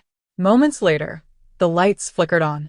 However, it was not the light above her head. Jiang Jinran suspected she might be lying in a place reminiscent of a basement. The space she occupied was nearly entirely sealed, surrounded by walls on all sides. The sole vent was a small window directly opposite her. Outside this window lay another realm. The light that had just been turned on emanated from that exterior space. The warm yellow glow streamed through the window, casting long beams that illuminated the area before Jiang Jinran. The scene appeared somewhat eerie. The space Jiang occupied remained shrouded in darkness, with only the bright small window offering a semblance of light. This illumination signified that someone had arrived. The recently activated light had been switched on by someone. That person was likely standing before the window, watching her. This thought sent a shiver down Jiang Jinran's spine. "Are you frightened?" A sudden, deep male voice came through the window. Just as Jiang Jinran had suspected, someone was indeed standing there, addressing her as Miss Jiang. This indicated that he was particularly concerned about her surname, suggesting he was targeting the Jiang family. Who could it be? In novels, the Jiang family had many enemies. With their considerable wealth and influence, they were a conspicuous presence in the capital, making them a target for those wishing for their downfall. "You need not be afraid. I merely invite you as a guest." The man's voice resonated like a somber cello, each word articulated clearly and melodiously. An invitation to be a guest? Jiang Jinran clenched her fists, feeling an overwhelming urge to confront this man, to spit in his face. How dare he utter such words? Was this truly an invitation? Did he envision her as a guest? This individual was adept at fabricating falsehoods, with his eyes wide open. "How do you feel?" he continued, his tone oddly mocking. "Isn't the air here quite refreshing?" Jiang Jinran tightened her fists and suddenly mustered the strength to respond. "Could you kindly leave?" Did he think he could toy with her as if she were a frightened kitten? Did he genuinely believe himself formidable? Jiang Jinran scoffed, her voice dripping with irony. "Picking on children hardly makes you a mighty adult. Spare me your incessant prattle. It's excruciating to listen to." Although she had vented her frustrations, Jiang Jinran remained aware of her circumstances. She understood that he viewed her as a pawn in his game against the Jiang family.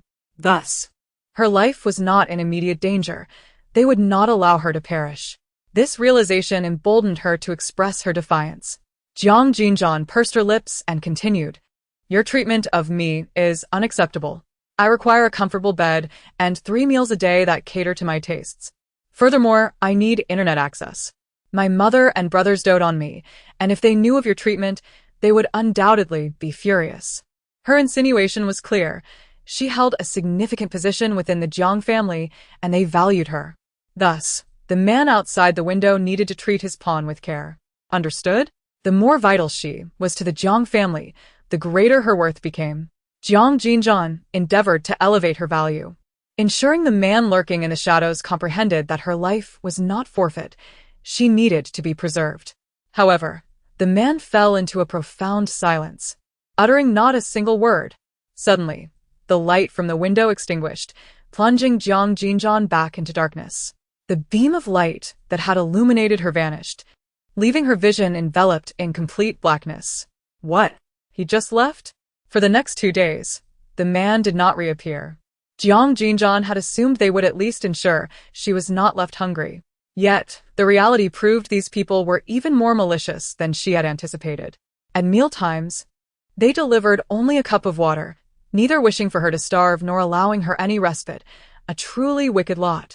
Jiang Jinran was unwilling to succumb to death and had no choice but to drink that cup of water.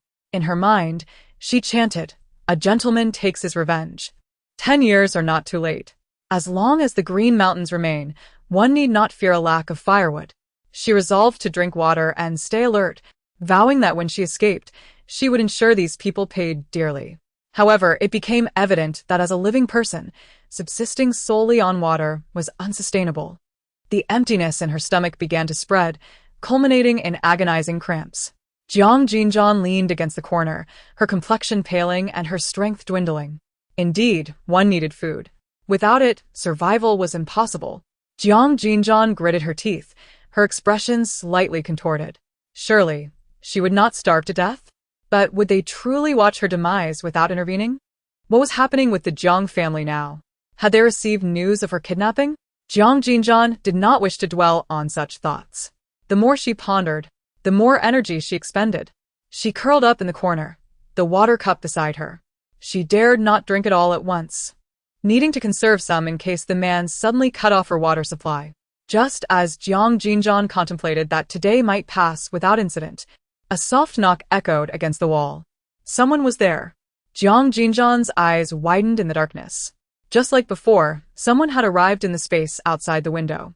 Yet, her instincts warned her that this visitor was not the same individual as previously. He did not illuminate the window nor engage her directly, choosing instead to tap on the wall in the darkness. This person was markedly different from the last. "Hello." As Jiang Jinran braced herself, a gentle voice, reminiscent of snow slowly melting in the sunlight, unexpectedly drifted into her ears. Jiang Jinran was taken aback, her silence filled with confusion and curiosity. Judging by the voice, she had indeed guessed correctly.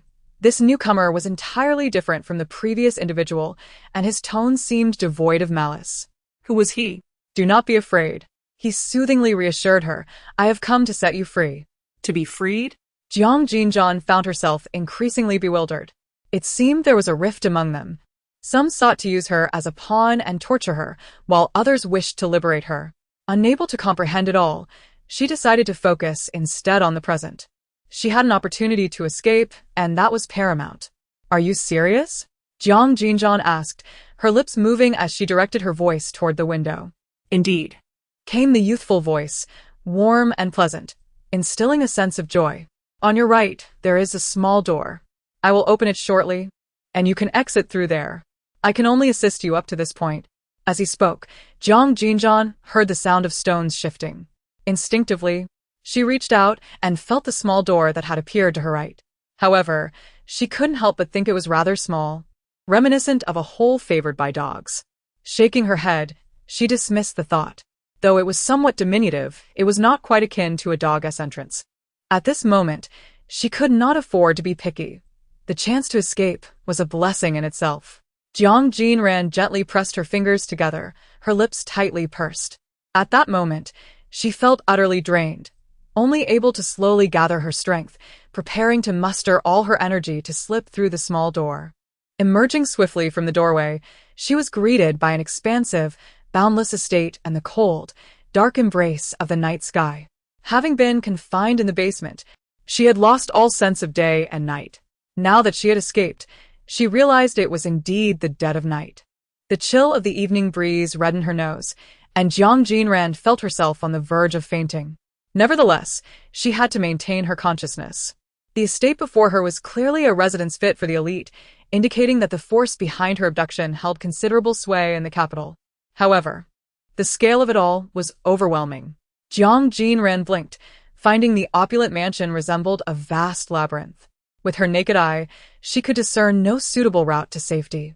In other words, although someone had assisted her in escaping the basement, the true challenge lay in finding a way out of the estate itself. If she failed to leave the grounds, her efforts would be in vain. It was no wonder that person had said he could only help her to this point. Jiang Jinran's gaze roamed as she surveyed the estate, finally determining a potential escape route. Gritting her teeth, she focused intently. The fierce instinct for survival heightened her senses and ignited her resolve. She had to escape, even if it meant enduring torment or confinement in a mental institution. She refused to meet an unclear demise here. Navigating carefully through the dense greenery, she moved cautiously yet deliberately. Before long, she spotted the outline of an extravagant gate not far ahead. This discovery invigorated her spirit, as if victory was within her grasp and dawn's light was imminent.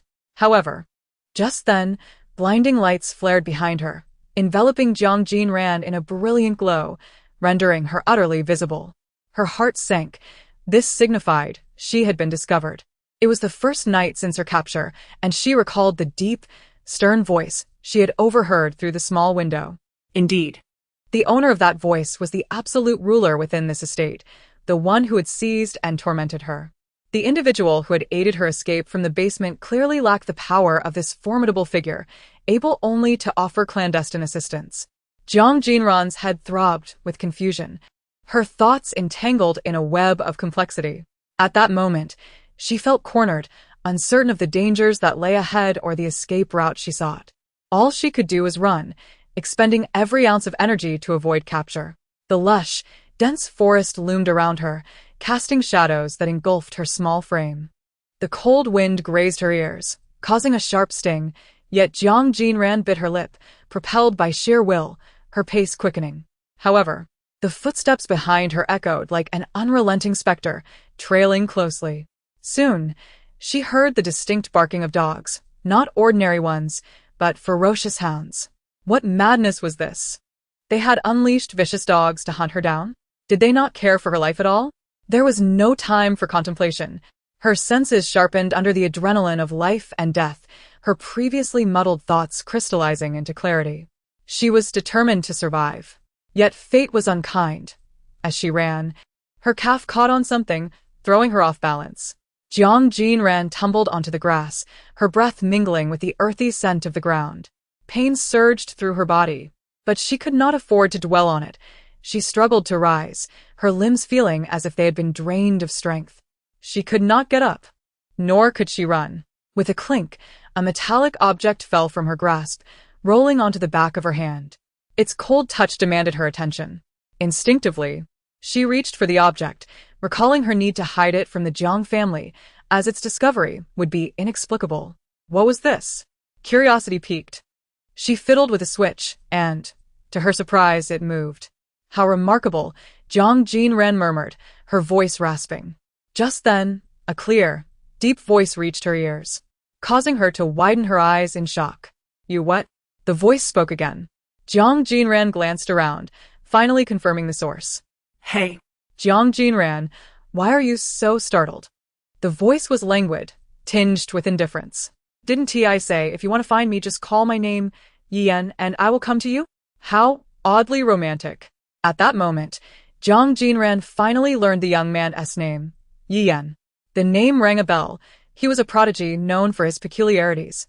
A figure of urban legend. Tales spoke of his extraordinary agility, fearsome appearance, and immense strength, earning him the moniker of the rascally rogue. Initially a villain, he ultimately allied himself with the heroine after several encounters. Yet this was puzzling. Yan was now a member of the Shenin organization, an adversary to the heroine. Did this imply he would eventually betray Shenin and side with her? Jiang Jinran pondered deeply, her brow furrowed. Yan had achieved fame in his youth, and now, as a young man, he must be even more formidable. Yan. Jiang Jinran called out without hesitation, "Save me." But the voice abruptly ceased.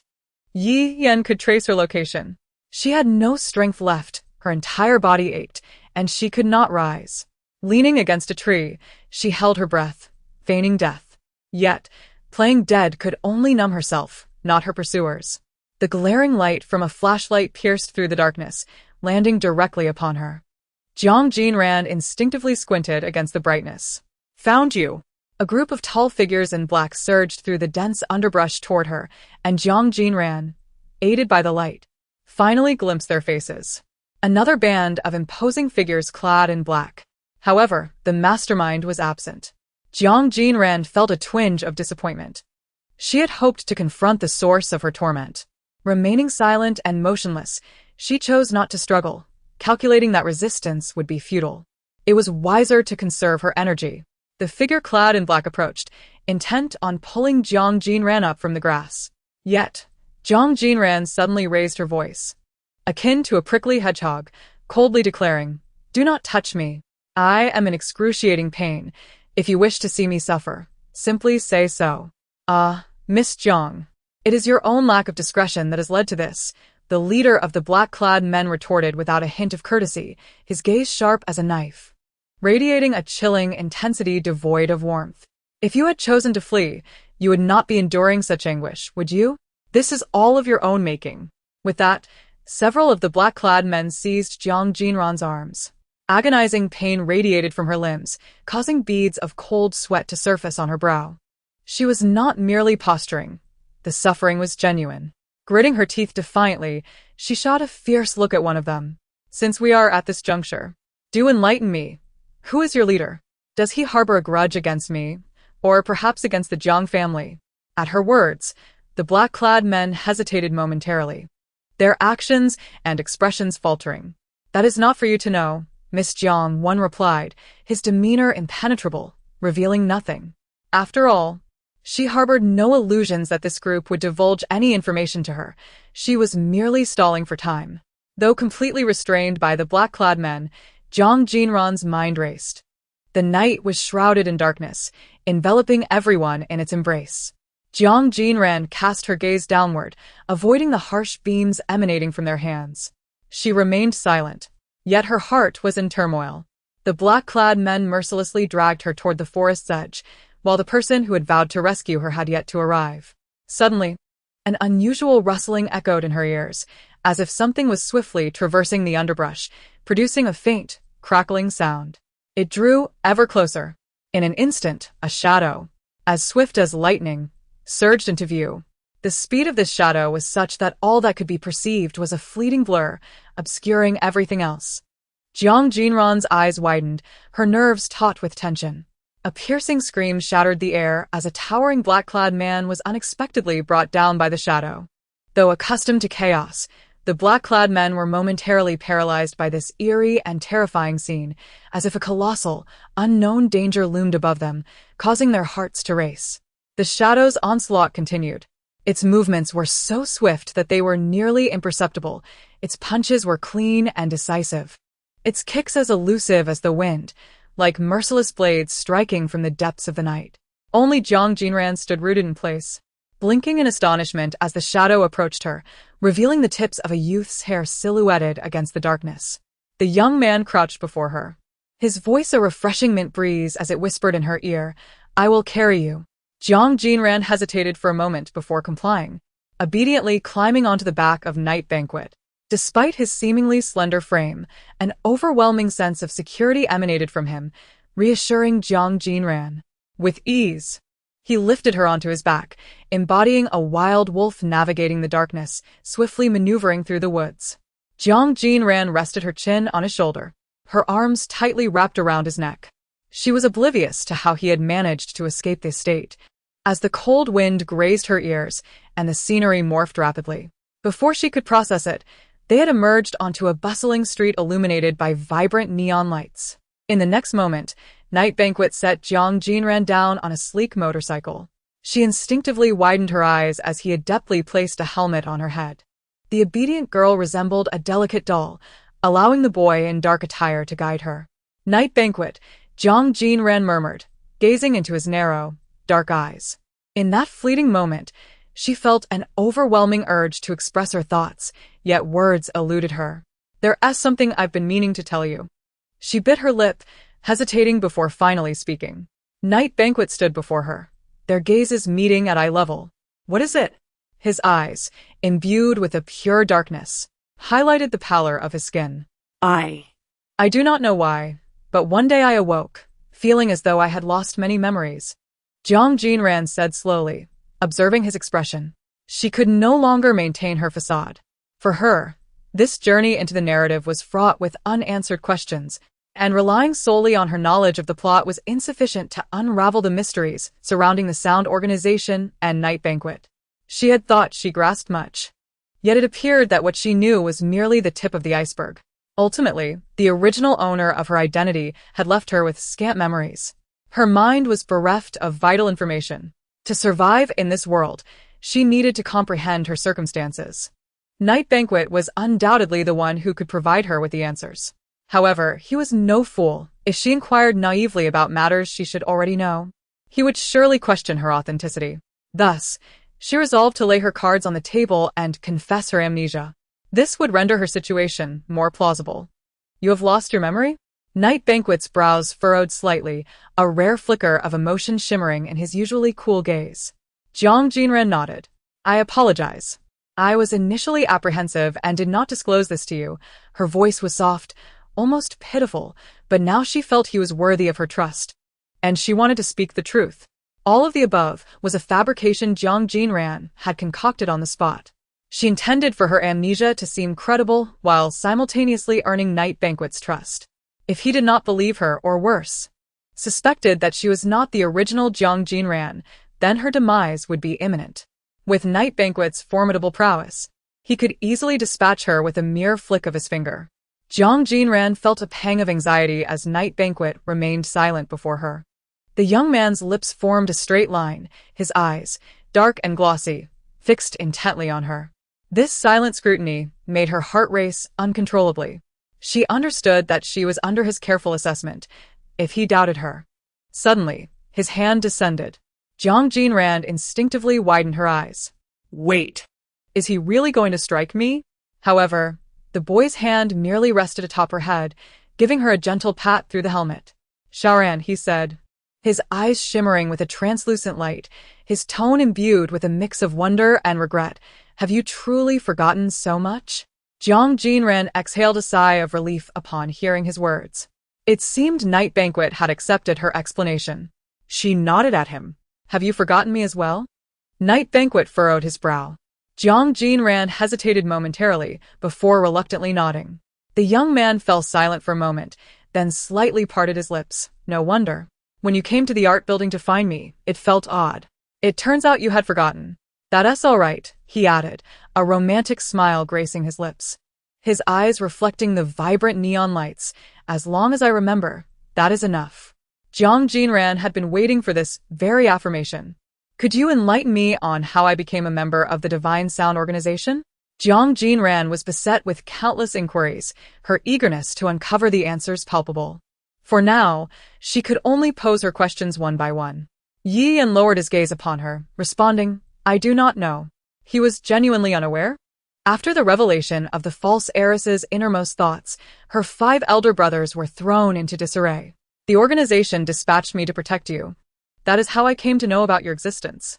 I am unaware of when or how you entered the Divine Sound, and there are many aspects of your life that remain a mystery to me, Yi Yan stated candidly, his demeanor calm and composed, devoid of any overt emotion. Jiang Jinran tilted her head, inquiring, then how did you come to be part of the Divine Sound?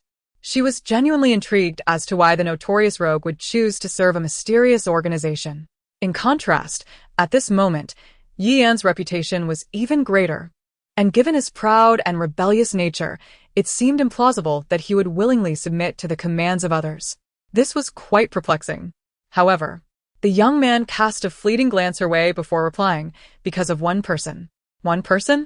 The flames of curiosity ignited in Jiang Jinran's eyes. A fleeting tenderness flickered in Yi Yan's gaze as he added, she has bestowed kindness upon me. Oh, I understand now, Jiang Jinran nodded. It was an act of gratitude. The individual for whom Yi Yan felt indebted must be exceptionally special. It was the first time she had witnessed such a soft expression on the boy's face. Yet, the novel had never mentioned Yi Yan joining the Divine Sound. According to the plot, he would merely succumb to the protagonist's radiant presence, willingly following her lead. This was a significant deviation. An alarming suspicion suddenly surged within Jiang Jinran's mind. The narrative of the novel she was inhabiting had undergone alterations of which she was oblivious. Yet, what had precipitated these changes? Of course, not all aspects of the plot had transformed. Some elements still aligned, and currently, only a portion had diverged. In this world, deviations could not occur without reason. Something must have triggered the butterfly effect. Yi Yan. Jiang Jinran lifted her gaze and called out the young man's name. You mentioned that your current mission is to protect me. So, do you know about my social ostracism at school? Have you ever considered stepping in for me? How curious it was that with such a formidable protector as Yi Yan by her side, the original character chose to endure the exclusion from her peers in silence, rather than leverage the power of the organization and Yi Yan to assert herself. Yi Yan cast a strange, cool glance at her. After a moment of silence, he chuckled softly. You truly have forgotten everything, Xiaoran. It was your own request. His tone remained calm as he uttered those words. Jiang Jinran's eyes widened slightly. Was this yet another reflection of the original character's thoughts? You were indifferent to the scorn and exclusion from your classmates, as it aligned with your intentions. You did not wish to cultivate relationships with them, nor engage in any troublesome entanglements. You simply desired to exist quietly as a transparent figure, Yi Yan continued, his eyes resembling obsidian, dark and deep. These were your own words to me. Jiang Jinran found this peculiar. The original character was indeed an enigma. So much so that it stirred within her a sense of familiarity. Curiously, she widened her eyes. Huang Junran and Shihui? She casually uttered these two names. It was indeed them, wasn't it? Everything began to connect in her mind. Huang Junran and Shihui were the two individuals who had encountered danger in the art building during the summer. So, you sought revenge on them for me? Jiang Jinran tentatively inquired. Was it you who took action in the art building during the summer? The pale-skinned youth suddenly raised an eyebrow. Not me, Xiaoran. Yi Yan's voice, rich and magnetic, whispered. Can you truly not recall? It was all your doing. Jiang Jinran's pupils contracted slightly. You personally dealt with those two excessively troublesome individuals, he observed, his gaze now imbued with a deeper intensity. You did not wish for me to intervene, hence I am unaware of what transpired in the art building. Jiang Jinran felt as though her understanding had been completely upended. Cold sweat began to bead on her palms, and the sound of her racing heart echoed loudly in her ears. The original character's persona, why did it differ so starkly from what she had encountered in the novel? The traits of being withdrawn and having a tumultuous relationship with family aligned well enough. However, her joining the divine sound and even personally confronting Huang Junran and Shihui, was this truly within the capabilities of the original character? If this cannon fodder antagonist were truly so formidable, she would not have ended up confined to a mental institution, would she? Do you have any further questions? Yi Yan crossed his arms, tilting his head as he regarded her. Gradually recovering from her astonishment, Jiang Jinran bit her lip and finally asked a pivotal question. Today, when you rushed to the manor to rescue me, do you know to whom that estate belongs? She yearned to uncover who had orchestrated her kidnapping. Yi Yan shook his head at her inquiry. I only know the exact location of the manor. Upon discovering its location, I conducted an investigation. The official owner of the estate appears to be a septuagenarian gentleman, he noted, his brow furrowing as he spoke slowly. However, this elderly man evidently lacks any motive to kidnap you, and his background is exceedingly ordinary. It is hard to imagine he could possess such an opulent estate. Hence, I suspect, Jiang Jinran quickly interjected, you suspect that this elderly gentleman merely serves as a facade for the true owner of the estate, and that the mastermind behind everything remains concealed. Yi Yan regarded her with a confirming gaze, nodding slightly. Precisely. However, I am unable to uncover any further leads. Once I traced the manor's ownership back to this elderly gentleman, all clues abruptly ceased. I could not extract any additional information nor identify the true puppet master. This indicated that the individual behind the scenes wielded significant power, adept at concealing themselves and erasing any traces that might expose their identity. Yi Yan recounted the details calmly, his eyes clear and serene. Suddenly, he seemed to have an epiphany, turning to Jiang Jinran with a wistful smile. Xiaoran, we rarely converse face-to-face like this, do we? Jiang Jinran scratched her head. My reputation precedes me, and many recognize me, so I must endeavor to remain concealed and minimize my appearances. Yi Yan continued. No wonder you have always remained hidden within the art building. When you do emerge, it is typically in the shadows. You also do not wish for me to draw too much attention, thus we seldom cross paths. I am responsible for your protection from the shadows. And when communication is necessary, we utilize the tokens we agreed upon for emergencies. Listening to the clarity of the young man's voice, Jiang Jinran nodded in understanding. So that is how it is. Thus, I have observed your unusual behavior these days. Had you not informed me of your amnesia today, I would have assumed you were not the Shaoran I once knew. Yi Yan's voice carried an enigmatic weight, his gaze penetrating as if it were an unfathomable ocean.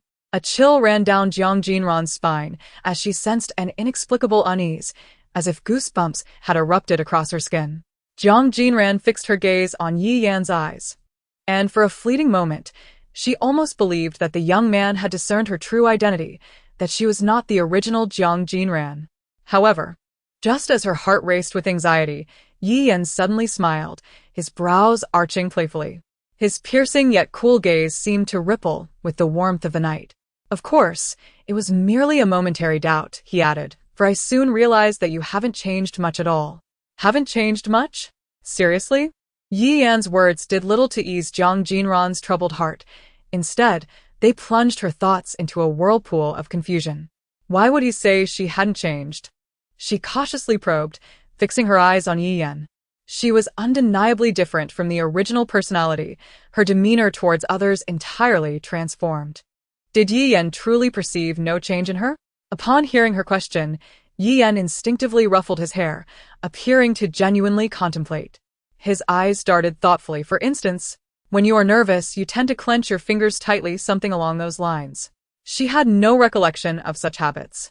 They were merely subconscious actions, difficult to notice without deliberate observation. Yi Yan, surprisingly, had observed her so closely. Jiang Jinran lowered her gaze, her lips pressed tightly together, remaining silent. Something felt amiss. If she exhibited certain idiosyncratic gestures characteristic of the original owner in Yi Yan's eyes, what could that signify? Was it merely a remnant of the original's physical traits? Or something deeper? Suddenly, a sharp pain throbbed in her head, as if a mechanism had been triggered. Her head throbbed painfully. She couldn't afford to dwell on it any longer. The more she pondered, the worse the pain became. Shaoran, what's wrong? Noticing her discomfort, Yi Yan cast a concerned glance her way.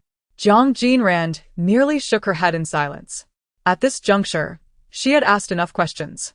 Yi Yan had provided reasonable answers to both her inquiries and her hesitations. Although many enigmas still swirled within her, she decided to take it slow. Trust that everything would gradually reveal itself. Jiang Jinran rubbed her temples, hoping the pain would dissipate. Yi Yan donned his helmet, exuding an aura of expertise as he mounted the sleek motorcycle.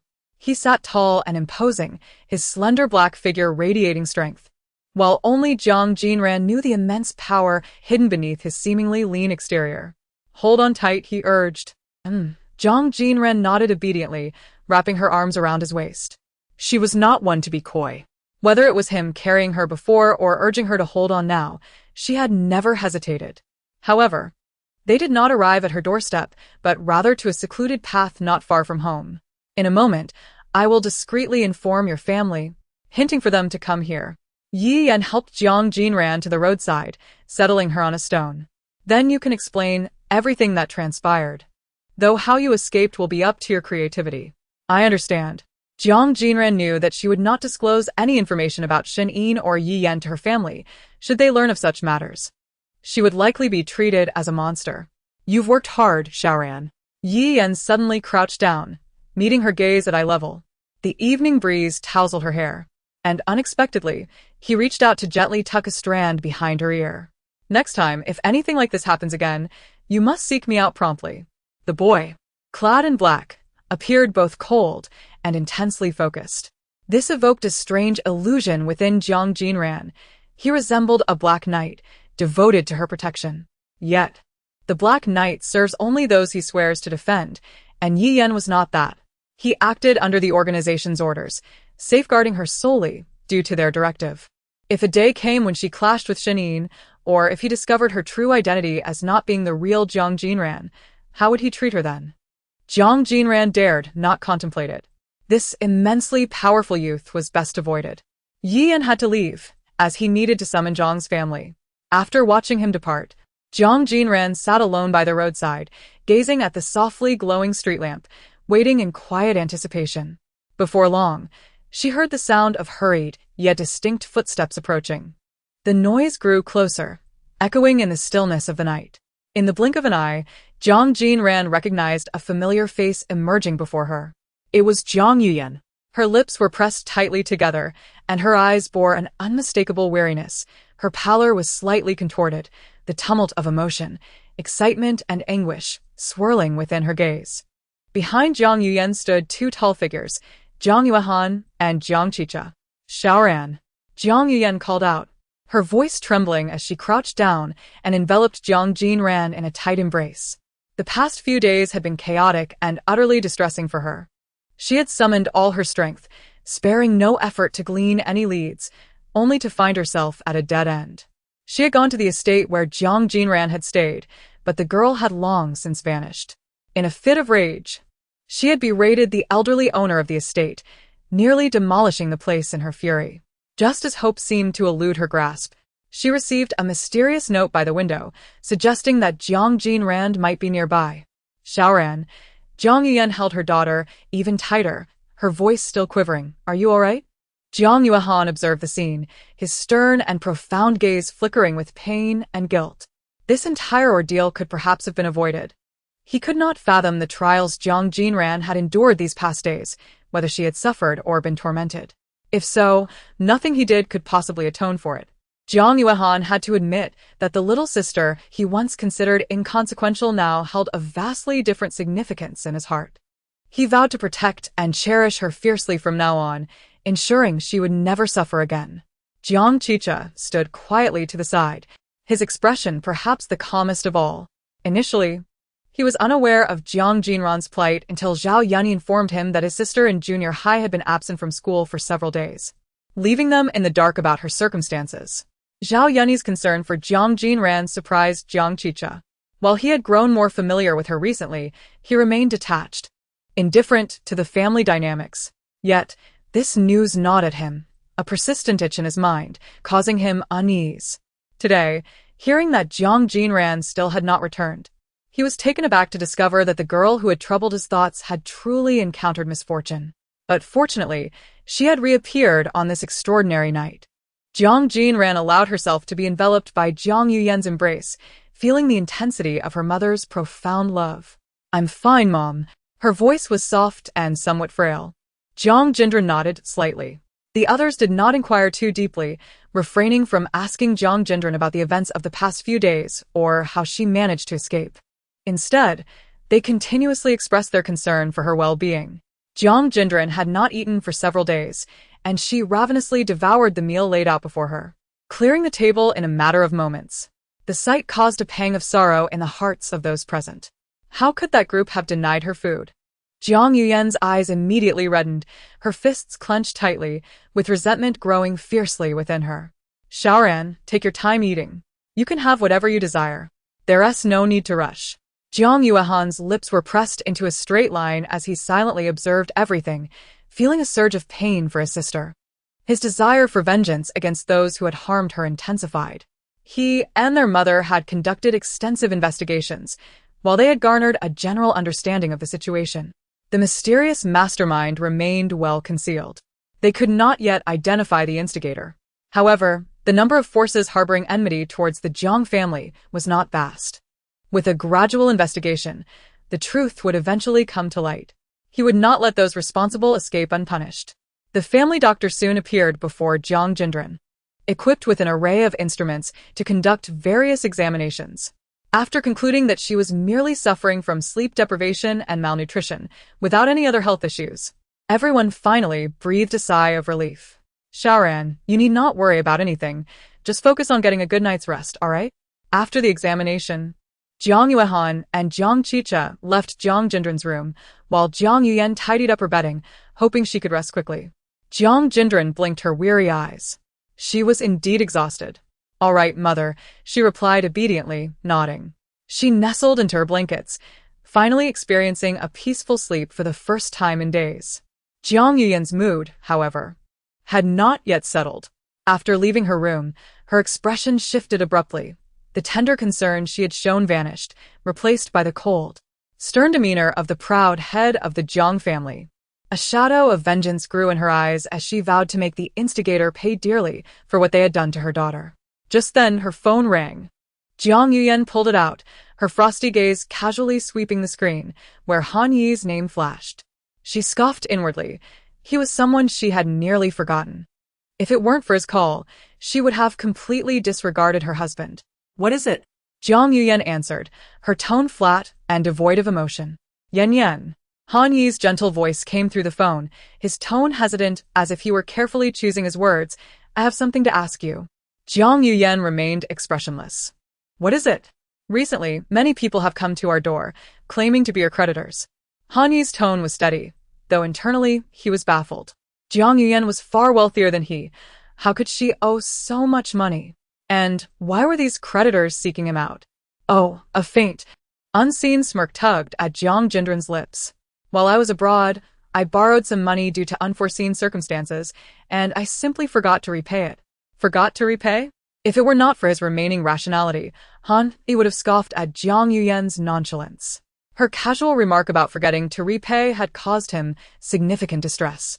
These creditors had been a constant disruption to his life, and legally, the debts belonged to both of them as a couple. Thus, it was reasonable for the creditors to seek him out when they could not find Jiang Yuyan. But the issue was that Jiang Yuyan was wealthier than he was.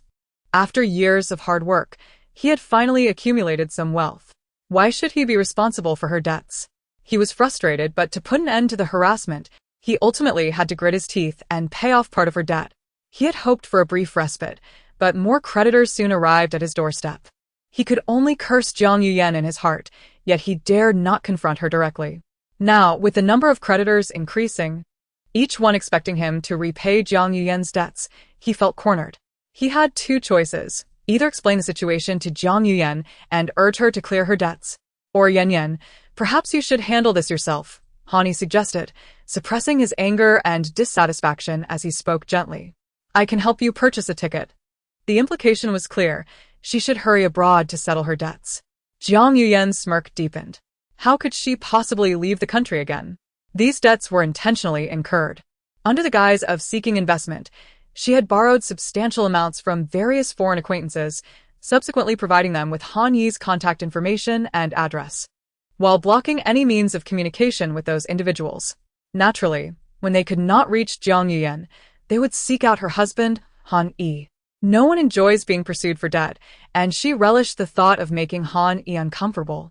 Moreover, if Han Yi were to kindly repay her debts, it would certainly cause him a considerable financial loss.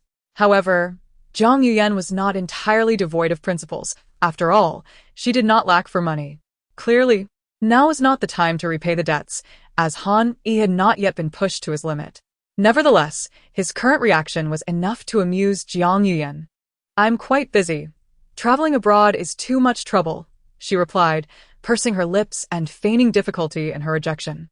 Han Yi gritted his teeth and proposed. How about I organize the creditors' bills and send them to you? You can transfer the money to me, and I will forward it to them. Jiang Yuyan's expression darkened slightly. How miserly of you, Han Yi.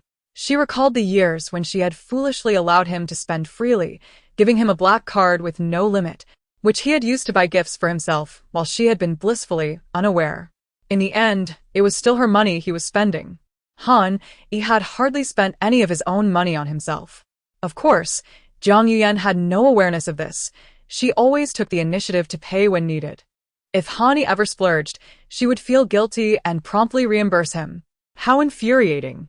The more she thought about it, the angrier she became, especially considering that this man had never truly spent money on her throughout their marriage.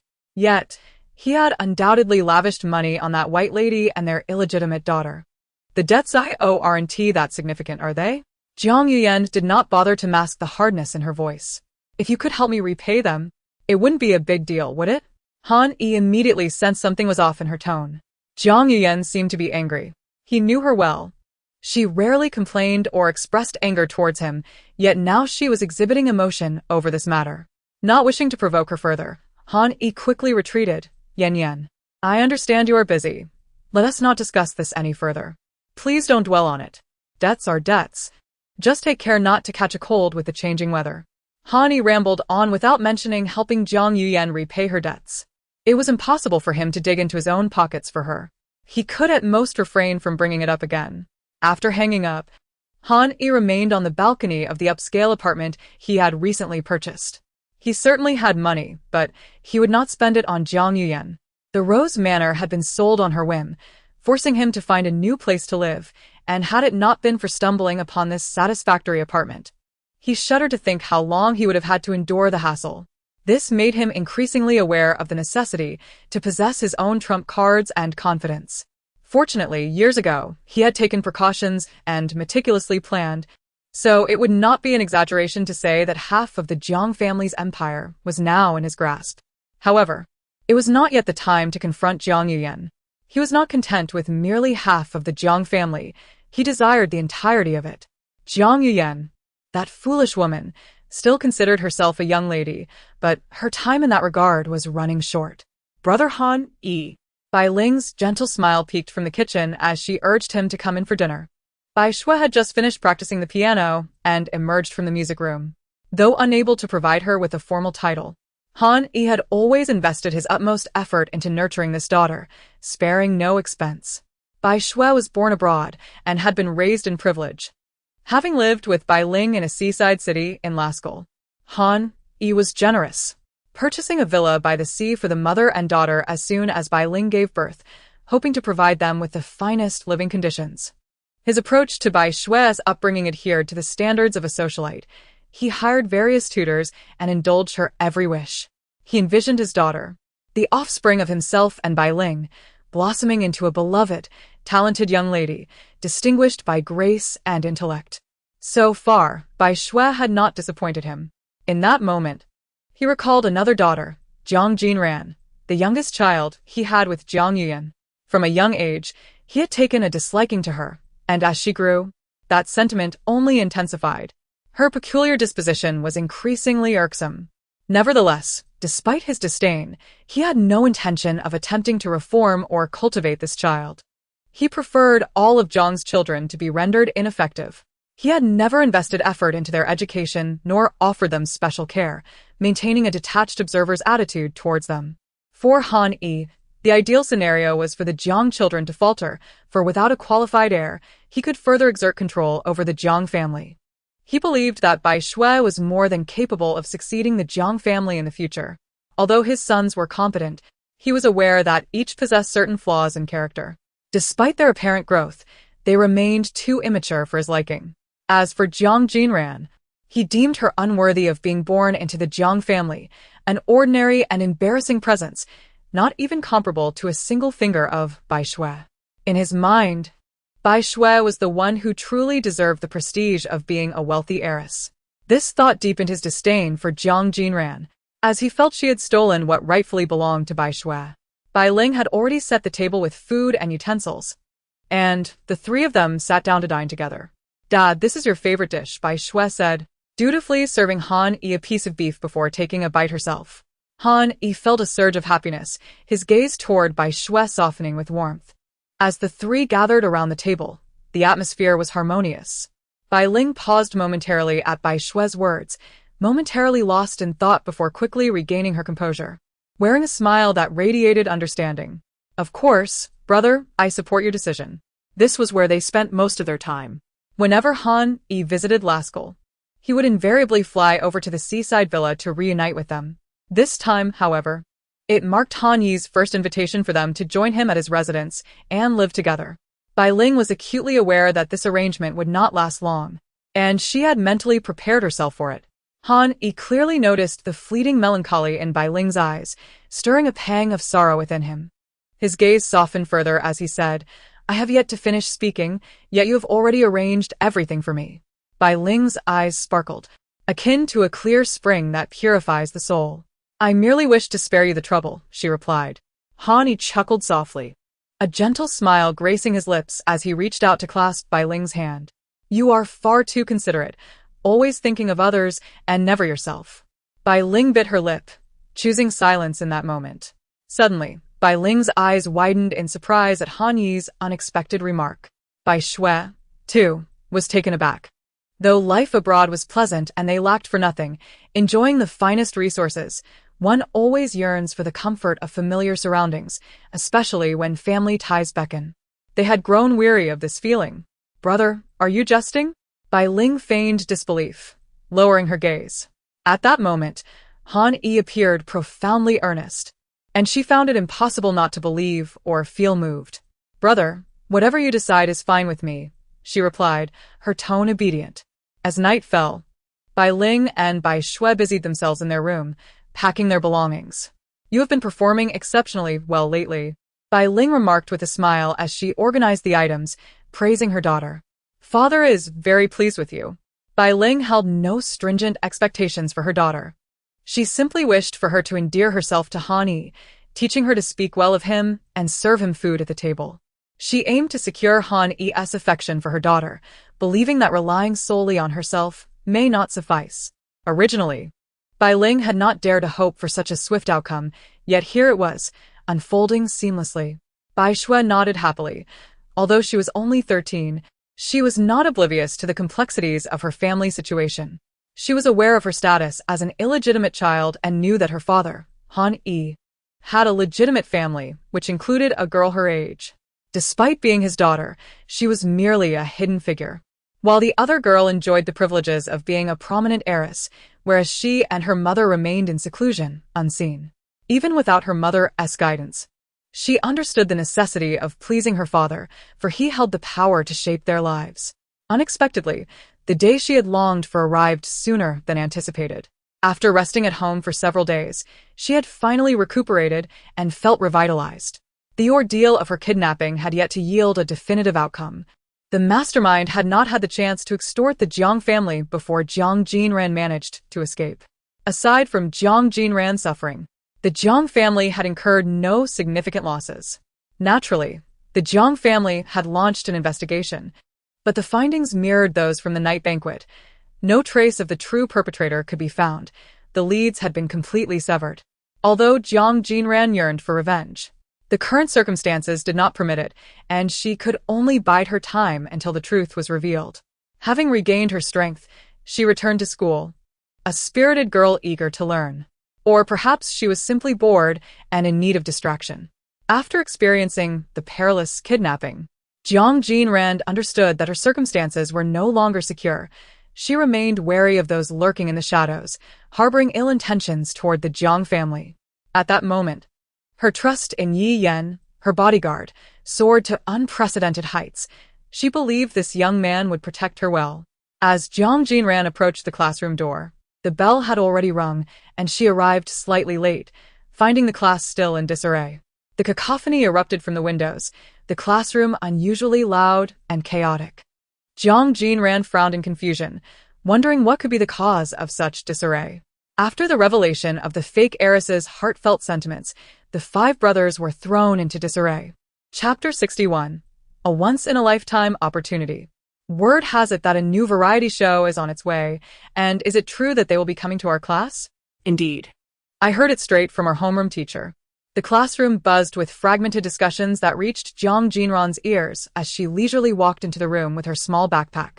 Her unexpected arrival silenced the once boisterous atmosphere, the air falling into a hushed stillness. All eyes suddenly converged upon her. Jiang Jinran had taken sick leave for several days, causing her classmates to nearly forget her existence. Now that she re-emerged, they were caught off guard. Ignoring the curious gazes of her peers, she calmly made her way to her seat. Setting down her backpack, she subtly lifted her gaze and, in an instant, was met by Lu Tingxin's dark, inscrutable eyes. The boy at the next desk had turned to her, his gaze heavy with intensity. For reasons unknown, Jiang Jinran sensed a flicker of concern emanating from Lu Tingxin's deep-set eyes. He was worried about her. The last time they had met was at the Vienna hotel, after which she had faced a kidnapping ordeal. Having been absent from school under the guise of illness, it seemed Lu Tingxin indeed cared for his desk mate. Jiang Jinran couldn't help but smile faintly at him. Surprised by her unexpected smile, he momentarily displayed a trace of bewilderment on his otherwise stoic face before awkwardly turning away. Jiang Jinran took her seat, wishing she could remain on leave indefinitely. The atmosphere of the classroom would be significantly fresher in his absence. As she settled down, laughter and mockery from her classmates reached her ears. Indeed, the sight of her was enough to sour their moods. How calculating! Jiang Jinran had long grown indifferent to such juvenile taunts. What truly piqued her curiosity was the news they had gathered, which had prompted such excitement. Recalling the fervent discussions in the classroom, today seemed to be an unusual day. Is someone coming? Jiang Jinran glanced at Lu Tingshan beside her, gently poking his arm with her finger, lowering her voice to inquire. Yes, he nodded slightly. I heard Shinwei is coming. Shinwei? The name rang a bell. He was a highly renowned director in the entertainment industry, known for producing numerous hit variety shows. What could he possibly want at Dixing Academy? Filming a learning show? Unable to contain her curiosity, Jiang Jinran pressed further. I see. She pursed her lips, understanding the excitement now. It was no wonder her classmates were in such a frenzy, whispering incessantly even after the class bell rang. Many heirs and star offspring in the entertainment circle clamored for opportunities, yet none had been fortunate enough to catch his attention. Now, with Shenwei personally visiting Dixing to scout talent, it was indeed a rare chance. After a brief silence, Lu Tingshan shook his head gently. I'm not quite sure. Perhaps. Why hasn't Director Shin arrived yet? Didn't the homeroom teacher say he'd be coming to our class? Just then, the boys behind them chimed in, their voices loud and disruptive, seemingly unaware that it was class time. What's the hurry? He won't be here that quickly. I'm not in a rush. The one most anxious should be Shi. At this, all eyes turned to Shi, who was seated in the center of the classroom, her complexion glowing, radiating joy. Her smile uncontainable. Shi, you are incredibly fortunate. Don't forget us when you become famous, someone teased her playfully. Indeed, this is unprecedented. Director Shin himself is coming to find you. Shi, suppressing her excitement, replied modestly, well, he might not be here just for me. Despite her humble words, the delight in her eyes was nearly overflowing, her smile betraying her true feelings. How could it not be for you? The homeroom teacher explicitly stated that Shinwei is here to select guests for the new variety show, and he is specifically interested in the lead role of our Dixing stage play. That means he is here for you. You are virtually guaranteed to be selected as a variety show guest. When Director Shin arrives, convince him to give us a chance as well. We want to go too. I don't have that kind of influence to persuade Director Shin. Shi pouted, her tone teasing yet slightly defensive. He might not even choose me. He may just want to take a look.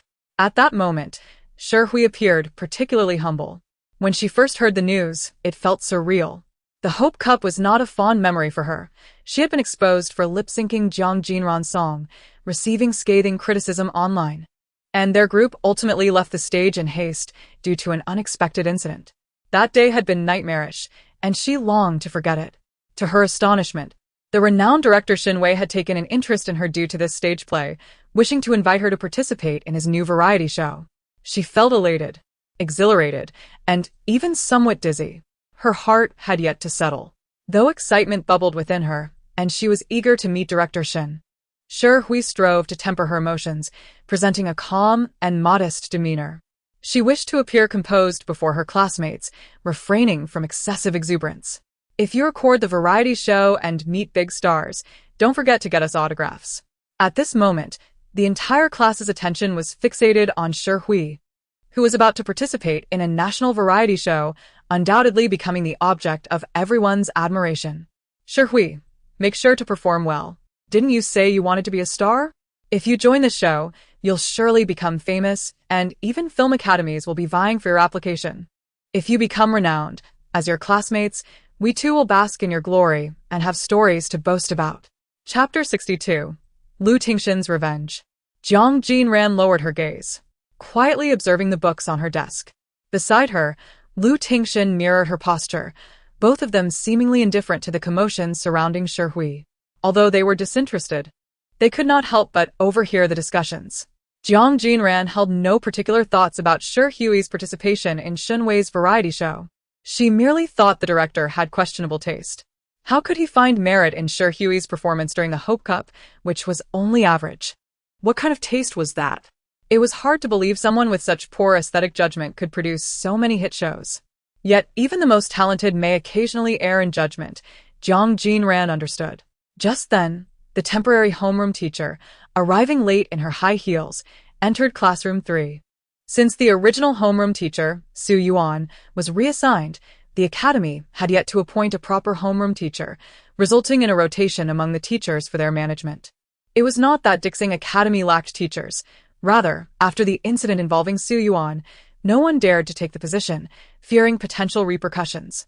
Jiang Jinran lifted her gaze, her eyes landing on the temporary homeroom teacher standing at the podium, a smile gracing her face. Apologies for the delay, I encountered a significant traffic jam. She smiled with her eyes twinkling, apologizing to everyone in a friendly tone. Just then, Lu Tingxin suddenly raised his hand. His expression was cold and austere, and his voice, devoid of warmth, was as frigid as ice water. Lu, is there something on your mind? The homeroom teacher cast a questioning glance in his direction, while the rest of the class couldn't help but look over with curiosity. Jiang Jinran turned her head, glancing at her suddenly vocal deskmate, furrowing her brow in confusion. Lu Tingxin's action was clearly out of character, as he seldom engaged with teachers or raised his hand to speak. He looked at the homeroom teacher, his gaze as profound as a pool of dark ink. He slightly parted his lips, his tone both calm and indifferent. I recall that you established classroom rules prohibiting loud noise during lessons. The teacher nodded in agreement, acknowledging the validity of his statement. Lu Tingxin's refined cheeks appeared to be veiled in a layer of frost. In that case, I must formally report certain classmates who have openly violated the classroom rules by speaking loudly during class. He then coldly named those offenders. Jiang Jinran's eyes widened in surprise. The names he mentioned belonged to those who had just mocked her moments before. The accused students, upon hearing their names called out by Lu Tingxin, were instantly flustered, exclaiming, Lu Tingxin, are you out of your mind? Always playing the informant. I can't believe you. We can't even talk when the teacher isn't around? Lu Tingxin, I never imagined you to be this kind of person. The homeroom teacher surveyed the chaotic scene, her brow furrowed deeply. Lu Tingxin's act of reporting classmates was unexpected. Coming from an ordinary family, he had gained admission to the prestigious Empire Star Academy due to his outstanding academic performance, while those he reported came from families far wealthier than his. Should she commend his youthful audacity, or deem him overly rigid? Was he not afraid of retaliation? The students at Empire Star Academy were either affluent or powerful, and as a teacher, she was certainly unable to provoke these privileged offspring. Nonetheless, maintaining discipline and education was paramount. She could not completely disregard these young lords and ladies. Thus, she had devised classroom rules, essentially informing them that as long as they did not contravene these explicitly stated regulations, they could behave as they wished, with only routine penalties for infractions. The punishments would not be excessively harsh, merely requiring 1,000-word reflection. The few students reported by Lu Tingxin were now facing this consequence. Writing a reflection was not a severe punishment, but who among them wished to expend time on such a lengthy task? All of this was due to the meddling of Lu Tingxin. Teacher, according to the rules, you should administer punishment. Lu Tingxin reminded the homeroom teacher coldly, noticing her hesitation.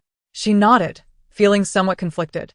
In truth, these rules primarily served as a warning to students against wrongdoing, and she could easily overlook minor infractions. However, she had not anticipated encountering such a principled student. At this juncture, she was compelled to penalize those who had been loud. Otherwise, her classroom rules would lose all credibility. I have reminded everyone numerous times, the teacher said with resignation, do not engage in prohibited conduct. Those who spoke loudly during class, please write your reflections and submit them tomorrow. The students in question wore expressions of discontent, their faces darkened. They glared at Lu Tingxin, fists clenched, wishing they could confront him were it not for the many witnesses present. Jiang Jinran couldn't help but glance at Lu Tingxin several times. He remained focused ahead, his handsome profile imbued with an air of tranquility. Lu Tingxin, was this his way of retaliating against those who had ridiculed him? Just then, a series of unfamiliar footsteps approached the doorway. A man dressed in a black hoodie appeared, politely knocking on the door before smiling at the class. Hello, I am Zhao Fan, the assistant to Director Xin Wei. Director Xin will be arriving shortly. I'm here to inform you to prepare yourselves. In an instant, the previously oppressive atmosphere dissipated and excitement surged through the students. Hui bit her lip, her gaze unconsciously darting outside, her fingers trembling with anticipation. She had already envisioned how she would present herself when Director Shin approached her, what expression she should wear, and the tone of her voice. She was determined to leave a favorable impression on him. Approximately 5 minutes later, Shenwei arrived with Zhao Fan, accompanied by a group of staff. Around 45 years old, he bore little trace of age, dressed in athletic attire, radiating warmth and kindness. Upon entering the classroom, his gaze met Hui's expectant and joyful eyes. However, Shenwei quickly averted his gaze, as if he did not recognize her. Hui felt a pang of disappointment. Director Shin, it is a pleasure to meet you. The homeroom teacher greeted him eagerly, exchanging pleasantries. Shenwei offered her a polite smile and a nod. The rest of the class watched with wide eyes, curiosity and excitement bubbling as they beheld the renowned director. Hui, however, lowered her gaze, an uneasy sensation washing over her. Wasn't it said that Director Shin was coming to Empire Star specifically because of her? Yet, his earlier demeanor suggested he had no interest in her at all. Hui, a classmate whispered, calling her name. Their faces bore smiles, as if they were on the verge of teasing her. Director Shin is here. Are you ready for the impending fortune? Hui felt anything but elated. Her lips pressed tightly together, her eyes filled with anxiety as she looked at Shenwei. Director Shin, I understand you are here for a female student from our class? The homeroom teacher chatted amiably. This student is indeed exceptional. At this point, the teacher's gaze shifted toward Hui, beckoning her forward. Hui, please come here. Although uncertain about Director Shin's true thoughts, Hui instinctively stood up at the teacher's gesture, her mind blank. Under the scrutiny of her peers, she awkwardly approached Shenwei. Hello, Director, she managed to say, forcing a smile as she greeted him. Shenwei smiled and nodded in return, finally meeting her gaze with a scrutinizing look. After a moment of silence, he slightly furrowed his brow. Noticing his altered expression, the homeroom teacher gently inquired, Director Shin, is something wrong? Are you dissatisfied with anything? Shenwei spoke directly. Not mincing words, you called this student over to recommend her? But I have already made my selection. The room erupted in astonishment, faces reflecting shock and confusion, as they struggled to comprehend the implications of a statement. What did Director Shin mean? Was he implying that his chosen candidate was not Hui? Jiang Jinran propped her chin on her hand, lazily observing the scene, even yawning in boredom. In matters entirely unrelated to herself, Jiang Jinran merely hoped for a swift conclusion. However, it appeared that Hui was about to face humiliation once again. Jiang Jinran tilted her head slightly, a flicker of curiosity crossing her eyes. What had begun as a delightful comedy had unexpectedly devolved into a farce. She wondered how Hui would navigate this predicament. At that moment, standing before Shenwei, Hui felt her heart turn to ice, as if plummeting to the depths of despair. It was akin to receiving a death sentence on the spot. She froze, her fingers instinctively clenching into fists. Not her? The individual chosen by Director Shin was not her? Director Shin, didn't you say you were interested in the female lead from our class who participated in the Hope Cup? The homeroom teacher furrowed her brows, confusion evident in her eyes. This is not her, Shenwei succinctly countered. He then smiled, adding, in my view, the true protagonist of that stage play should be that tree. It embodies the genuine spirit and essence of the performance. In an instant, the classroom fell into a profound silence. Everyone's minds were momentarily bewildered. Wait. Did Shenwei imply that the lead of the stage play was not the actual female lead, Hui, but rather that tree? That could only be Jiang Jinran. Hui's eyes instantly reddened. She bit down hard on her lips, as if struck by a thunderbolt, her mind buzzing with chaos. How mortifying. She lowered her head, gnawing on her lip, wishing she could simply disappear into a hole in the ground. The homeroom teacher was also taken aback for a long moment. She took time to process the revelation before finally looking at Shenwei. Director, are you referring to the student who plays the tree? She inquired, pointing towards Jiang Jinran. In that moment, Jiang Jinran became the center of attention in the classroom, with everyone's piercing gazes directed at her. She blinked in surprise. Shenwei followed the teacher's gesture and also glanced over. Jiang Jinran locked eyes with Shen Wei and was met with a glimmer of joy in his expression. Indeed. It is you, Shen Wei said with a smile, approaching her desk. His tone was gentle and amiable. I truly admire your portrayal of the little tree. Would you be interested in participating in my variety show? Upon hearing this, Hui felt as though her teeth might shatter from clenching them so tightly. She balled her fists, longing to cry out but restrained by the presence of her classmates. She felt utterly mocked by Shen Wei, her heart aching. Meanwhile, the others in the class were a mix of astonishment and jealousy. Damn it, what kind of luck does that detestable Jiang Jinran have? Jiang Jinran and Shen Wei stepped out onto the terrace in front of the classroom. I'm not particularly interested, Jiang Jinran stated, preemptively turning down the invitation. But I haven't even spoken yet, Shen Wei replied, bemused, unable to hide his amusement. This was his first encounter with someone disinterested in participating in his variety show. Jiang Jinran pouted. She genuinely found it unappealing. Recording a variety show was exhausting and would only encroach upon her leisure time. She found studying to be quite manageable, as it mostly involved revisiting familiar knowledge. If studying became burdensome, she would indeed consider taking a break from school. She had not forgotten her life goal, to live leisurely as a carefree little fish. You needn't be so hasty. You could learn more before deciding, Shen Wei explained patiently. My invitation today does not guarantee your selection. I see, Jiang Jinran frowned. Then I definitely won't go. It sounds exhausting and troublesome. Shen Wei pressed his lips together, striving to clarify. What I mean is, we should both have the opportunity to understand one another before making a decision. You learn about our show's concept, and we gauge your suitability. It would be ideal if we could find common ground. I'm not particularly inclined to learn, Jiang Jinran retorted, her resolve unwavering. If you sign the contract, we would offer you a fee of 1 million. Shen Wei sighed, his gaze earnest. Jiang Jinran lifted her eyes to meet his, and without a moment's hesitation, she declared, deal. One should never turn down easy money. Shen Wei, after the revelation of the false wealthy heiress's true feelings, her 5 brothers were thrown into disarray. Chapter 64. A great calamity approaches. She rushed out to the terrace, where Shen Wei was still conversing with his assistant.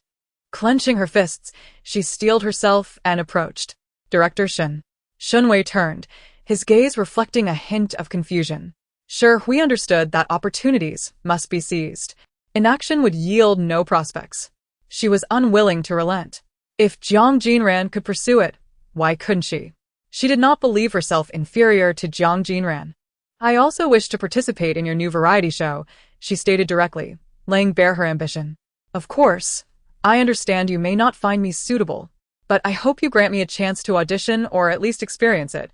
I believe I can excel. Shen Wei remained silent, his lips pressed together as he scrutinized Hui. After a pause of about 10 seconds, he nodded. Very well, you may audition as well. Jiang Jinran needs to audition too. Nothing is finalized yet. The earlier gloom lifted as a smile crept onto her lips. She had truly managed to secure this opportunity. However, Hui's gaze lingered on Jiang Jinran's retreating figure.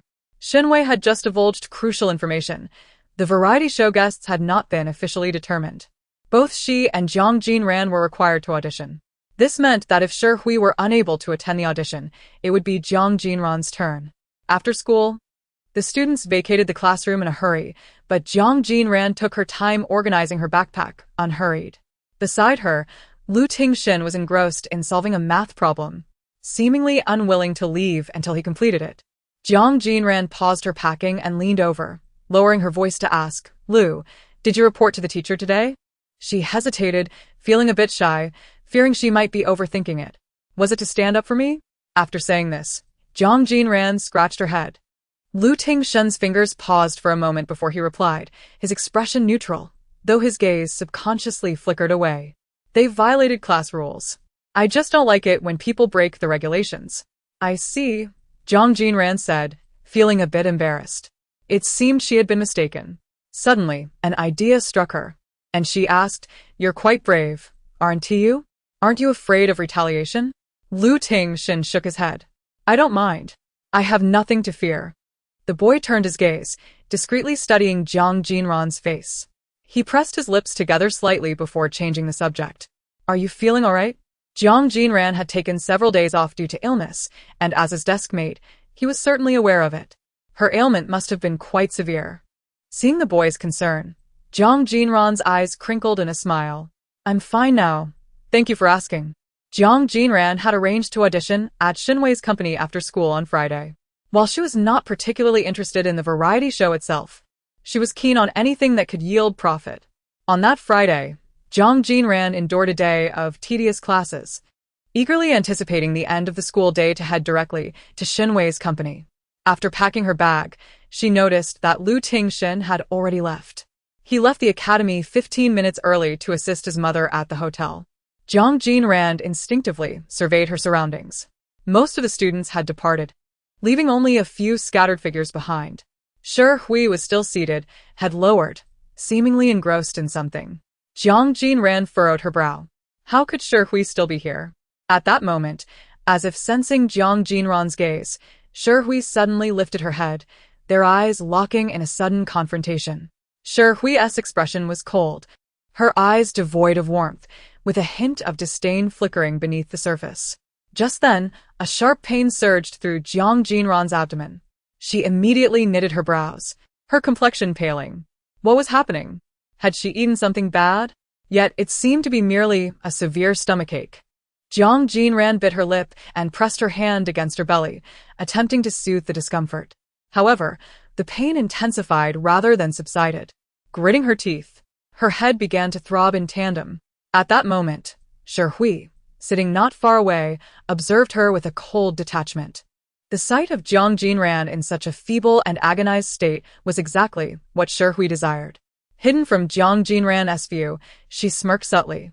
This way, Jiang Jinran would surely miss the audition. Do not blame her. She simply did not want to lose this once-in-a-lifetime opportunity. Jiang Jinran felt certain that something was amiss with her body and that she needed a thorough examination at the hospital. She grabbed her backpack, enduring the excruciating pain in her stomach as she stumbled out of the classroom. Her head was spinning, and her consciousness began to wane. This pain was inexplicable. Surely, she couldn't be suffering from some terminal illness? Although the golden rays of the setting sun bathed her, Jiang Jinran felt no warmth. The agony overwhelmed her, leaving her body cold. Her face turned as pale as a blank sheet of paper, her lips devoid of color. She exerted every ounce of strength to control her body, fighting against the urge to collapse. Miss, are you all right? The driver quickly noticed Jiang Jinran's distress, his eyes widening in alarm as he hurried over to support her faltering frame. Jiang Jinran opened her mouth. Speaking was a struggle. After several shaky attempts, she managed to utter, "Please take me to the hospital." With that, her awareness began to blur. Unable to hold back any longer, she cried out in pain and completely fainted. When Jiang Jinran next regained consciousness, she found herself lying on a pristine hospital bed and 4 needles inserted into her hand. The pain in her abdomen had lessened, likely due to the painkillers administered by the hospital. Not far away, a doctor was conversing with a nurse, their expressions grave, brows furrowed in concern. It was strange that they could not identify the cause of her ailment. Jiang Jinran's consciousness remained hazy. The doctor's words faded into an indistinct murmur. She gently closed her eyes, the pain in her abdomen intensifying once more, tormenting her already fragile nerves. In her daze, she sensed faint footsteps encroaching upon her. Cracking her eyes open slightly, she caught a glimpse of Jiang Yuan's face, along with Jiang Yuan. They approached her with tense expressions, eyes brimming with worry, their lips moving as if engaged in conversation, yet Jiang Jinran could not hear them. She squeezed her fingers, her eyelids feeling heavy as lead, forcing her to close her eyes once more. It was as if she had plunged into a deep abyss, her thoughts swirling chaotically. Time passed without her awareness. Jiang Jinran eventually perceived a glimmer of light seeping through her eyelids. Her eyelashes fluttered before she struggled to open her eyes fully. The familiar hospital room greeted her, yet it was empty save for a tall man in a white coat standing before her.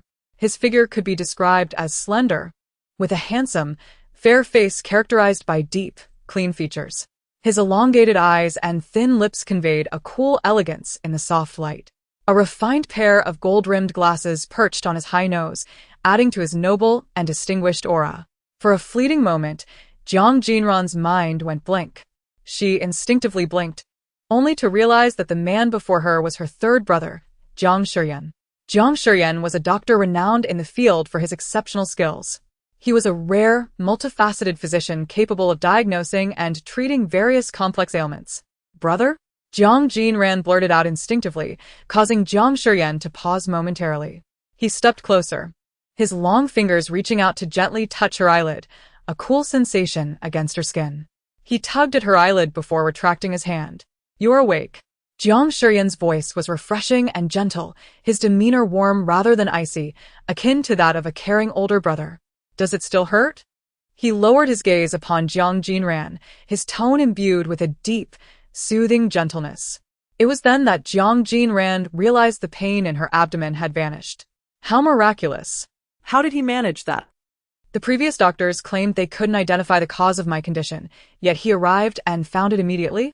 Incredible. Jiang Jinran's expression remained composed, but a flicker of surprise danced in his eyes, as though he had tapped into an unexplainable intuition. It seemed he could hear his sister's unspoken thoughts. Truly a miraculous doctor. "Oh, thank you for saving my life. I thought I was going to die from the pain." Jiang Jinran's once dull eyes sparkled with newfound brightness. "Thank you, dear brother, for rescuing me from this ordeal. I still have so many things I want to accomplish." Jiang Jinran listened quietly to her thoughts, finding them rather amusing. A subtle smile crept onto his lips. He did not have a particularly vivid memory of Jiang Jinran. In fact, his recollections of the entire Jiang family had grown hazy over the years. He spent his early years away pursuing education and later dedicated himself to his work at the hospital, focusing solely on healing others. There, he felt no warmth, only a coldness that surpassed even his surgical instruments. The atmosphere of the Jiang household often felt stifling and suffocating. The empty villa, the indifferent father, the perpetually busy mother. Communication among siblings was sparse, as each preferred to concentrate on their own affairs. A home devoid of warmth only fostered feelings of emptiness and gloom.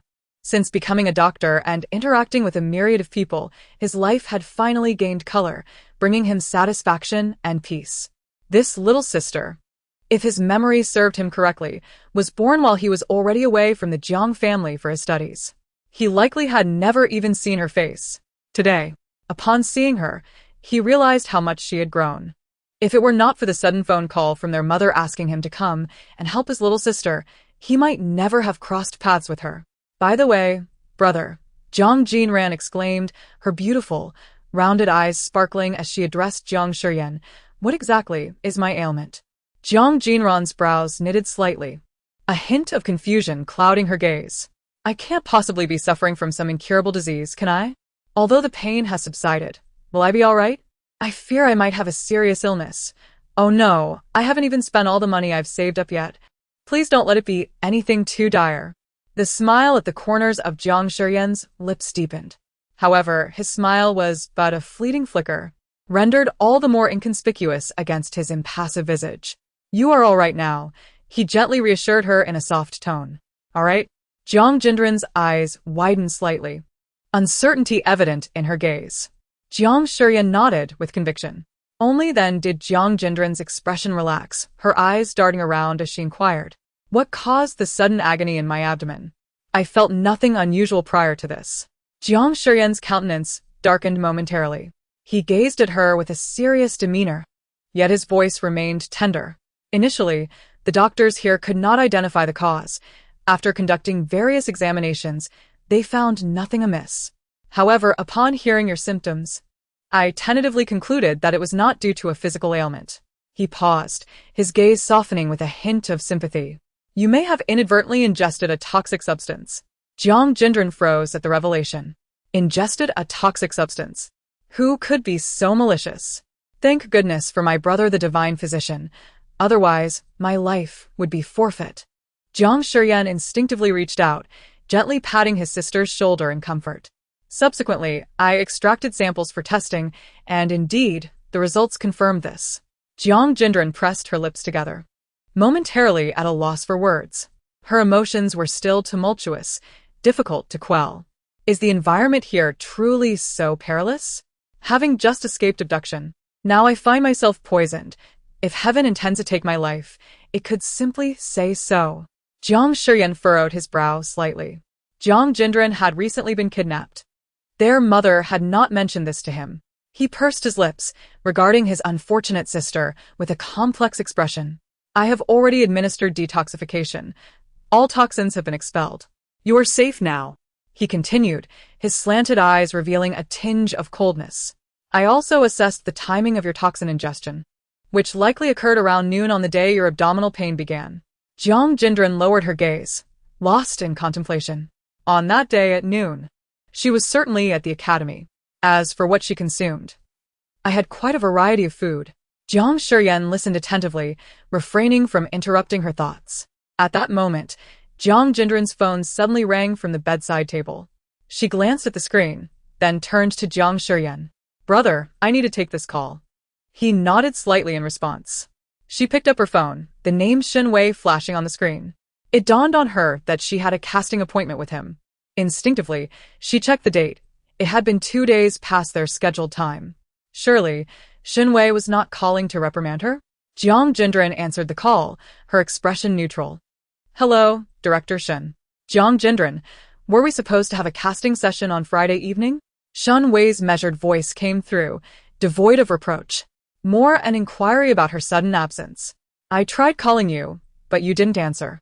Jiang Jinran replied candidly, Director, I fell ill unexpectedly, which caused the delay. I thought so. Shen Wei's voice conveyed understanding. You wouldn't cancel without reason. How is your health now? Are you feeling better? Jiang Jinran nodded. I am recovering. Then, once you are fully well, would you still be willing to attend? Shen Wei asked gently, resembling a guardian speaking to a child. I still hope to see you on my show. Jiang Jinran did not give a definitive answer, instead responding ambiguously, once I am fully recovered, I will reach out to you. Shen Wei agreed cheerfully. After hanging up, Jiang Jinran cast a gentle glance her way, concern evident in his eyes. Tomorrow, you will be discharged. Do what you wish. Jiang Jinran blinked, meeting his clear gaze. This brother is truly a kind-hearted soul. Jiang Jinran cleared his throat awkwardly, caught off guard by her praise. What a pity, a fleeting shadow crossed Jiang Jinran's eyes. He appears to suffer from severe congenital asthma. Jiang Jinran's expression froze, his eyes narrowing in surprise. How did she know? He did not believe the Jiang family would disclose his illness to her. She had no need to know, nor was it necessary. Indeed, no one had informed Jiang Jinran. She had gleaned this knowledge from the narrative of a novel. This condition cannot be completely cured, not even by a divine physician such as him. Who would have thought that a healer capable of treating countless patients could not heal himself? Jiang Jinran's brows knitted tightly. Yet this is not the most dreadful part. Someone will tamper with his asthma medication and then... She did not continue her thought. At that moment, Jiang Jinran's heart experienced a tumult of emotions. She knew of his asthma and the impending peril. The handsome, elegant man maintained a composed exterior, yet within, he was unsettled. This seemed like an absurd tale, filled with inexplicable absurdities. Yet, inexplicably, he found himself inclined to believe that Jiang Jinran's thoughts were likely true. For no discernible reason, he felt a strange belief that he might indeed face such a calamity in the future. The following day, Jiang Jinran completed her discharge procedures. Jiang Jinran took great care of her, exhibiting a gentle demeanor. Such kindness was likely an anomaly within the cold-blooded Jiang family. Jiang Yuyan and Jiang Yuehan sat at the front of the vehicle, having come to collect Jiang Jinran from the hospital. Throughout the journey, Jiang Jinran continued pondering Jiang Jinran's situation. His illness was rather complex, stemming from both congenital and acquired causes. As a physician, he had devoted immense effort and energy to treating others, resulting in significant strain on his own health. Over the years, his condition would only worsen. Yet he appeared unconcerned, opting instead to continually suppress it with medication, which inflicted irreversible damage to his body. It seemed Jiang Jinran had not considered seeking proper treatment for himself. Jiang Jinran lifted her gaze, observing the swiftly passing scenery outside the car window. Suddenly, a spark of confidence ignited within her. Fortunately, perhaps she could heal him. Upon returning home, She sat at the edge of her bed, contemplating her decision to visit the academy. It was there that she had inadvertently ingested the toxic substance. Thus, the perpetrator was likely one of the academy's individuals. She was eager to uncover who could be so malicious and what their motives were. After resting for a moment, she changed her clothes and quietly left the Jiang family villa. Fortunately, Jiang Yuyan and Jiang Yuehan were preoccupied, leaving no time to notice her absence. Had they known she intended to return to school immediately after her discharge, they would surely have disapproved. Therefore, Jiang Jinran decided to act first and report later. She would not rest until she uncovered the truth. Upon arriving at Dixing Academy, she found the students of Class 3 engaged in physical education on the playground, leaving the classroom deserted.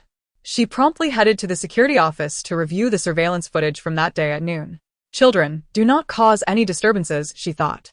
The security guard found Jiang Jinran's behavior unreasonable and was reluctant to engage with her, asserting that accessing the surveillance footage was not a trivial matter. One must indeed have a valid reason. As he scrutinized Jiang Jinran with a discerning gaze, he quickly concluded that she did not belong to a wealthy family. You should leave if you have nothing to do. Don't disturb my work, he said, his demeanor growing increasingly hostile, his gaze towards Jiang Jinran now laced with disdain. Jiang Jinran clenched her fists and abruptly spoke, unleashing a torrent of words upon the guard. Of course, I have a matter at hand. Do you not realize I am on the verge of being poisoned? My life is in jeopardy. If you deny me access to the surveillance, my mood will sour, and my health will deteriorate further. Should I perish, you will bear some responsibility. The security guard's eyes widened in disbelief at Jiang Jinran's sudden outburst. He pursed his lips, intending to respond, but Jiang Jinran forcefully pushed past him. Hey, what are you doing? He exclaimed, astonished as she dashed into the surveillance room, attempting to raise his voice to call her back. However, Jiang Jinran paid him no heed, swiftly locking the door behind her. You crazy girl, the guard shouted, realizing the door was locked from the inside after several futile attempts to open it. His frustration mounted as he banged on the door, contorting his face in anger. Open the door. Be cautious, or I will inform the principal and have you disciplined. Jiang Jinran, however, remained unfazed. She was busy manipulating the surveillance system, aiming to retrieve the footage from that fateful Friday. She suspected that someone had secretly introduced a toxic substance into her food. That day at noon, she had consumed both water and snacks, making it highly probable that the culprit had tainted both. Thus, it was imperative for her to access all surveillance footage from the classroom that day. Suddenly, her brow furrowed, and her actions halted as a glaring message flashed on the screen. The surveillance records for that Friday were blank, with the explanation that the cameras had malfunctioned that day. Malfunctioned? Jiang Jinran scoffed at the absurdity of such a coincidence. It was too convenient that the cameras failed precisely on that day. If it were not mere chance, then it was a deliberate act. It seemed the perpetrator had thought ahead, even considering the surveillance aspect, disabling it to eliminate any potential concerns.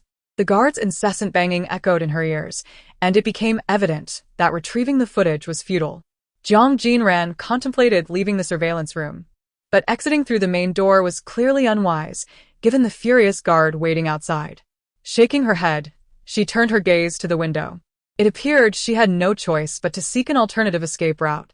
Approaching the windowsill, she tested the window and found it could be opened. The surveillance room was on the ground floor, and outside lay a lush green lawn. Without hesitation, Jiang Jinran pushed herself out through the window. In her previous life, Jiang Jinran had excelled in athletics, yet now, constrained by her current physique, she could not move with the same agility and strength as before.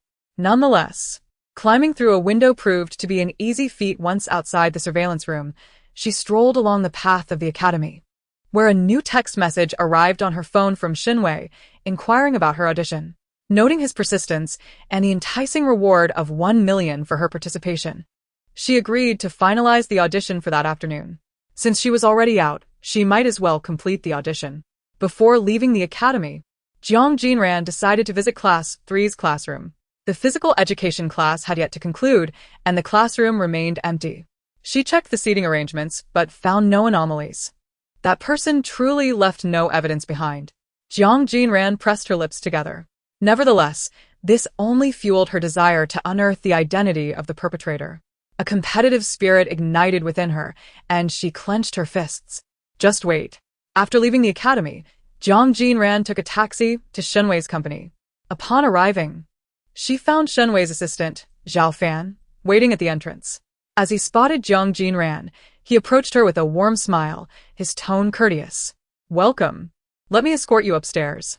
Jiang Jinran was taken aback that Shenwei had sent an assistant to personally greet her. If she did not know Shenwei was a good person, she might have begun to suspect his intentions behind such attentiveness. Taking the elevator to the 10th floor, she arrived at Shenwei's office. Zhao Fan opened the door for her, revealing a spacious and well-lit office where Shenwei sat at his desk, engrossed in writing. As her gaze shifted, Jiang Jinran noticed a familiar face seated on the couch, a well-dressed Shi, adorned in elegant attire. Jiang Jinran entered the office at a measured pace, their eyes locking in an instant. Shi appeared taken aback by Jiang Jinran's unexpected presence, her eyes widening in disbelief, rippling with shock. Having introduced a harmful substance into Jiang Jinran's food, Shi had assumed it would take at least 10 days for her to recover, making it improbable for her to attend the audition. How could she possibly be here? In truth, Shi's audition had initially been scheduled for the same time as Jiang Jinran's, both set for that Friday evening. Thus, she had intended to act preemptively, ensuring Jiang Jinran could not attend and increasing her own chances for success. However, an unforeseen incident occurred that day. Upon arriving at Shenwei's company, she was informed that the audition had been cancelled. Today, she received a sudden call from Shenwei, inviting her for an audition which she eagerly accepted. Despite the awkward timing due to her classes, she made up an excuse to take leave, got her makeup done, and arrived here, expecting to find herself alone for a private audition. To her astonishment, she encountered the seemingly impossible Jiang Jinran. How had she recovered so quickly? Moreover, was today's audition arranged to accommodate Jiang Jinran, with herself merely an afterthought? Realizing this, Shi clenched her teeth, her fingers instinctively curling into tight fists. At that moment, Jiang Jinran was also observing Shi. She pursed her lips, preparing to speak, but Shenwei had already set aside his pen and approached her, a gentle smile gracing his face. "Jiang Jinran, you have arrived. How is your recovery? You should be feeling much better now, I hope?" He engaged in polite conversation, and as he spoke, Jiang Jinran instinctively turned her gaze toward Shi, who exhibited a noticeable shift in expression upon hearing Jiang Jinran's words. Her eyes flickered with surprise and confusion before quickly regaining composure. Jiang Jinran noted this subtle change. "Director Shen," she inquired, gesturing towards Shi on the couch. "What brings my classmate here as well?" "Oh, it's like this," Shenwei replied, glancing at Shi before returning his attention to Jiang Jinran.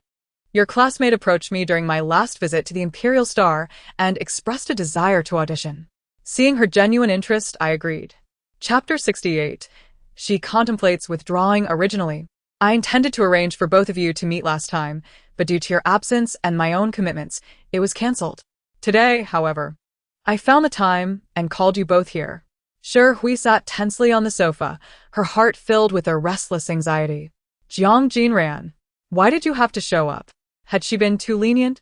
As Jiang Jinran listened to Shenwei speak, she casually observed Shi's expression.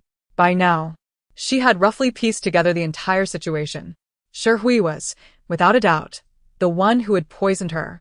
Her motive was quite straightforward: to prevent Jiang Jinran from auditioning for the variety show, thereby seizing the opportunity for herself. When she had just claimed to be in good health, Shi's expression had clearly betrayed her astonishment. Perhaps she never anticipated that Jiang Jinran would recover so swiftly, disrupting her plans. All of this was thanks to Jiang Shiren's assistance. Otherwise, Jiang Jinran feared she might still be languishing in a hospital bed, unable to discern the cause of her illness while enduring the torment of abdominal pain. Shi's heart was far more malicious than she had imagined. No wonder the original plan to deal with this girl was truly warranted. "Jiang Jinran, shall we commence the audition now?" She glanced at Shenwei, a slight smile gracing her lips. "Of course, we can." Shi rose from the sofa, feeling somewhat defeated by the unforeseen turn of events. She had believed that the opportunity to participate in Shinwei's variety show was already hers. Jiang Jinran's appearance had significantly dampened Shi Hui's spirits. However, she was not one to concede easily. Despite the heightened challenge, Shi Hui did not believe she would inevitably lose to Jiang Jinran. She possessed numerous talents that she could showcase to Shinwei, just when they presumed the audition would require them to display their skills. Shinwei turned a screen on his desk towards them. The screen faced both women, and Jiang Jinran soon realized that it was capable of video calling. In the upper right corner of the screen, a familiar face appeared. It was Jiang Chuqing. On the screen, he sat nonchalantly, his elegantly long hair cascading at the corners of his eyes.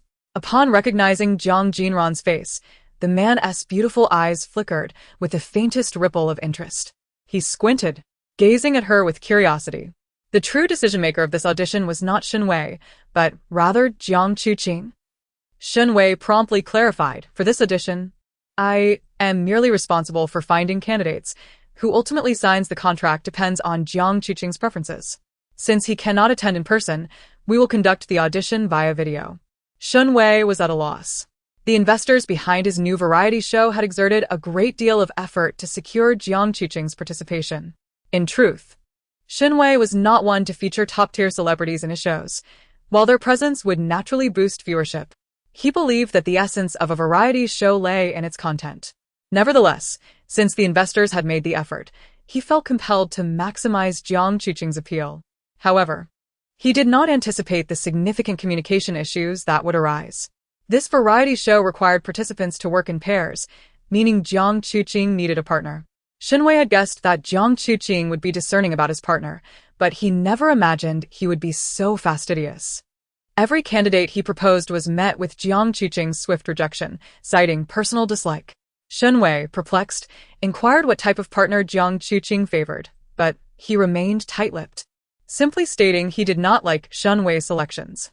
Noticing Shinwei's engrossed expression, Jiang Chuqing teased him, asking if such a renowned director truly enjoyed watching a children's play. Shinwei did not regard it as childish. He found it profound and interesting, and thus countered, asserting the little tree portrayed in the play was quite lively, don't you think? Initially, he expected Jiang Chuqing to dismiss it, but to his surprise, Jiang Chuqing merely pursed his lips and, after a moment's silence, uttered 3 words, "It's passable." It was no small feat to receive such praise from Jiang Chuqing, who typically expressed disapproval directly and coldly. For him to deem the little tree passable indicated he was not entirely averse to it. Shinwei felt a surge of excitement. It seemed the actor portraying the little tree might indeed be the partner Jiang Chuqing would approve of. Thus, the subsequent events unfolded. Everything was orchestrated for Jiang Chuqing's benefit. You may begin. Who'll go first? Showcase your unique qualities. Jiang Chuqing, with his chin resting on his hand, exuded an aura of elegance, his striking features radiating a captivating charm that drew the eyes. His gaze, though seemingly indifferent, held a certain depth. I'll go first, Shi Hui declared, gritting her teeth as she sought to seize the initiative. Jiang Chuqing smiled and nodded in agreement. Very well, you may proceed. Taking a deep breath, Shi Hui felt a flutter of nerves, yet she understood the importance of focusing on showcasing herself. She diligently displayed her talents, whether through dance or music. Jiang Jinran observed silently from the side, her expression unyielding, her heart devoid of tumult.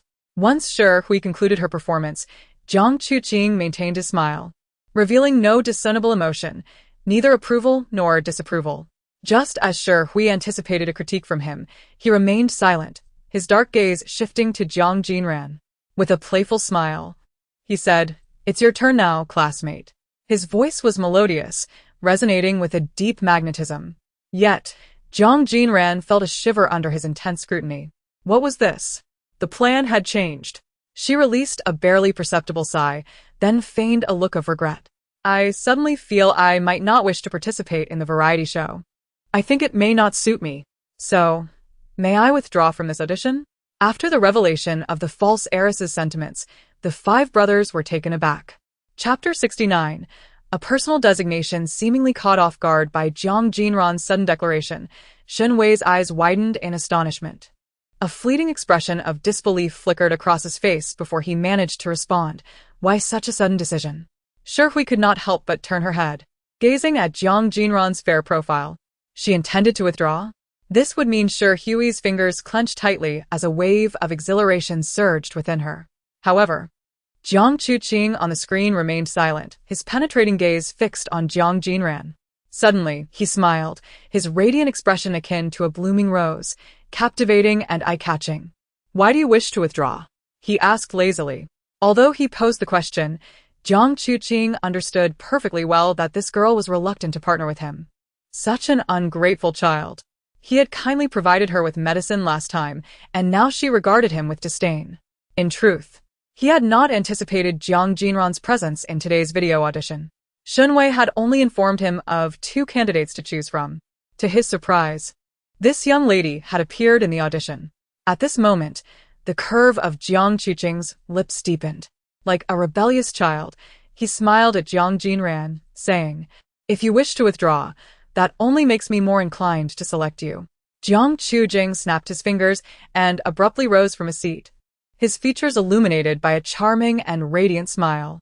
"I've made my decision, Jiang Jinran. Join me for this variety show." After speaking, he waved at the screen, and then the video went dark. "Is that all?" Jiang Jinran blinked in confusion. She had done nothing, not even auditioned. Yet this fellow had chosen her? Was it deliberate? Knowing her aversion to him, he still insisted on pulling her into the fray. Last time at the Central Theater, he had shown no restraint in his malice, seemingly eager to see her humiliated. Aligning herself with him would surely lead to disastrous consequences. Beside her, Hui felt utterly disheartened. She never anticipated Jiang Chuqing would act so hastily. After all her efforts, Jiang Jinran had only spoken a single line, and yet he inexplicably selected her, making Hui appear foolish by comparison. A wave of resentment, anguish, anger, and helplessness surged within her. She could only clench her fists tightly, gritting her teeth in frustration. Jiang Jinran, too, was taken aback by how swiftly this matter had resolved. He approached Jiang Jinran, his tone markedly kinder than before. "Given the situation, shall we sign the contract immediately?" Jiang Jinran bit her lip, pausing momentarily before shaking her head coldly. Participating in a variety show was already troublesome enough. She did not wish to carry a ticking time bomb like Jiang Chuqing alongside her. "Director Shen, I'm afraid I must decline." Jiang Jinran opened her mouth to refuse, but Wei raised 5 fingers, declaring, "The appearance fee has been increased to 5 million. The words were lodged in her throat, and upon hearing this, she swallowed hard, her eyes gleaming with renewed interest. Perhaps this was feasible after all. She still had matters to resolve. Jiang Jinran speculated on Hui's whereabouts. She would not let the poisoning incident rest. Crossing the street, she arrived at the sidewalk opposite the company building, intending to hail a taxi. However, her gaze shifted, and she spotted Hui seated in a nearby CAF through the expansive glass window. Hui sat by the window, her head bowed, obscuring her expression. Her slender figure emanated an air of sorrow and solitude. Was she heartbroken? A smirk crept onto Jiang Jinran's lips, a cold glint flickering in her eyes. Earlier, her agreement to sign with Wei was not solely motivated by the lucrative fee, but also by Hui. If she refrained from signing, Hui might benefit greatly, a scenario Jiang Jinran found unacceptable. She desired to witness Hui's anguish. Determined, Jiang Jinran headed directly to the CAF, where Hui was seated. Pushing the door open, she entered and found Hui in a state of dejection, oblivious to her approach. Jiang Jinran positioned herself at the table opposite Hui and gently tapped the surface. Taking a seat, at the sound, Hui instinctively lifted her gaze, and their eyes met in an electric confrontation. Jiang Jinran's expression remained icy and impassive, while Hui widened her eyes in surprise. "You, Jiang Jinran?" Her countenance momentarily froze, only to be replaced by a flash of intense disdain. "What are you doing here? Here to gloat?" Jiang Jinran let out a cold scoff, narrowing her eyes slightly. "Do you truly believe I would seek you out without reason? You know exactly what you have done to me." She delivered her words with a chilling firmness. A tremor of fear coursed through Hui. The sudden eruption of Jiang Jinran's formidable presence left her stunned. This was the first time she had witnessed such a terrifying, unyielding side of Jiang Jinran. In this moment, her thoughts drifted uncontrollably back to when she first encountered Jiang Jinran. At that time, she had just transitioned to the middle school division, and the unfamiliar faces coalesced into a new class. Jiang Jinran was among them, her reputation as a well-liked, kind-hearted, and affluent heiress quickly established.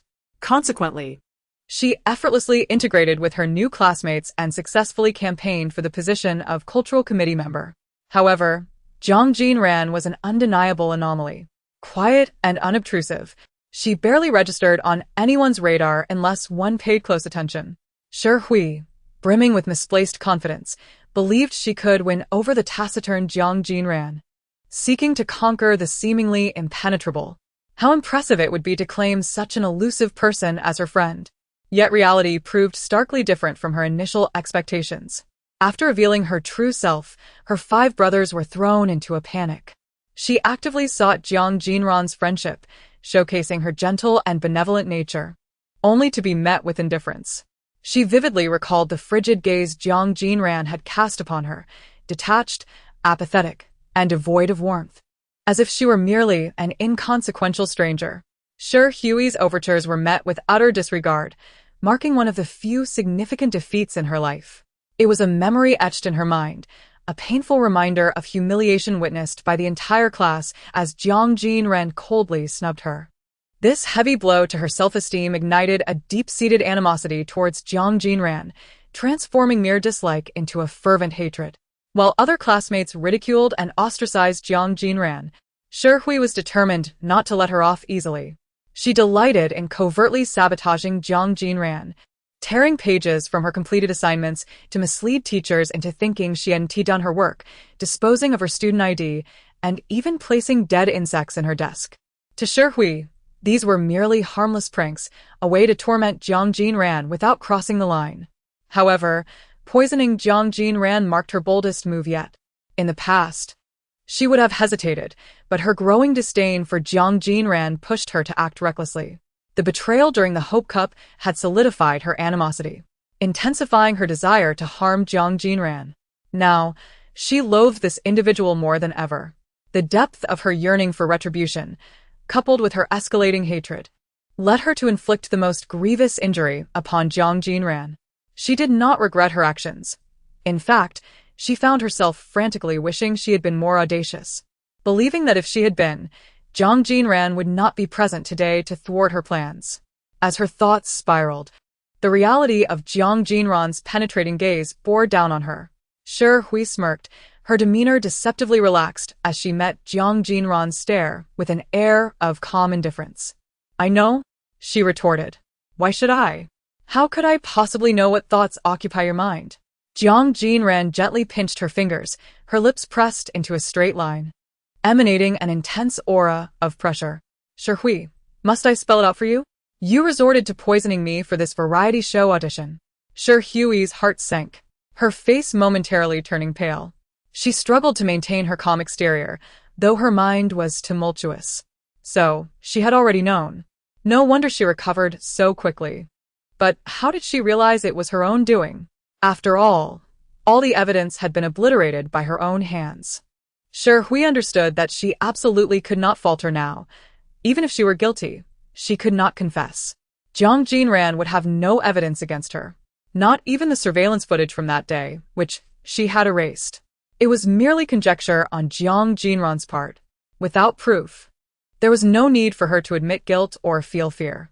The corners of Shi Hui's lips maintained a faint curve as she tilted her head, determined to deny everything. "Do you suffer from paranoia, Jiang Jinran? If you have a problem, don't come to me with baseless accusations." She retracted her smile, her voice firm. "Do you have any evidence?" "Without evidence, it's mere slander. Be careful, or I might just take legal action against you." Jiang Jinran gazed at her coldly, her expression largely unchanged. She had long suspected that Shi Hui would never confess. The fact that she had thought to erase the surveillance footage indicated that all crucial evidence had been meticulously destroyed. Jiang Jinran, emboldened by the absence of evidence, refused to admit anything, making her feel as though there was nothing she could do against her. Jiang Jinran, may I ask you to leave? Shi Hui lifted her chin, signaling for her to depart. I still wish to enjoy my coffee. Your uninvited presence is rather intrusive, so please make haste. With that, she took a sip from her coffee cup. Jiang Jinran scrutinized Shi Hui for several moments, and after a brief silence, she ultimately chose not to say anything further and left the CAF. There was indeed nothing she could do at this moment. However, Shi Hui's recent demeanor and her myriad expressions only served to reinforce Jiang Jinran's belief that Shi Hui was the one who had harmed her. She would find a way to gather evidence, she must. Upon exiting the CAF, Jiang Jinran's phone rang. It was a call from Jiang Yuyan, evidently having realized that Jiang Jinran had fled the Jiang family villa. With a tinge of apprehension, Jiang Jinran answered the phone, bracing herself for a scolding. To her surprise, Jiang Yuyan gently inquired, Shaoran, are you alright? Why did you leave without a word? If you want to go anywhere, just tell me, and I'll take you. Jiang Jinran felt a flicker of guilt rise within her. I'm sorry, Mom, for worrying you.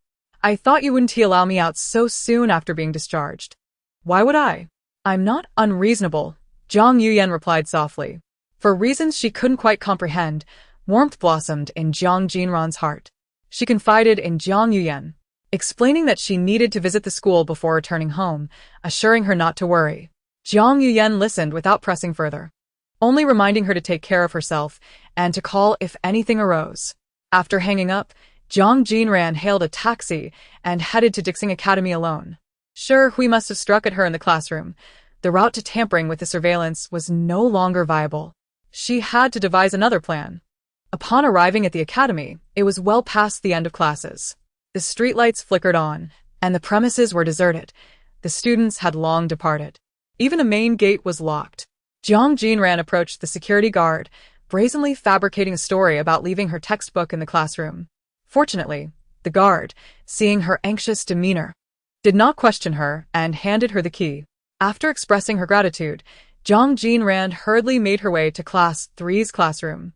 She pushed open the door and entered, switching on the lights. She firmly believed that as long as the crime scene remained, evidence could not be entirely erased. There must be some remnants. Jiang Jinran's gaze swept the classroom before she hastened to Shi Hui's desk. Shi Hui was no fool. She certainly wouldn't leave any incriminating evidence at her seat. Nevertheless, Jiang Jinran felt compelled to investigate personally. What if she couldn't overlook even the slightest possibility? Opening Shi Hui's desk, she meticulously searched, finding only books, nothing peculiar. Resigned, she rearranged the books to their original state. Unwilling to give up, she circled around Shi Hui's seat, even rummaging through the nearby trash bin. The outcome was still fruitless. Sitting down on a random chair, Jiang Jinran let out a soft sigh, her eyes drifting into a daze. Was there truly no way to find evidence against Shi Hui? Shaking her head quickly, she dismissed such compromising thoughts. She stood up again, weaving through the empty classroom, which was eerily silent. Approaching her own seat, she noticed that after her departure last Friday, her desk remained untouched, appearing as it had when she left. However, Jiang Jinran promptly lifted the desk lid to inspect the interior, and indeed, her desk had been tampered with. She had suspected that after she had fallen ill and left. Shi Hui lingered in the classroom deliberately. It was impossible for her to do nothing. After she had left, Shi Hui would undoubtedly have come to her seat to erase any crucial evidence, such as the water she had left behind and any leftover snacks. These items could have been laced with poison, key pieces of evidence. Now, they had vanished without a trace, completely gone. It was clear who was responsible, Shi Hui. Of course, she hadn't held much hope initially. Shi Hui would not be foolish enough to leave those items unattended. Jiang Jinran pressed her lips together and sat heavily back in her chair with a thud, as if something had suddenly dropped to the floor. Her expression paused. She immediately looked down, and indeed, something had fallen. By the time Jiang Jinran exited the academy, the sky had turned completely dark. She returned the key to the guard and thanked him. To bolster her lie, Jiang Jinran even took a workbook with her, claiming she had retrieved her textbook. Just as she settled into the car, Jiang Yuyan called again. Jiang Jinran answered, and Jiang Yuyan did not express any reproach or urgency. She merely asked gently, Shaoran, are you still at school? Do you need me to come pick you up? Jiang Jinran nodded. That's good, but… Jiang Jinran sensed that Jiang Yuyan seemed hesitant to speak. What is it, Mom? She inquired, confused. Your father? Over the phone, Jiang Yuyan couldn't discern Jiang Jinran's inner turmoil, only feeling the silence on the other end. She had anticipated this.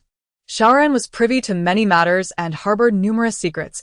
She understood the true nature of Han Yi, her father. Surely she, like Jiang Yuyan, loathed Han Yi. Jiang Jinran, however, was not in a foul mood. She merely felt that the brief tranquility she had experienced in the Jiang household was about to be disrupted. Han Yi was unlike Jiang Yuyan and her brothers. He was the true villain with a heart of darkness. Jiang Jinran helplessly shook her head, her tone calm and devoid of any emotion. I understand, Mom. Upon hearing this, Jiang Yuyan opened her mouth, intending to say something further, but after a moment of contemplation, she decided against it. She did not wish for Jiang Jinran to know that she could hear her innermost thoughts or that she had come to understand Han Yi's true nature. Thus, their conversation came to an end. Seated in the back of a taxi, Jiang Jinran held the textbooks she had just taken from school.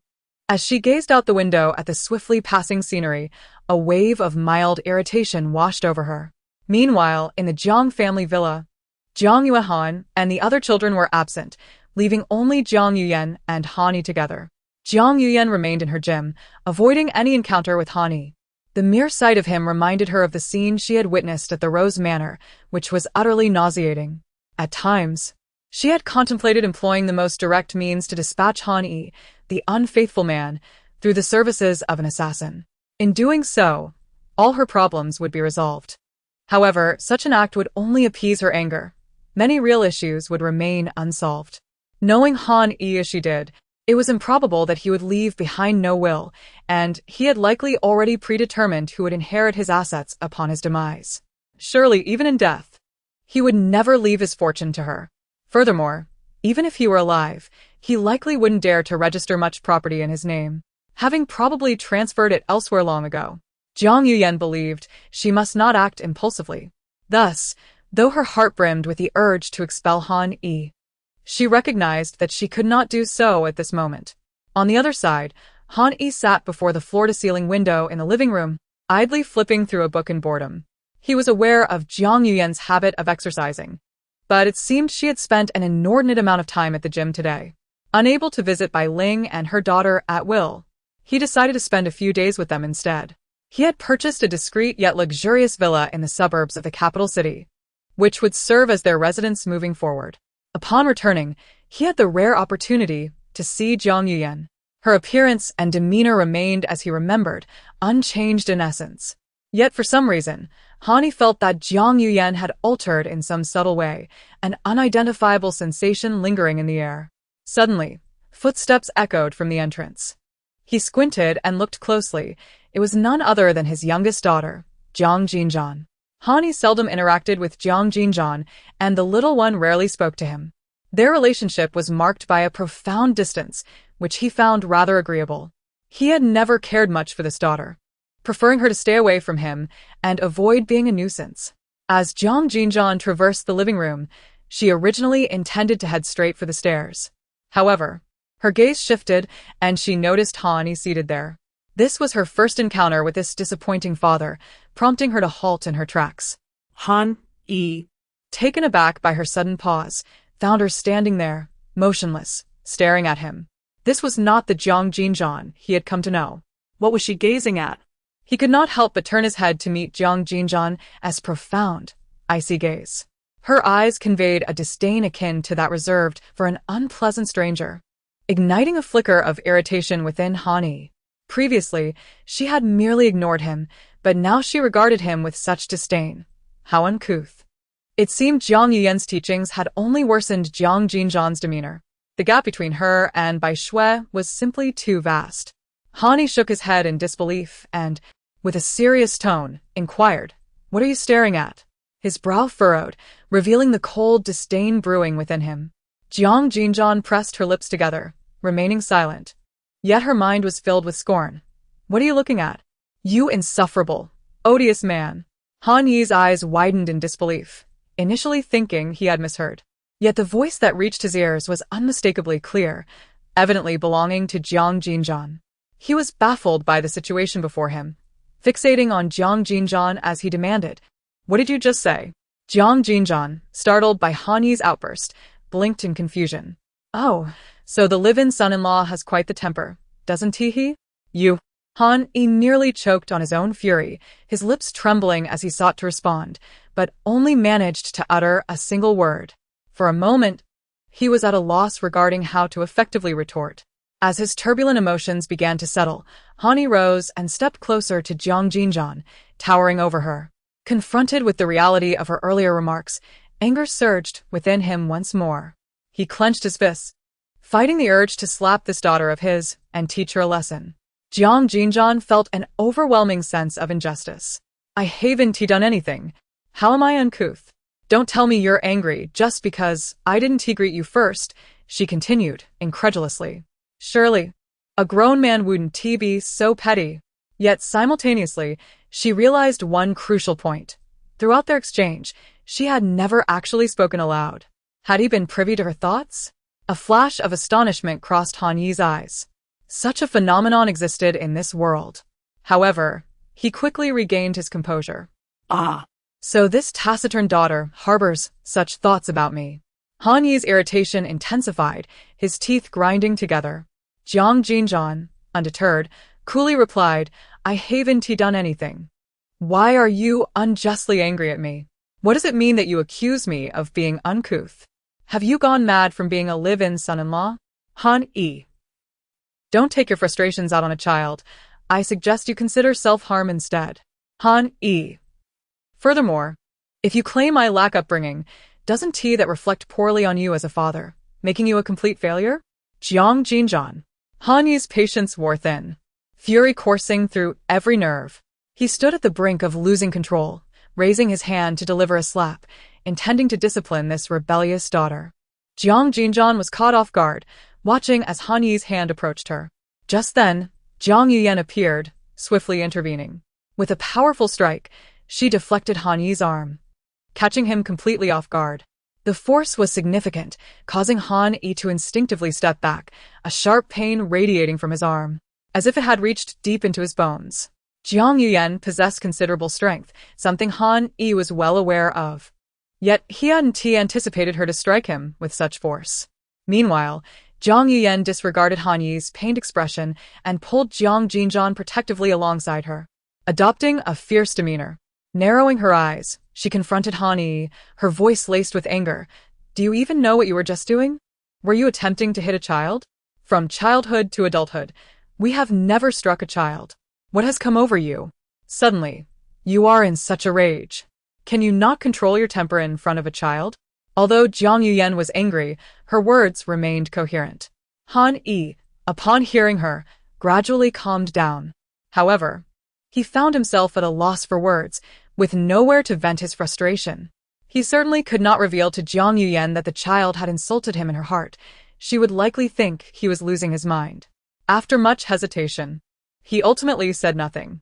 Jiang Jinran, however, was directly pulled away by Jiang Yuyan. "Xiao Ran, were you frightened?"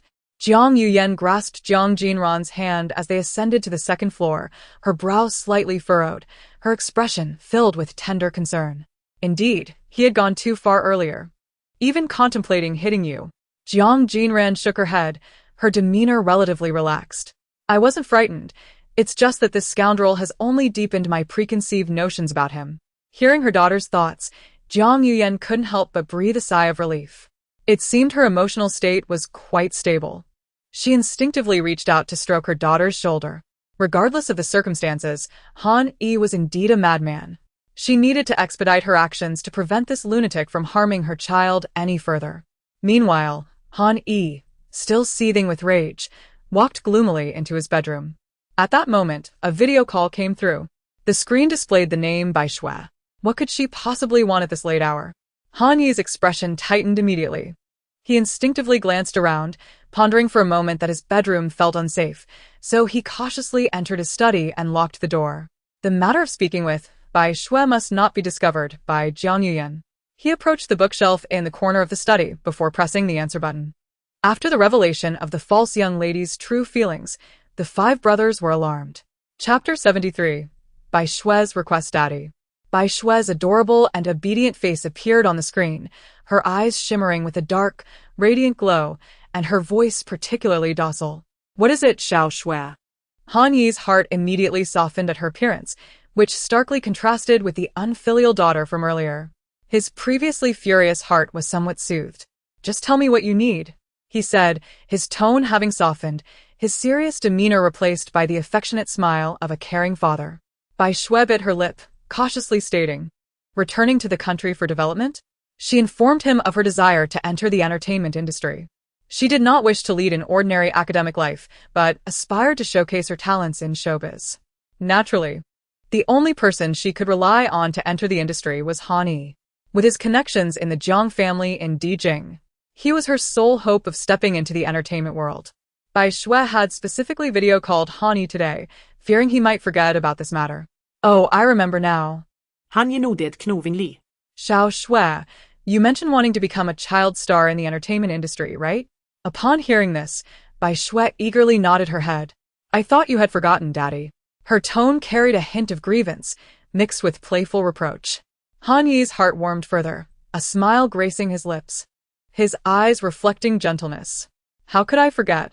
Once I promise you, I will not forget. Bai Shui feigned a cute demeanor, narrowing her eyes at the screen. Daddy, I'm not in a hurry. Yet, Han Yi suddenly asked softly, Xiao Shui, once you enter the entertainment industry, what do you wish to do?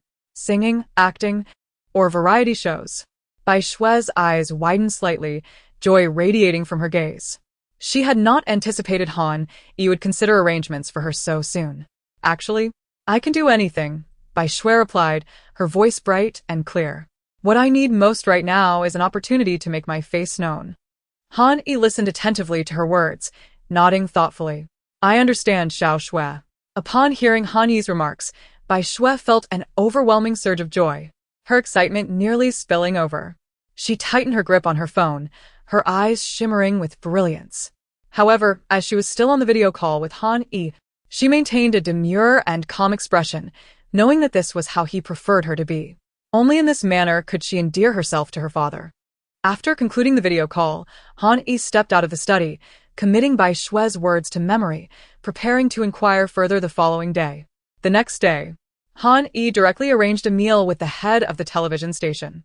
They shared a friendly rapport, having dined together on several occasions prior. After sharing a few drinks, their spirits were high, and it was then that Han Yi began to probe for information. I have a relative at home, about 13 years old.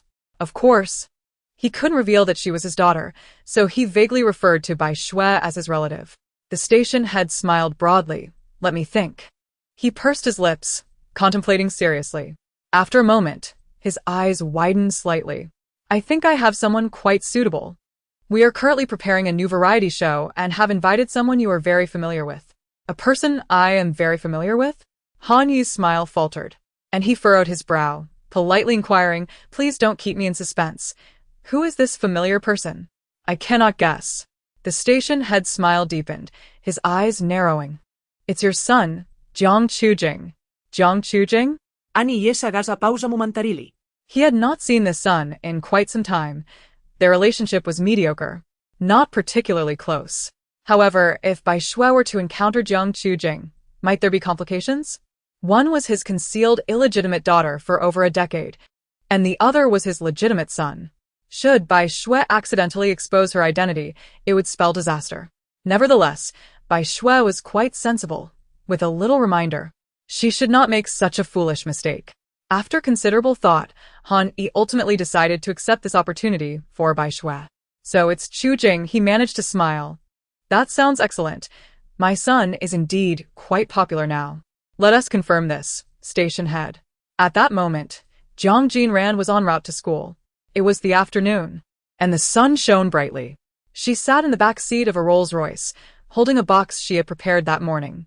Jiang Jinran pursed her lips, her expression calm and indifferent, her gaze drifting out the window as they approached the school a few hundred meters away.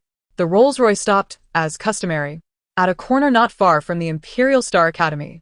Jiang Jinran alighted from the car, clutching her box as she walked toward the school. She strolled leisurely to the entrance of Class 3, where students were gathered in small groups, playing and laughing during the break. Jiang Jinran cast a cold glance and then walked straight in. Ji Shuang was the first to notice Jiang Jinran's sudden appearance. Her eyes brightened with joy. As she called out, the attention of the others was instantly drawn to her. After the revelation of the false young lady's true feelings, the 5 brothers were alarmed. Chapter 74. A confrontation in an instant. Numerous gazes converged upon Jiang Jinran. The classroom fell into a hushed silence.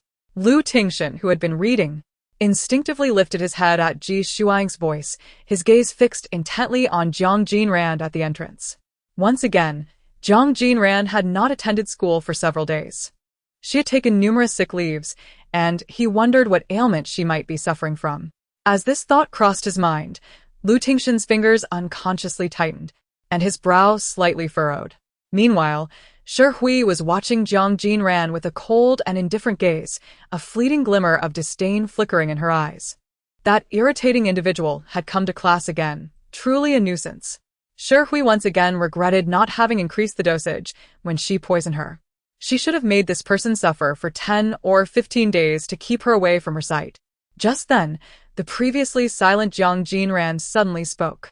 The corners of her eyes lifted slightly, exuding a frosty chill. "I came to school today specifically for you." Her voice floated like the gentle drizzle of a cold night, devoid of warmth. Upon hearing this, the entire class's attention shifted once more to Shi Hui. Sitting at her desk and standing at the door, the two had instantly become the focal point of the class. The students' gazes darted between them, completely oblivious to the underlying tension brewing between the two. As if a world war was on the verge of breaking out, the air thick with the scent of gunpowder. Shi Hui's expression remained unchanged. Jiang Jinran had come to school specifically for her? What did she want? To continue her relentless harassment, to question whether she had poisoned her? At this thought, a fierce glint involuntarily flashed in Shi Hui's eyes. This person had no evidence. What else could she do besides harassing her? The thought alone was nauseating. Shi Hui's countenance darkened slightly, revealing her displeasure as she coldly addressed Jiang Jinran. "You're not here to discuss that matter again, are you?"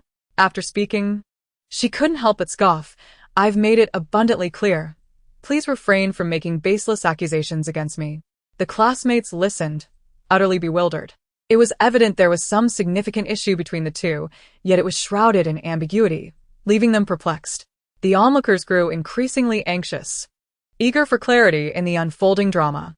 Jiang Jinran merely curled her lips into a faint smile, which appeared cheerful but was devoid of warmth in her eyes. "Shi Hui, you don't think I came empty-handed, do you?" Her smile vanished, replaced by an expression of cold solemnity. Shi Hui felt her heart skip a beat, instinctively glancing at Jiang Jinran's hands, which were holding a box. What could possibly be inside? A frown creased Shi Hui's brow. Did Jiang Jinran find evidence of her poisoning? That was impossible. Shi Hui had meticulously eliminated all dangerous evidence, scrutinizing everything multiple times to ensure nothing was overlooked. Jiang Jinran couldn't possibly be bluffing, could she? At this thought, a hint of contempt flickered in Shi Hui's eyes. Perhaps this person had no evidence and was merely attempting to intimidate her with an empty box. Shi Hui clenched her fists, reminding herself to remain composed and not fall for Jiang Jinran's tricks. "Is that so?" she replied, having steadied her emotions, tilting her head nonchalantly. "What is it? Why not show us?"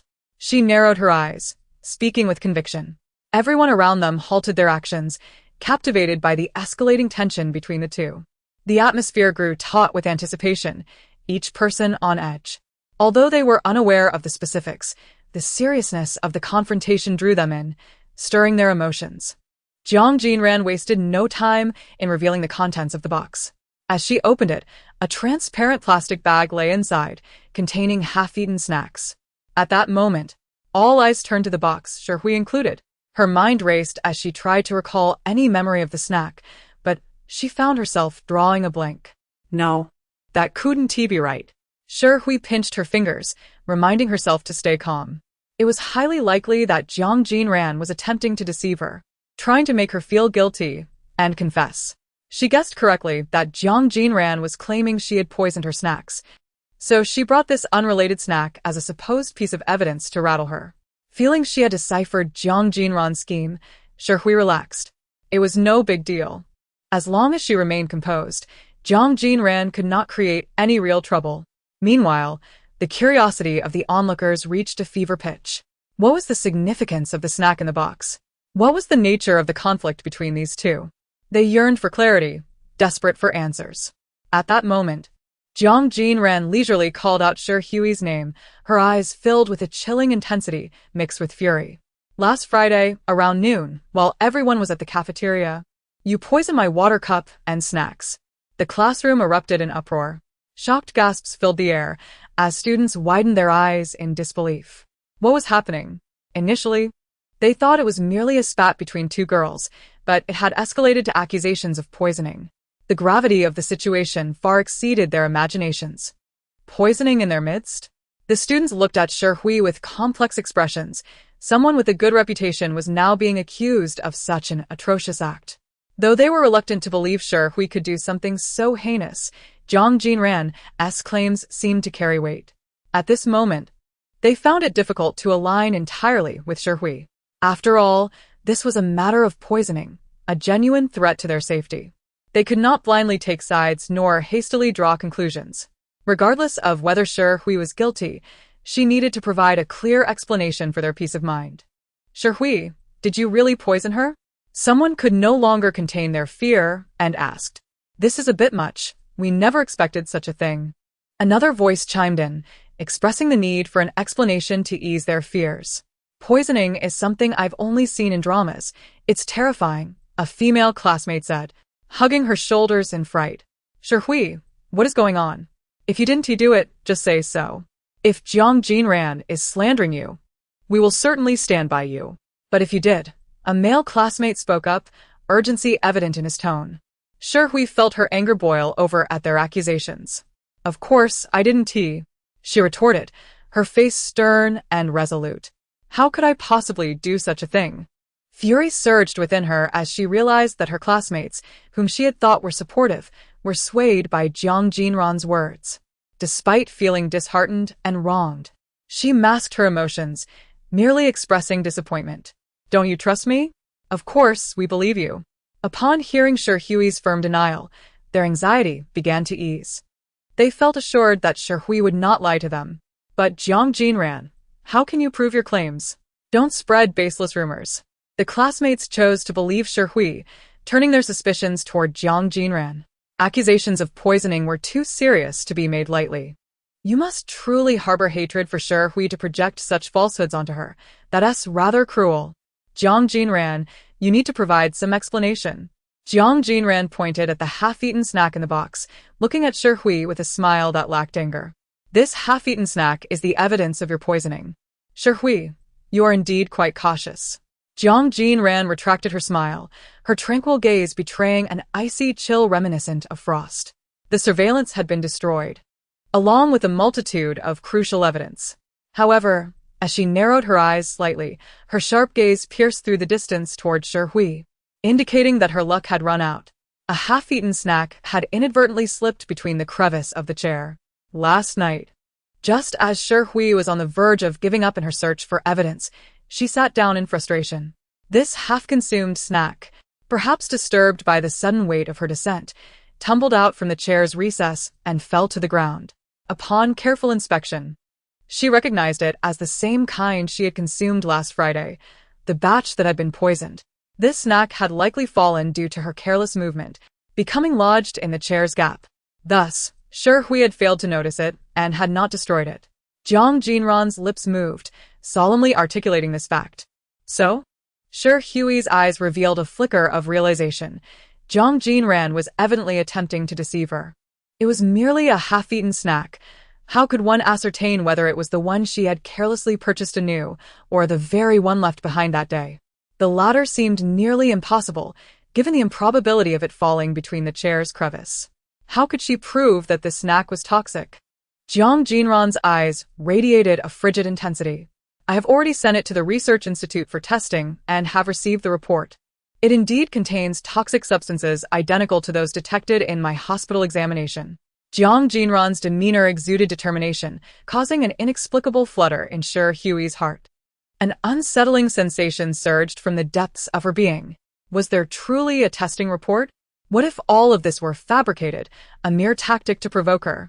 Shi Hui clenched her fists, reminding herself to remain composed. She could not afford to falter at this moment. The others, having listened to Jiang Jinran's claims and observing her unruffled demeanor, found their resolve wavering once more. Who was speaking the truth, and who was lying? Even if there was a testing report, Shi Hui suppressed her anxiety, feigning calmness. Even if it were indeed poisonous, could it prove that she had administered the poison? Was it witnessed by you, the surveillance, or someone else? Shi Hui's sharp gaze bore into Jiang Jinran as she pressed on aggressively. How dare you accuse me of something without evidence? Jiang Jinran's lips curled into an enigmatic smile. Shi Hui, how many times must I repeat myself? Why do you refuse to believe me? I have already told you that I possess evidence. She then lowered her gaze to the snack in its packaging. Why is this snack encased in a plastic bag? Have you ever considered that? Jiang Jinran raised her head, resembling a judge poised to deliver a verdict, cold and unyielding. I was cautious not to touch it when I first found it. Your fingerprints must be on it. At the moment she discovered the snack, Jiang Jinran had refrained from hastily picking it up, knowing that the fingerprints on its surface were paramount evidence that she could not afford to compromise. She carefully wrapped the snack and concealed it within her notebook before leaving the school. This morning, she not only tested the toxic substances within the snack, but also examined the fingerprints on the packaging. Ultimately, she found that, aside from her own fingerprints, there was another person's, the only possible match being Shi Hui's. At this instant, Shi Hui stood opposite her, bewildered and shocked, her eyes wide with disbelief. A sense of panic and confusion washed over her. It felt as though an endless chill had seeped through her veins, causing her fingers to tremble and her body to stiffen. At this moment, it seemed impossible for her to continue deceiving herself. Was Jiang Jinran merely blustering? Or was she speaking the truth? The thought left Shi Hui dizzy, nearly causing her to lose her balance. The toxicology report and the fingerprint analysis have already been submitted to the police station, Jiang Jinran continued, her voice resonating like a haunting drumbeat. Shi Hui, you simply need to make a trip to the police station now.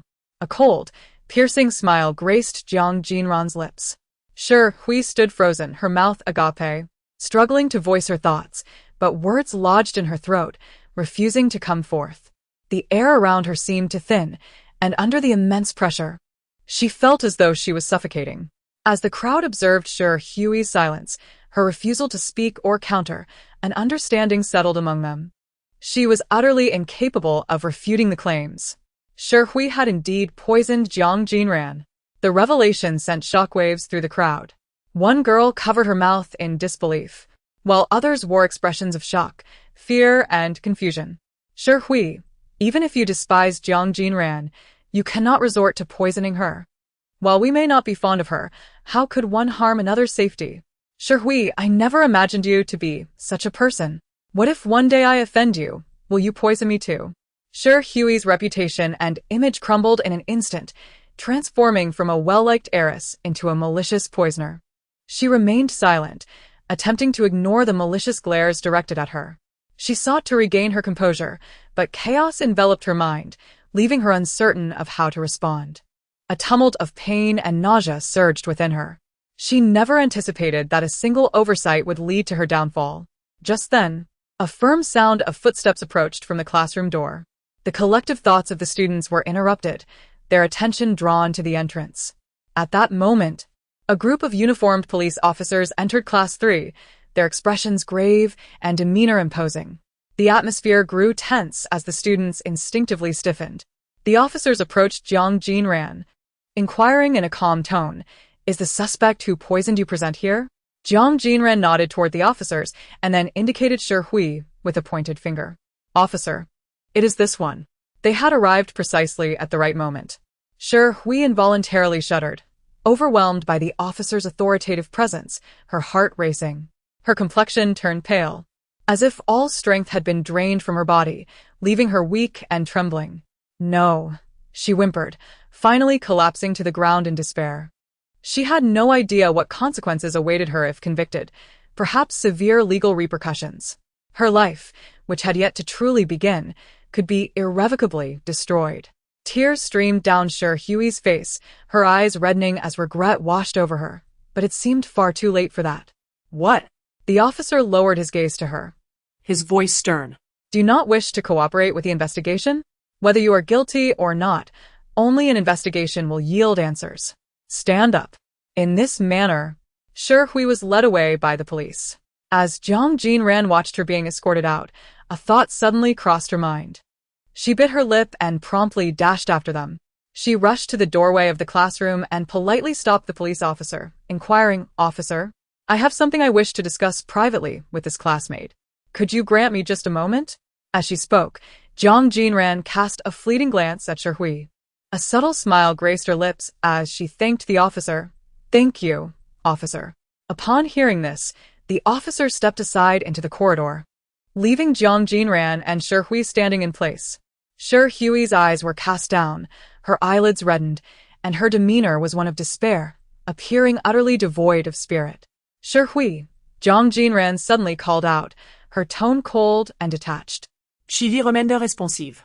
After a few seconds, she unexpectedly lifted her head, and their gazes locked.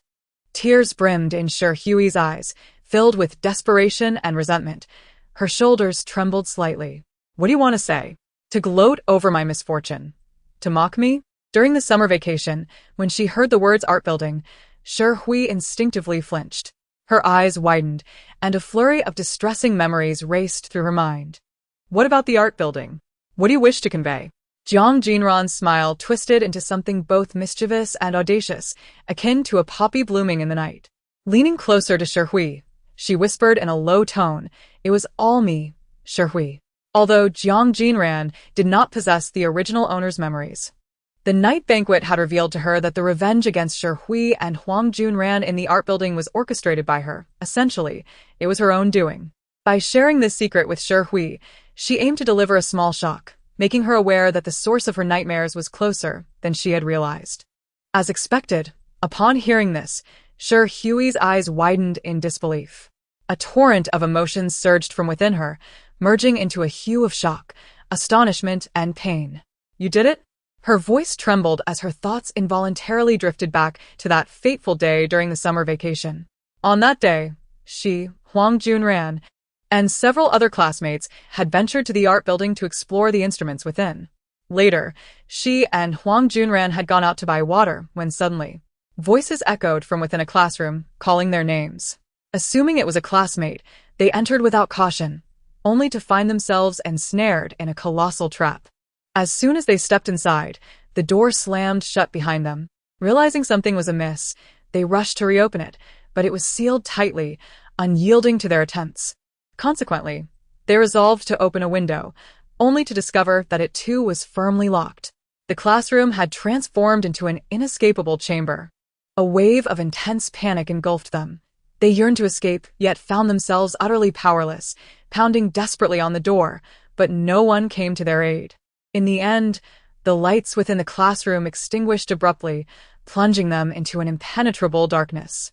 Subsequently, they seemed to be hypnotized, a haunting voice resonating incessantly in their ears.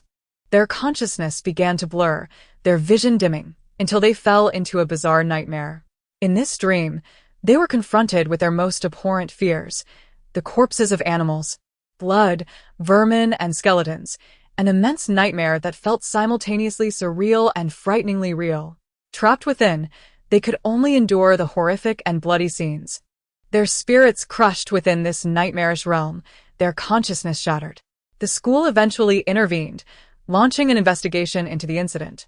Yet Sher Hui found herself unable to articulate whether it was merely a nightmare or an experience that bore the hallmarks of reality. With neither she nor Huang Junran possessing any physical injuries, their desperate accounts of the events were dismissed as hallucinations, a manifestation of psychological distress. Ultimately, the matter faded into ambiguity. Now, Jiang Jinran had the audacity to reveal that she was the one responsible for all that had transpired in the art building. A tempest of emotions swirled within Sher Hui, causing her to tremble uncontrollably. The mere thought of that day rendered her incapable of remaining calm. If Jiang Jinran was indeed the perpetrator, then who was she? Was she truly just an ordinary student?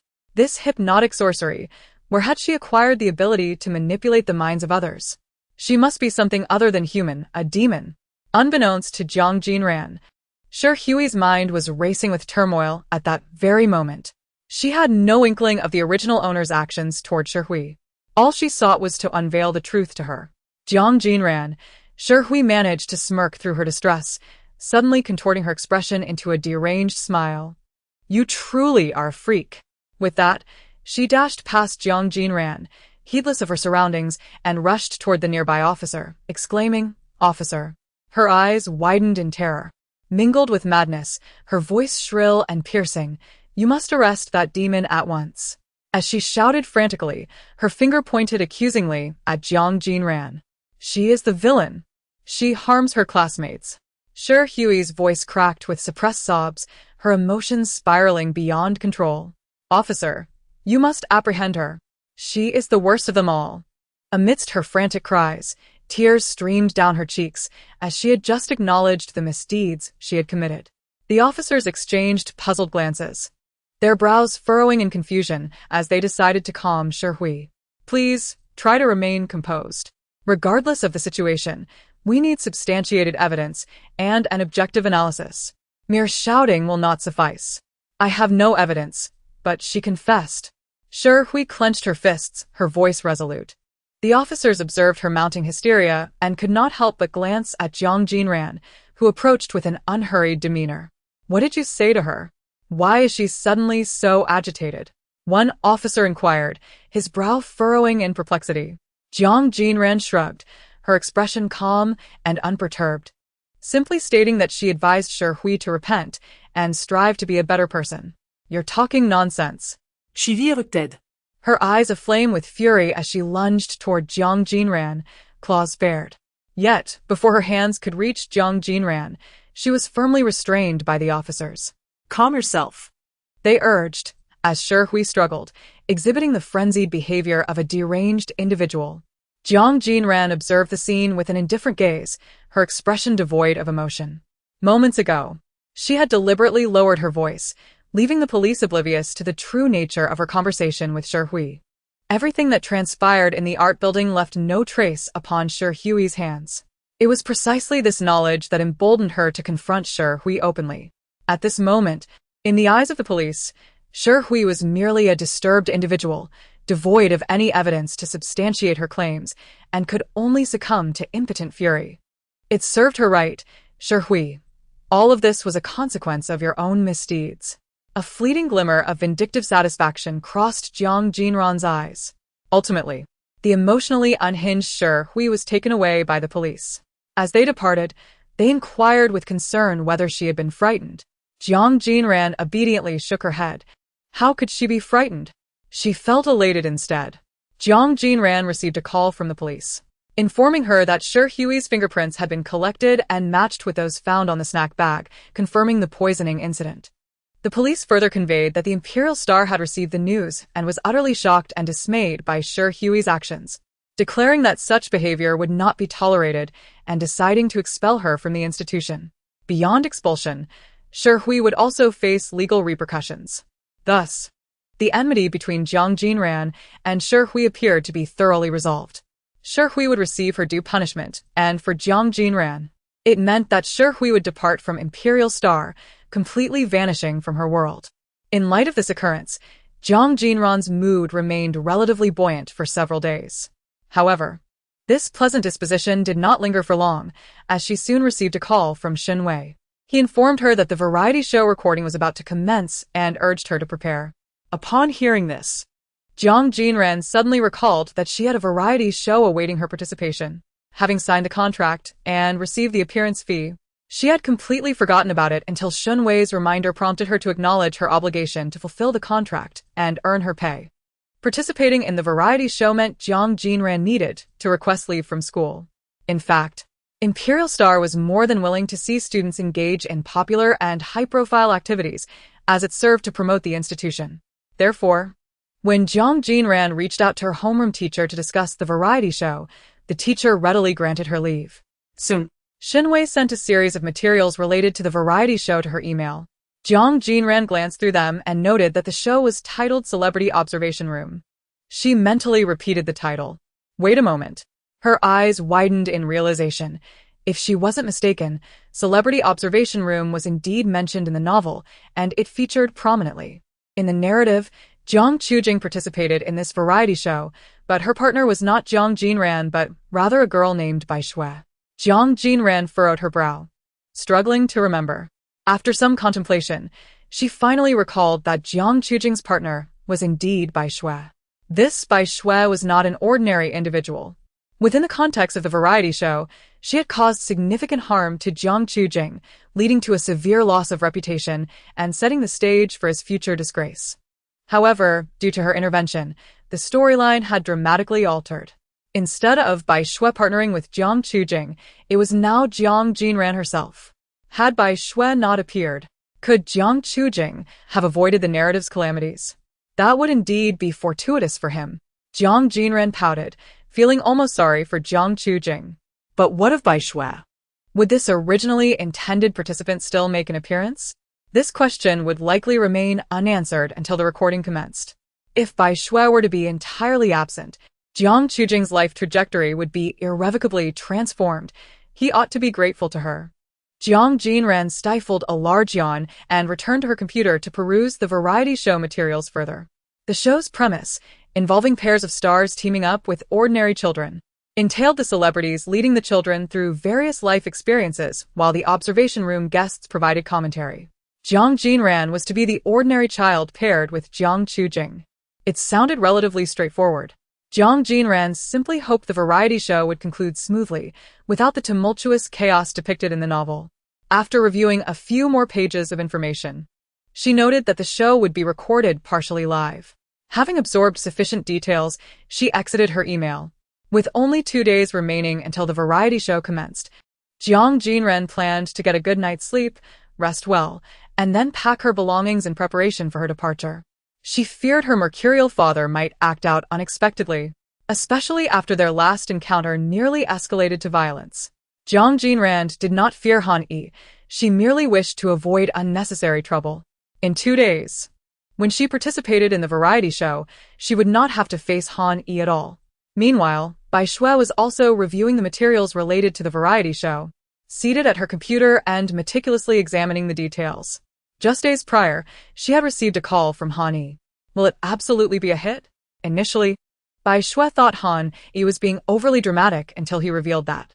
Upon hearing this, Bai Shui was naturally astonished and elated, feeling an exhilarating blend of excitement and disbelief. Shinwei, Jiang Chujing. Thus, she was familiar with both Shinwei and Jiang Chujing. Their names resonated powerfully with her. Han Yi had indeed invested considerable effort in securing such an excellent opportunity for her. Bai Shui felt a surge of gratitude and expressed her heartfelt thanks to Han Yi. However, Han Yi suddenly interjected with a grave remark. Xiao Shui, there is something I must tell you, and you must remember it well. His tone was serious and earnest, prompting Bai Shui to adopt a solemn expression. What is it, Dad? Is it something serious? Han Yi sighed softly, a sound so faint it could easily be overlooked. It's not a major issue. Do you know who Jiang Chujing is? Bai Shui smiled and replied, Of course I know. Dad, I'm not living under a rock. How could I not know such a famous star? Han Yi continued, That is not what I meant. He hesitated, ultimately stating directly, Jiang Chujing. He shares the Jiang surname. He is my son, your half-brother. Bai Shui was taken aback, her eyes widening in astonishment as she grappled with this revelation. She had always known Han Yi had 5 sons and 1 daughter in that household, but she had never delved into the specifics. She had no desire to learn about Han Yi's other family, fearing that knowledge might incite jealousy. Bai Shui's emotions were complex: surprise, curiosity, and a hint of anticipation. The reason I mention this is to remind you, Han Yi's deep voice resonated from the phone. You must not reveal your identity in front of Jiang Chujing. He must not know you are his father's daughter. Do you understand? If Jiang Chujing discovers this, the consequences would be dire. Bai Shui lowered her gaze, her voice soft and measured. I understand, Dad. You needn't worry. I will not do anything to put you in a difficult position. Despite her words, a shadow flickered across her bright eyes. Han Yi's warning served as a reminder that she remained a hidden, unacknowledged entity. She had to maintain her facade diligently. The melodious and extraordinarily sweet voice of Bai Shui undoubtedly delighted Han Yi, who smiled and responded cheerfully, Xiao Shui, you are truly obedient. You are such an understanding child. If you perform well in this variety show, you might become an overnight sensation. After the revelation of the faux heiress's true feelings, her 5 brothers were thrown into a state of panic.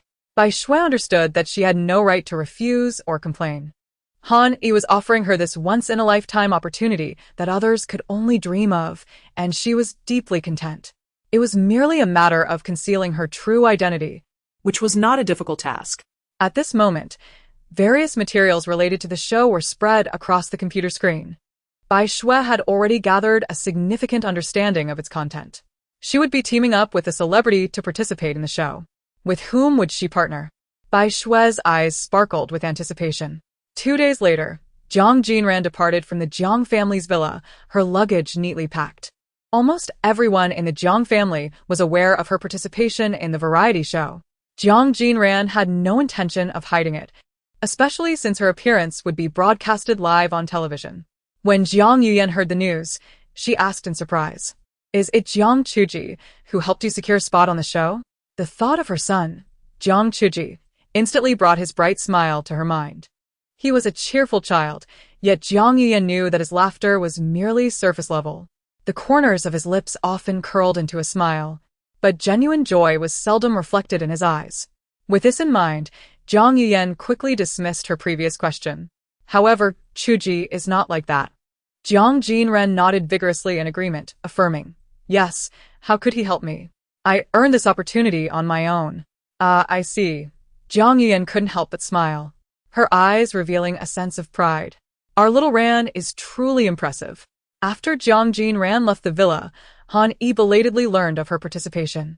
He furrowed his brows, gazing at Jiang Yuyan with surprise and a hint of concern. Little Ran is also going to be in this variety show? Jiang Yuyan nodded calmly, her expression now devoid of excessive emotion in front of Han Yi. How could she qualify? Han Yi questioned impulsively. Jiang Chuji would never assist her. She lacks the connections. Jiang Yuyan glanced at him sideways, her tone laced with reproach. Are you suggesting that little Ran is unworthy, or that you disapprove of her joining the show? Han Yi immediately smiled, attempting to smooth over the situation. I didn't mean that. I was merely surprised. Despite his words, he genuinely hoped Jiang Jinran would not participate. With both Jiang Chuji and Jiang Jinran involved, Bai Shui would inevitably have to face his 2 children, increasing the likelihood of complications, which made Han Yi uneasy. However, he did not intend to inform Bai Shui of Jiang Jinran's participation. The current state of mutual unfamiliarity between the 2 girls was quite favorable. After all, Jiang Jinran was not as astute as Jiang Chuji, and likely would not harbor any suspicions about Bai Shui. Revealing too much to Bai Shui would only burden her, and it was sufficient for her to be cautious of Jiang Chuji alone. Jiang Jinran stepped into a black Rolls-Royce, with the Jiang family's driver personally escorting her to the filming location of the variety show. As she sat in the car, a wave of fatigue enveloped her consciousness. Jiang Jinran yawned repeatedly, sitting drowsily in her seat. After an indeterminate amount of time, the vehicle came to a halt. Jiang Jinran rolled down the window and gazed at the unremarkable scenery outside: tile-roofed houses, dirt roads, bare tree trunks, and messy patches of yellowish grass. This was her destination, the filming location of Celebrity Observation Room in Sanshui Village, a quintessentially ordinary rural area. Jiang Jinran alighted from the vehicle, her right hand clutching her luggage.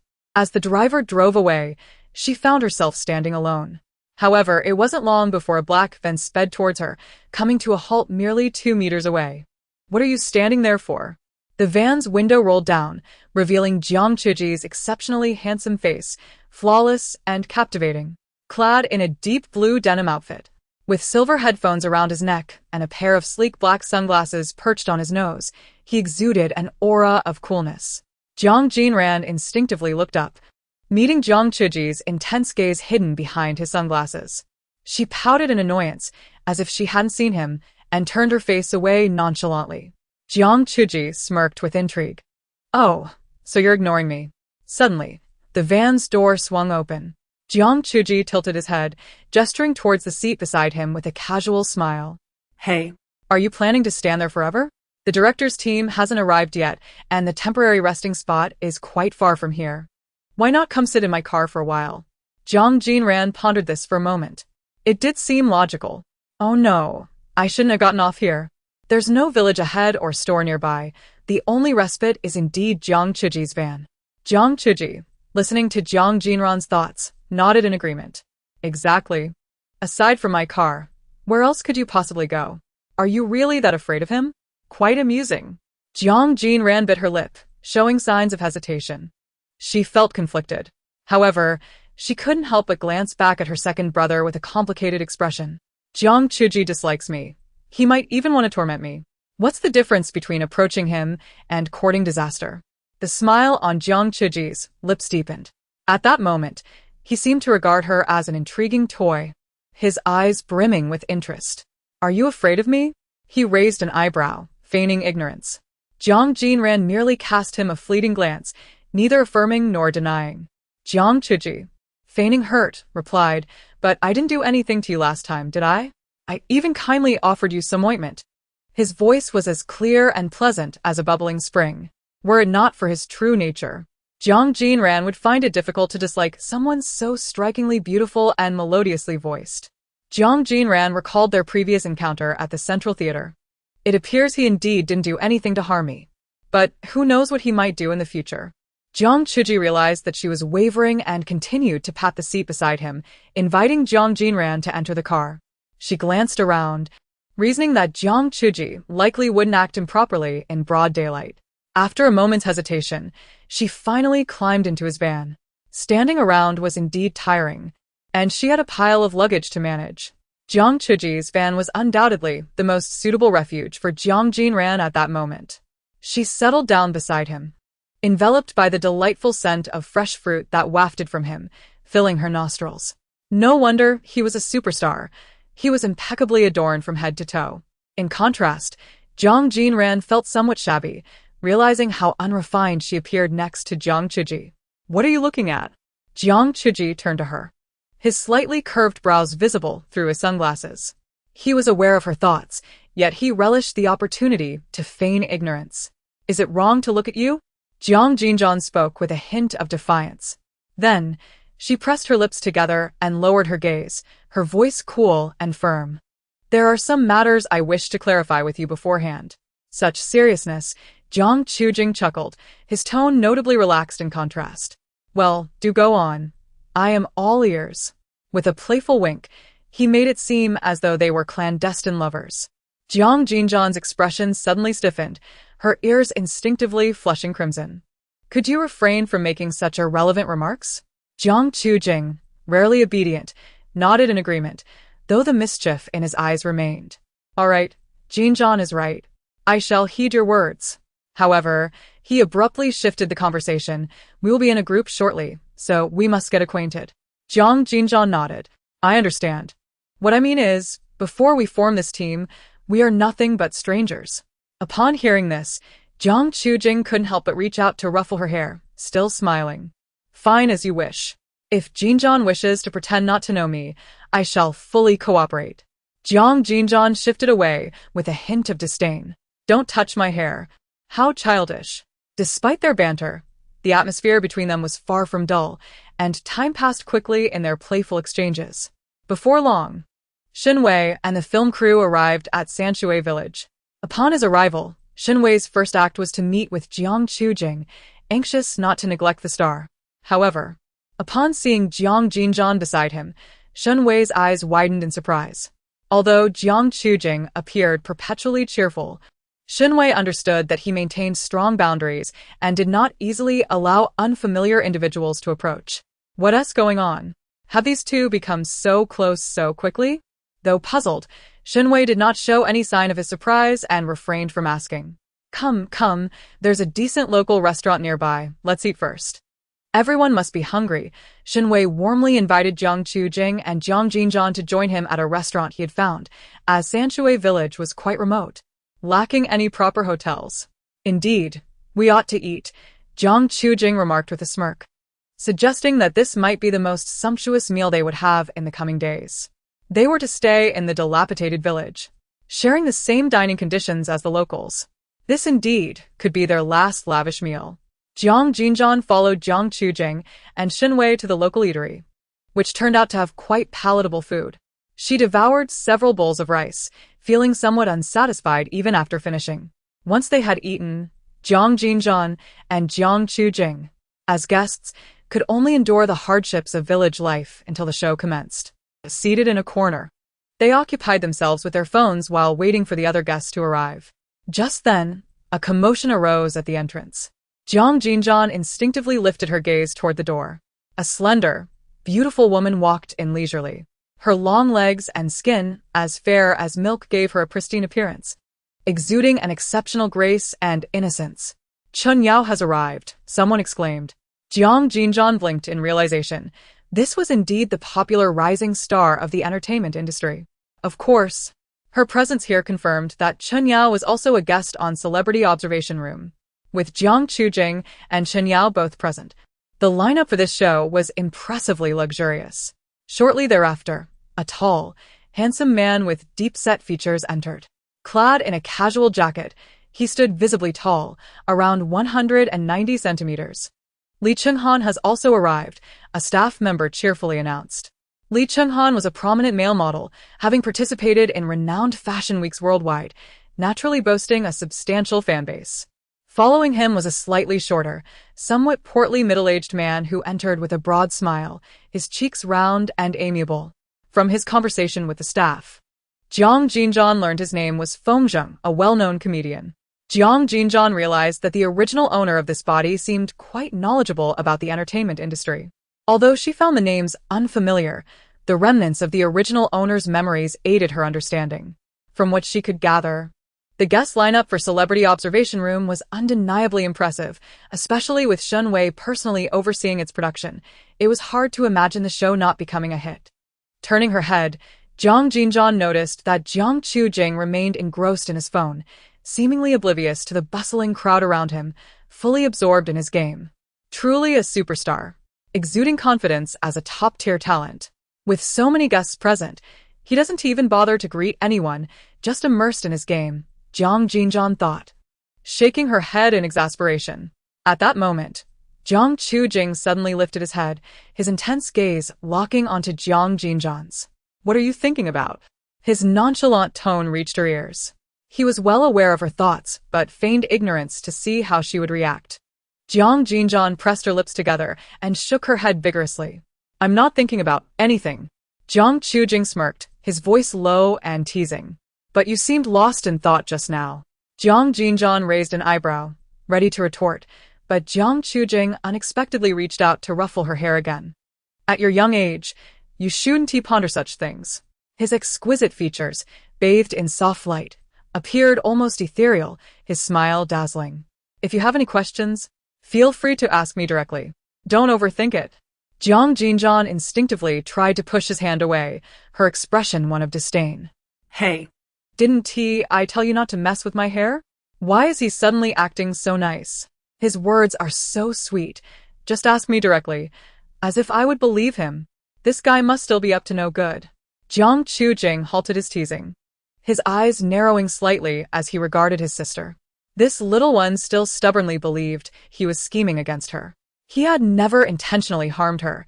He merely enjoyed watching her squirm and falter, like a fascinating toy that satisfied his fleeting whims of mischief.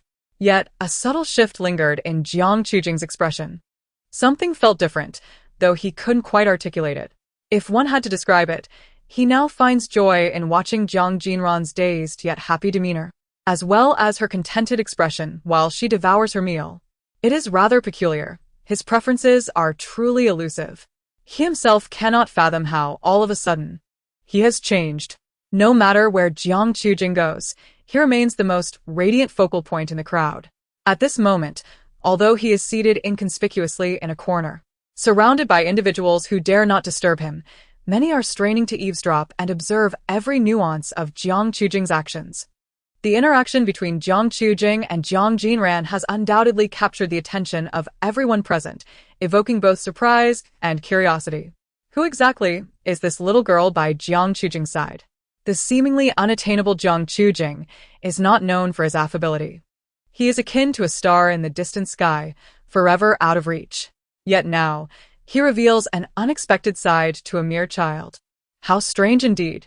However, given the myriad oddities that pervade the entertainment industry, even if they find it peculiar, they would choose to remain silent and act as if they had not seen anything.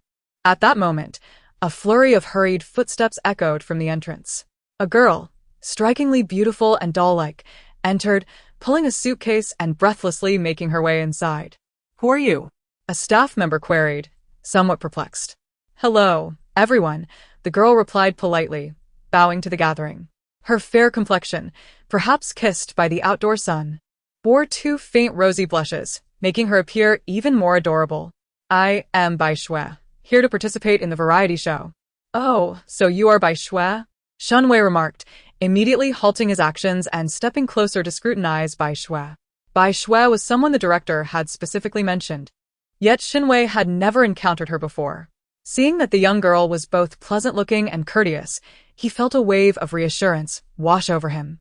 Such a well-mannered child surely would not cause any significant problems. Jiang Jinran, who had been on the verge of dozing off, propped her chin up and, upon faintly hearing the name Bai Shui, suddenly opened her eyes wide, her drowsiness vanishing like mist. Bai Shui? Where is Bai Shui? Jiang Jinran furrowed her brow anxiously, unconsciously muttering to herself. Bai Shui is over there. Jiang Jinran kindly raised his finger, indicating towards the entrance. Jiang Jinran followed his gesture, her gaze cutting through the throng of people, landing squarely on Bai Shui. This girl appeared to be of a similar age to Jiang Jinran, evidently another ordinary guest partnered with a celebrity. Jiang Jinran's brow knitted tighter, a flicker of confusion shadowing her eyes. Why is Bai Shui here again? It shouldn't be. Everything has clearly changed. Could it be that Bai Shui will still team up with Jiang Jinran? Jiang Jinran abruptly halted his movements. He narrowed his eyes slightly, a fleeting shadow of seriousness crossing his features. Bai Shui, do you know her? But soon, his expression shifted back to his usual cheerful demeanor as he looked at Jiang Jinran. Jiang Jinran, feeling somewhat guilty, pressed her lips together. I don't know her. Really? Jiang Jinran's gaze deepened, his eyes, which usually sparkled with mirth, now appeared unfathomable. Indeed, Jiang Jinran would naturally refrain from disclosing her knowledge of the plot. Furrowing her brow, she cast a complicated look toward Jiang Jinran. Bai Shui is, without a doubt, the pivotal figure who could lead to Jiang Jinran's downfall. The live broadcast is about to commence. Jiang Jinran paused, seemingly caught off guard by Bai Shui's influence. Meanwhile, Jiang Jinran remained lost in her own thoughts. However, it appears that Bai Shui will not partner with Jiang Jinran, so perhaps there is no cause for concern. No matter what, it is best to avoid Bai Shui. Jiang Jinran smirked, his smile somewhat defiant. This little one seems to care more about him than he realized, persistently worrying about his potential disgrace. In truth, whether Jiang Jinran would face disgrace was not of paramount importance to Jiang Jinran. It was just that Bai Shui, for reasons unknown, had instilled an inexplicable unease within her from the moment she laid eyes on her. She harbored no fondness for Bai Shui. Rather than fearing that Jiang Jinran might encounter trouble with Bai Shui, it was more about her own desire to avoid any interaction with her. Out of sight, out of mind. Following Bai Shui's arrival, all the celebrity and ordinary guests had finally gathered. The filming of the variety show was about to begin.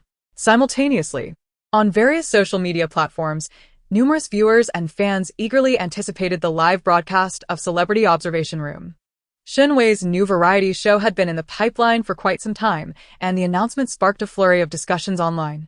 The production team had maintained a high level of confidentiality, leaving viewers in suspense about which celebrities would appear until the first live episode.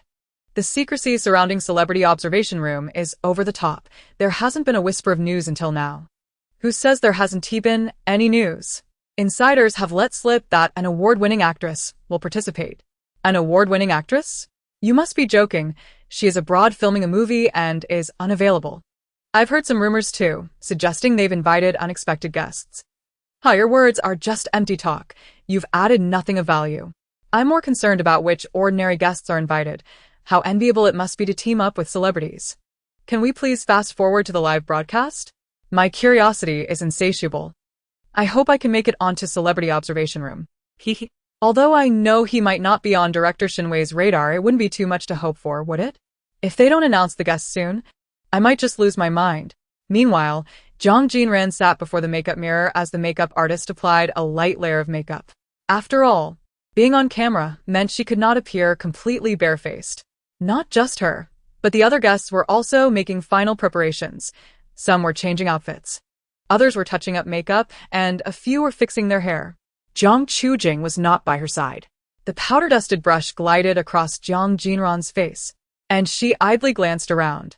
Her gaze fell upon Bai Shui, who sat demurely nearby, undergoing her own makeup transformation. Jiang Jinran instinctively squinted her eyes. In an instant, a realization struck her, and her brow furrowed momentarily. She finally understood why she harbored animosity toward Bai Shui. It was because, within Bai Shui's features, she could faintly discern the shadow of Han Yi. It was indeed Han Yi. No wonder she detested him. Thus, she inadvertently extended that dislike to the girl named Bai Shui. It seemed there was no escaping what is often referred to as a lack of chemistry. After all, who could blame her for finding someone reminiscent of that loathsome scoundrel intolerable? With half an hour remaining until Celebrity Observation Room officially began, all the guests followed Shinwei to the open-air square beneath the camphor trees at the village entrance. It's about to start, Shinwei beamed at the guests. You've all seen the script, right? Just follow the flow outlined in it. When the live broadcast begins, we will each take turns to make our appearance. Jiang Jinran and Jiang Jinran stood side by side, a mere half-meter apart.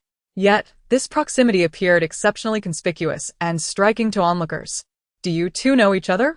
After Shinwei had spoken for a while, Li Qinghan could no longer contain his curiosity and casually inquired about Jiang Jinran and Jiang Jinran. Upon hearing this, Jiang Jinran was momentarily taken aback. After a moment of silence, she immediately shook her head, explaining that she did not recognize me and that this was her first encounter with this brother. She had gotten lost upon arriving here, and he kindly offered her a ride. Ah, I see. Li Qinghan nodded in understanding. No wonder I thought you two were already acquainted. Meanwhile, others discreetly absorbed these words, realizing the situation. But is Jiang Jinran truly such a warm-hearted person? It feels somewhat inconsistent with his persona that he would involve himself in such trivial matters. How could I possibly know her? Jiang Jinran smiled helplessly, speaking lightly. Today is our first meeting. She's unfamiliar with the surroundings and likes to follow me. I can't help it. Children are like that, Chen replied with a smile. Jiang Jinran furrowed her brows, feeling somewhat displeased. What do you mean I like to follow? Don't flatter yourself. Just then, Jiang Jinran turned to her with a playful smile in his eyes, as if teasingly conveying, see? I'm playing along and pretending not to know you. Jiang Jinran pouted and turned away, no longer wishing to look at him. The last half hour slipped away amidst everyone's chatter, and finally, Star Observation Room officially commenced its live broadcast. As the live stream opened, countless viewers eagerly flooded in, and the excitement surged exponentially from the very beginning. Teacher, is my home here? I just want to see if he will come to the Star Observation Room. If not, then it's whatever, sob sob. Quickly present the guests. I want to see who they are. Wow, it's finally starting. Do you know how long I've waited? If the lineup isn't satisfactory later, you'll regret it. Please don't tell me you've invited a bunch of nobody stars and are keeping it under wraps. It better not be that way. So excited. I trust Director Shin. Hurry up, I can hardly wait. Welcome to the Star Observation Room. Finally, the blackness on the screen faded away, revealing the smiling face of Shinwei at the center. He stood alone, with no one beside him, and the background depicted a quaint rural landscape. A large camphor tree prominently behind him. As the barrage of comments erupted on the screen, the excitement was palpable. Director Shin, long time no see. Director Shin, hurry and let the guests out. I want to see them. Director, please give us a hint about who you've invited. The mysterious star guests would gradually approach the camera, one by one, before joining Shenwei. All right, Shenwei said with a smile, rubbing his hands together. Let us see who the first guest is. The camera shifted, revealing the slender figure of a woman in everyone's view. Sharp-eyed fans recognized her immediately. Oh my gosh! ISNT that Chen Yao. Wow, it's our Yao Yao. She has really made it. So beautiful. Her eyes are mesmerizing. When did Yao Yao get this opportunity? She kept it so well hidden, no rumors at all. Go, Yao Yao, perform well. Chen Yao confidently approached Shenwei, cutely greeting the camera. Hello everyone, I am Chen Yao. Subsequently, other star guests appeared one after another, and the comments flooded in with gasps of astonishment. Oh my, this lineup is beyond imagination. It's so luxurious. They're all big names, I'm satisfied. I knew I didn't misjudge you. The guest lineup is excellent. I'm definitely following this variety show. It's filled with my favorites. No wonder they kept it a secret. They invited all big names. What a surprise.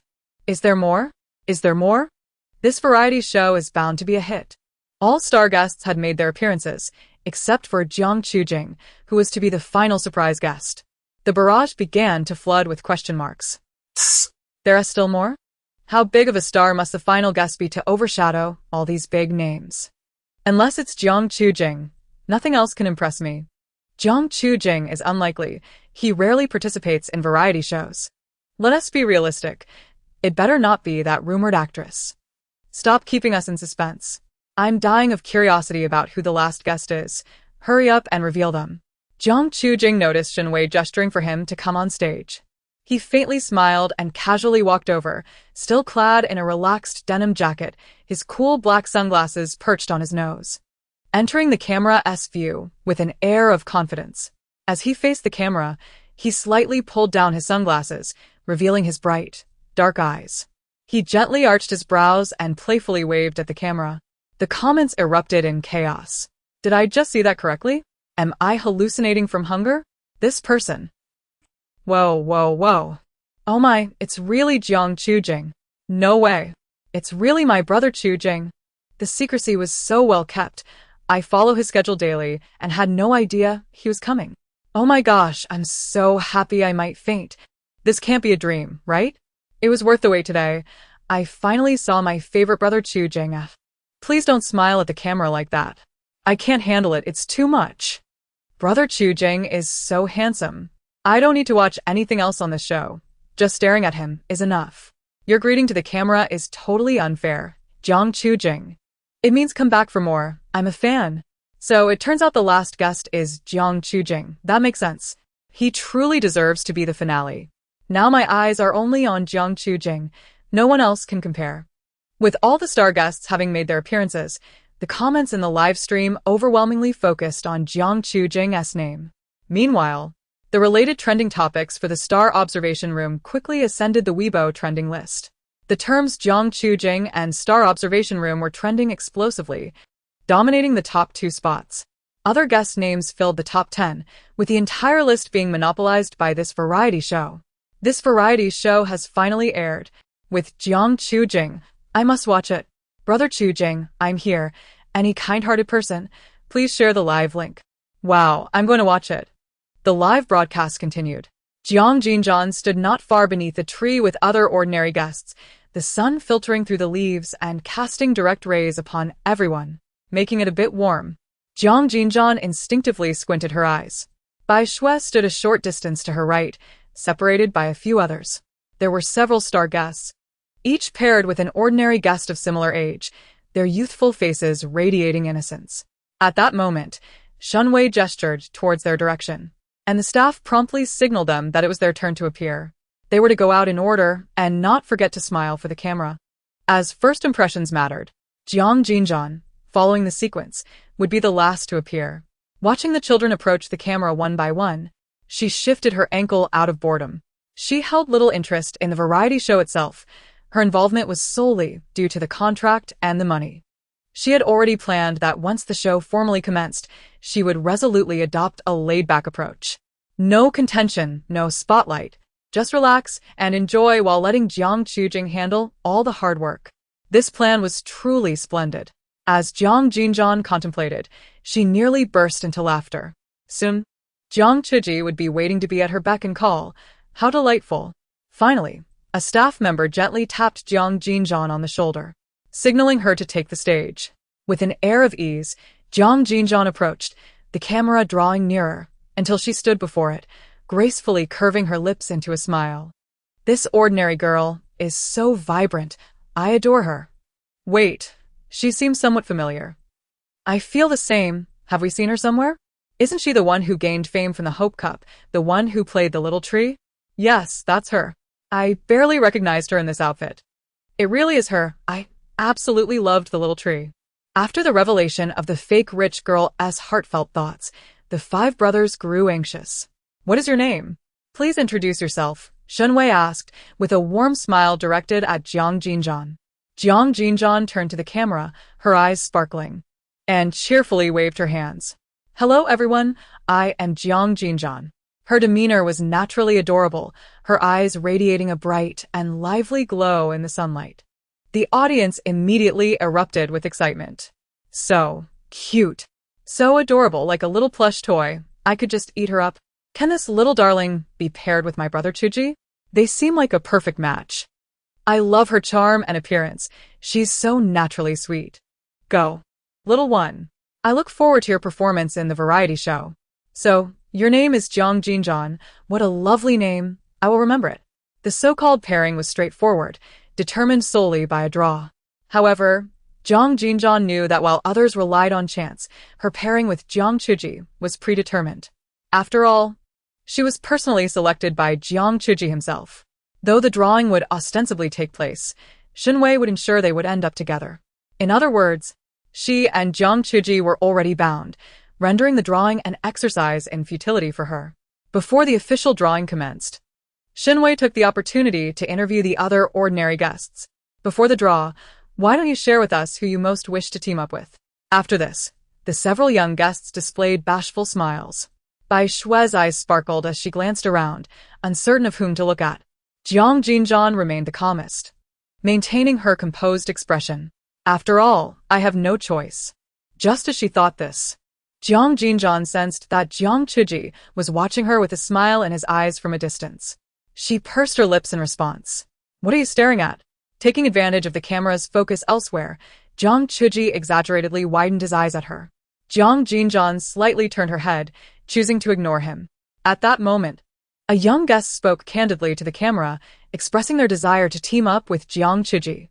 Following this, he shyly smiled. The camera immediately shifted to Jiang Chuji, who also smiled back and waved at the young guest. The comments exploded again. Darling, don't smile like that. My heart can't take it. It's only natural to want to team with Jiang Chuji. If it were me, I would want to team with brother Chuji too. I'd faint from his handsomeness. What great taste these kids have. Who wouldn't you want to team with Jiang Chuji? I envy these children. Why am I not standing there? Jiang Chuji is incredibly handsome, even more so when he smiles. Such beauty deserves to be seen up close. One by one, the other guests expressed their preferences, and without exception, they all chose Jiang Chuji. The camera focused on Bai Shui, who nervously bit her lip, her gaze flitting over the faces of the celebrity guests before landing on Jiang Chuji's radiant features. Initially, her feelings about Jiang Chuji were quite complex. He was the biological son of Han Yi, her half-brother, and a stunning star she had seen countless times on television. Yet upon seeing Jiang Chuji in person, all her emotions seemed to evaporate. Jiang Chuji shone like a star, exuding an unparalleled charisma that drew her in. She suddenly felt an inexplicable admiration and yearning for him. After all, he was her brother. Why shouldn't she stand by his side, get to know him, and converse with him? They were family after all. This desire bubbled up within her sincerely. As she voiced her feelings, the crowd erupted in cheers, for aside from Jiang Jinran, every other guest had chosen Jiang Chuji. At that moment, the camera conveniently turned to Jiang Chuji's flawless face. Jiang Chuji is truly the crowd favorite. No wonder he is adored. He is simply likable. My charming husband. Teaming with such a handsome guy would brighten anyone's day. I would choose him too. These kids have such great taste, haha. Husband, you're too popular. I want to hide you away. Finally, the camera focused on Jiang Jinran, the last one yet to announce her choice. Now. She needed to declare who she wished to team up with. Jiang Jinran's gaze began to wander among the faces of the celebrity guests, and honestly, she hadn't quite decided whom to choose. After all, she had no choice. Her partner had already been predetermined. This was not something she needed to contemplate. Could she simply choose whoever she wished? This series of internal monologues naturally reached Jiang Jinran's ears. The corners of his lips couldn't help but curl into a smile. His gaze locked onto Jiang Jinran's wandering eyes, his expression playful. Taking advantage of the camera's focus elsewhere and the lack of attention on him, he deliberately pointed at himself, silently urging Jiang Jinran not to hesitate and to choose him. Jiang Jinran averted her gaze, ignoring him. How conceited. I want to choose you. Ha! Jiang Jinran's smile deepened, his demeanor relaxed and unfurling. It seemed as though he hadn't felt this genuinely happy in a long time, long enough for him to question whether he still possessed such emotions. Jiang Jinran was truly a remarkable person. Jiang Jinran gazed at his sister from a distance, feeling a calm and pleasant sensation, knowing they would undoubtedly be paired together, which only amplified his joy. What's the matter? Can't decide? Shun Wei, noticing Jiang Jinran's prolonged silence while gazing at the celebrities, couldn't he resist asking with a smile. Jiang Jinran scratched her head, feeling a bit embarrassed as she chuckled. The comments flooded in with maternal affection. So adorable. I'm melting from cuteness. Why, isn't little Jinran my child? She's just too precious. Little darling, do you realize how incredibly cute you are? Oh, Jiang Jinran seems to be adorable no matter what she does. Don't rush, sweetheart. Take your time to choose and speak. For the sake of the show, Jiang Jinran understood she needed to name a preferred partner.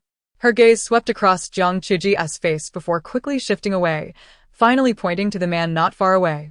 Jiang Jinran smiled brightly and said, I would like to team up with him, Brother Fengzheng. The comments immediately filled with question marks. Chapter 85. Pretense. This little girl is truly unique, haha. Fengzheng is quite admirable too. Who does he look down on? I can't believe she didn't choose Jiang Jinran. Your taste is truly lacking. Oh wow. The criticism is starting. No wonder they are top-tier fans. Have some decency and refrain from berating a child. As fans of Jiang Jinran, we certainly won't stoop to such rudeness. Don't let her disrupt our perspective. We do not represent her. Little Jinran can choose whomever she wishes. We support her pairing with Uncle Fengzheng. Fengzheng was originally half asleep, lost in thought. Suddenly, with Jiang Jinran's pointed gesture, he became fully alert. He never expected someone to overlook Jiang Jinran in favor of him. At that moment, the camera shifted directly onto Fengzheng. He shyly chuckled, his round cheeks adding to his comical charm, beaming at Jiang Jinran with enthusiasm. All right, little one, I hope we can be paired together. It looks like they would make a lovely pair. I support you two being matched together. Haha, this is great. Fengzheng truly is a comedic actor. Just looking at him lifts my spirits. She was merely jesting. Do not take it to heart. 2 drawing boxes were brought forth by the staff, where the stars and ordinary participants would draw their designated boxes. Those who drew the same number would be paired together. Jiang Jinran and Jiang Jinran were coincidentally assigned to draw last, primarily for the convenience of discrete arrangements. As the drawing progressed, the atmosphere grew increasingly lively and chaotic. Fengzheng ended up paired with a little boy. He waved apologetically at Jiang Jinran, a kind smile illuminating his features. I'm sorry, little sister.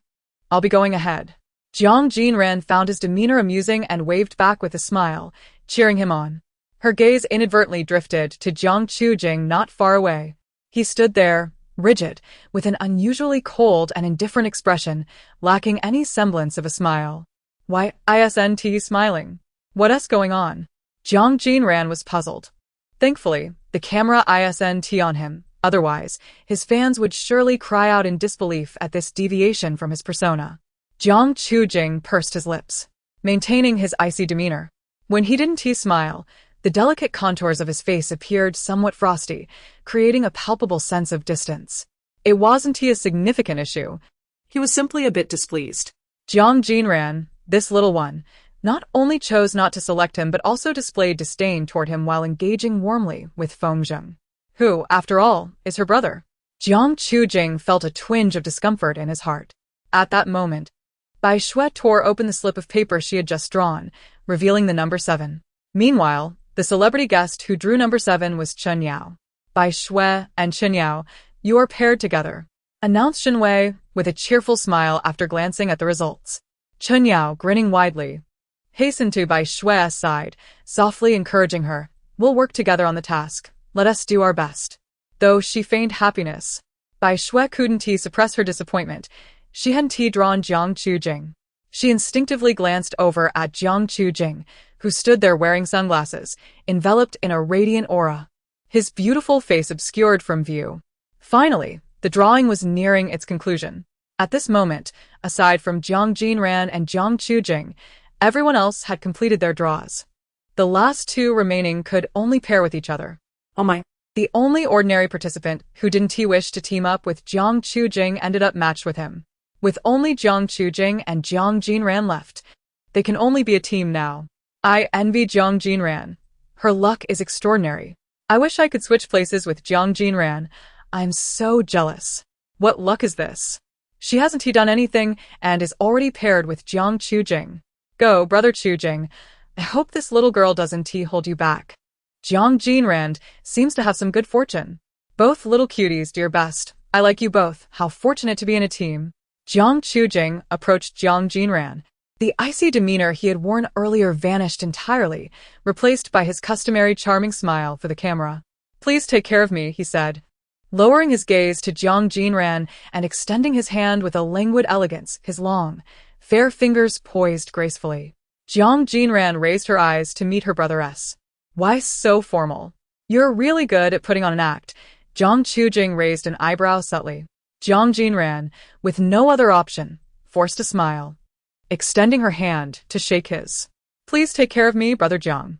Oh my goodness, they are both so good-looking and adorable. One is a handsome man, and the other a lovely girl.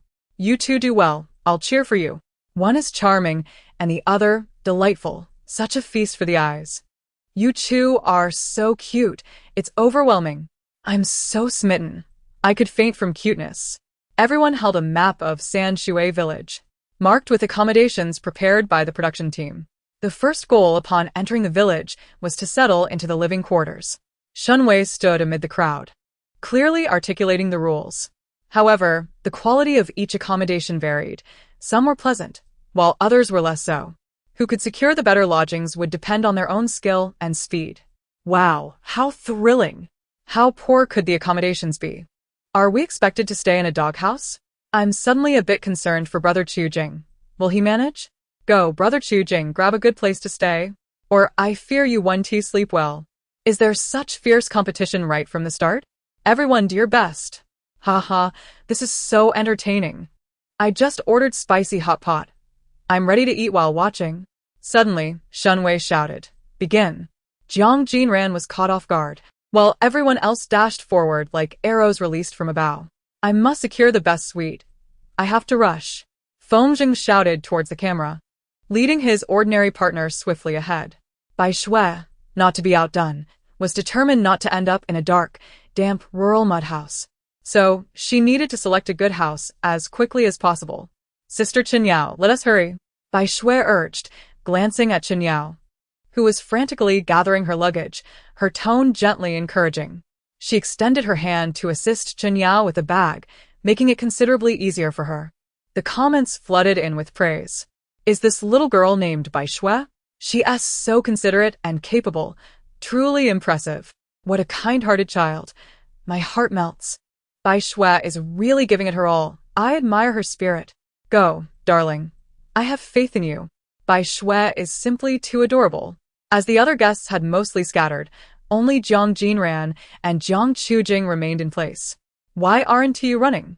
Jiang Jinran asked, his gaze slightly lowered, a teasing smile playing on his lips as he looked at Jiang Jinran. Aren't you running either? Jiang Jinran retorted innocently, her large eyes wide with curiosity. Jiang Jinran suddenly burst into laughter, his handsome cheeks glimmering in the sunlight. I was waiting for you. You don't seem inclined to rush. If you did, I would certainly follow suit. Jiang Jinran subtly pouted. Oh, so this is my fault? Why should I rush so desperately? I yearn to be a carefree little salted fish. And that would suffice. Jiang Chujing slightly raised an eyebrow, her smile akin to a breathtaking bouquet, radiant and vibrant. If we do not act soon, we might end up residing in a doghouse. Though she spoke thus, there was no trace of disdain on Jiang Chujing's face. She remained cheerfully smiling, leaving us with few choices. Jiang Chujing met Jiang Jinran's gaze and, tilting her head, said in a clear voice, I don't mind. Do you, brother? Jiang Jinran smiled faintly. Well, if you don't mind, neither do I. We can take our time. No need to rush or compete. Jiang Chujing simply observed her younger sister, silent yet smiling. This little one, so carefree yet eloquent. Nonetheless, he decided to indulge her. At that moment, the barrage of comments was lively. Are you two really being carefree? High emotional intelligence, no competition. Low emotional intelligence, I want to be lazy. Their interaction is truly adorable. Haha, little Ran and brother Chujing are indeed unconventional. If they are not concerned about their living conditions, there's no need to strain themselves. More interaction is what matters. So cute. You two are about to make me swoon. Let us be unconventional. Honestly, I'm looking forward to brother Chujing staying in a doghouse. Am I too mischievous? Jiang Chujing possessed little luggage, merely a compact suitcase. In contrast, Jiang Jinran's belongings seemed significantly more abundant. Carrying his own luggage, he leisurely observed his sister, signaling her to hurry up with his eyes. Yet, Jiang Jinran remained motionless, her head tilted back, sparkling eyes animatedly fixed on her brother. Those eyes clearly conveyed, could you help carry my luggage?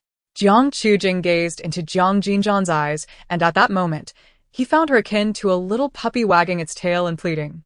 Both adorable and pitiable, Jiang Chujing was not naturally inclined to assist others. Even in the presence of onlookers or cameras, his persona was not that of a benevolent gentleman. He was simply a free-spirited soul.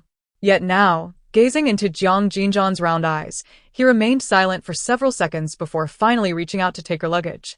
Jiang Jinran's eyes widened in surprise, joy radiating from her gaze.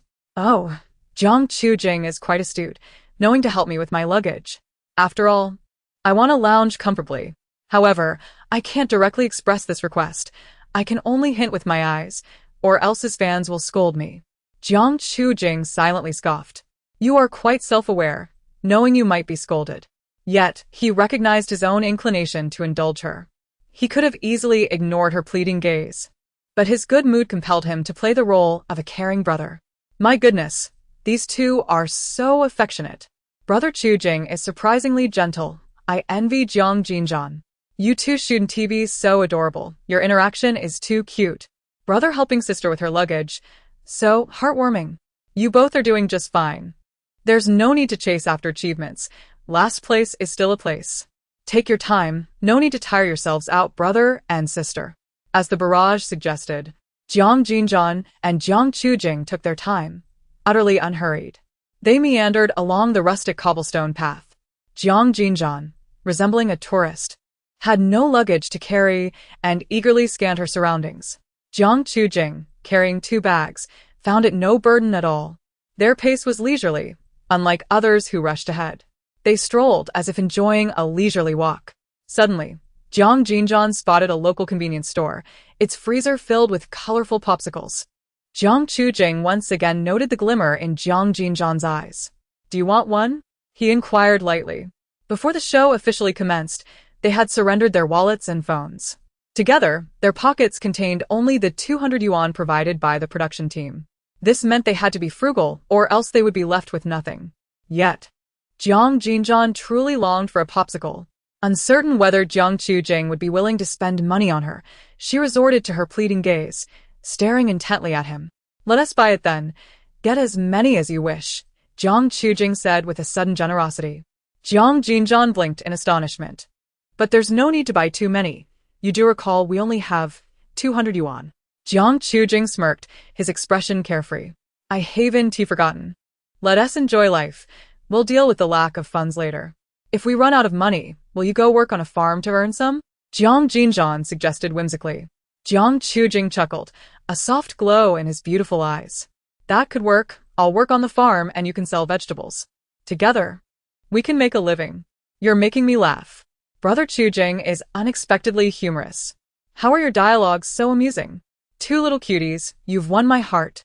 Ah, You two are even funnier than comedians. I'm almost falling in love with you both. Such a unique charm. Brother Jiang by little ran a few more popsicles. If the money runs out, we can earn more. At that moment, Jiang Jinran and Jiang Jinran arrived at the convenience store's freezer. Jiang Jinran lowered her head, carefully selecting her treat, ultimately choosing a strawberry-flavored popsicle. She turned to Jiang Jinran, who was preparing to pay, and blinked. Aren't you having one, brother? Jiang Jinran glanced at her, his smile brightening his features. I want tea. I need to save money for you. Jiang Jinran's lips twitched imperceptibly. Seems like you've become quite addicted to your act. How clever of you. Keep playing your role. Let us see how long you can maintain it. Don't think I'm unaware of your ulterior motives. Jiang Jinran merely smiled, saying nothing more as he leisurely paid for Jiang Jinran's popsicle. wow. Brother Jiang is so indulgent. I wish I could be Jiang Jinran. Could Brother Jiang buy me a popsicle too? Oh, you two are just too adorable. Take your time. I enjoy watching your leisurely stroll. No need to rush, haha. Your interaction is so charming, I can't get enough of it. Meanwhile, the camera shifted to the advance team. Feng Zhang led the way, following the map to what appeared to be the best rural self-built house. The house's interior was modernly decorated, with spacious rooms, a kitchen, and a bathroom. Feng Zhang was visibly pleased. The homeowner greeted him personally. Am I the first to arrive? Feng Zhang smiled at the homeowner, anxious that the house might have been claimed. Yes, you are the first. The homeowner, an elderly man looking sprightly, smiled slowly, speaking in a measured tone. Wonderful. I will cherish this splendid environment. Joy was evident in Feng Zhang's eyes as he flashed a big thumbs up at the camera. Uncle Feng, your luck is truly remarkable. I never anticipated that seizing the initiative would be your doing. You are quite impressive. Uncle Feng, your speed is astonishing. Is it possible that our dear Jiang can only reside in a doghouse? Please don't hit me. I am genuinely curious to see Jiang live in a doghouse. Our dear Jiang maintains a positive mindset, still buying ice pops for little Ran. I adore watching their leisurely demeanor. I could gaze at them endlessly. They're simply delightful. I feel the same way, hee hee. At this moment, the camera shifted to Bai Shui and Chen Yao. Bai Shui led the way, her steps brisk and lively. Despite carrying heavy luggage, her speed remained unaffected. In contrast, the adult Chen Yao struggled to keep pace behind her. This child walks far too quickly. Chen Yao realized that she could hardly match the speed of a child. Breathing slightly heavily, she endeavored to keep up. The sun continued to shine brightly, causing beads of sweat to form on her forehead. Yao Yao feels overwhelmed. They are truly giving it their all. It makes me feel a bit heartbroken. Why not take a cue from Jiang Jinran and Jiang Jinran? Ha ha ha. Our laid-back duo certainly has it the easiest, with no pressure whatsoever. Nevertheless, let us encourage the hardworking young lady. Following the map, Bai Shui and Chen Yao arrived at the self-built house with the best conditions. Unfortunately, they found Feng Zhang standing at the entrance, waving at the two who had just arrived. With squinting eyes, he smiled, his face once again radiating humor. I apologize, haha. I arrived first. You are remarkably quick. Chen Yao widened her eyes, feeling a mix of surprise and regret. Feng Zhang nodded cheerfully, stating that to ensure a good night's sleep, he had to rush. Chen Yao lowered her gaze, a hint of disappointment flashing in her eyes, and turned to Bai Shui, quietly asking, Xiao Xue, what should we do? Bai Shui, however, had already taken out the map to examine it. Though young, her demeanor exuded a calmness and composure beyond her years. After scrutinizing it for half a minute, she clearly articulated, we should head east. There's decent accommodation over there. Slightly inferior to this one, but still quite acceptable. Bai Shui seems like a little adult. She is so mature, so understanding and calm. I like her. I prefer this diligent, serious, intelligent, and composed child far more than Jiang Jinran, who only knows how to eat ice pops. What is wrong with someone enjoying ice pops? I've been displeased with her for a while, clearly slacking off and being unproductive, yet so many people find her adorable. It's only because of Jiang Jinran that she is deemed cute. Had Jiang Jinran been paired with someone else, she would have been criticized harshly. No. Jiang Jinran is inherently adorable. Why criticize her? Can't we criticize someone for slacking off? She is dragging our Chujing down. I dislike that. But I can't say it outright due to Chujing's reputation. Please don't be too harsh. After all, she is just a child. I find their interactions quite endearing. I truly enjoy watching this. If you don't like it, simply don't watch. Suddenly, the viewers in the live chat began arguing over Bai Shui and Jiang Jinran. Meanwhile, Bai Shui and Shun Yao hurriedly made their way to another accommodation, which was also a rural self-built house. However, it was a single-story flat with less impressive decor than Feng Zheng's place.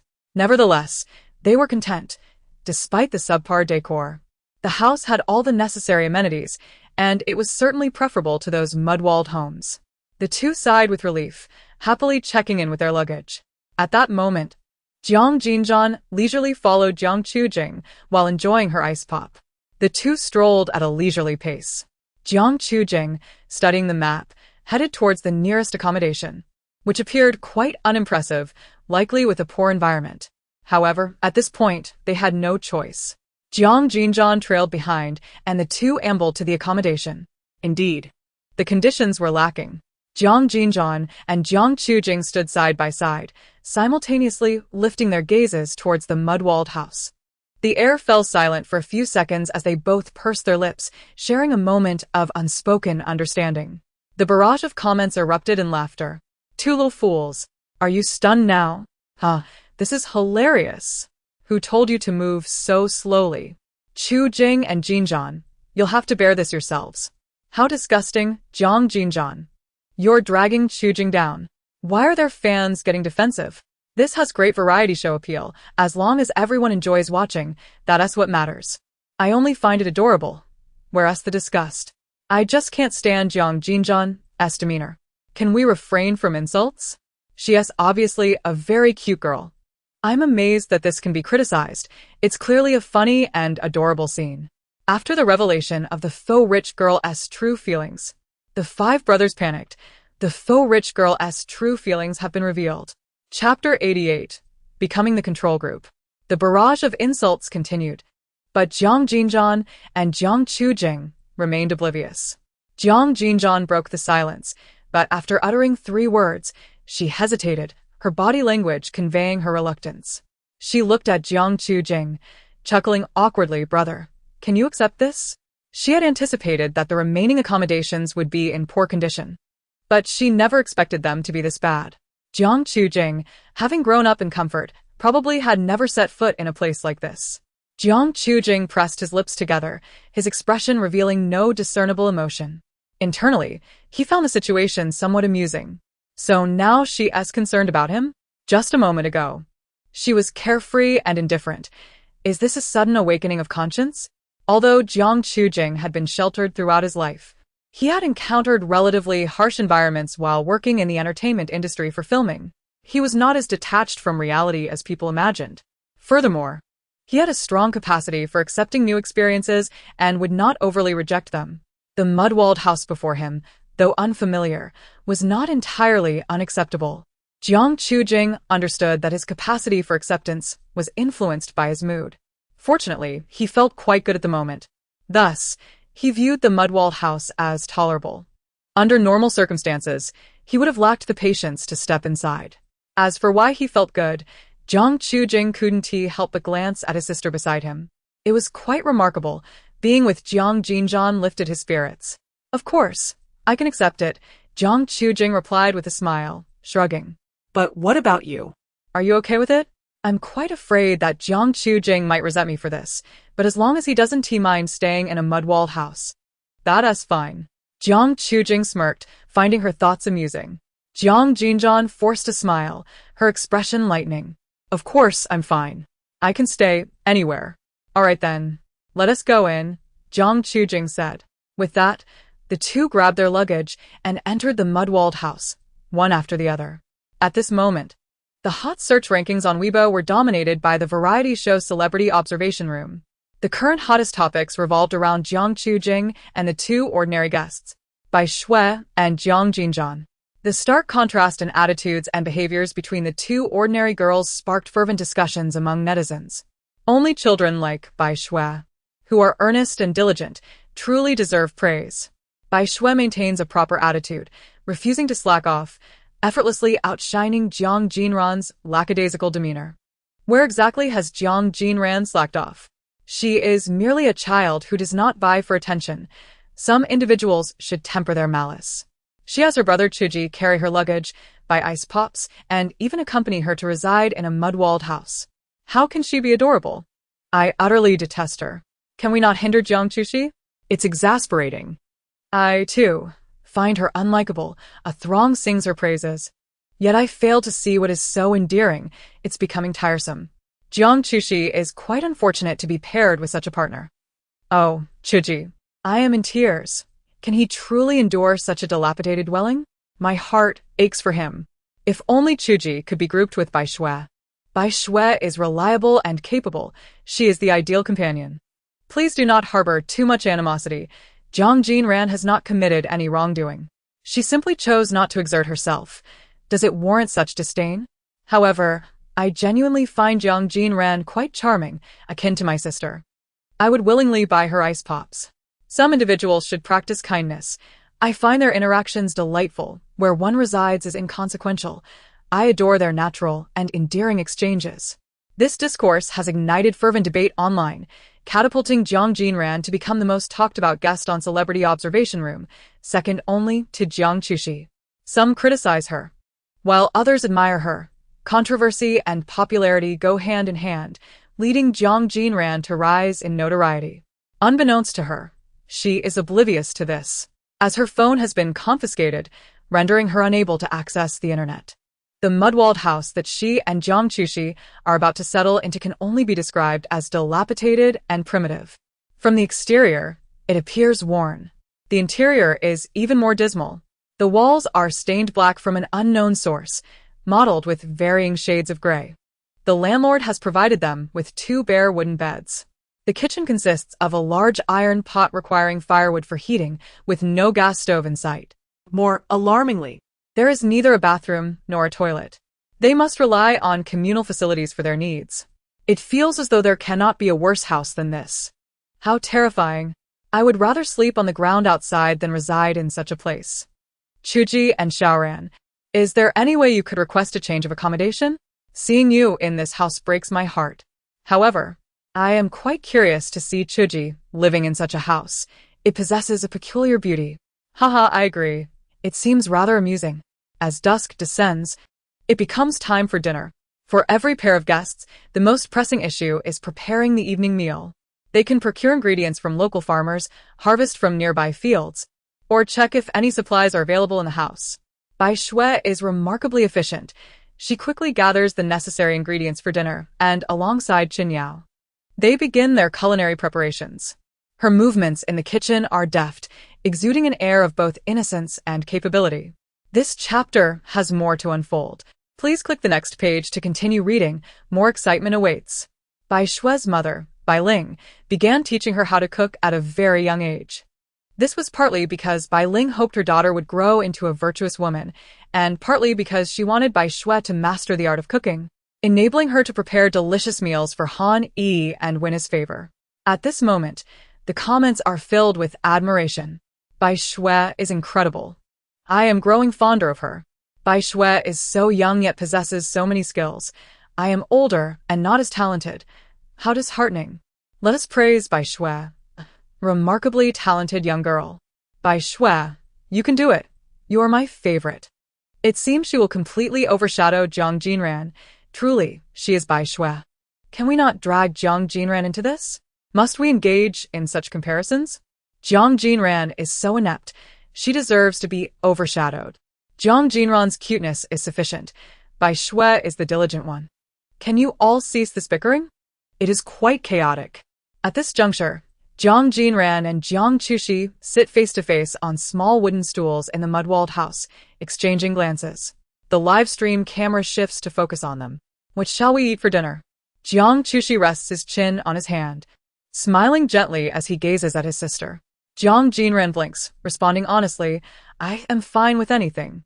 She has just realized that within the house, there are 2 radishes and a piece of cured meat, sufficient for their meal. Jiang Jinran is not picky. She nods eagerly, a soft smile gracing her lips. Great. Let us have that. Jiang Chushi suddenly smiles brightly, his gaze fixed intently on Jiang Jinran. The question remains, who will cook? Jiang Jinran naturally suggests, we can do it together. Of course, it would be ideal if you could take on a larger share of the work, letting me take a break. Jiang Chushi raises an eyebrow. Can you cook? Jiang Jinran hesitates slightly. Actually, I can cook, but right now, I prefer to pretend that I can't. Jiang Chushi smirks knowingly. So, you can cook but don't wish to? How lazy, little one. I absolutely cannot cook. Jiang Chushi replies candidly, his tone light and casual, his bright eyes revealing a depth of emotion. Jiang Jinran can see the profound light within his gaze. Jiang Chushi truly cannot cook. He appears to be the type who would not have the slightest clue. In fact, he has never attempted it at all. However, at this moment, he feels an inexplicable surge of courage. But today, I suddenly wish to give it a try, he asserts earnestly. In truth, he feels somewhat impulsive. He does not particularly enjoy or wish to attempt cooking. Yet, seeing Jiang Jinran's evident reluctance, he feels an urge to assume the role of a responsible older brother. That vexing impulse. Jiang Chushi senses that meeting Jiang Jinran has altered his emotions and essence, making him feel less like himself. You want to give it a try? Jiang Jinran's eyes widen slightly, her expression brightening with excitement. That sounds great. I support you. I am not picky, as long as it's not terrible food. As long as I don't have to lift a finger, what do I have to complain about? Unless this guy Jiang Chushi intends to poison the food. At this thought, Jiang Jinran's expression falters momentarily. Jiang Chushi, attuned to her inner thoughts, smirks. Indeed, your imagination is quite vivid, little one. If I truly wished for you to perish, there are countless more sophisticated and subtle methods. Poisoning would be far too crude for my taste. Jiang Chushi falls silent and heads towards the kitchen to begin. Jiang Jinran does not simply stand idly by, she promptly follows him, feeling it necessary to keep a watchful eye on him. After all, one can never be too cautious. She trails behind him like a little shadow, wearing a cheerful smile. Her tone soft and accommodating. If you need anything, I can help you out. I'm merely being polite. You'd best not call on me. Jiang Jinran muses silently. Jiang Chushi smiles, gathering kindling to start the fire. As Jiang Jinran follows closely, she suddenly feels the temperature of the air rise dramatically, soon accompanied by a pungent smell of burning. Wait, why does it feel so strange? Jiang Jinran frowns and hurries closer, only to discover that the weeds surrounding the kitchen have caught fire. Flames are spreading from beneath the pot. Goodness, they are here to film a variety show, not to set the house ablaze. How did you manage to set a fire? Jiang Jinjan's eyes widened, revealing a hint of disbelief. Jiang Chujing, a man in his 20s. How could he be so absurd? After speaking, he unconsciously scratched his head. Please step back, I will extinguish the fire. Jiang Chujing kindly moved Jiang Jinjan away, not wanting her to be too close to the flames. However, Jiang Jinjan did not heed his words and chose to follow closely behind him, her voice bright and cheerful. It's all right, I will help you. Thus, while others were enjoying their dinner, Jiang Chujing and Jiang Jinjan found themselves in a rather chaotic situation, attempting to put out the fire. You too, will you even have dinner? Ah, how did it catch fire? Our adorable duo truly faces many calamities. Brother Chujing, it's your first time starting a fire. Encountering such an incident is understandable. Haters shouldn't take advantage of this. Oh, how pitiful are the 2 little ones. I'm so worried. I want to rush through the screen to help you. Such bad luck. How could this happen? You 2 are destined to always come in last. Everyone else has had dinner while you are still struggling. Brother Chujing, I'm really heartbroken. You're so unfortunate. All because of Jiang Jinjan. Not really. Although Jiang Chujing is indeed unlucky, it isn't entirely Jiang Jinjan's fault. It was completely an accident. Both are victims, so don't blame little Jinran. By 8:30 p.m., Jiang Jinran and Jiang Chujing finally managed to have their dinner. After great effort, they extinguished the fire, and Jiang Jinran willingly took on the responsibility of starting the fire, while Jiang Chujing hastily prepared the cured meat and radishes. Although the dishes were unrecognizable, the taste was still palatable. They both indulged in a hearty bowl of rice. At that moment, their recent escapade with the fire naturally made headlines on social media, trending with explosive popularity. Jiang Chujing almost burned down the house. It's been extinguished, and it's understandable that Brother Chujing is inexperienced in starting a fire. Haters shouldn't take this opportunity to criticize. A man in his 20s who can't start a fire? Haters are quick to jump on this. Our Brother Chujing is a prince born with a silver spoon. What's wrong with not knowing how to start a fire? Instead of worrying about him, perhaps you should focus on your own bank balance. Jiang Jinran is truly useless. She can't do anything and has brought misfortune to Brother Chujing. Why, isn't Brother Chujing paired with Bai Shui? He would be enjoying himself then. Bai Shui is genuinely capable. I admire her. Can we change partners now? Let someone else take Bai Shui for Brother Chujing. What's wrong with Jiang Jinran? They are both adorable. They are the best duo. I agree. Jiang Jinran seems so cute and innocent. Their interactions are filled with love. Don't be too harsh. I feel a bit sorry for little Jinran. She clearly did nothing wrong. She's just not as capable as Bai Shui, and yet you're attacking her. Sorry, but the more you criticize, the more I adore her. I've fallen for little Jinran. Me too. I've become a devoted fan. What a charming little girl. Why are you all being so harsh? After dinner, Jiang Chujing voluntarily took on the task of washing the dishes, which surprised Jiang Jinran. Initially, she had contemplated whether to offer to help him with the dishes. Unexpectedly, Jiang Chujing said nothing and took it all upon himself, leaving Jiang Jinran with mixed feelings. Having just shared a challenging experience, extinguishing the fire together, and witnessing Jiang Chujing's willingness to wash the dishes, Jiang Jinran began to waver in her prejudices. Could it be that he was not as bad as she had imagined? No. Jiang Jinran resolutely shook her head. She must not be deceived by appearances and must remain vigilant. As Jiang Chujing washed the dishes, he listened to Jiang Jinran's inner thoughts, a self-deprecating smile gracing his lips. In truth, he had not changed. He felt a twinge of guilt for the anxiety he had caused her during the unexpected fire, which had delayed her dinner. Additionally, he was troubled by the depth of Jiang Jinran's prejudices against him, as she still believed he could harm her. Jiang Chujing closed his eyes, feeling a bit vexed. He genuinely wished to change her perception of him. It was absurd that he was even contemplating such thoughts. At that moment, the chat room was filled with compliments. Brother Chujing is truly a good man, taking the initiative to wash the dishes. It seems little Jinran wanted to help at first, but Brother Chujing took it all on himself. They are just too adorable. May they continue to enjoy each other's company. I love watching their interactions. What a journey it has been. They've faced so much together and finally had their meal. They should rest well now. These two little cuties grow more lovable the more I see them. I love my husband Chujing. A husband who can wash dishes is the best husband. How can Jiang Jinran let Brother Chujing wash the dishes alone? Doesn't she know to help? Don't be a party pooper. Little Jinran wanted to share the burden. But Brother Chujing took it all. They are both great. Can we not be so negative? Are the haters jealous of Jiang Jinran? I'm not jealous.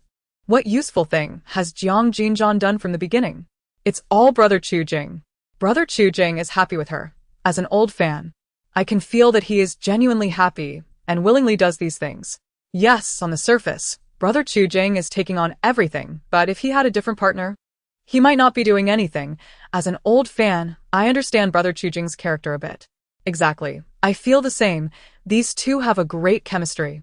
They are a perfect pair. As night deepened, Jiang Jinran and Jiang Chujing prepared for bed. Their phones had been confiscated, and there was no internet. The mud-walled room lacked even a television. With no entertainment, they had no choice but to retire early. This was, in a sense, their first time sharing a room.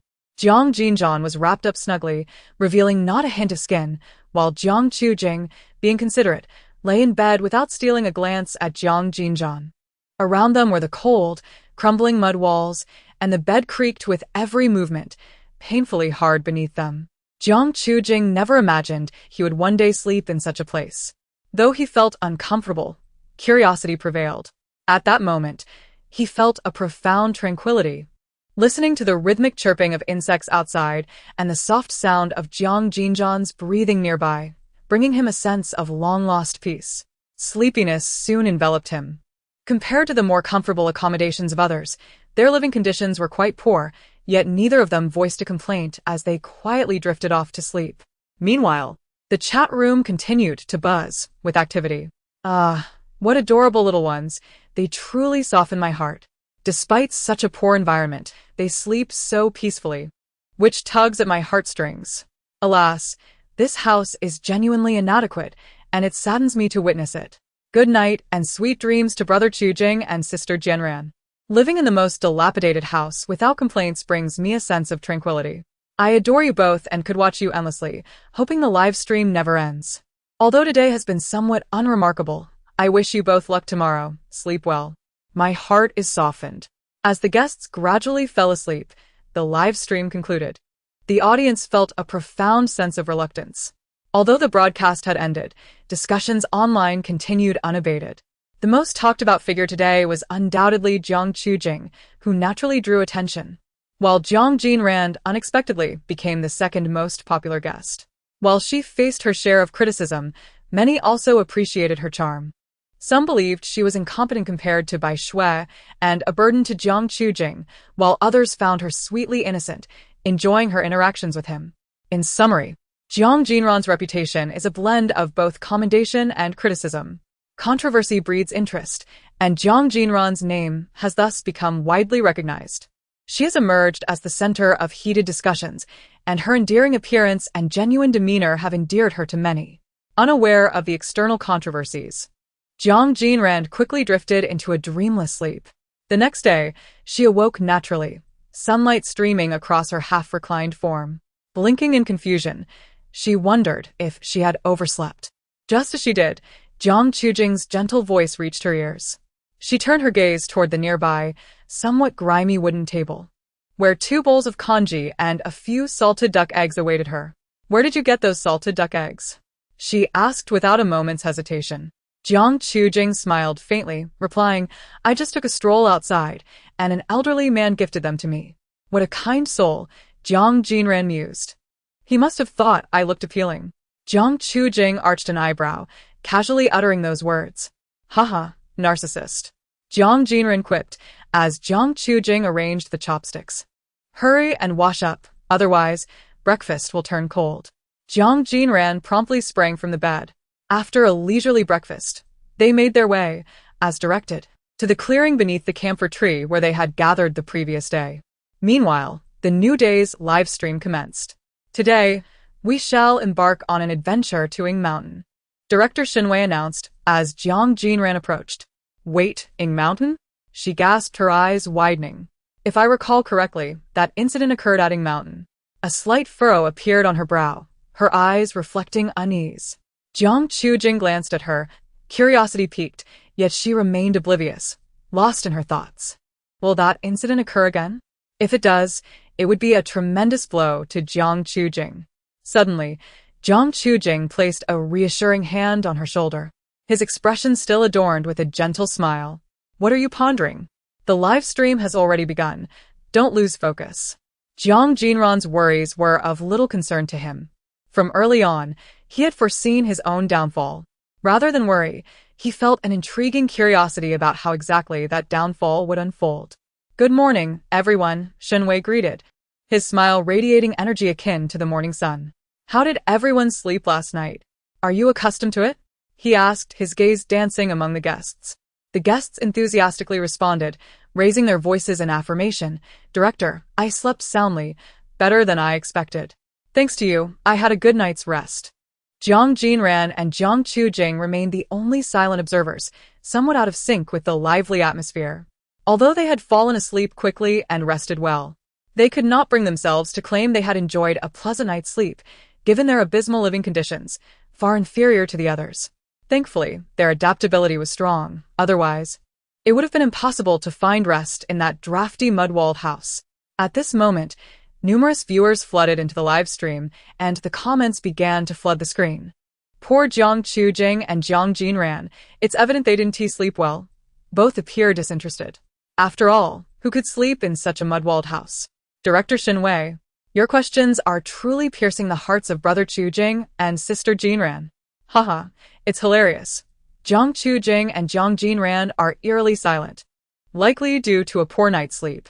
Given that environment, who could sleep well? Yet I noticed they went to bed early last night, appearing unbothered.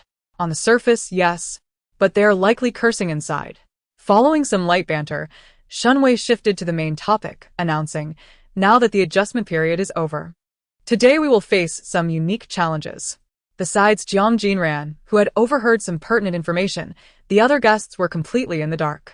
They were all blissfully unaware. It is in unprepared environments that one can observe the most authentic reactions from stars. Now, Shin Wei was about to announce the day's main itinerary for the guests. He looked toward the camera, his excitement palpable, and declared, near San Shui village, there exists a picturesque mountain known as Ying Mountain. Has anyone heard of it? Li Qinghan was the first to shake his head, admitting, I don't know. Director, I'm not great with geography. Chun Yao sheepishly scratched her head, confessing she was also unaware. Just then, Bai Shui's bright voice chimed in. I know, she confidently replied to Shin Wei. Ying Mountain is famous for its numerous natural caves. The comments erupted in praise. Wow, Bai Shui is impressive. She knows so much. I'm growing fonder of Bai Shui. She's such a perfect young lady. I want a sister like Bai Shui. She's so reliable. Indeed, being with her seems so reassuring. Bai Shui seems to possess various skills. She appears well-educated and well-mannered. Surely, she must be a rich girl. She's far superior to those who lack education. Even a young girl knows about Ying Mountain, yet they don't. Bai Shui modestly smiled, pursing her lips. So, we are headed to Ying Mountain today? Feng Zheng asked with wide eyes. Shin Wei nodded, affirming, yes, today you will embark on an adventure to Ying Mountain. Although it was an adventure, Shin Wei restrained his smile and adopted a serious demeanor. The guest who completed the exploration activity the fastest and arrived at the designated location would receive an extraordinarily sumptuous meal and the right to exchange accommodations. The words sumptuous meal and exchange accommodations struck Jiang Jinran like a hammer, causing her to clench her fists in excitement. Thinking back to what she had eaten from yesterday until this morning, Jiang Jinran's unique culinary creations and the salty duck egg white porridge from this morning, she felt a pang of longing for something flavorful. Moreover, the right to exchange accommodations was equally enticing. It implied they could trade their mud-walled house for someone else's better dwelling, a guaranteed win. No one's house could be worse than theirs. Jiang Jinran stood nearby, discreetly listening to Jiang Jinran's thoughts. He appeared remarkably relaxed, even exuding an air of nonchalance. You little one, he mused, you claim not to care, yet it seems you do. You're concerned about the quality of the meals I prepare and the state of our accommodation. A sense of inexplicable frustration welled up within him. His sister's displeasure made him feel somewhat disheartened. In truth, he himself didn't mind the living conditions or the food, but he hadn't anticipated Jiang Jinran's sensitivity regarding these matters. Suddenly, Jiang Jinran turned to Shin Wei, a playful smile gracing his lips, his striking features gleaming like a radiant gemstone under the sunlight. Director, I'm certain I will win this adventure. No one expected Jiang Jinran, who had been silent until now, to make such a bold proclamation. Even Jiang Jinran was taken aback. She glanced at her brother in astonishment, her eyes wide, yet she remained silent, only musing inwardly, where does this confidence come from? Winning is one thing. I wouldn't dare say it aloud for fear of a disastrous outcome, which would make him a laughingstock. Hearing his sister's unspoken thoughts, Jiang Jinran felt no irritation. Rather, his desire to win intensified. He yearned for victory, not for his own sake, but for Jiang Jinran. Meanwhile, the live commentary exploded with excitement. Brother Jinran is so handsome. His way of speaking is so charming. Doesn't he seem a bit different today? How so? Previously, he was the type to smile at everyone yet remain indifferent, giving off a sense of aloofness. Now, he appears genuinely invested in the outcome of this challenge. I noticed that too. Today, as Jiang Jinran is truly unique. I see a competitive spirit in his eyes. Ah, This shows he really wants to win. Perhaps he hasn't been eating or sleeping well the past few days. He desperately wishes for a change of accommodation and a good meal. I think you've hit the nail on the head. Go for it, Brother Chujing. I believe you can win. Let us all cheer for Brother Chujing. Is that Ling Mountain dangerous? I'm quite worried. Indeed, winning isn't everything. Safety is paramount. Brother Chujing, please be careful. Oh, Shunwei remarked, his gaze holding a deeper meaning as he met Jiang Chujing's eyes, teasingly saying, "It's the first time I've seen you so eager to win." Only Shunwei dared to tease Jiang Chujing in such a manner. Other guests were surprised but refrained from speaking openly in front of him. Jiang Chujing cast a sidelong glance at his sister before turning his attention back to Shunwei, a casual smile gracing his features. "Am I not allowed to desire victory?" "Of course you can," Shunwei replied with a chuckle. Thus, the adventure was about to commence in earnest. The production team had prepared an adventure pack for each guest, containing provisions, outdoor exploration tools, and some first aid supplies. As Jiang Jinran slung her adventure pack onto her back, the other guests once again dashed out like rockets. Hastily heading toward Ling Mountain, Jiang Chujing patted Jiang Jinran on the shoulder. She looked up at him, and he said, "Today, we cannot afford to slack off like we did yesterday." His lips parted slightly, his tone casual yet imbued with a hint of seriousness, implying that they could not afford to be lackadaisical today. Jiang Jinran bit her lip, feeling a twinge of guilt. At that moment, the live commentary erupted into a heated debate. "Jiang Jinran, you should be ashamed. You've been so lackadaisical that even Brother Chujing can't stand it. Turns out Brother Chujing knows everything. He doesn't want this. It's all Jiang Jinran's fault. Don't be too harsh.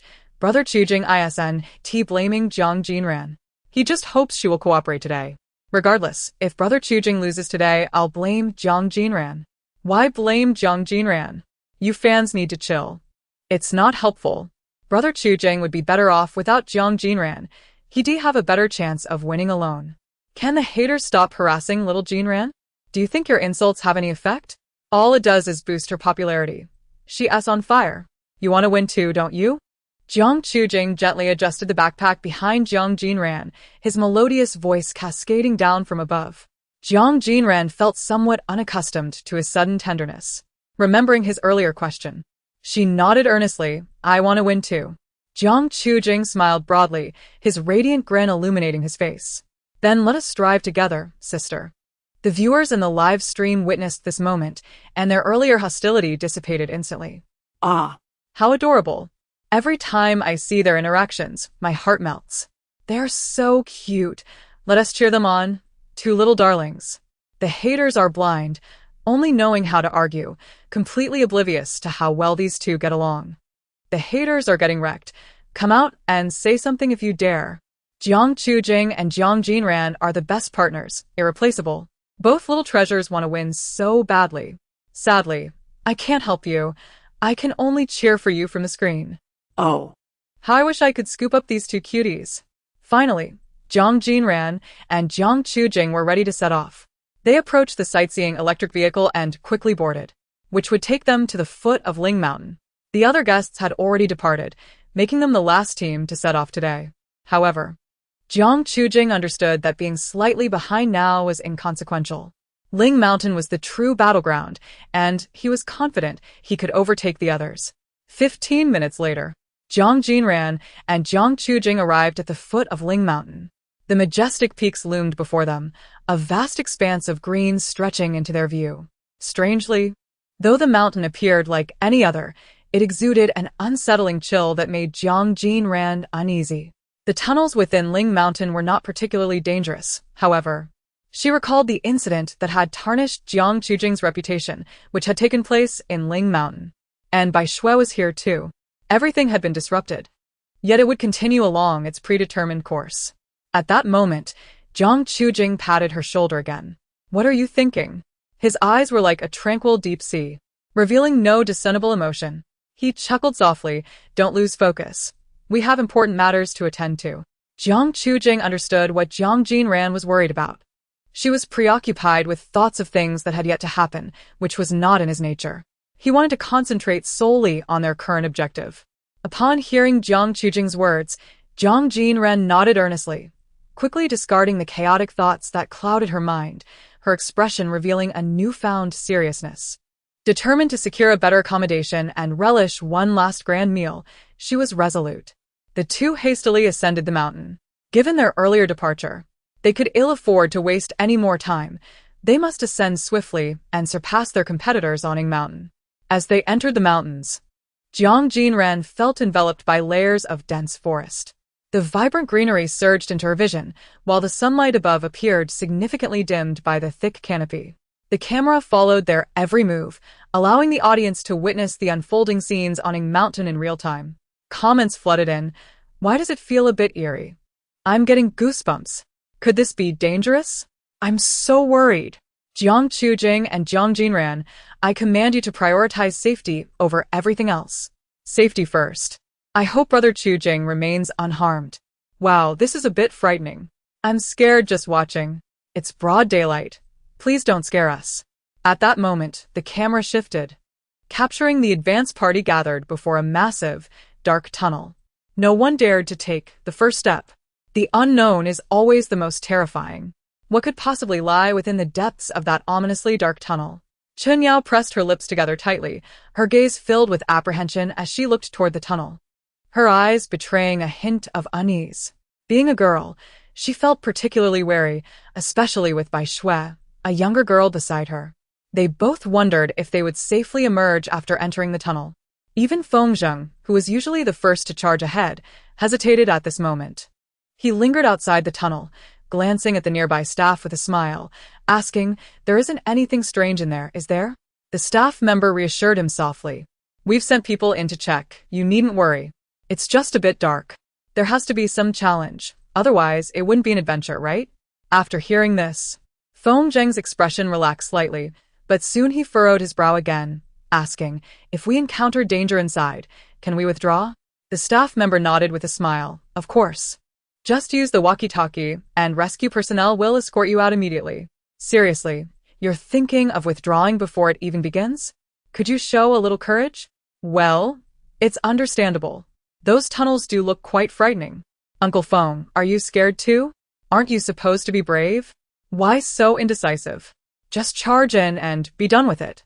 Seriously, can we skip the chatter and just go in?" The comments are so harsh. It's only natural to feel fear. If you were here, you'd probably be terrified too. Exactly. Can we not be so harsh on the guests? Celebrities are just ordinary people too. If I were making that much money, I'd charge in without a second thought. Can we not argue over this? I just want to enjoy the live broadcast. In the tense atmosphere, Bai Shui took a gentle step forward. Carrying a large adventure backpack, her beautiful face showed no signs of fear. Her dark, bright eyes reflected determination. She turned to Chen Yao and said softly, "Sister, let's go in." As she spoke, she turned on her flashlight. Eventually, they would have to enter. Bai Shui smiled reassuringly, as if to calm Chen Yao's nerves, reminding her, "Don't forget, our goal is to enjoy a grand meal." Seeing Bai Shui's calm smile, Chen Yao felt her own anxiety ease somewhat. She nodded with a smile, stepping forward to follow Bai Shui. To their surprise, it was the two girls who entered the tunnel first, prompting a wave of admiration in the comments. "Wow, that's impressive. Who says girls are always timid? Bai Shui, my hero, you always step up. I like Bai Shui even more now. She's amazing. Calm and composed. Showing true courage. That's our Bai Shui. How come you adults are less brave than a little girl? This is hilarious. Bai Shui, you're incredible. I'm cheering for you to win." I didn't expect Bai Shui to be the real warrior. Others should take note. I'm already a fan of Bai Shui. She's so impressive and charming. What about the rest? Hurry up and go in. You're less brave than a little girl. Bai Shui is truly remarkable. The rest are just speechless. Can you step it up? Seeing Bai Shui and Chen Yao enter the tunnel, Feng Zheng and the others, despite their inner fears, understood they had to follow. They couldn't possibly let two young girls outshine them. Feng Zheng gently took the hand of a non-celebrity guest, took a deep breath, turned on his flashlight, and stepped into the tunnel. The others, seeing this, no longer hesitated and one by one approached the tunnel. Before long, Jiang Jinran and Jiang Chujing arrived at the scene without pausing. Noticing the entrance was devoid of people, they realized that all the guests had already ventured inside. Without a moment's hesitation, they stepped into the tunnel. The comments erupted in astonishment. Incredible. These two are not afraid at all. The most decisive among all the guests, hilarious. As expected of my brother Chu Jing and sister Jinran, they charge in without a second thought. I can't believe the bravest ones are you two. I truly admire you. Wow. So cool. You two just charged in without a word. Go for it. Jiang Jing and Jiang Jinran are striving to surpass everyone. These two cuties are so brave. Much better than the others. Can we refrain from comparisons? Isn't it true? They showed no fear and went straight into the tunnel while others hesitated. Don't be defensive. Jiang Jing and Jiang Jinran are indeed the boldest and most impressive. As Jiang Jinran walked closely beside him, the two remained near, wary of losing each other amidst the shadows. Ahead lay the uneven rock walls, glistening with droplets of moisture, giving the tunnel an overwhelmingly damp ambience. Water seemed to seep from above, while the ground was slick with trails of water. At this moment, the audience, immersed in the live broadcast, began to panic. Ah.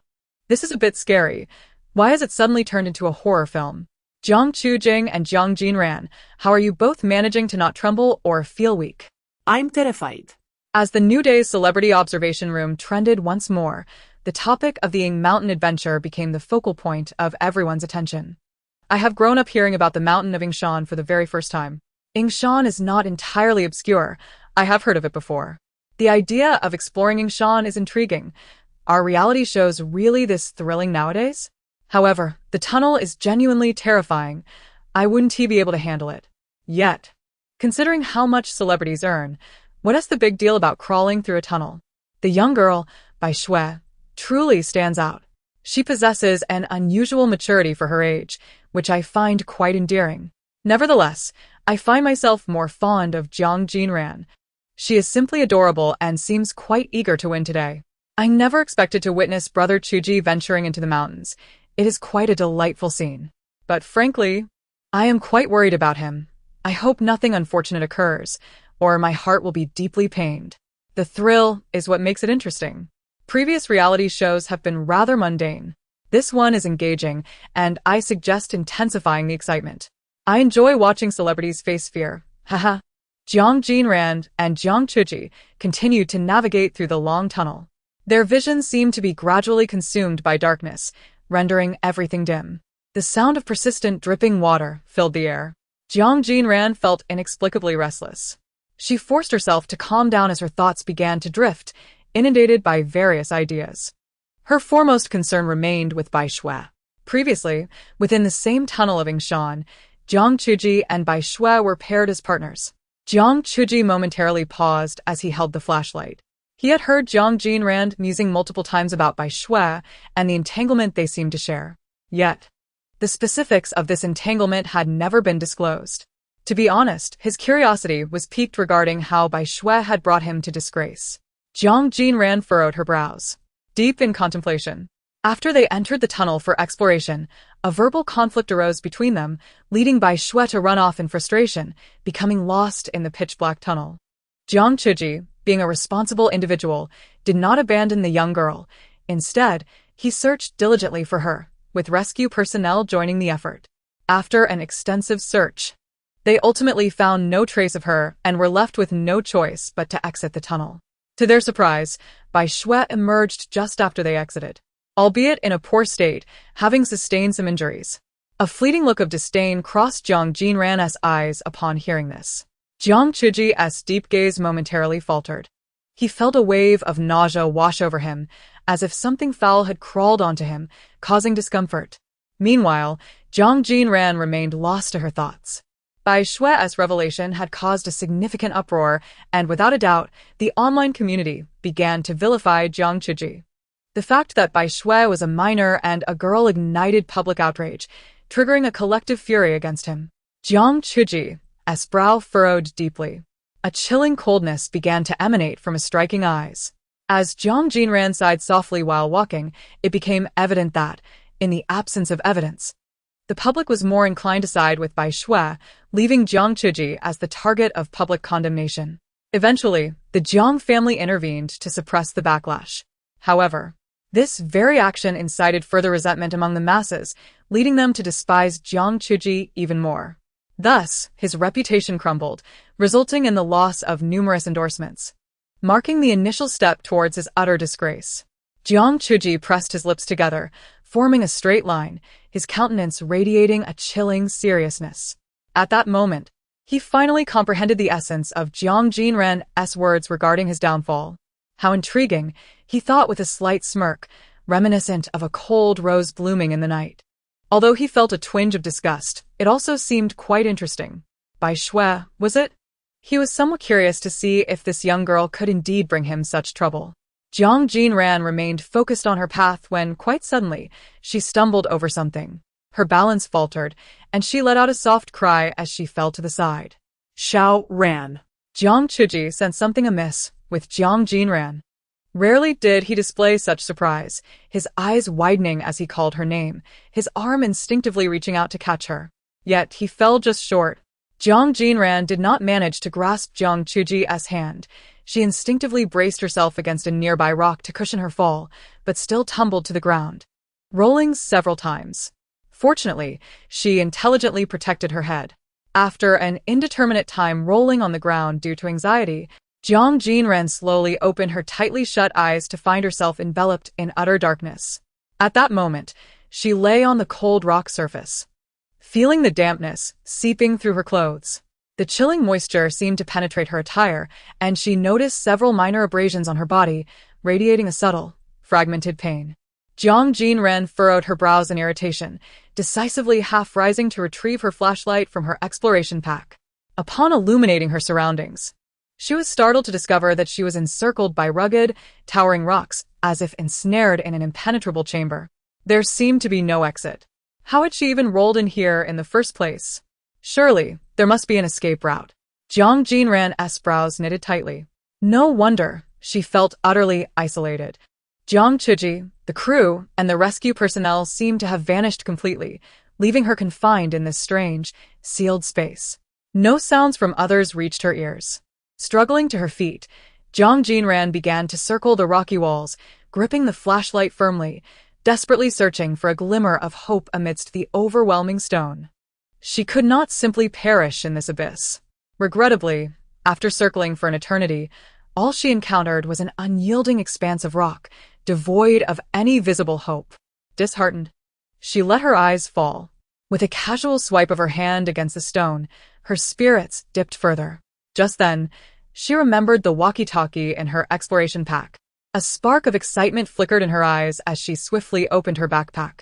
Frantically rummaging through it, she finally unearthed her walkie-talkie from a corner of the pack. However, when she attempted to activate it, she discovered it was malfunctioning. Essentially, it was completely useless. Heavens! Jiang Jinran felt tears welling up in frustration. What dreadful luck! Did fate conspire against her? Yet, as this thought crossed her mind, a flicker of determination ignited within her. Even if destiny sought to thwart her, she would not concede easily. At that moment, she recalled the night banquet. Would he have a way to rescue her from her current plight? Perhaps he could. Unfortunately, Jiang Jinran could only contemplate this for now. She needed to rely on herself. With renewed vigor, Jiang Jinran quickly adjusted her mindset, dispelling her earlier despondency as she continued to explore her surroundings with the flashlight in hand. Approximately 20 minutes had passed when Jiang Jinran finally discovered a narrow crevice in a corner. The presence of a gap indicated that the space was not entirely sealed. Jiang Jinran pressed her lips together, her fingers beginning to gather strength as she attempted to shift the rocks surrounding the fissure. After some persistent tapping, she suddenly struck a rock that began to move. The small crevice unexpectedly widened, allowing a frail child to slip through sideways. Jiang Jinran finally understood why she had rolled into this desolate space from the main tunnel. She must have accidentally collided with a similar rock and tumbled through this narrow opening.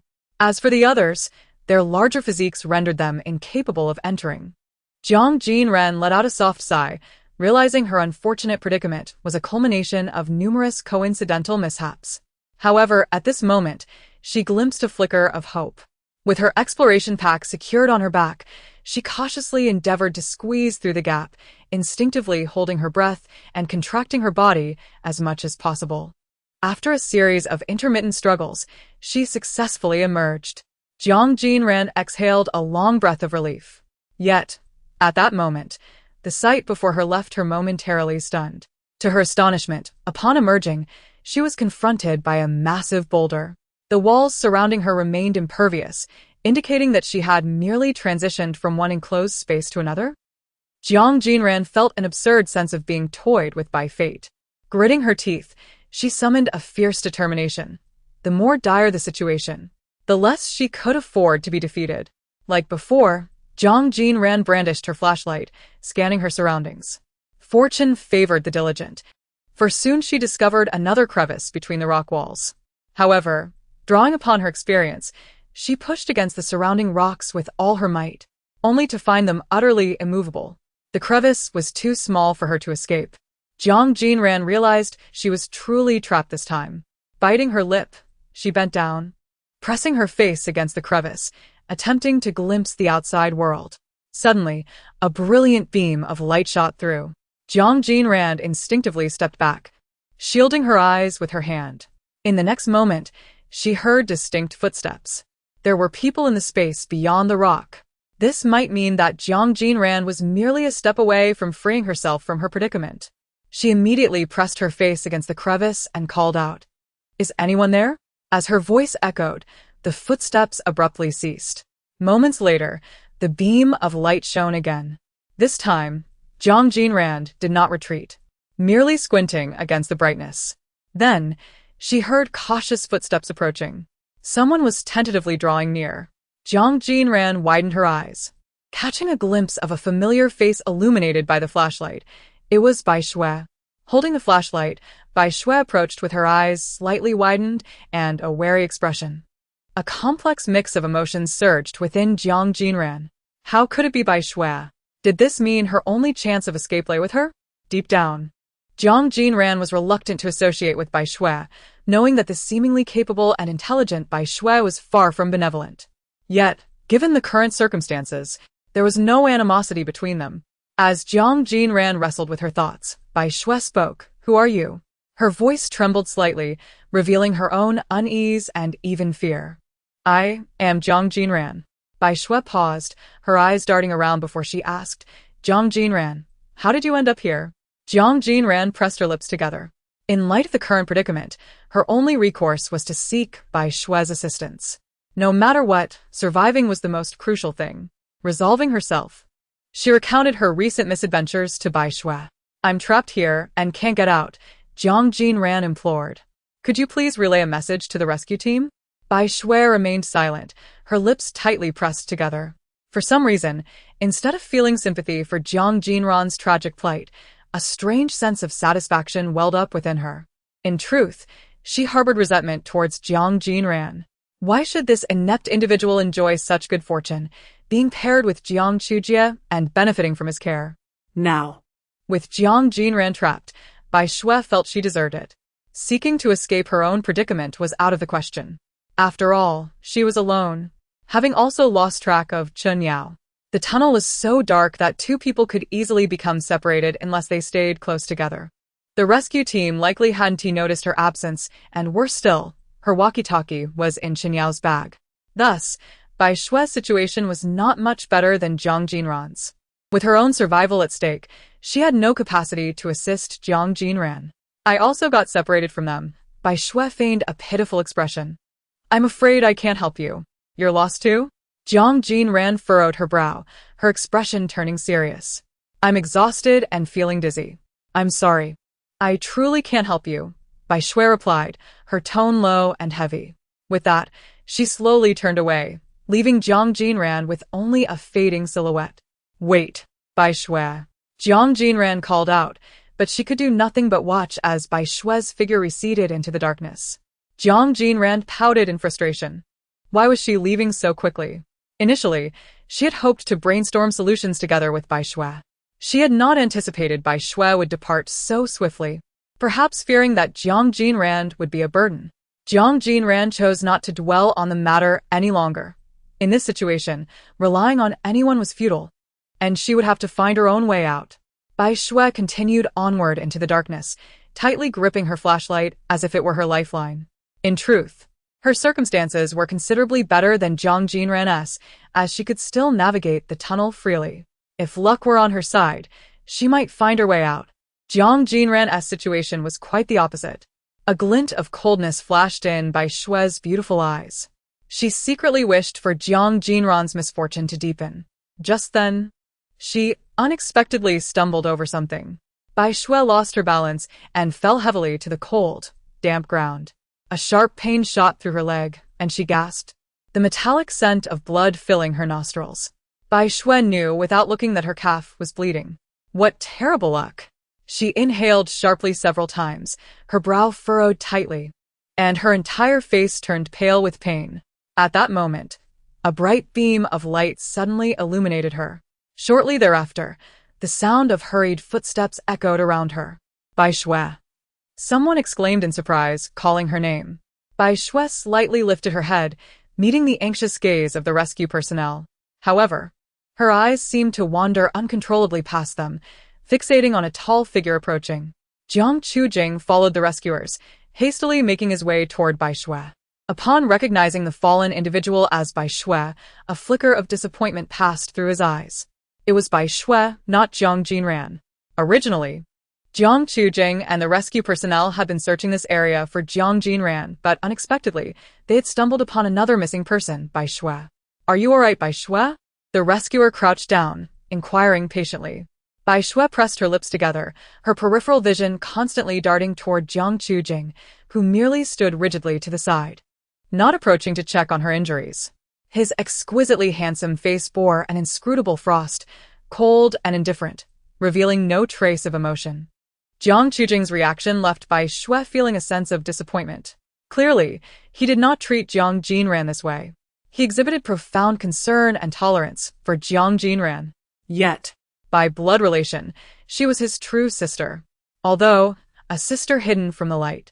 As these thoughts coursed through her mind, a torrent of intense emotions surged within Bai Shui, frustration from her painful wound, grievance from Jiang Jinran's neglect, and the helpless sorrow stemming from her own identity. All these feelings coalesced into a profound anguish that threatened to drive her to madness.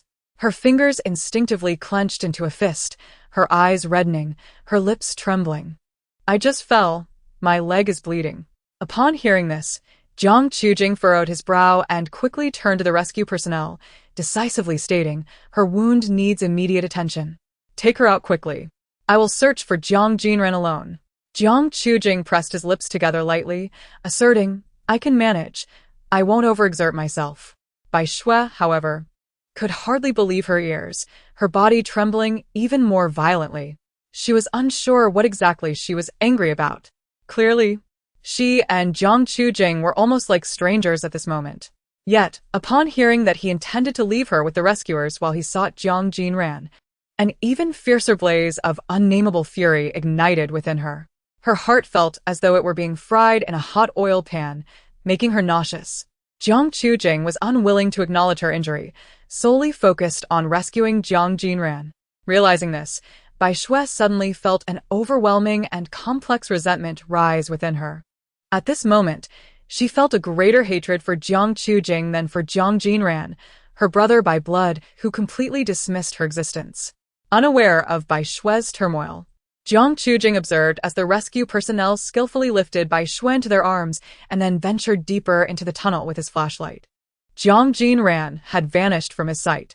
The mere thought of this made his heart feel as though it were being sliced by a cold blade, an agonizing pain surging within him. It was his own carelessness that had led to this. If only he had been more cautious, perhaps it could have been avoided. Jiang Jinran refused to dwell on these thoughts. Wallowing in regret would not aid him.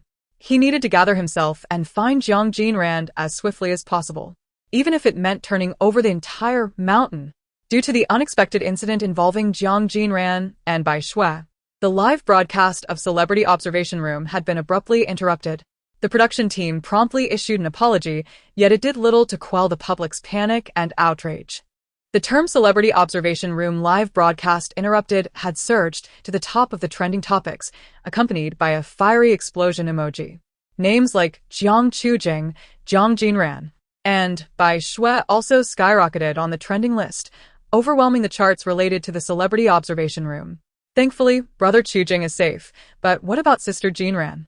She seems still unaccounted for. Regret is futile now. The priority is to locate everyone swiftly. I am truly in tears. Both Jiang Jinran and Bai Shui are wonderful sisters. I genuinely hope they're safe. Is the cave in Yingshan really that terrifying? One moment of inattention, and people just vanish. They never mentioned it would be so horrifying. I pray for Jiang Jinran and Bai Shui.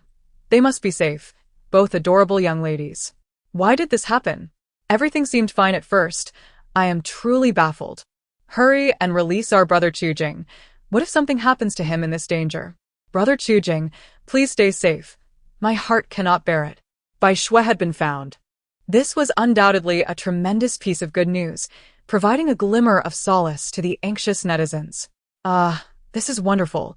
I am truly overwhelmed with joy. Bai Shui has been found. This is the best news I've heard today. What about Jiang Jinran? Why is there no news of her? Could she still be missing? Exactly. Our sister Jinran has no updates, meaning she is likely still lost. I am so worried. Thank goodness, sister Bai Shui is safe. Finally, some good news. Bai Shui being found is sufficient. Who cares about Jiang Jinran?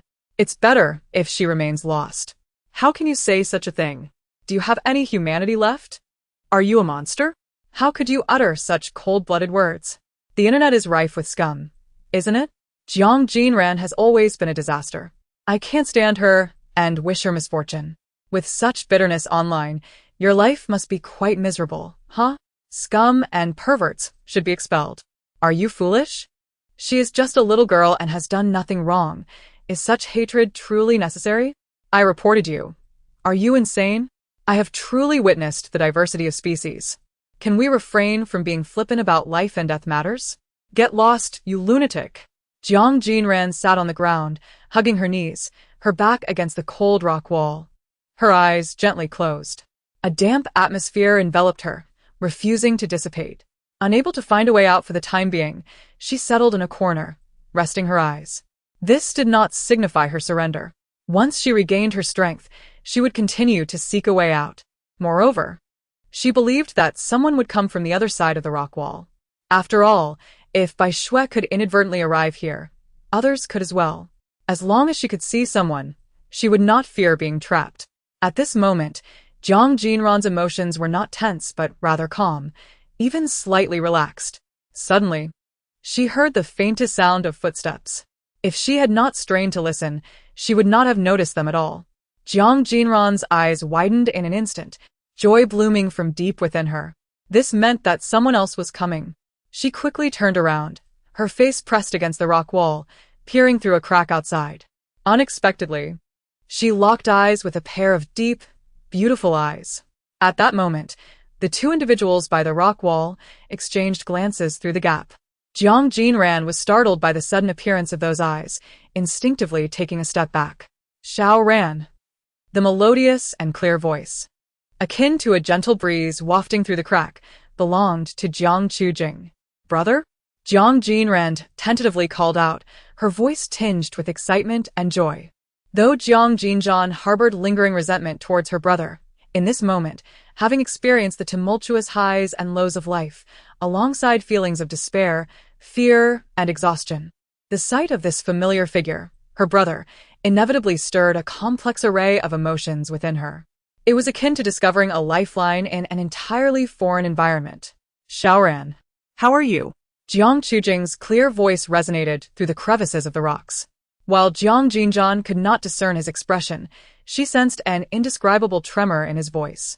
Was Jiang Jing also feeling excited?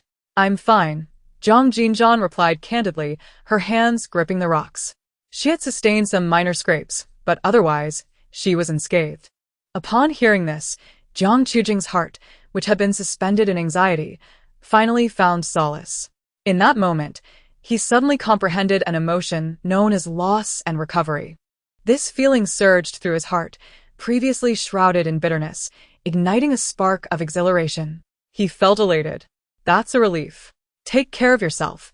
The rest is up to your brother. Jiang Jinran's voice remained melodious, yet carried an inexplicable firmness. As if he were making a promise, his words resonated with a conviction that invited unconditional trust. Jiang Jinran nodded vigorously, but then her brow furrowed. I believe you, but these rock walls are quite difficult to navigate. Jiang Jinran chuckled softly, a confident smile gracing his lips, exuding an air of boldness and absolute assurance. What of it? Today, even if I have to level mounting, I will rescue you. Jiang Jinran was momentarily taken aback. This guy, didn't he always dislike her? However, her intuition told her that Jiang Jinran was indeed trustworthy and dependable. It was a conflicting realization. Upon hearing Jiang Jinran's thoughts, Jiang Jinran's smile grew more vibrant. Shaoran, he suddenly called softly.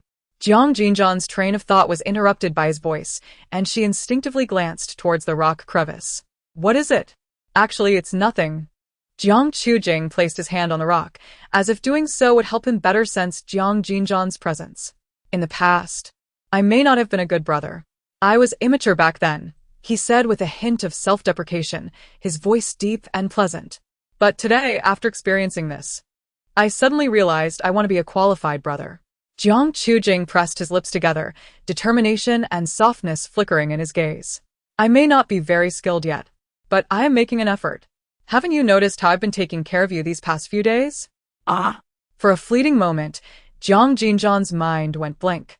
She was uncertain whether it was more surprising that he wanted to be a good brother, or that he had indeed been taking care of her. Taking care? Really?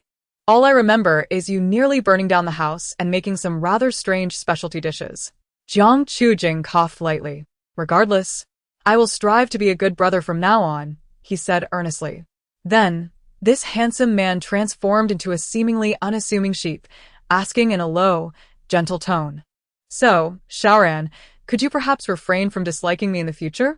Perhaps it was his voice, so clear and melodious, or perhaps his tone was too endearingly pleading. Jiang Jinran's heart involuntarily quivered. Jiang Jinran indeed possesses a certain charm that is hard to resist, she mused. Jiang Jinran smiled, seemingly pleased by her unspoken compliment. Jiang Jinran bit her lip, hesitatingly responding, well, that depends on your future performance. Jiang Jinran readily agreed, then added, hang in there. I will call for help right away. Alone, he could not manage the rocks. Bringing in reinforcements and employing the right tools was the best solution. Jiang Jinran understood this well. She nodded. Yes, go quickly. I'm fine for now. The recent events felt surreal. She had never anticipated that the initially antagonistic relationship between them would suddenly mend, leading to such a candid conversation. It was astonishing. She sensed that Jiang Jinran was no longer speaking falsehoods.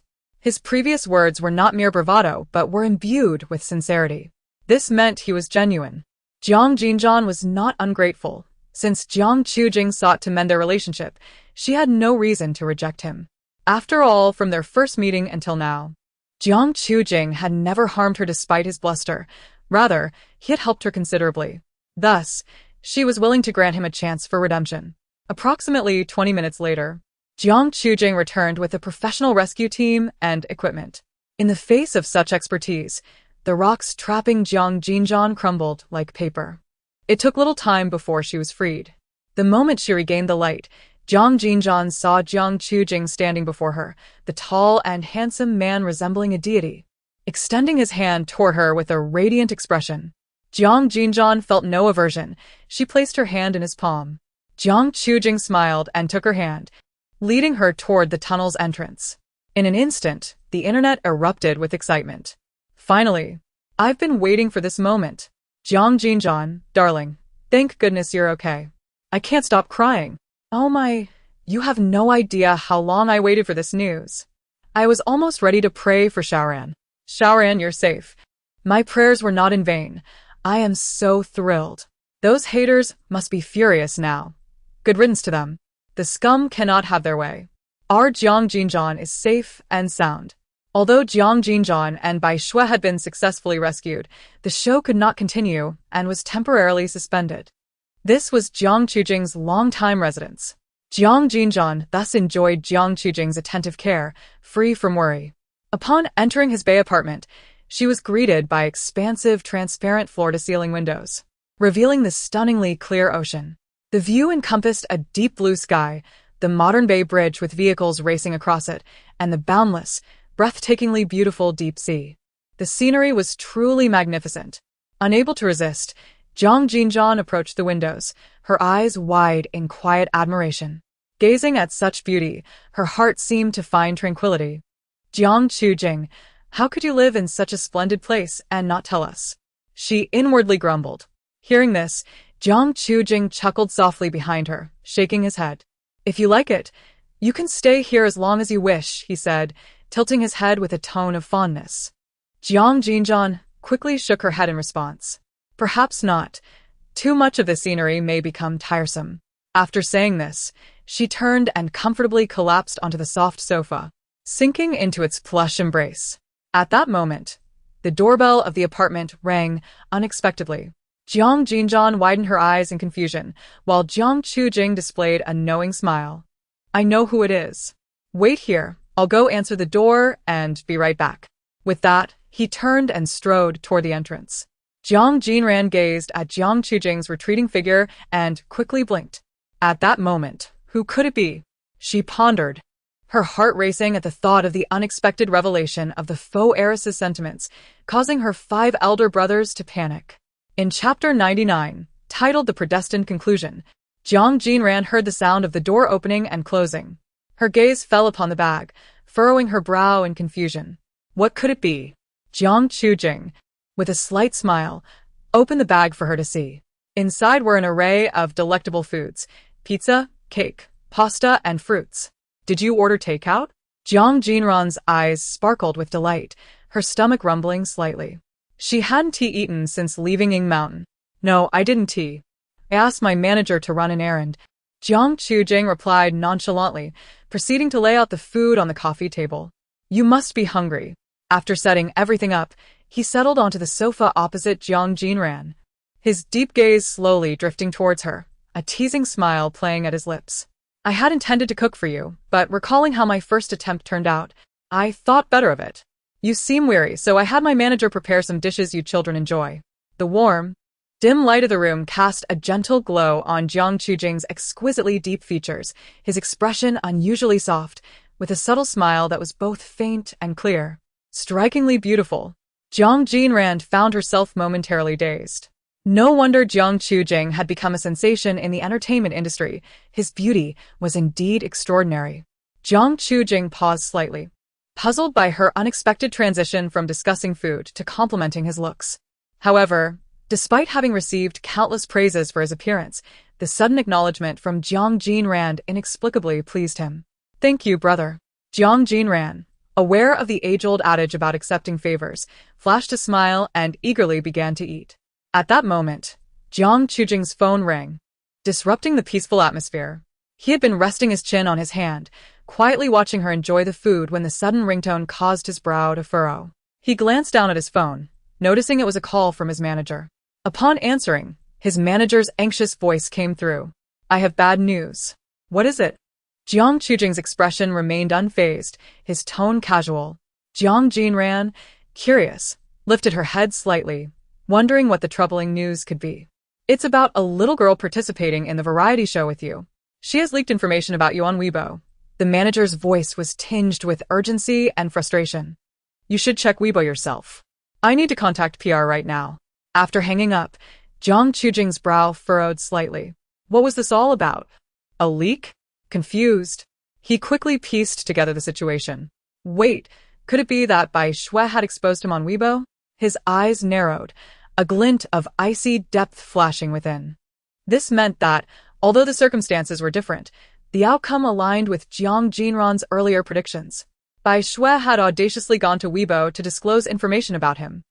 Noticing the change in Jiang Chujing's demeanor, Jiang Jinran furrowed her brow in curiosity. She hesitantly asked, Brother, what happened? Jiang Chujing cast her a fleeting glance, his expression regaining its calmness. He smirked lightly. There's nothing you need to know. Just look at Weibo. Thus, Both Jiang Jinran and Jiang Jing opened Weibo simultaneously.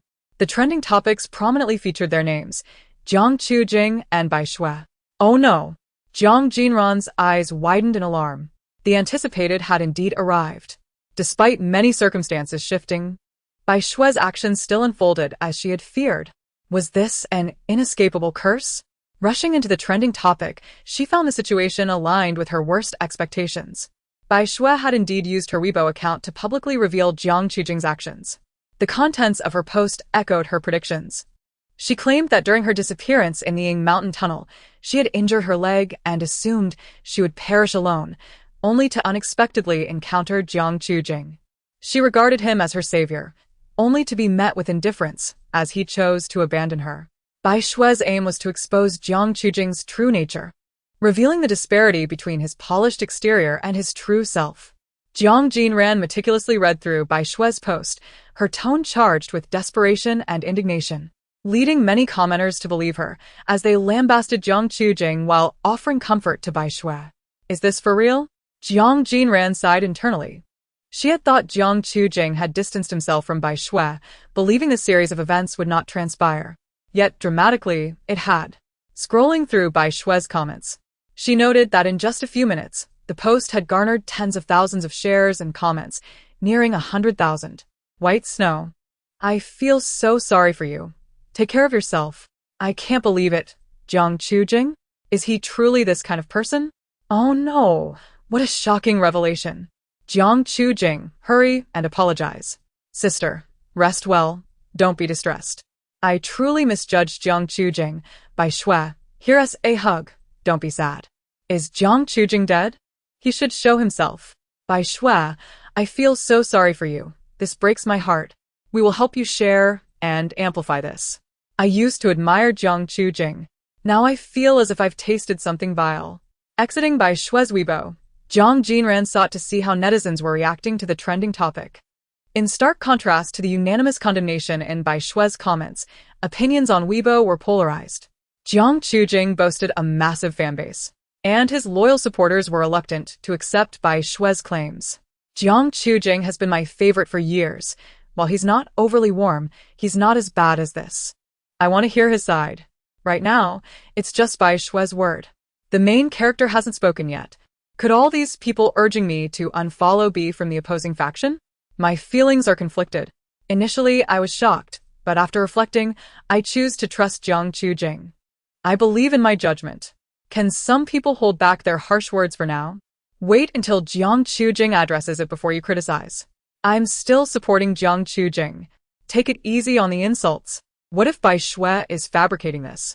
You all place such unwavering trust in her, yet she has presented no evidence. How absurd. The more famous one becomes, the more controversies arise. Brother Jiang Jing is simply too popular, obstructing the paths of others, inevitably attracting detractors. I am utterly heartbroken. Why must they treat my brother Jiang Jing this way? Witnessing the multitude of insults directed at him online must surely shatter his heart. Who is Bai Shui? Does Jiang Jing even know her? She is merely seeking attention. Fans remain steadfast, yet an increasing number of bystanders and netizens have begun to join the chorus of condemnation. The individual in question is merely a 13-year-old girl. How could Jiang Jing stand by and do nothing? Is he even human? No. Did Jiang Jing truly act in such a manner? Let us not wrongfully accuse him. Given the current state of public opinion, he has yet to make a statement. Perhaps he is feeling guilty. Individuals like Jiang Jing deserve to be blacklisted by the industry. How arrogant. His indifference extends even to a minor in distress, which infuriates me. Is Jiang Jing still hiding like a turtle? He should promptly provide an explanation. We must raise our voices for Bai Shui. This is not a trivial matter. It represents the oppression of women by men, the indifference of adults towards minors, and we cannot allow the fervor to dissipate. Can those brands swiftly terminate their contracts with Jiang Jing? Would you truly wish to retain such a spokesperson? He is tarnishing your brand's image. I once admired Jiang Jing, but now he has become a source of shame for me. This scoundrel, Jiang Jing, is infuriating. He appears so pretentious. And now he has finally met his downfall. We should unite to resist Jiang Jinran. His family is wealthy, and he will likely attempt to suppress the discourse. Bai Shui is likely just an ordinary child. What could she possibly do against Jiang Jinran? I fear her posts will soon be deleted. Bai Shui is truly a wonderful child. She is capable and understanding, while Jiang Jinran is utterly inhumane. I find myself liking Bai Shui even more now. I am now her devoted fan. Jiang Jinran exited Weibo, releasing a deep sigh. Simultaneously, Jiang Jinran, seated across from her, extinguished his phone. His gaze was heavy as he turned towards her. He had heard every sentiment Jiang Jinran expressed while scrolling through Weibo. Frankly, he found it peculiar that he and Bai Shui, who should have had no intersection, were now entwined in this series of events. However, what puzzled him most was the instinctive gesture of running his hand through his hair. How had he offended Bai Shui? Jiang Jinran lowered his eyes absent-mindedly, a faint smile playing at the corners of his lips. Perhaps it was simply his appearance that invoked such animosity. Brother. Jiang Jinran observed his prolonged silence and mistook it for sadness, frowning slightly. Are you upset? Jiang Jinran's smile deepened. Did you not see my smile? Jiang Jinran pouted. You smile even when you're angry. Without delay, she shifted the topic, urgently inquiring, how did you end up in contact with Bai Shui? That shouldn't be possible. How did you offend her? Jiang Jinran's expression remained unchanged as he raised an eyebrow. How should I know? What do you plan to do? Jiang Jinran, taken aback by his calm demeanor in the face of such a crisis, realized he was oblivious to the potential ramifications this incident could have on his career. Jiang Jinran smirked. I acknowledge the gravity of the situation, but I am innocent. Bai Shui is merely spreading falsehoods. Jiang Jinran, having seen through him, scoffed. Without evidence, even a clarification will be seen as mere evasion. In the eyes of the public, you are the powerful one, while Bai Shui is the victim. Public sentiment will naturally side with her. You make a valid point, Jiang Jinran conceded, nodding with a smile. He fell silent once more, picking up his phone to scroll through its screen, his thoughts unknown to Jiang Jinran, who was left astonished. Was he truly planning to do nothing? You deserve to be toyed with by Bai Shui, she thought bitterly. Suddenly, Jiang Jinran lifted his gaze, a smile dancing on his lips, his bright eyes sparkling yet concealing a chilling glint. Who will ultimately prevail remains uncertain. Jiang Jinran fell silent, pursing her lips. I wonder where your confidence comes from, she remarked with a hint of sarcasm. Jiang Jinran returned his attention to his phone, and suddenly, he seemed to have discovered something amusing. The production team has spoken on my behalf. Jiang Jinran's eyes widened in instinctive curiosity. What did the production team say? Jiang Jinran leaned forward, turning his phone screen towards her for a clear view. It stated that Bai Shui's claims were unfounded. During the search for Jiang Jinran, Jiang Jinran had encountered the missing Bai Shui, who was injured and required immediate treatment. Thus, he had instructed the rescuers to take her away first while he continued searching for Jiang Jinran alone. Ultimately, it was Jiang Jinran who found Jiang Jinran. In essence, he had not committed any of the acts Bai Shui accused him of. Rather, he had performed numerous good deeds, all corroborated by the rescuers present at the scene. Jiang Jinran had not anticipated that the production team would take the initiative to issue a statement on his behalf. However, it was understandable. It was likely Shun Wei's idea. He had gone to great lengths to secure Jiang Jinran's participation in the show, and if something were to happen to him, the entire project would be jeopardized, wasting both his efforts and the investors' money. To protect the integrity of the show, he naturally had to clarify the situation. Yet such a statement held little weight. For someone like Jiang Jinran, who was well aware of the unfolding narrative, the production team's statement offered little reassurance. I am well acquainted with this plot, she mused, pressing her lips together. Thus, the production team's declaration was ultimately futile. Jiang Jinran absorbed Jiang Jinran's thoughts, remaining silent, but wearing a faint smile, his deep-set eyes glimmering with a shadowy chill. At that moment, Bai Shui lay half-reclined on her bed, her leg wound having been properly treated and bandaged, yet still radiating notable pain. Fortunately, it was merely a superficial injury. Her bones were unharmed. However, she found herself devoid of the motivation to engage in any activity, resigned to resting in bed. Prior to this, Bai Ling had summoned a family doctor to examine her, confirming that her leg was indeed not severely injured. which relieved her worries. As she lay there, her resentment grew with each passing thought, culminating in a rash decision to post on Weibo. The situation has escalated, yet she feels no regret. Perhaps the pain in her leg or the intensity of her hatred fuels her desire for Jiang Jinran to face retribution. While she harbors animosity towards Jiang Jinran, her disdain for Jiang Jinran is far greater. She loathes the way he always presents himself as distant and aloof, despite their blood ties as siblings, refusing to even grant her a normal gaze. In the pitch-black tunnel, at the moment her leg was injured and pain was unbearable, he had chosen Jiang Jinran without hesitation, abandoning her to the rescuers. She never anticipated that this would ignite such overwhelming hatred within her. Initially, she only felt jealousy towards Jiang Jinran, but now she has developed an overwhelming urge to destroy Jiang Jinran. Jiang Jinran is merely a minor character of unknown origin, unworthy of her attention. However, Jiang Jinran stands apart. He is the pride of his father, the most celebrated star of the moment, and a brother who exudes aloofness in her presence. Each of these aspects incites Bai Shue's envy and resentment.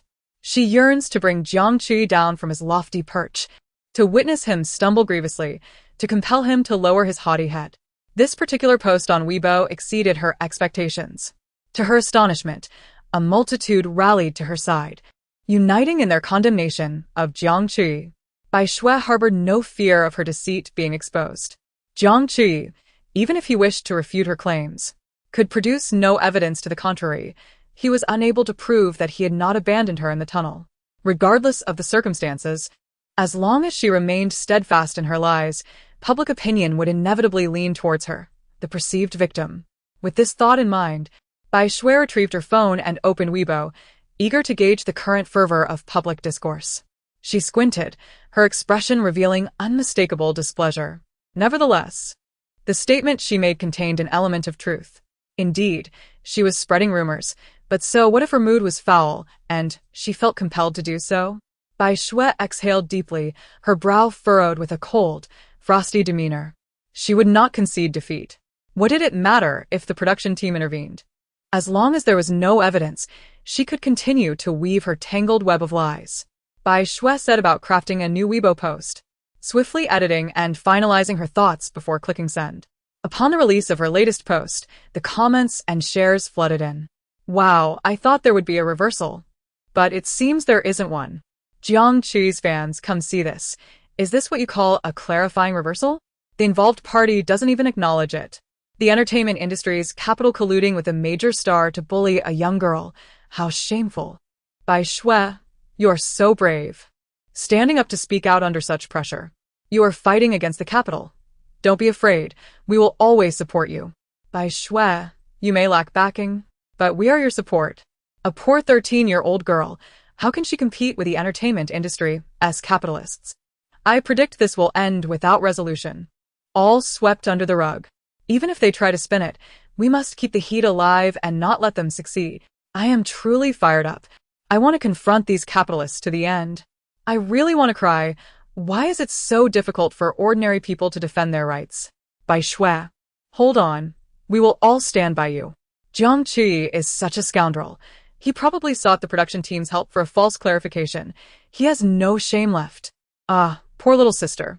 Thankfully, you are brave enough to step forward and clarify. In that very moment, the Weibo square was engulfed in a new wave of chaos. What? Bai Shue has posted again. This ISNTA reversal. It's a conspiracy between the production team and Jiang Jinran. Wow, I almost believed it. How insidious they are. Bai Shue is struggling so much. Let us all help her maintain the momentum and fight for her rights. How can they issue such statements so recklessly? The production team and Jiang Jinran should be ashamed. They need to come out and apologize immediately. Stop resisting.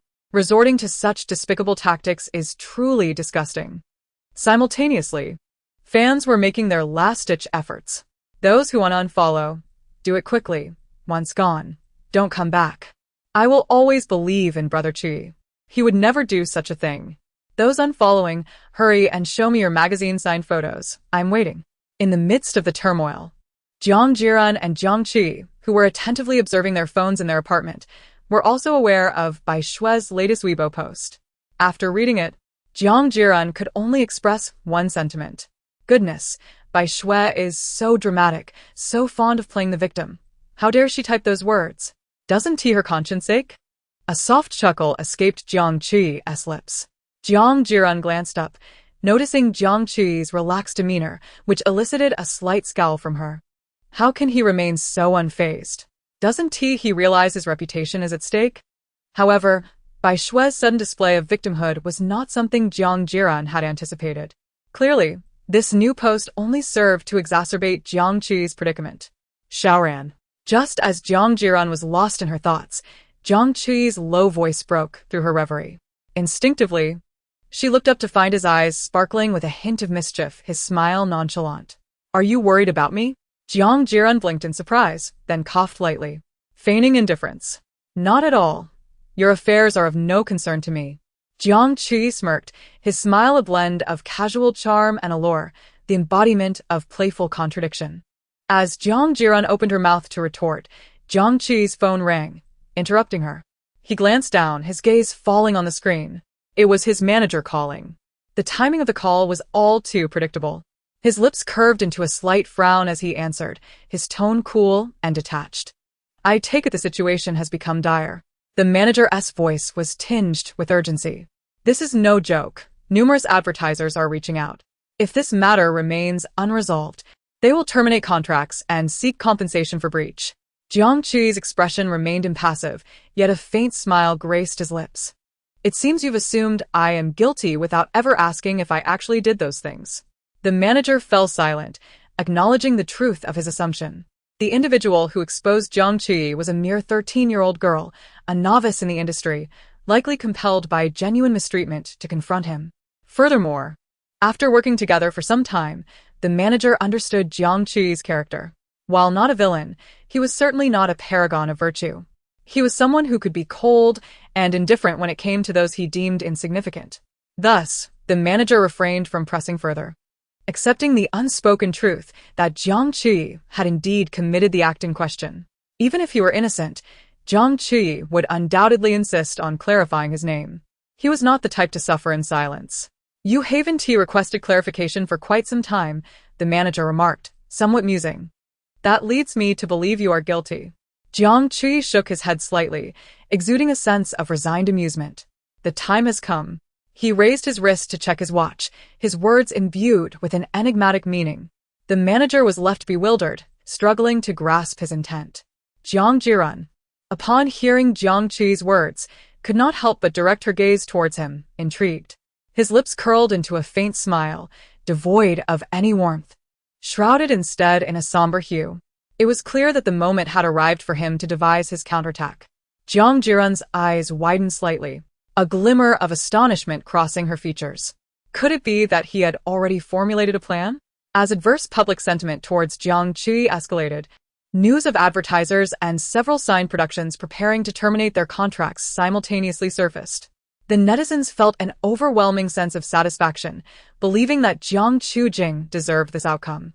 And they hoped for a more vigorous response. Following this incident, Bai Shui's Weibo account saw a rapid increase of hundreds of thousands of followers. In stark contrast, Jiang Qujing's account was witnessing a steady decline in followers. At that moment, Jiang Qujing's fans stumbled upon a significant development. He had unexpectedly logged into Weibo. Qujing brother has finally arrived, sob sob sob. Brother, please log off again.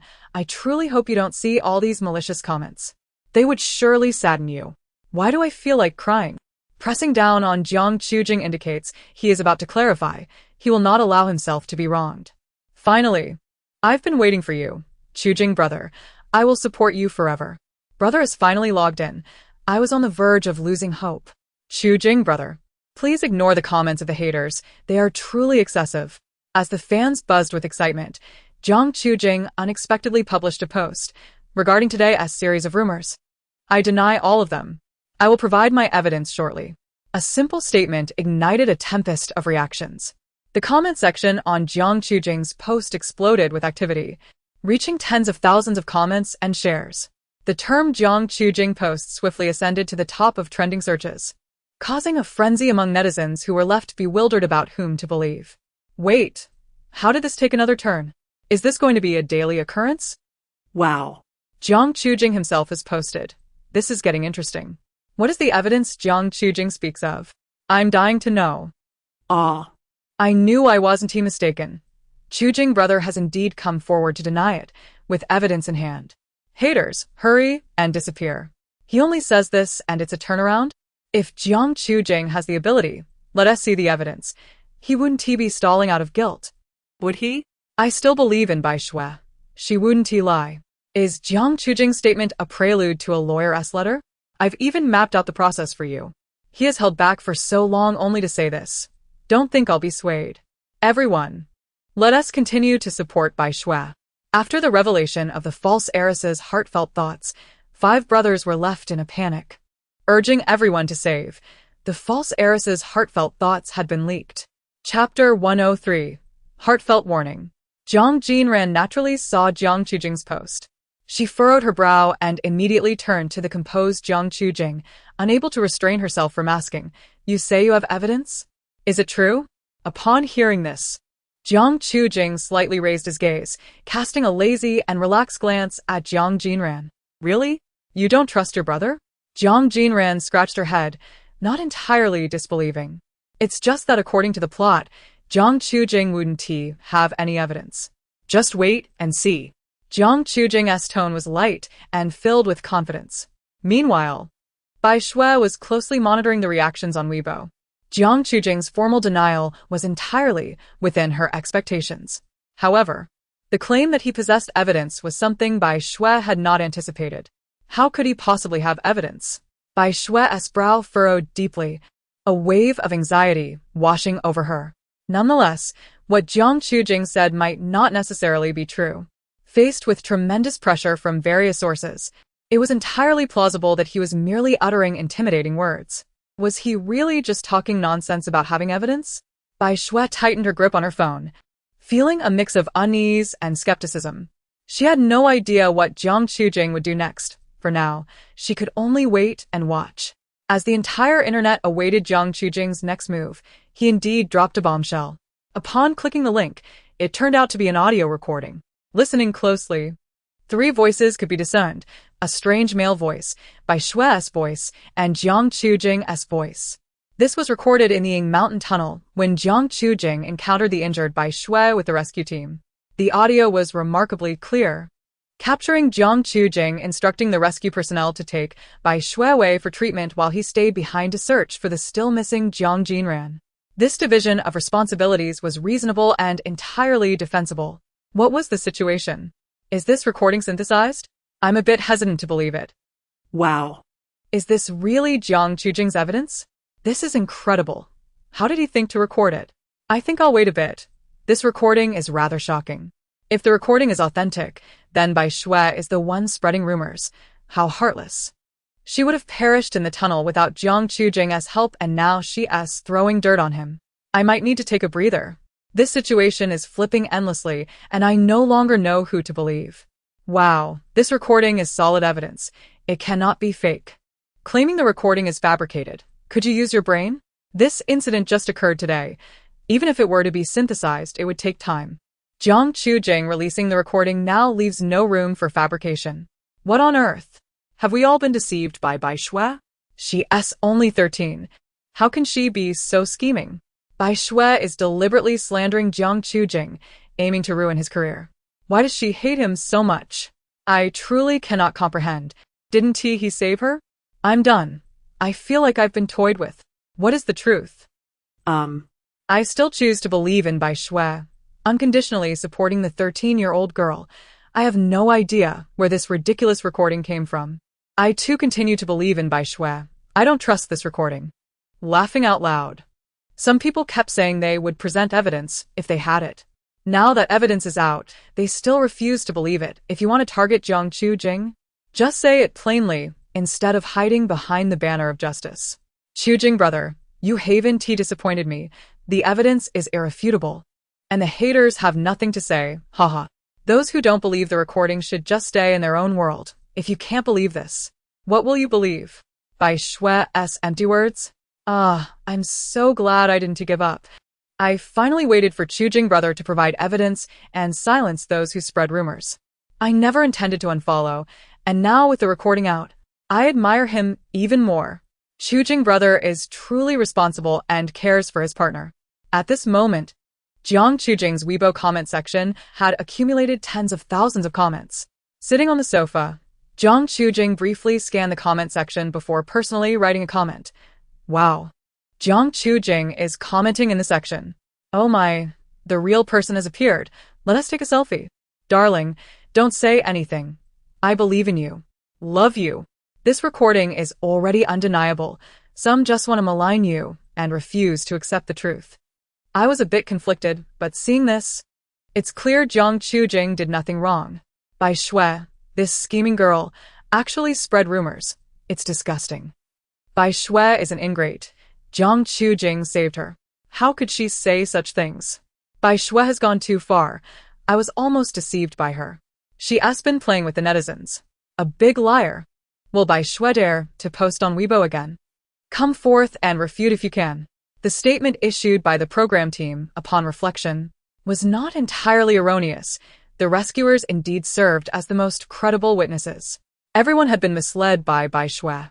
Bai Shui, the villain, ought to come forward and offer an explanation and an apology. I am utterly exasperated by her antics at such a young age. Brother Chu Ji, you needn't explain. I have complete faith in you. This recording serves as the most compelling evidence. I am so elated. No further explanation is required. Your character speaks volumes. Bai Shui. Hurry and confess. I am beside myself with fury. After listening, she blinked in surprise. How could Jiang Chuji possess a recording device? This diverged entirely from the narrative. What alterations had transpired to result in such an outcome? It is implausible. It shouldn't be. How could Jiang Chuji have thought to record during his encounter with Bai Shui?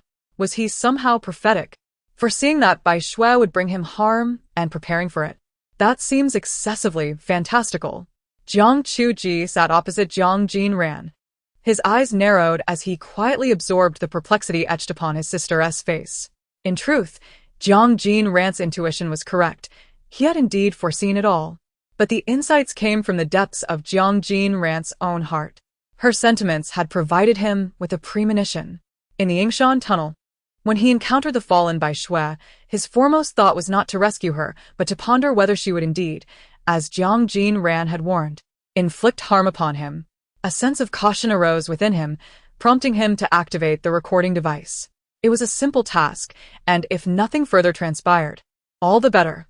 Yet, should Bai Shui truly attempt to fabricate lies, he would possess tangible evidence.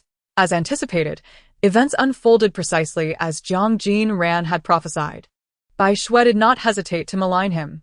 He remained unfazed. For this time, he held substantial evidence, ensuring that tragedy would not repeat itself. How had he considered recording? Jiang Jinran contemplated in silence for a moment before deciding to inquire directly with the individual concerned to quell her inner turmoil. Jiang Chuji set down his phone. A faint smile gracing his lips, his eyes sparkling with a gentle radiance, perhaps a sign of divine favor. He spoke with layered meaning. Why not utter something more reasonable? She retorted without restraint, a hint of exasperation evident in her expression. Jiang Chuji chuckled softly. I cannot say for certain, he replied, casually shrugging his shoulders. The light from outside illuminated his striking features, perhaps a moment of inspiration or merely coincidence. In any case, he recorded it, never expecting it to prove beneficial. Ah. Perhaps this is merely fate's design. Jiang Jinran laughed lightly. Your words are like a riddle. They reveal little, yet suggest much. Jiang Chuji only smiled, not elaborating further. He picked up his phone once more, just as his manager sent him a WeChat message. Evidence has been submitted to the lawyer. You may proceed to post on Weibo.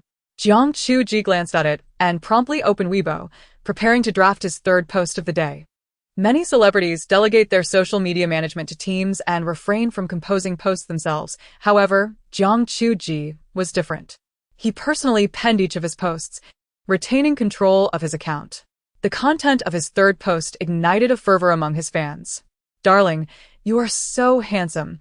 This is how one should deal with haters.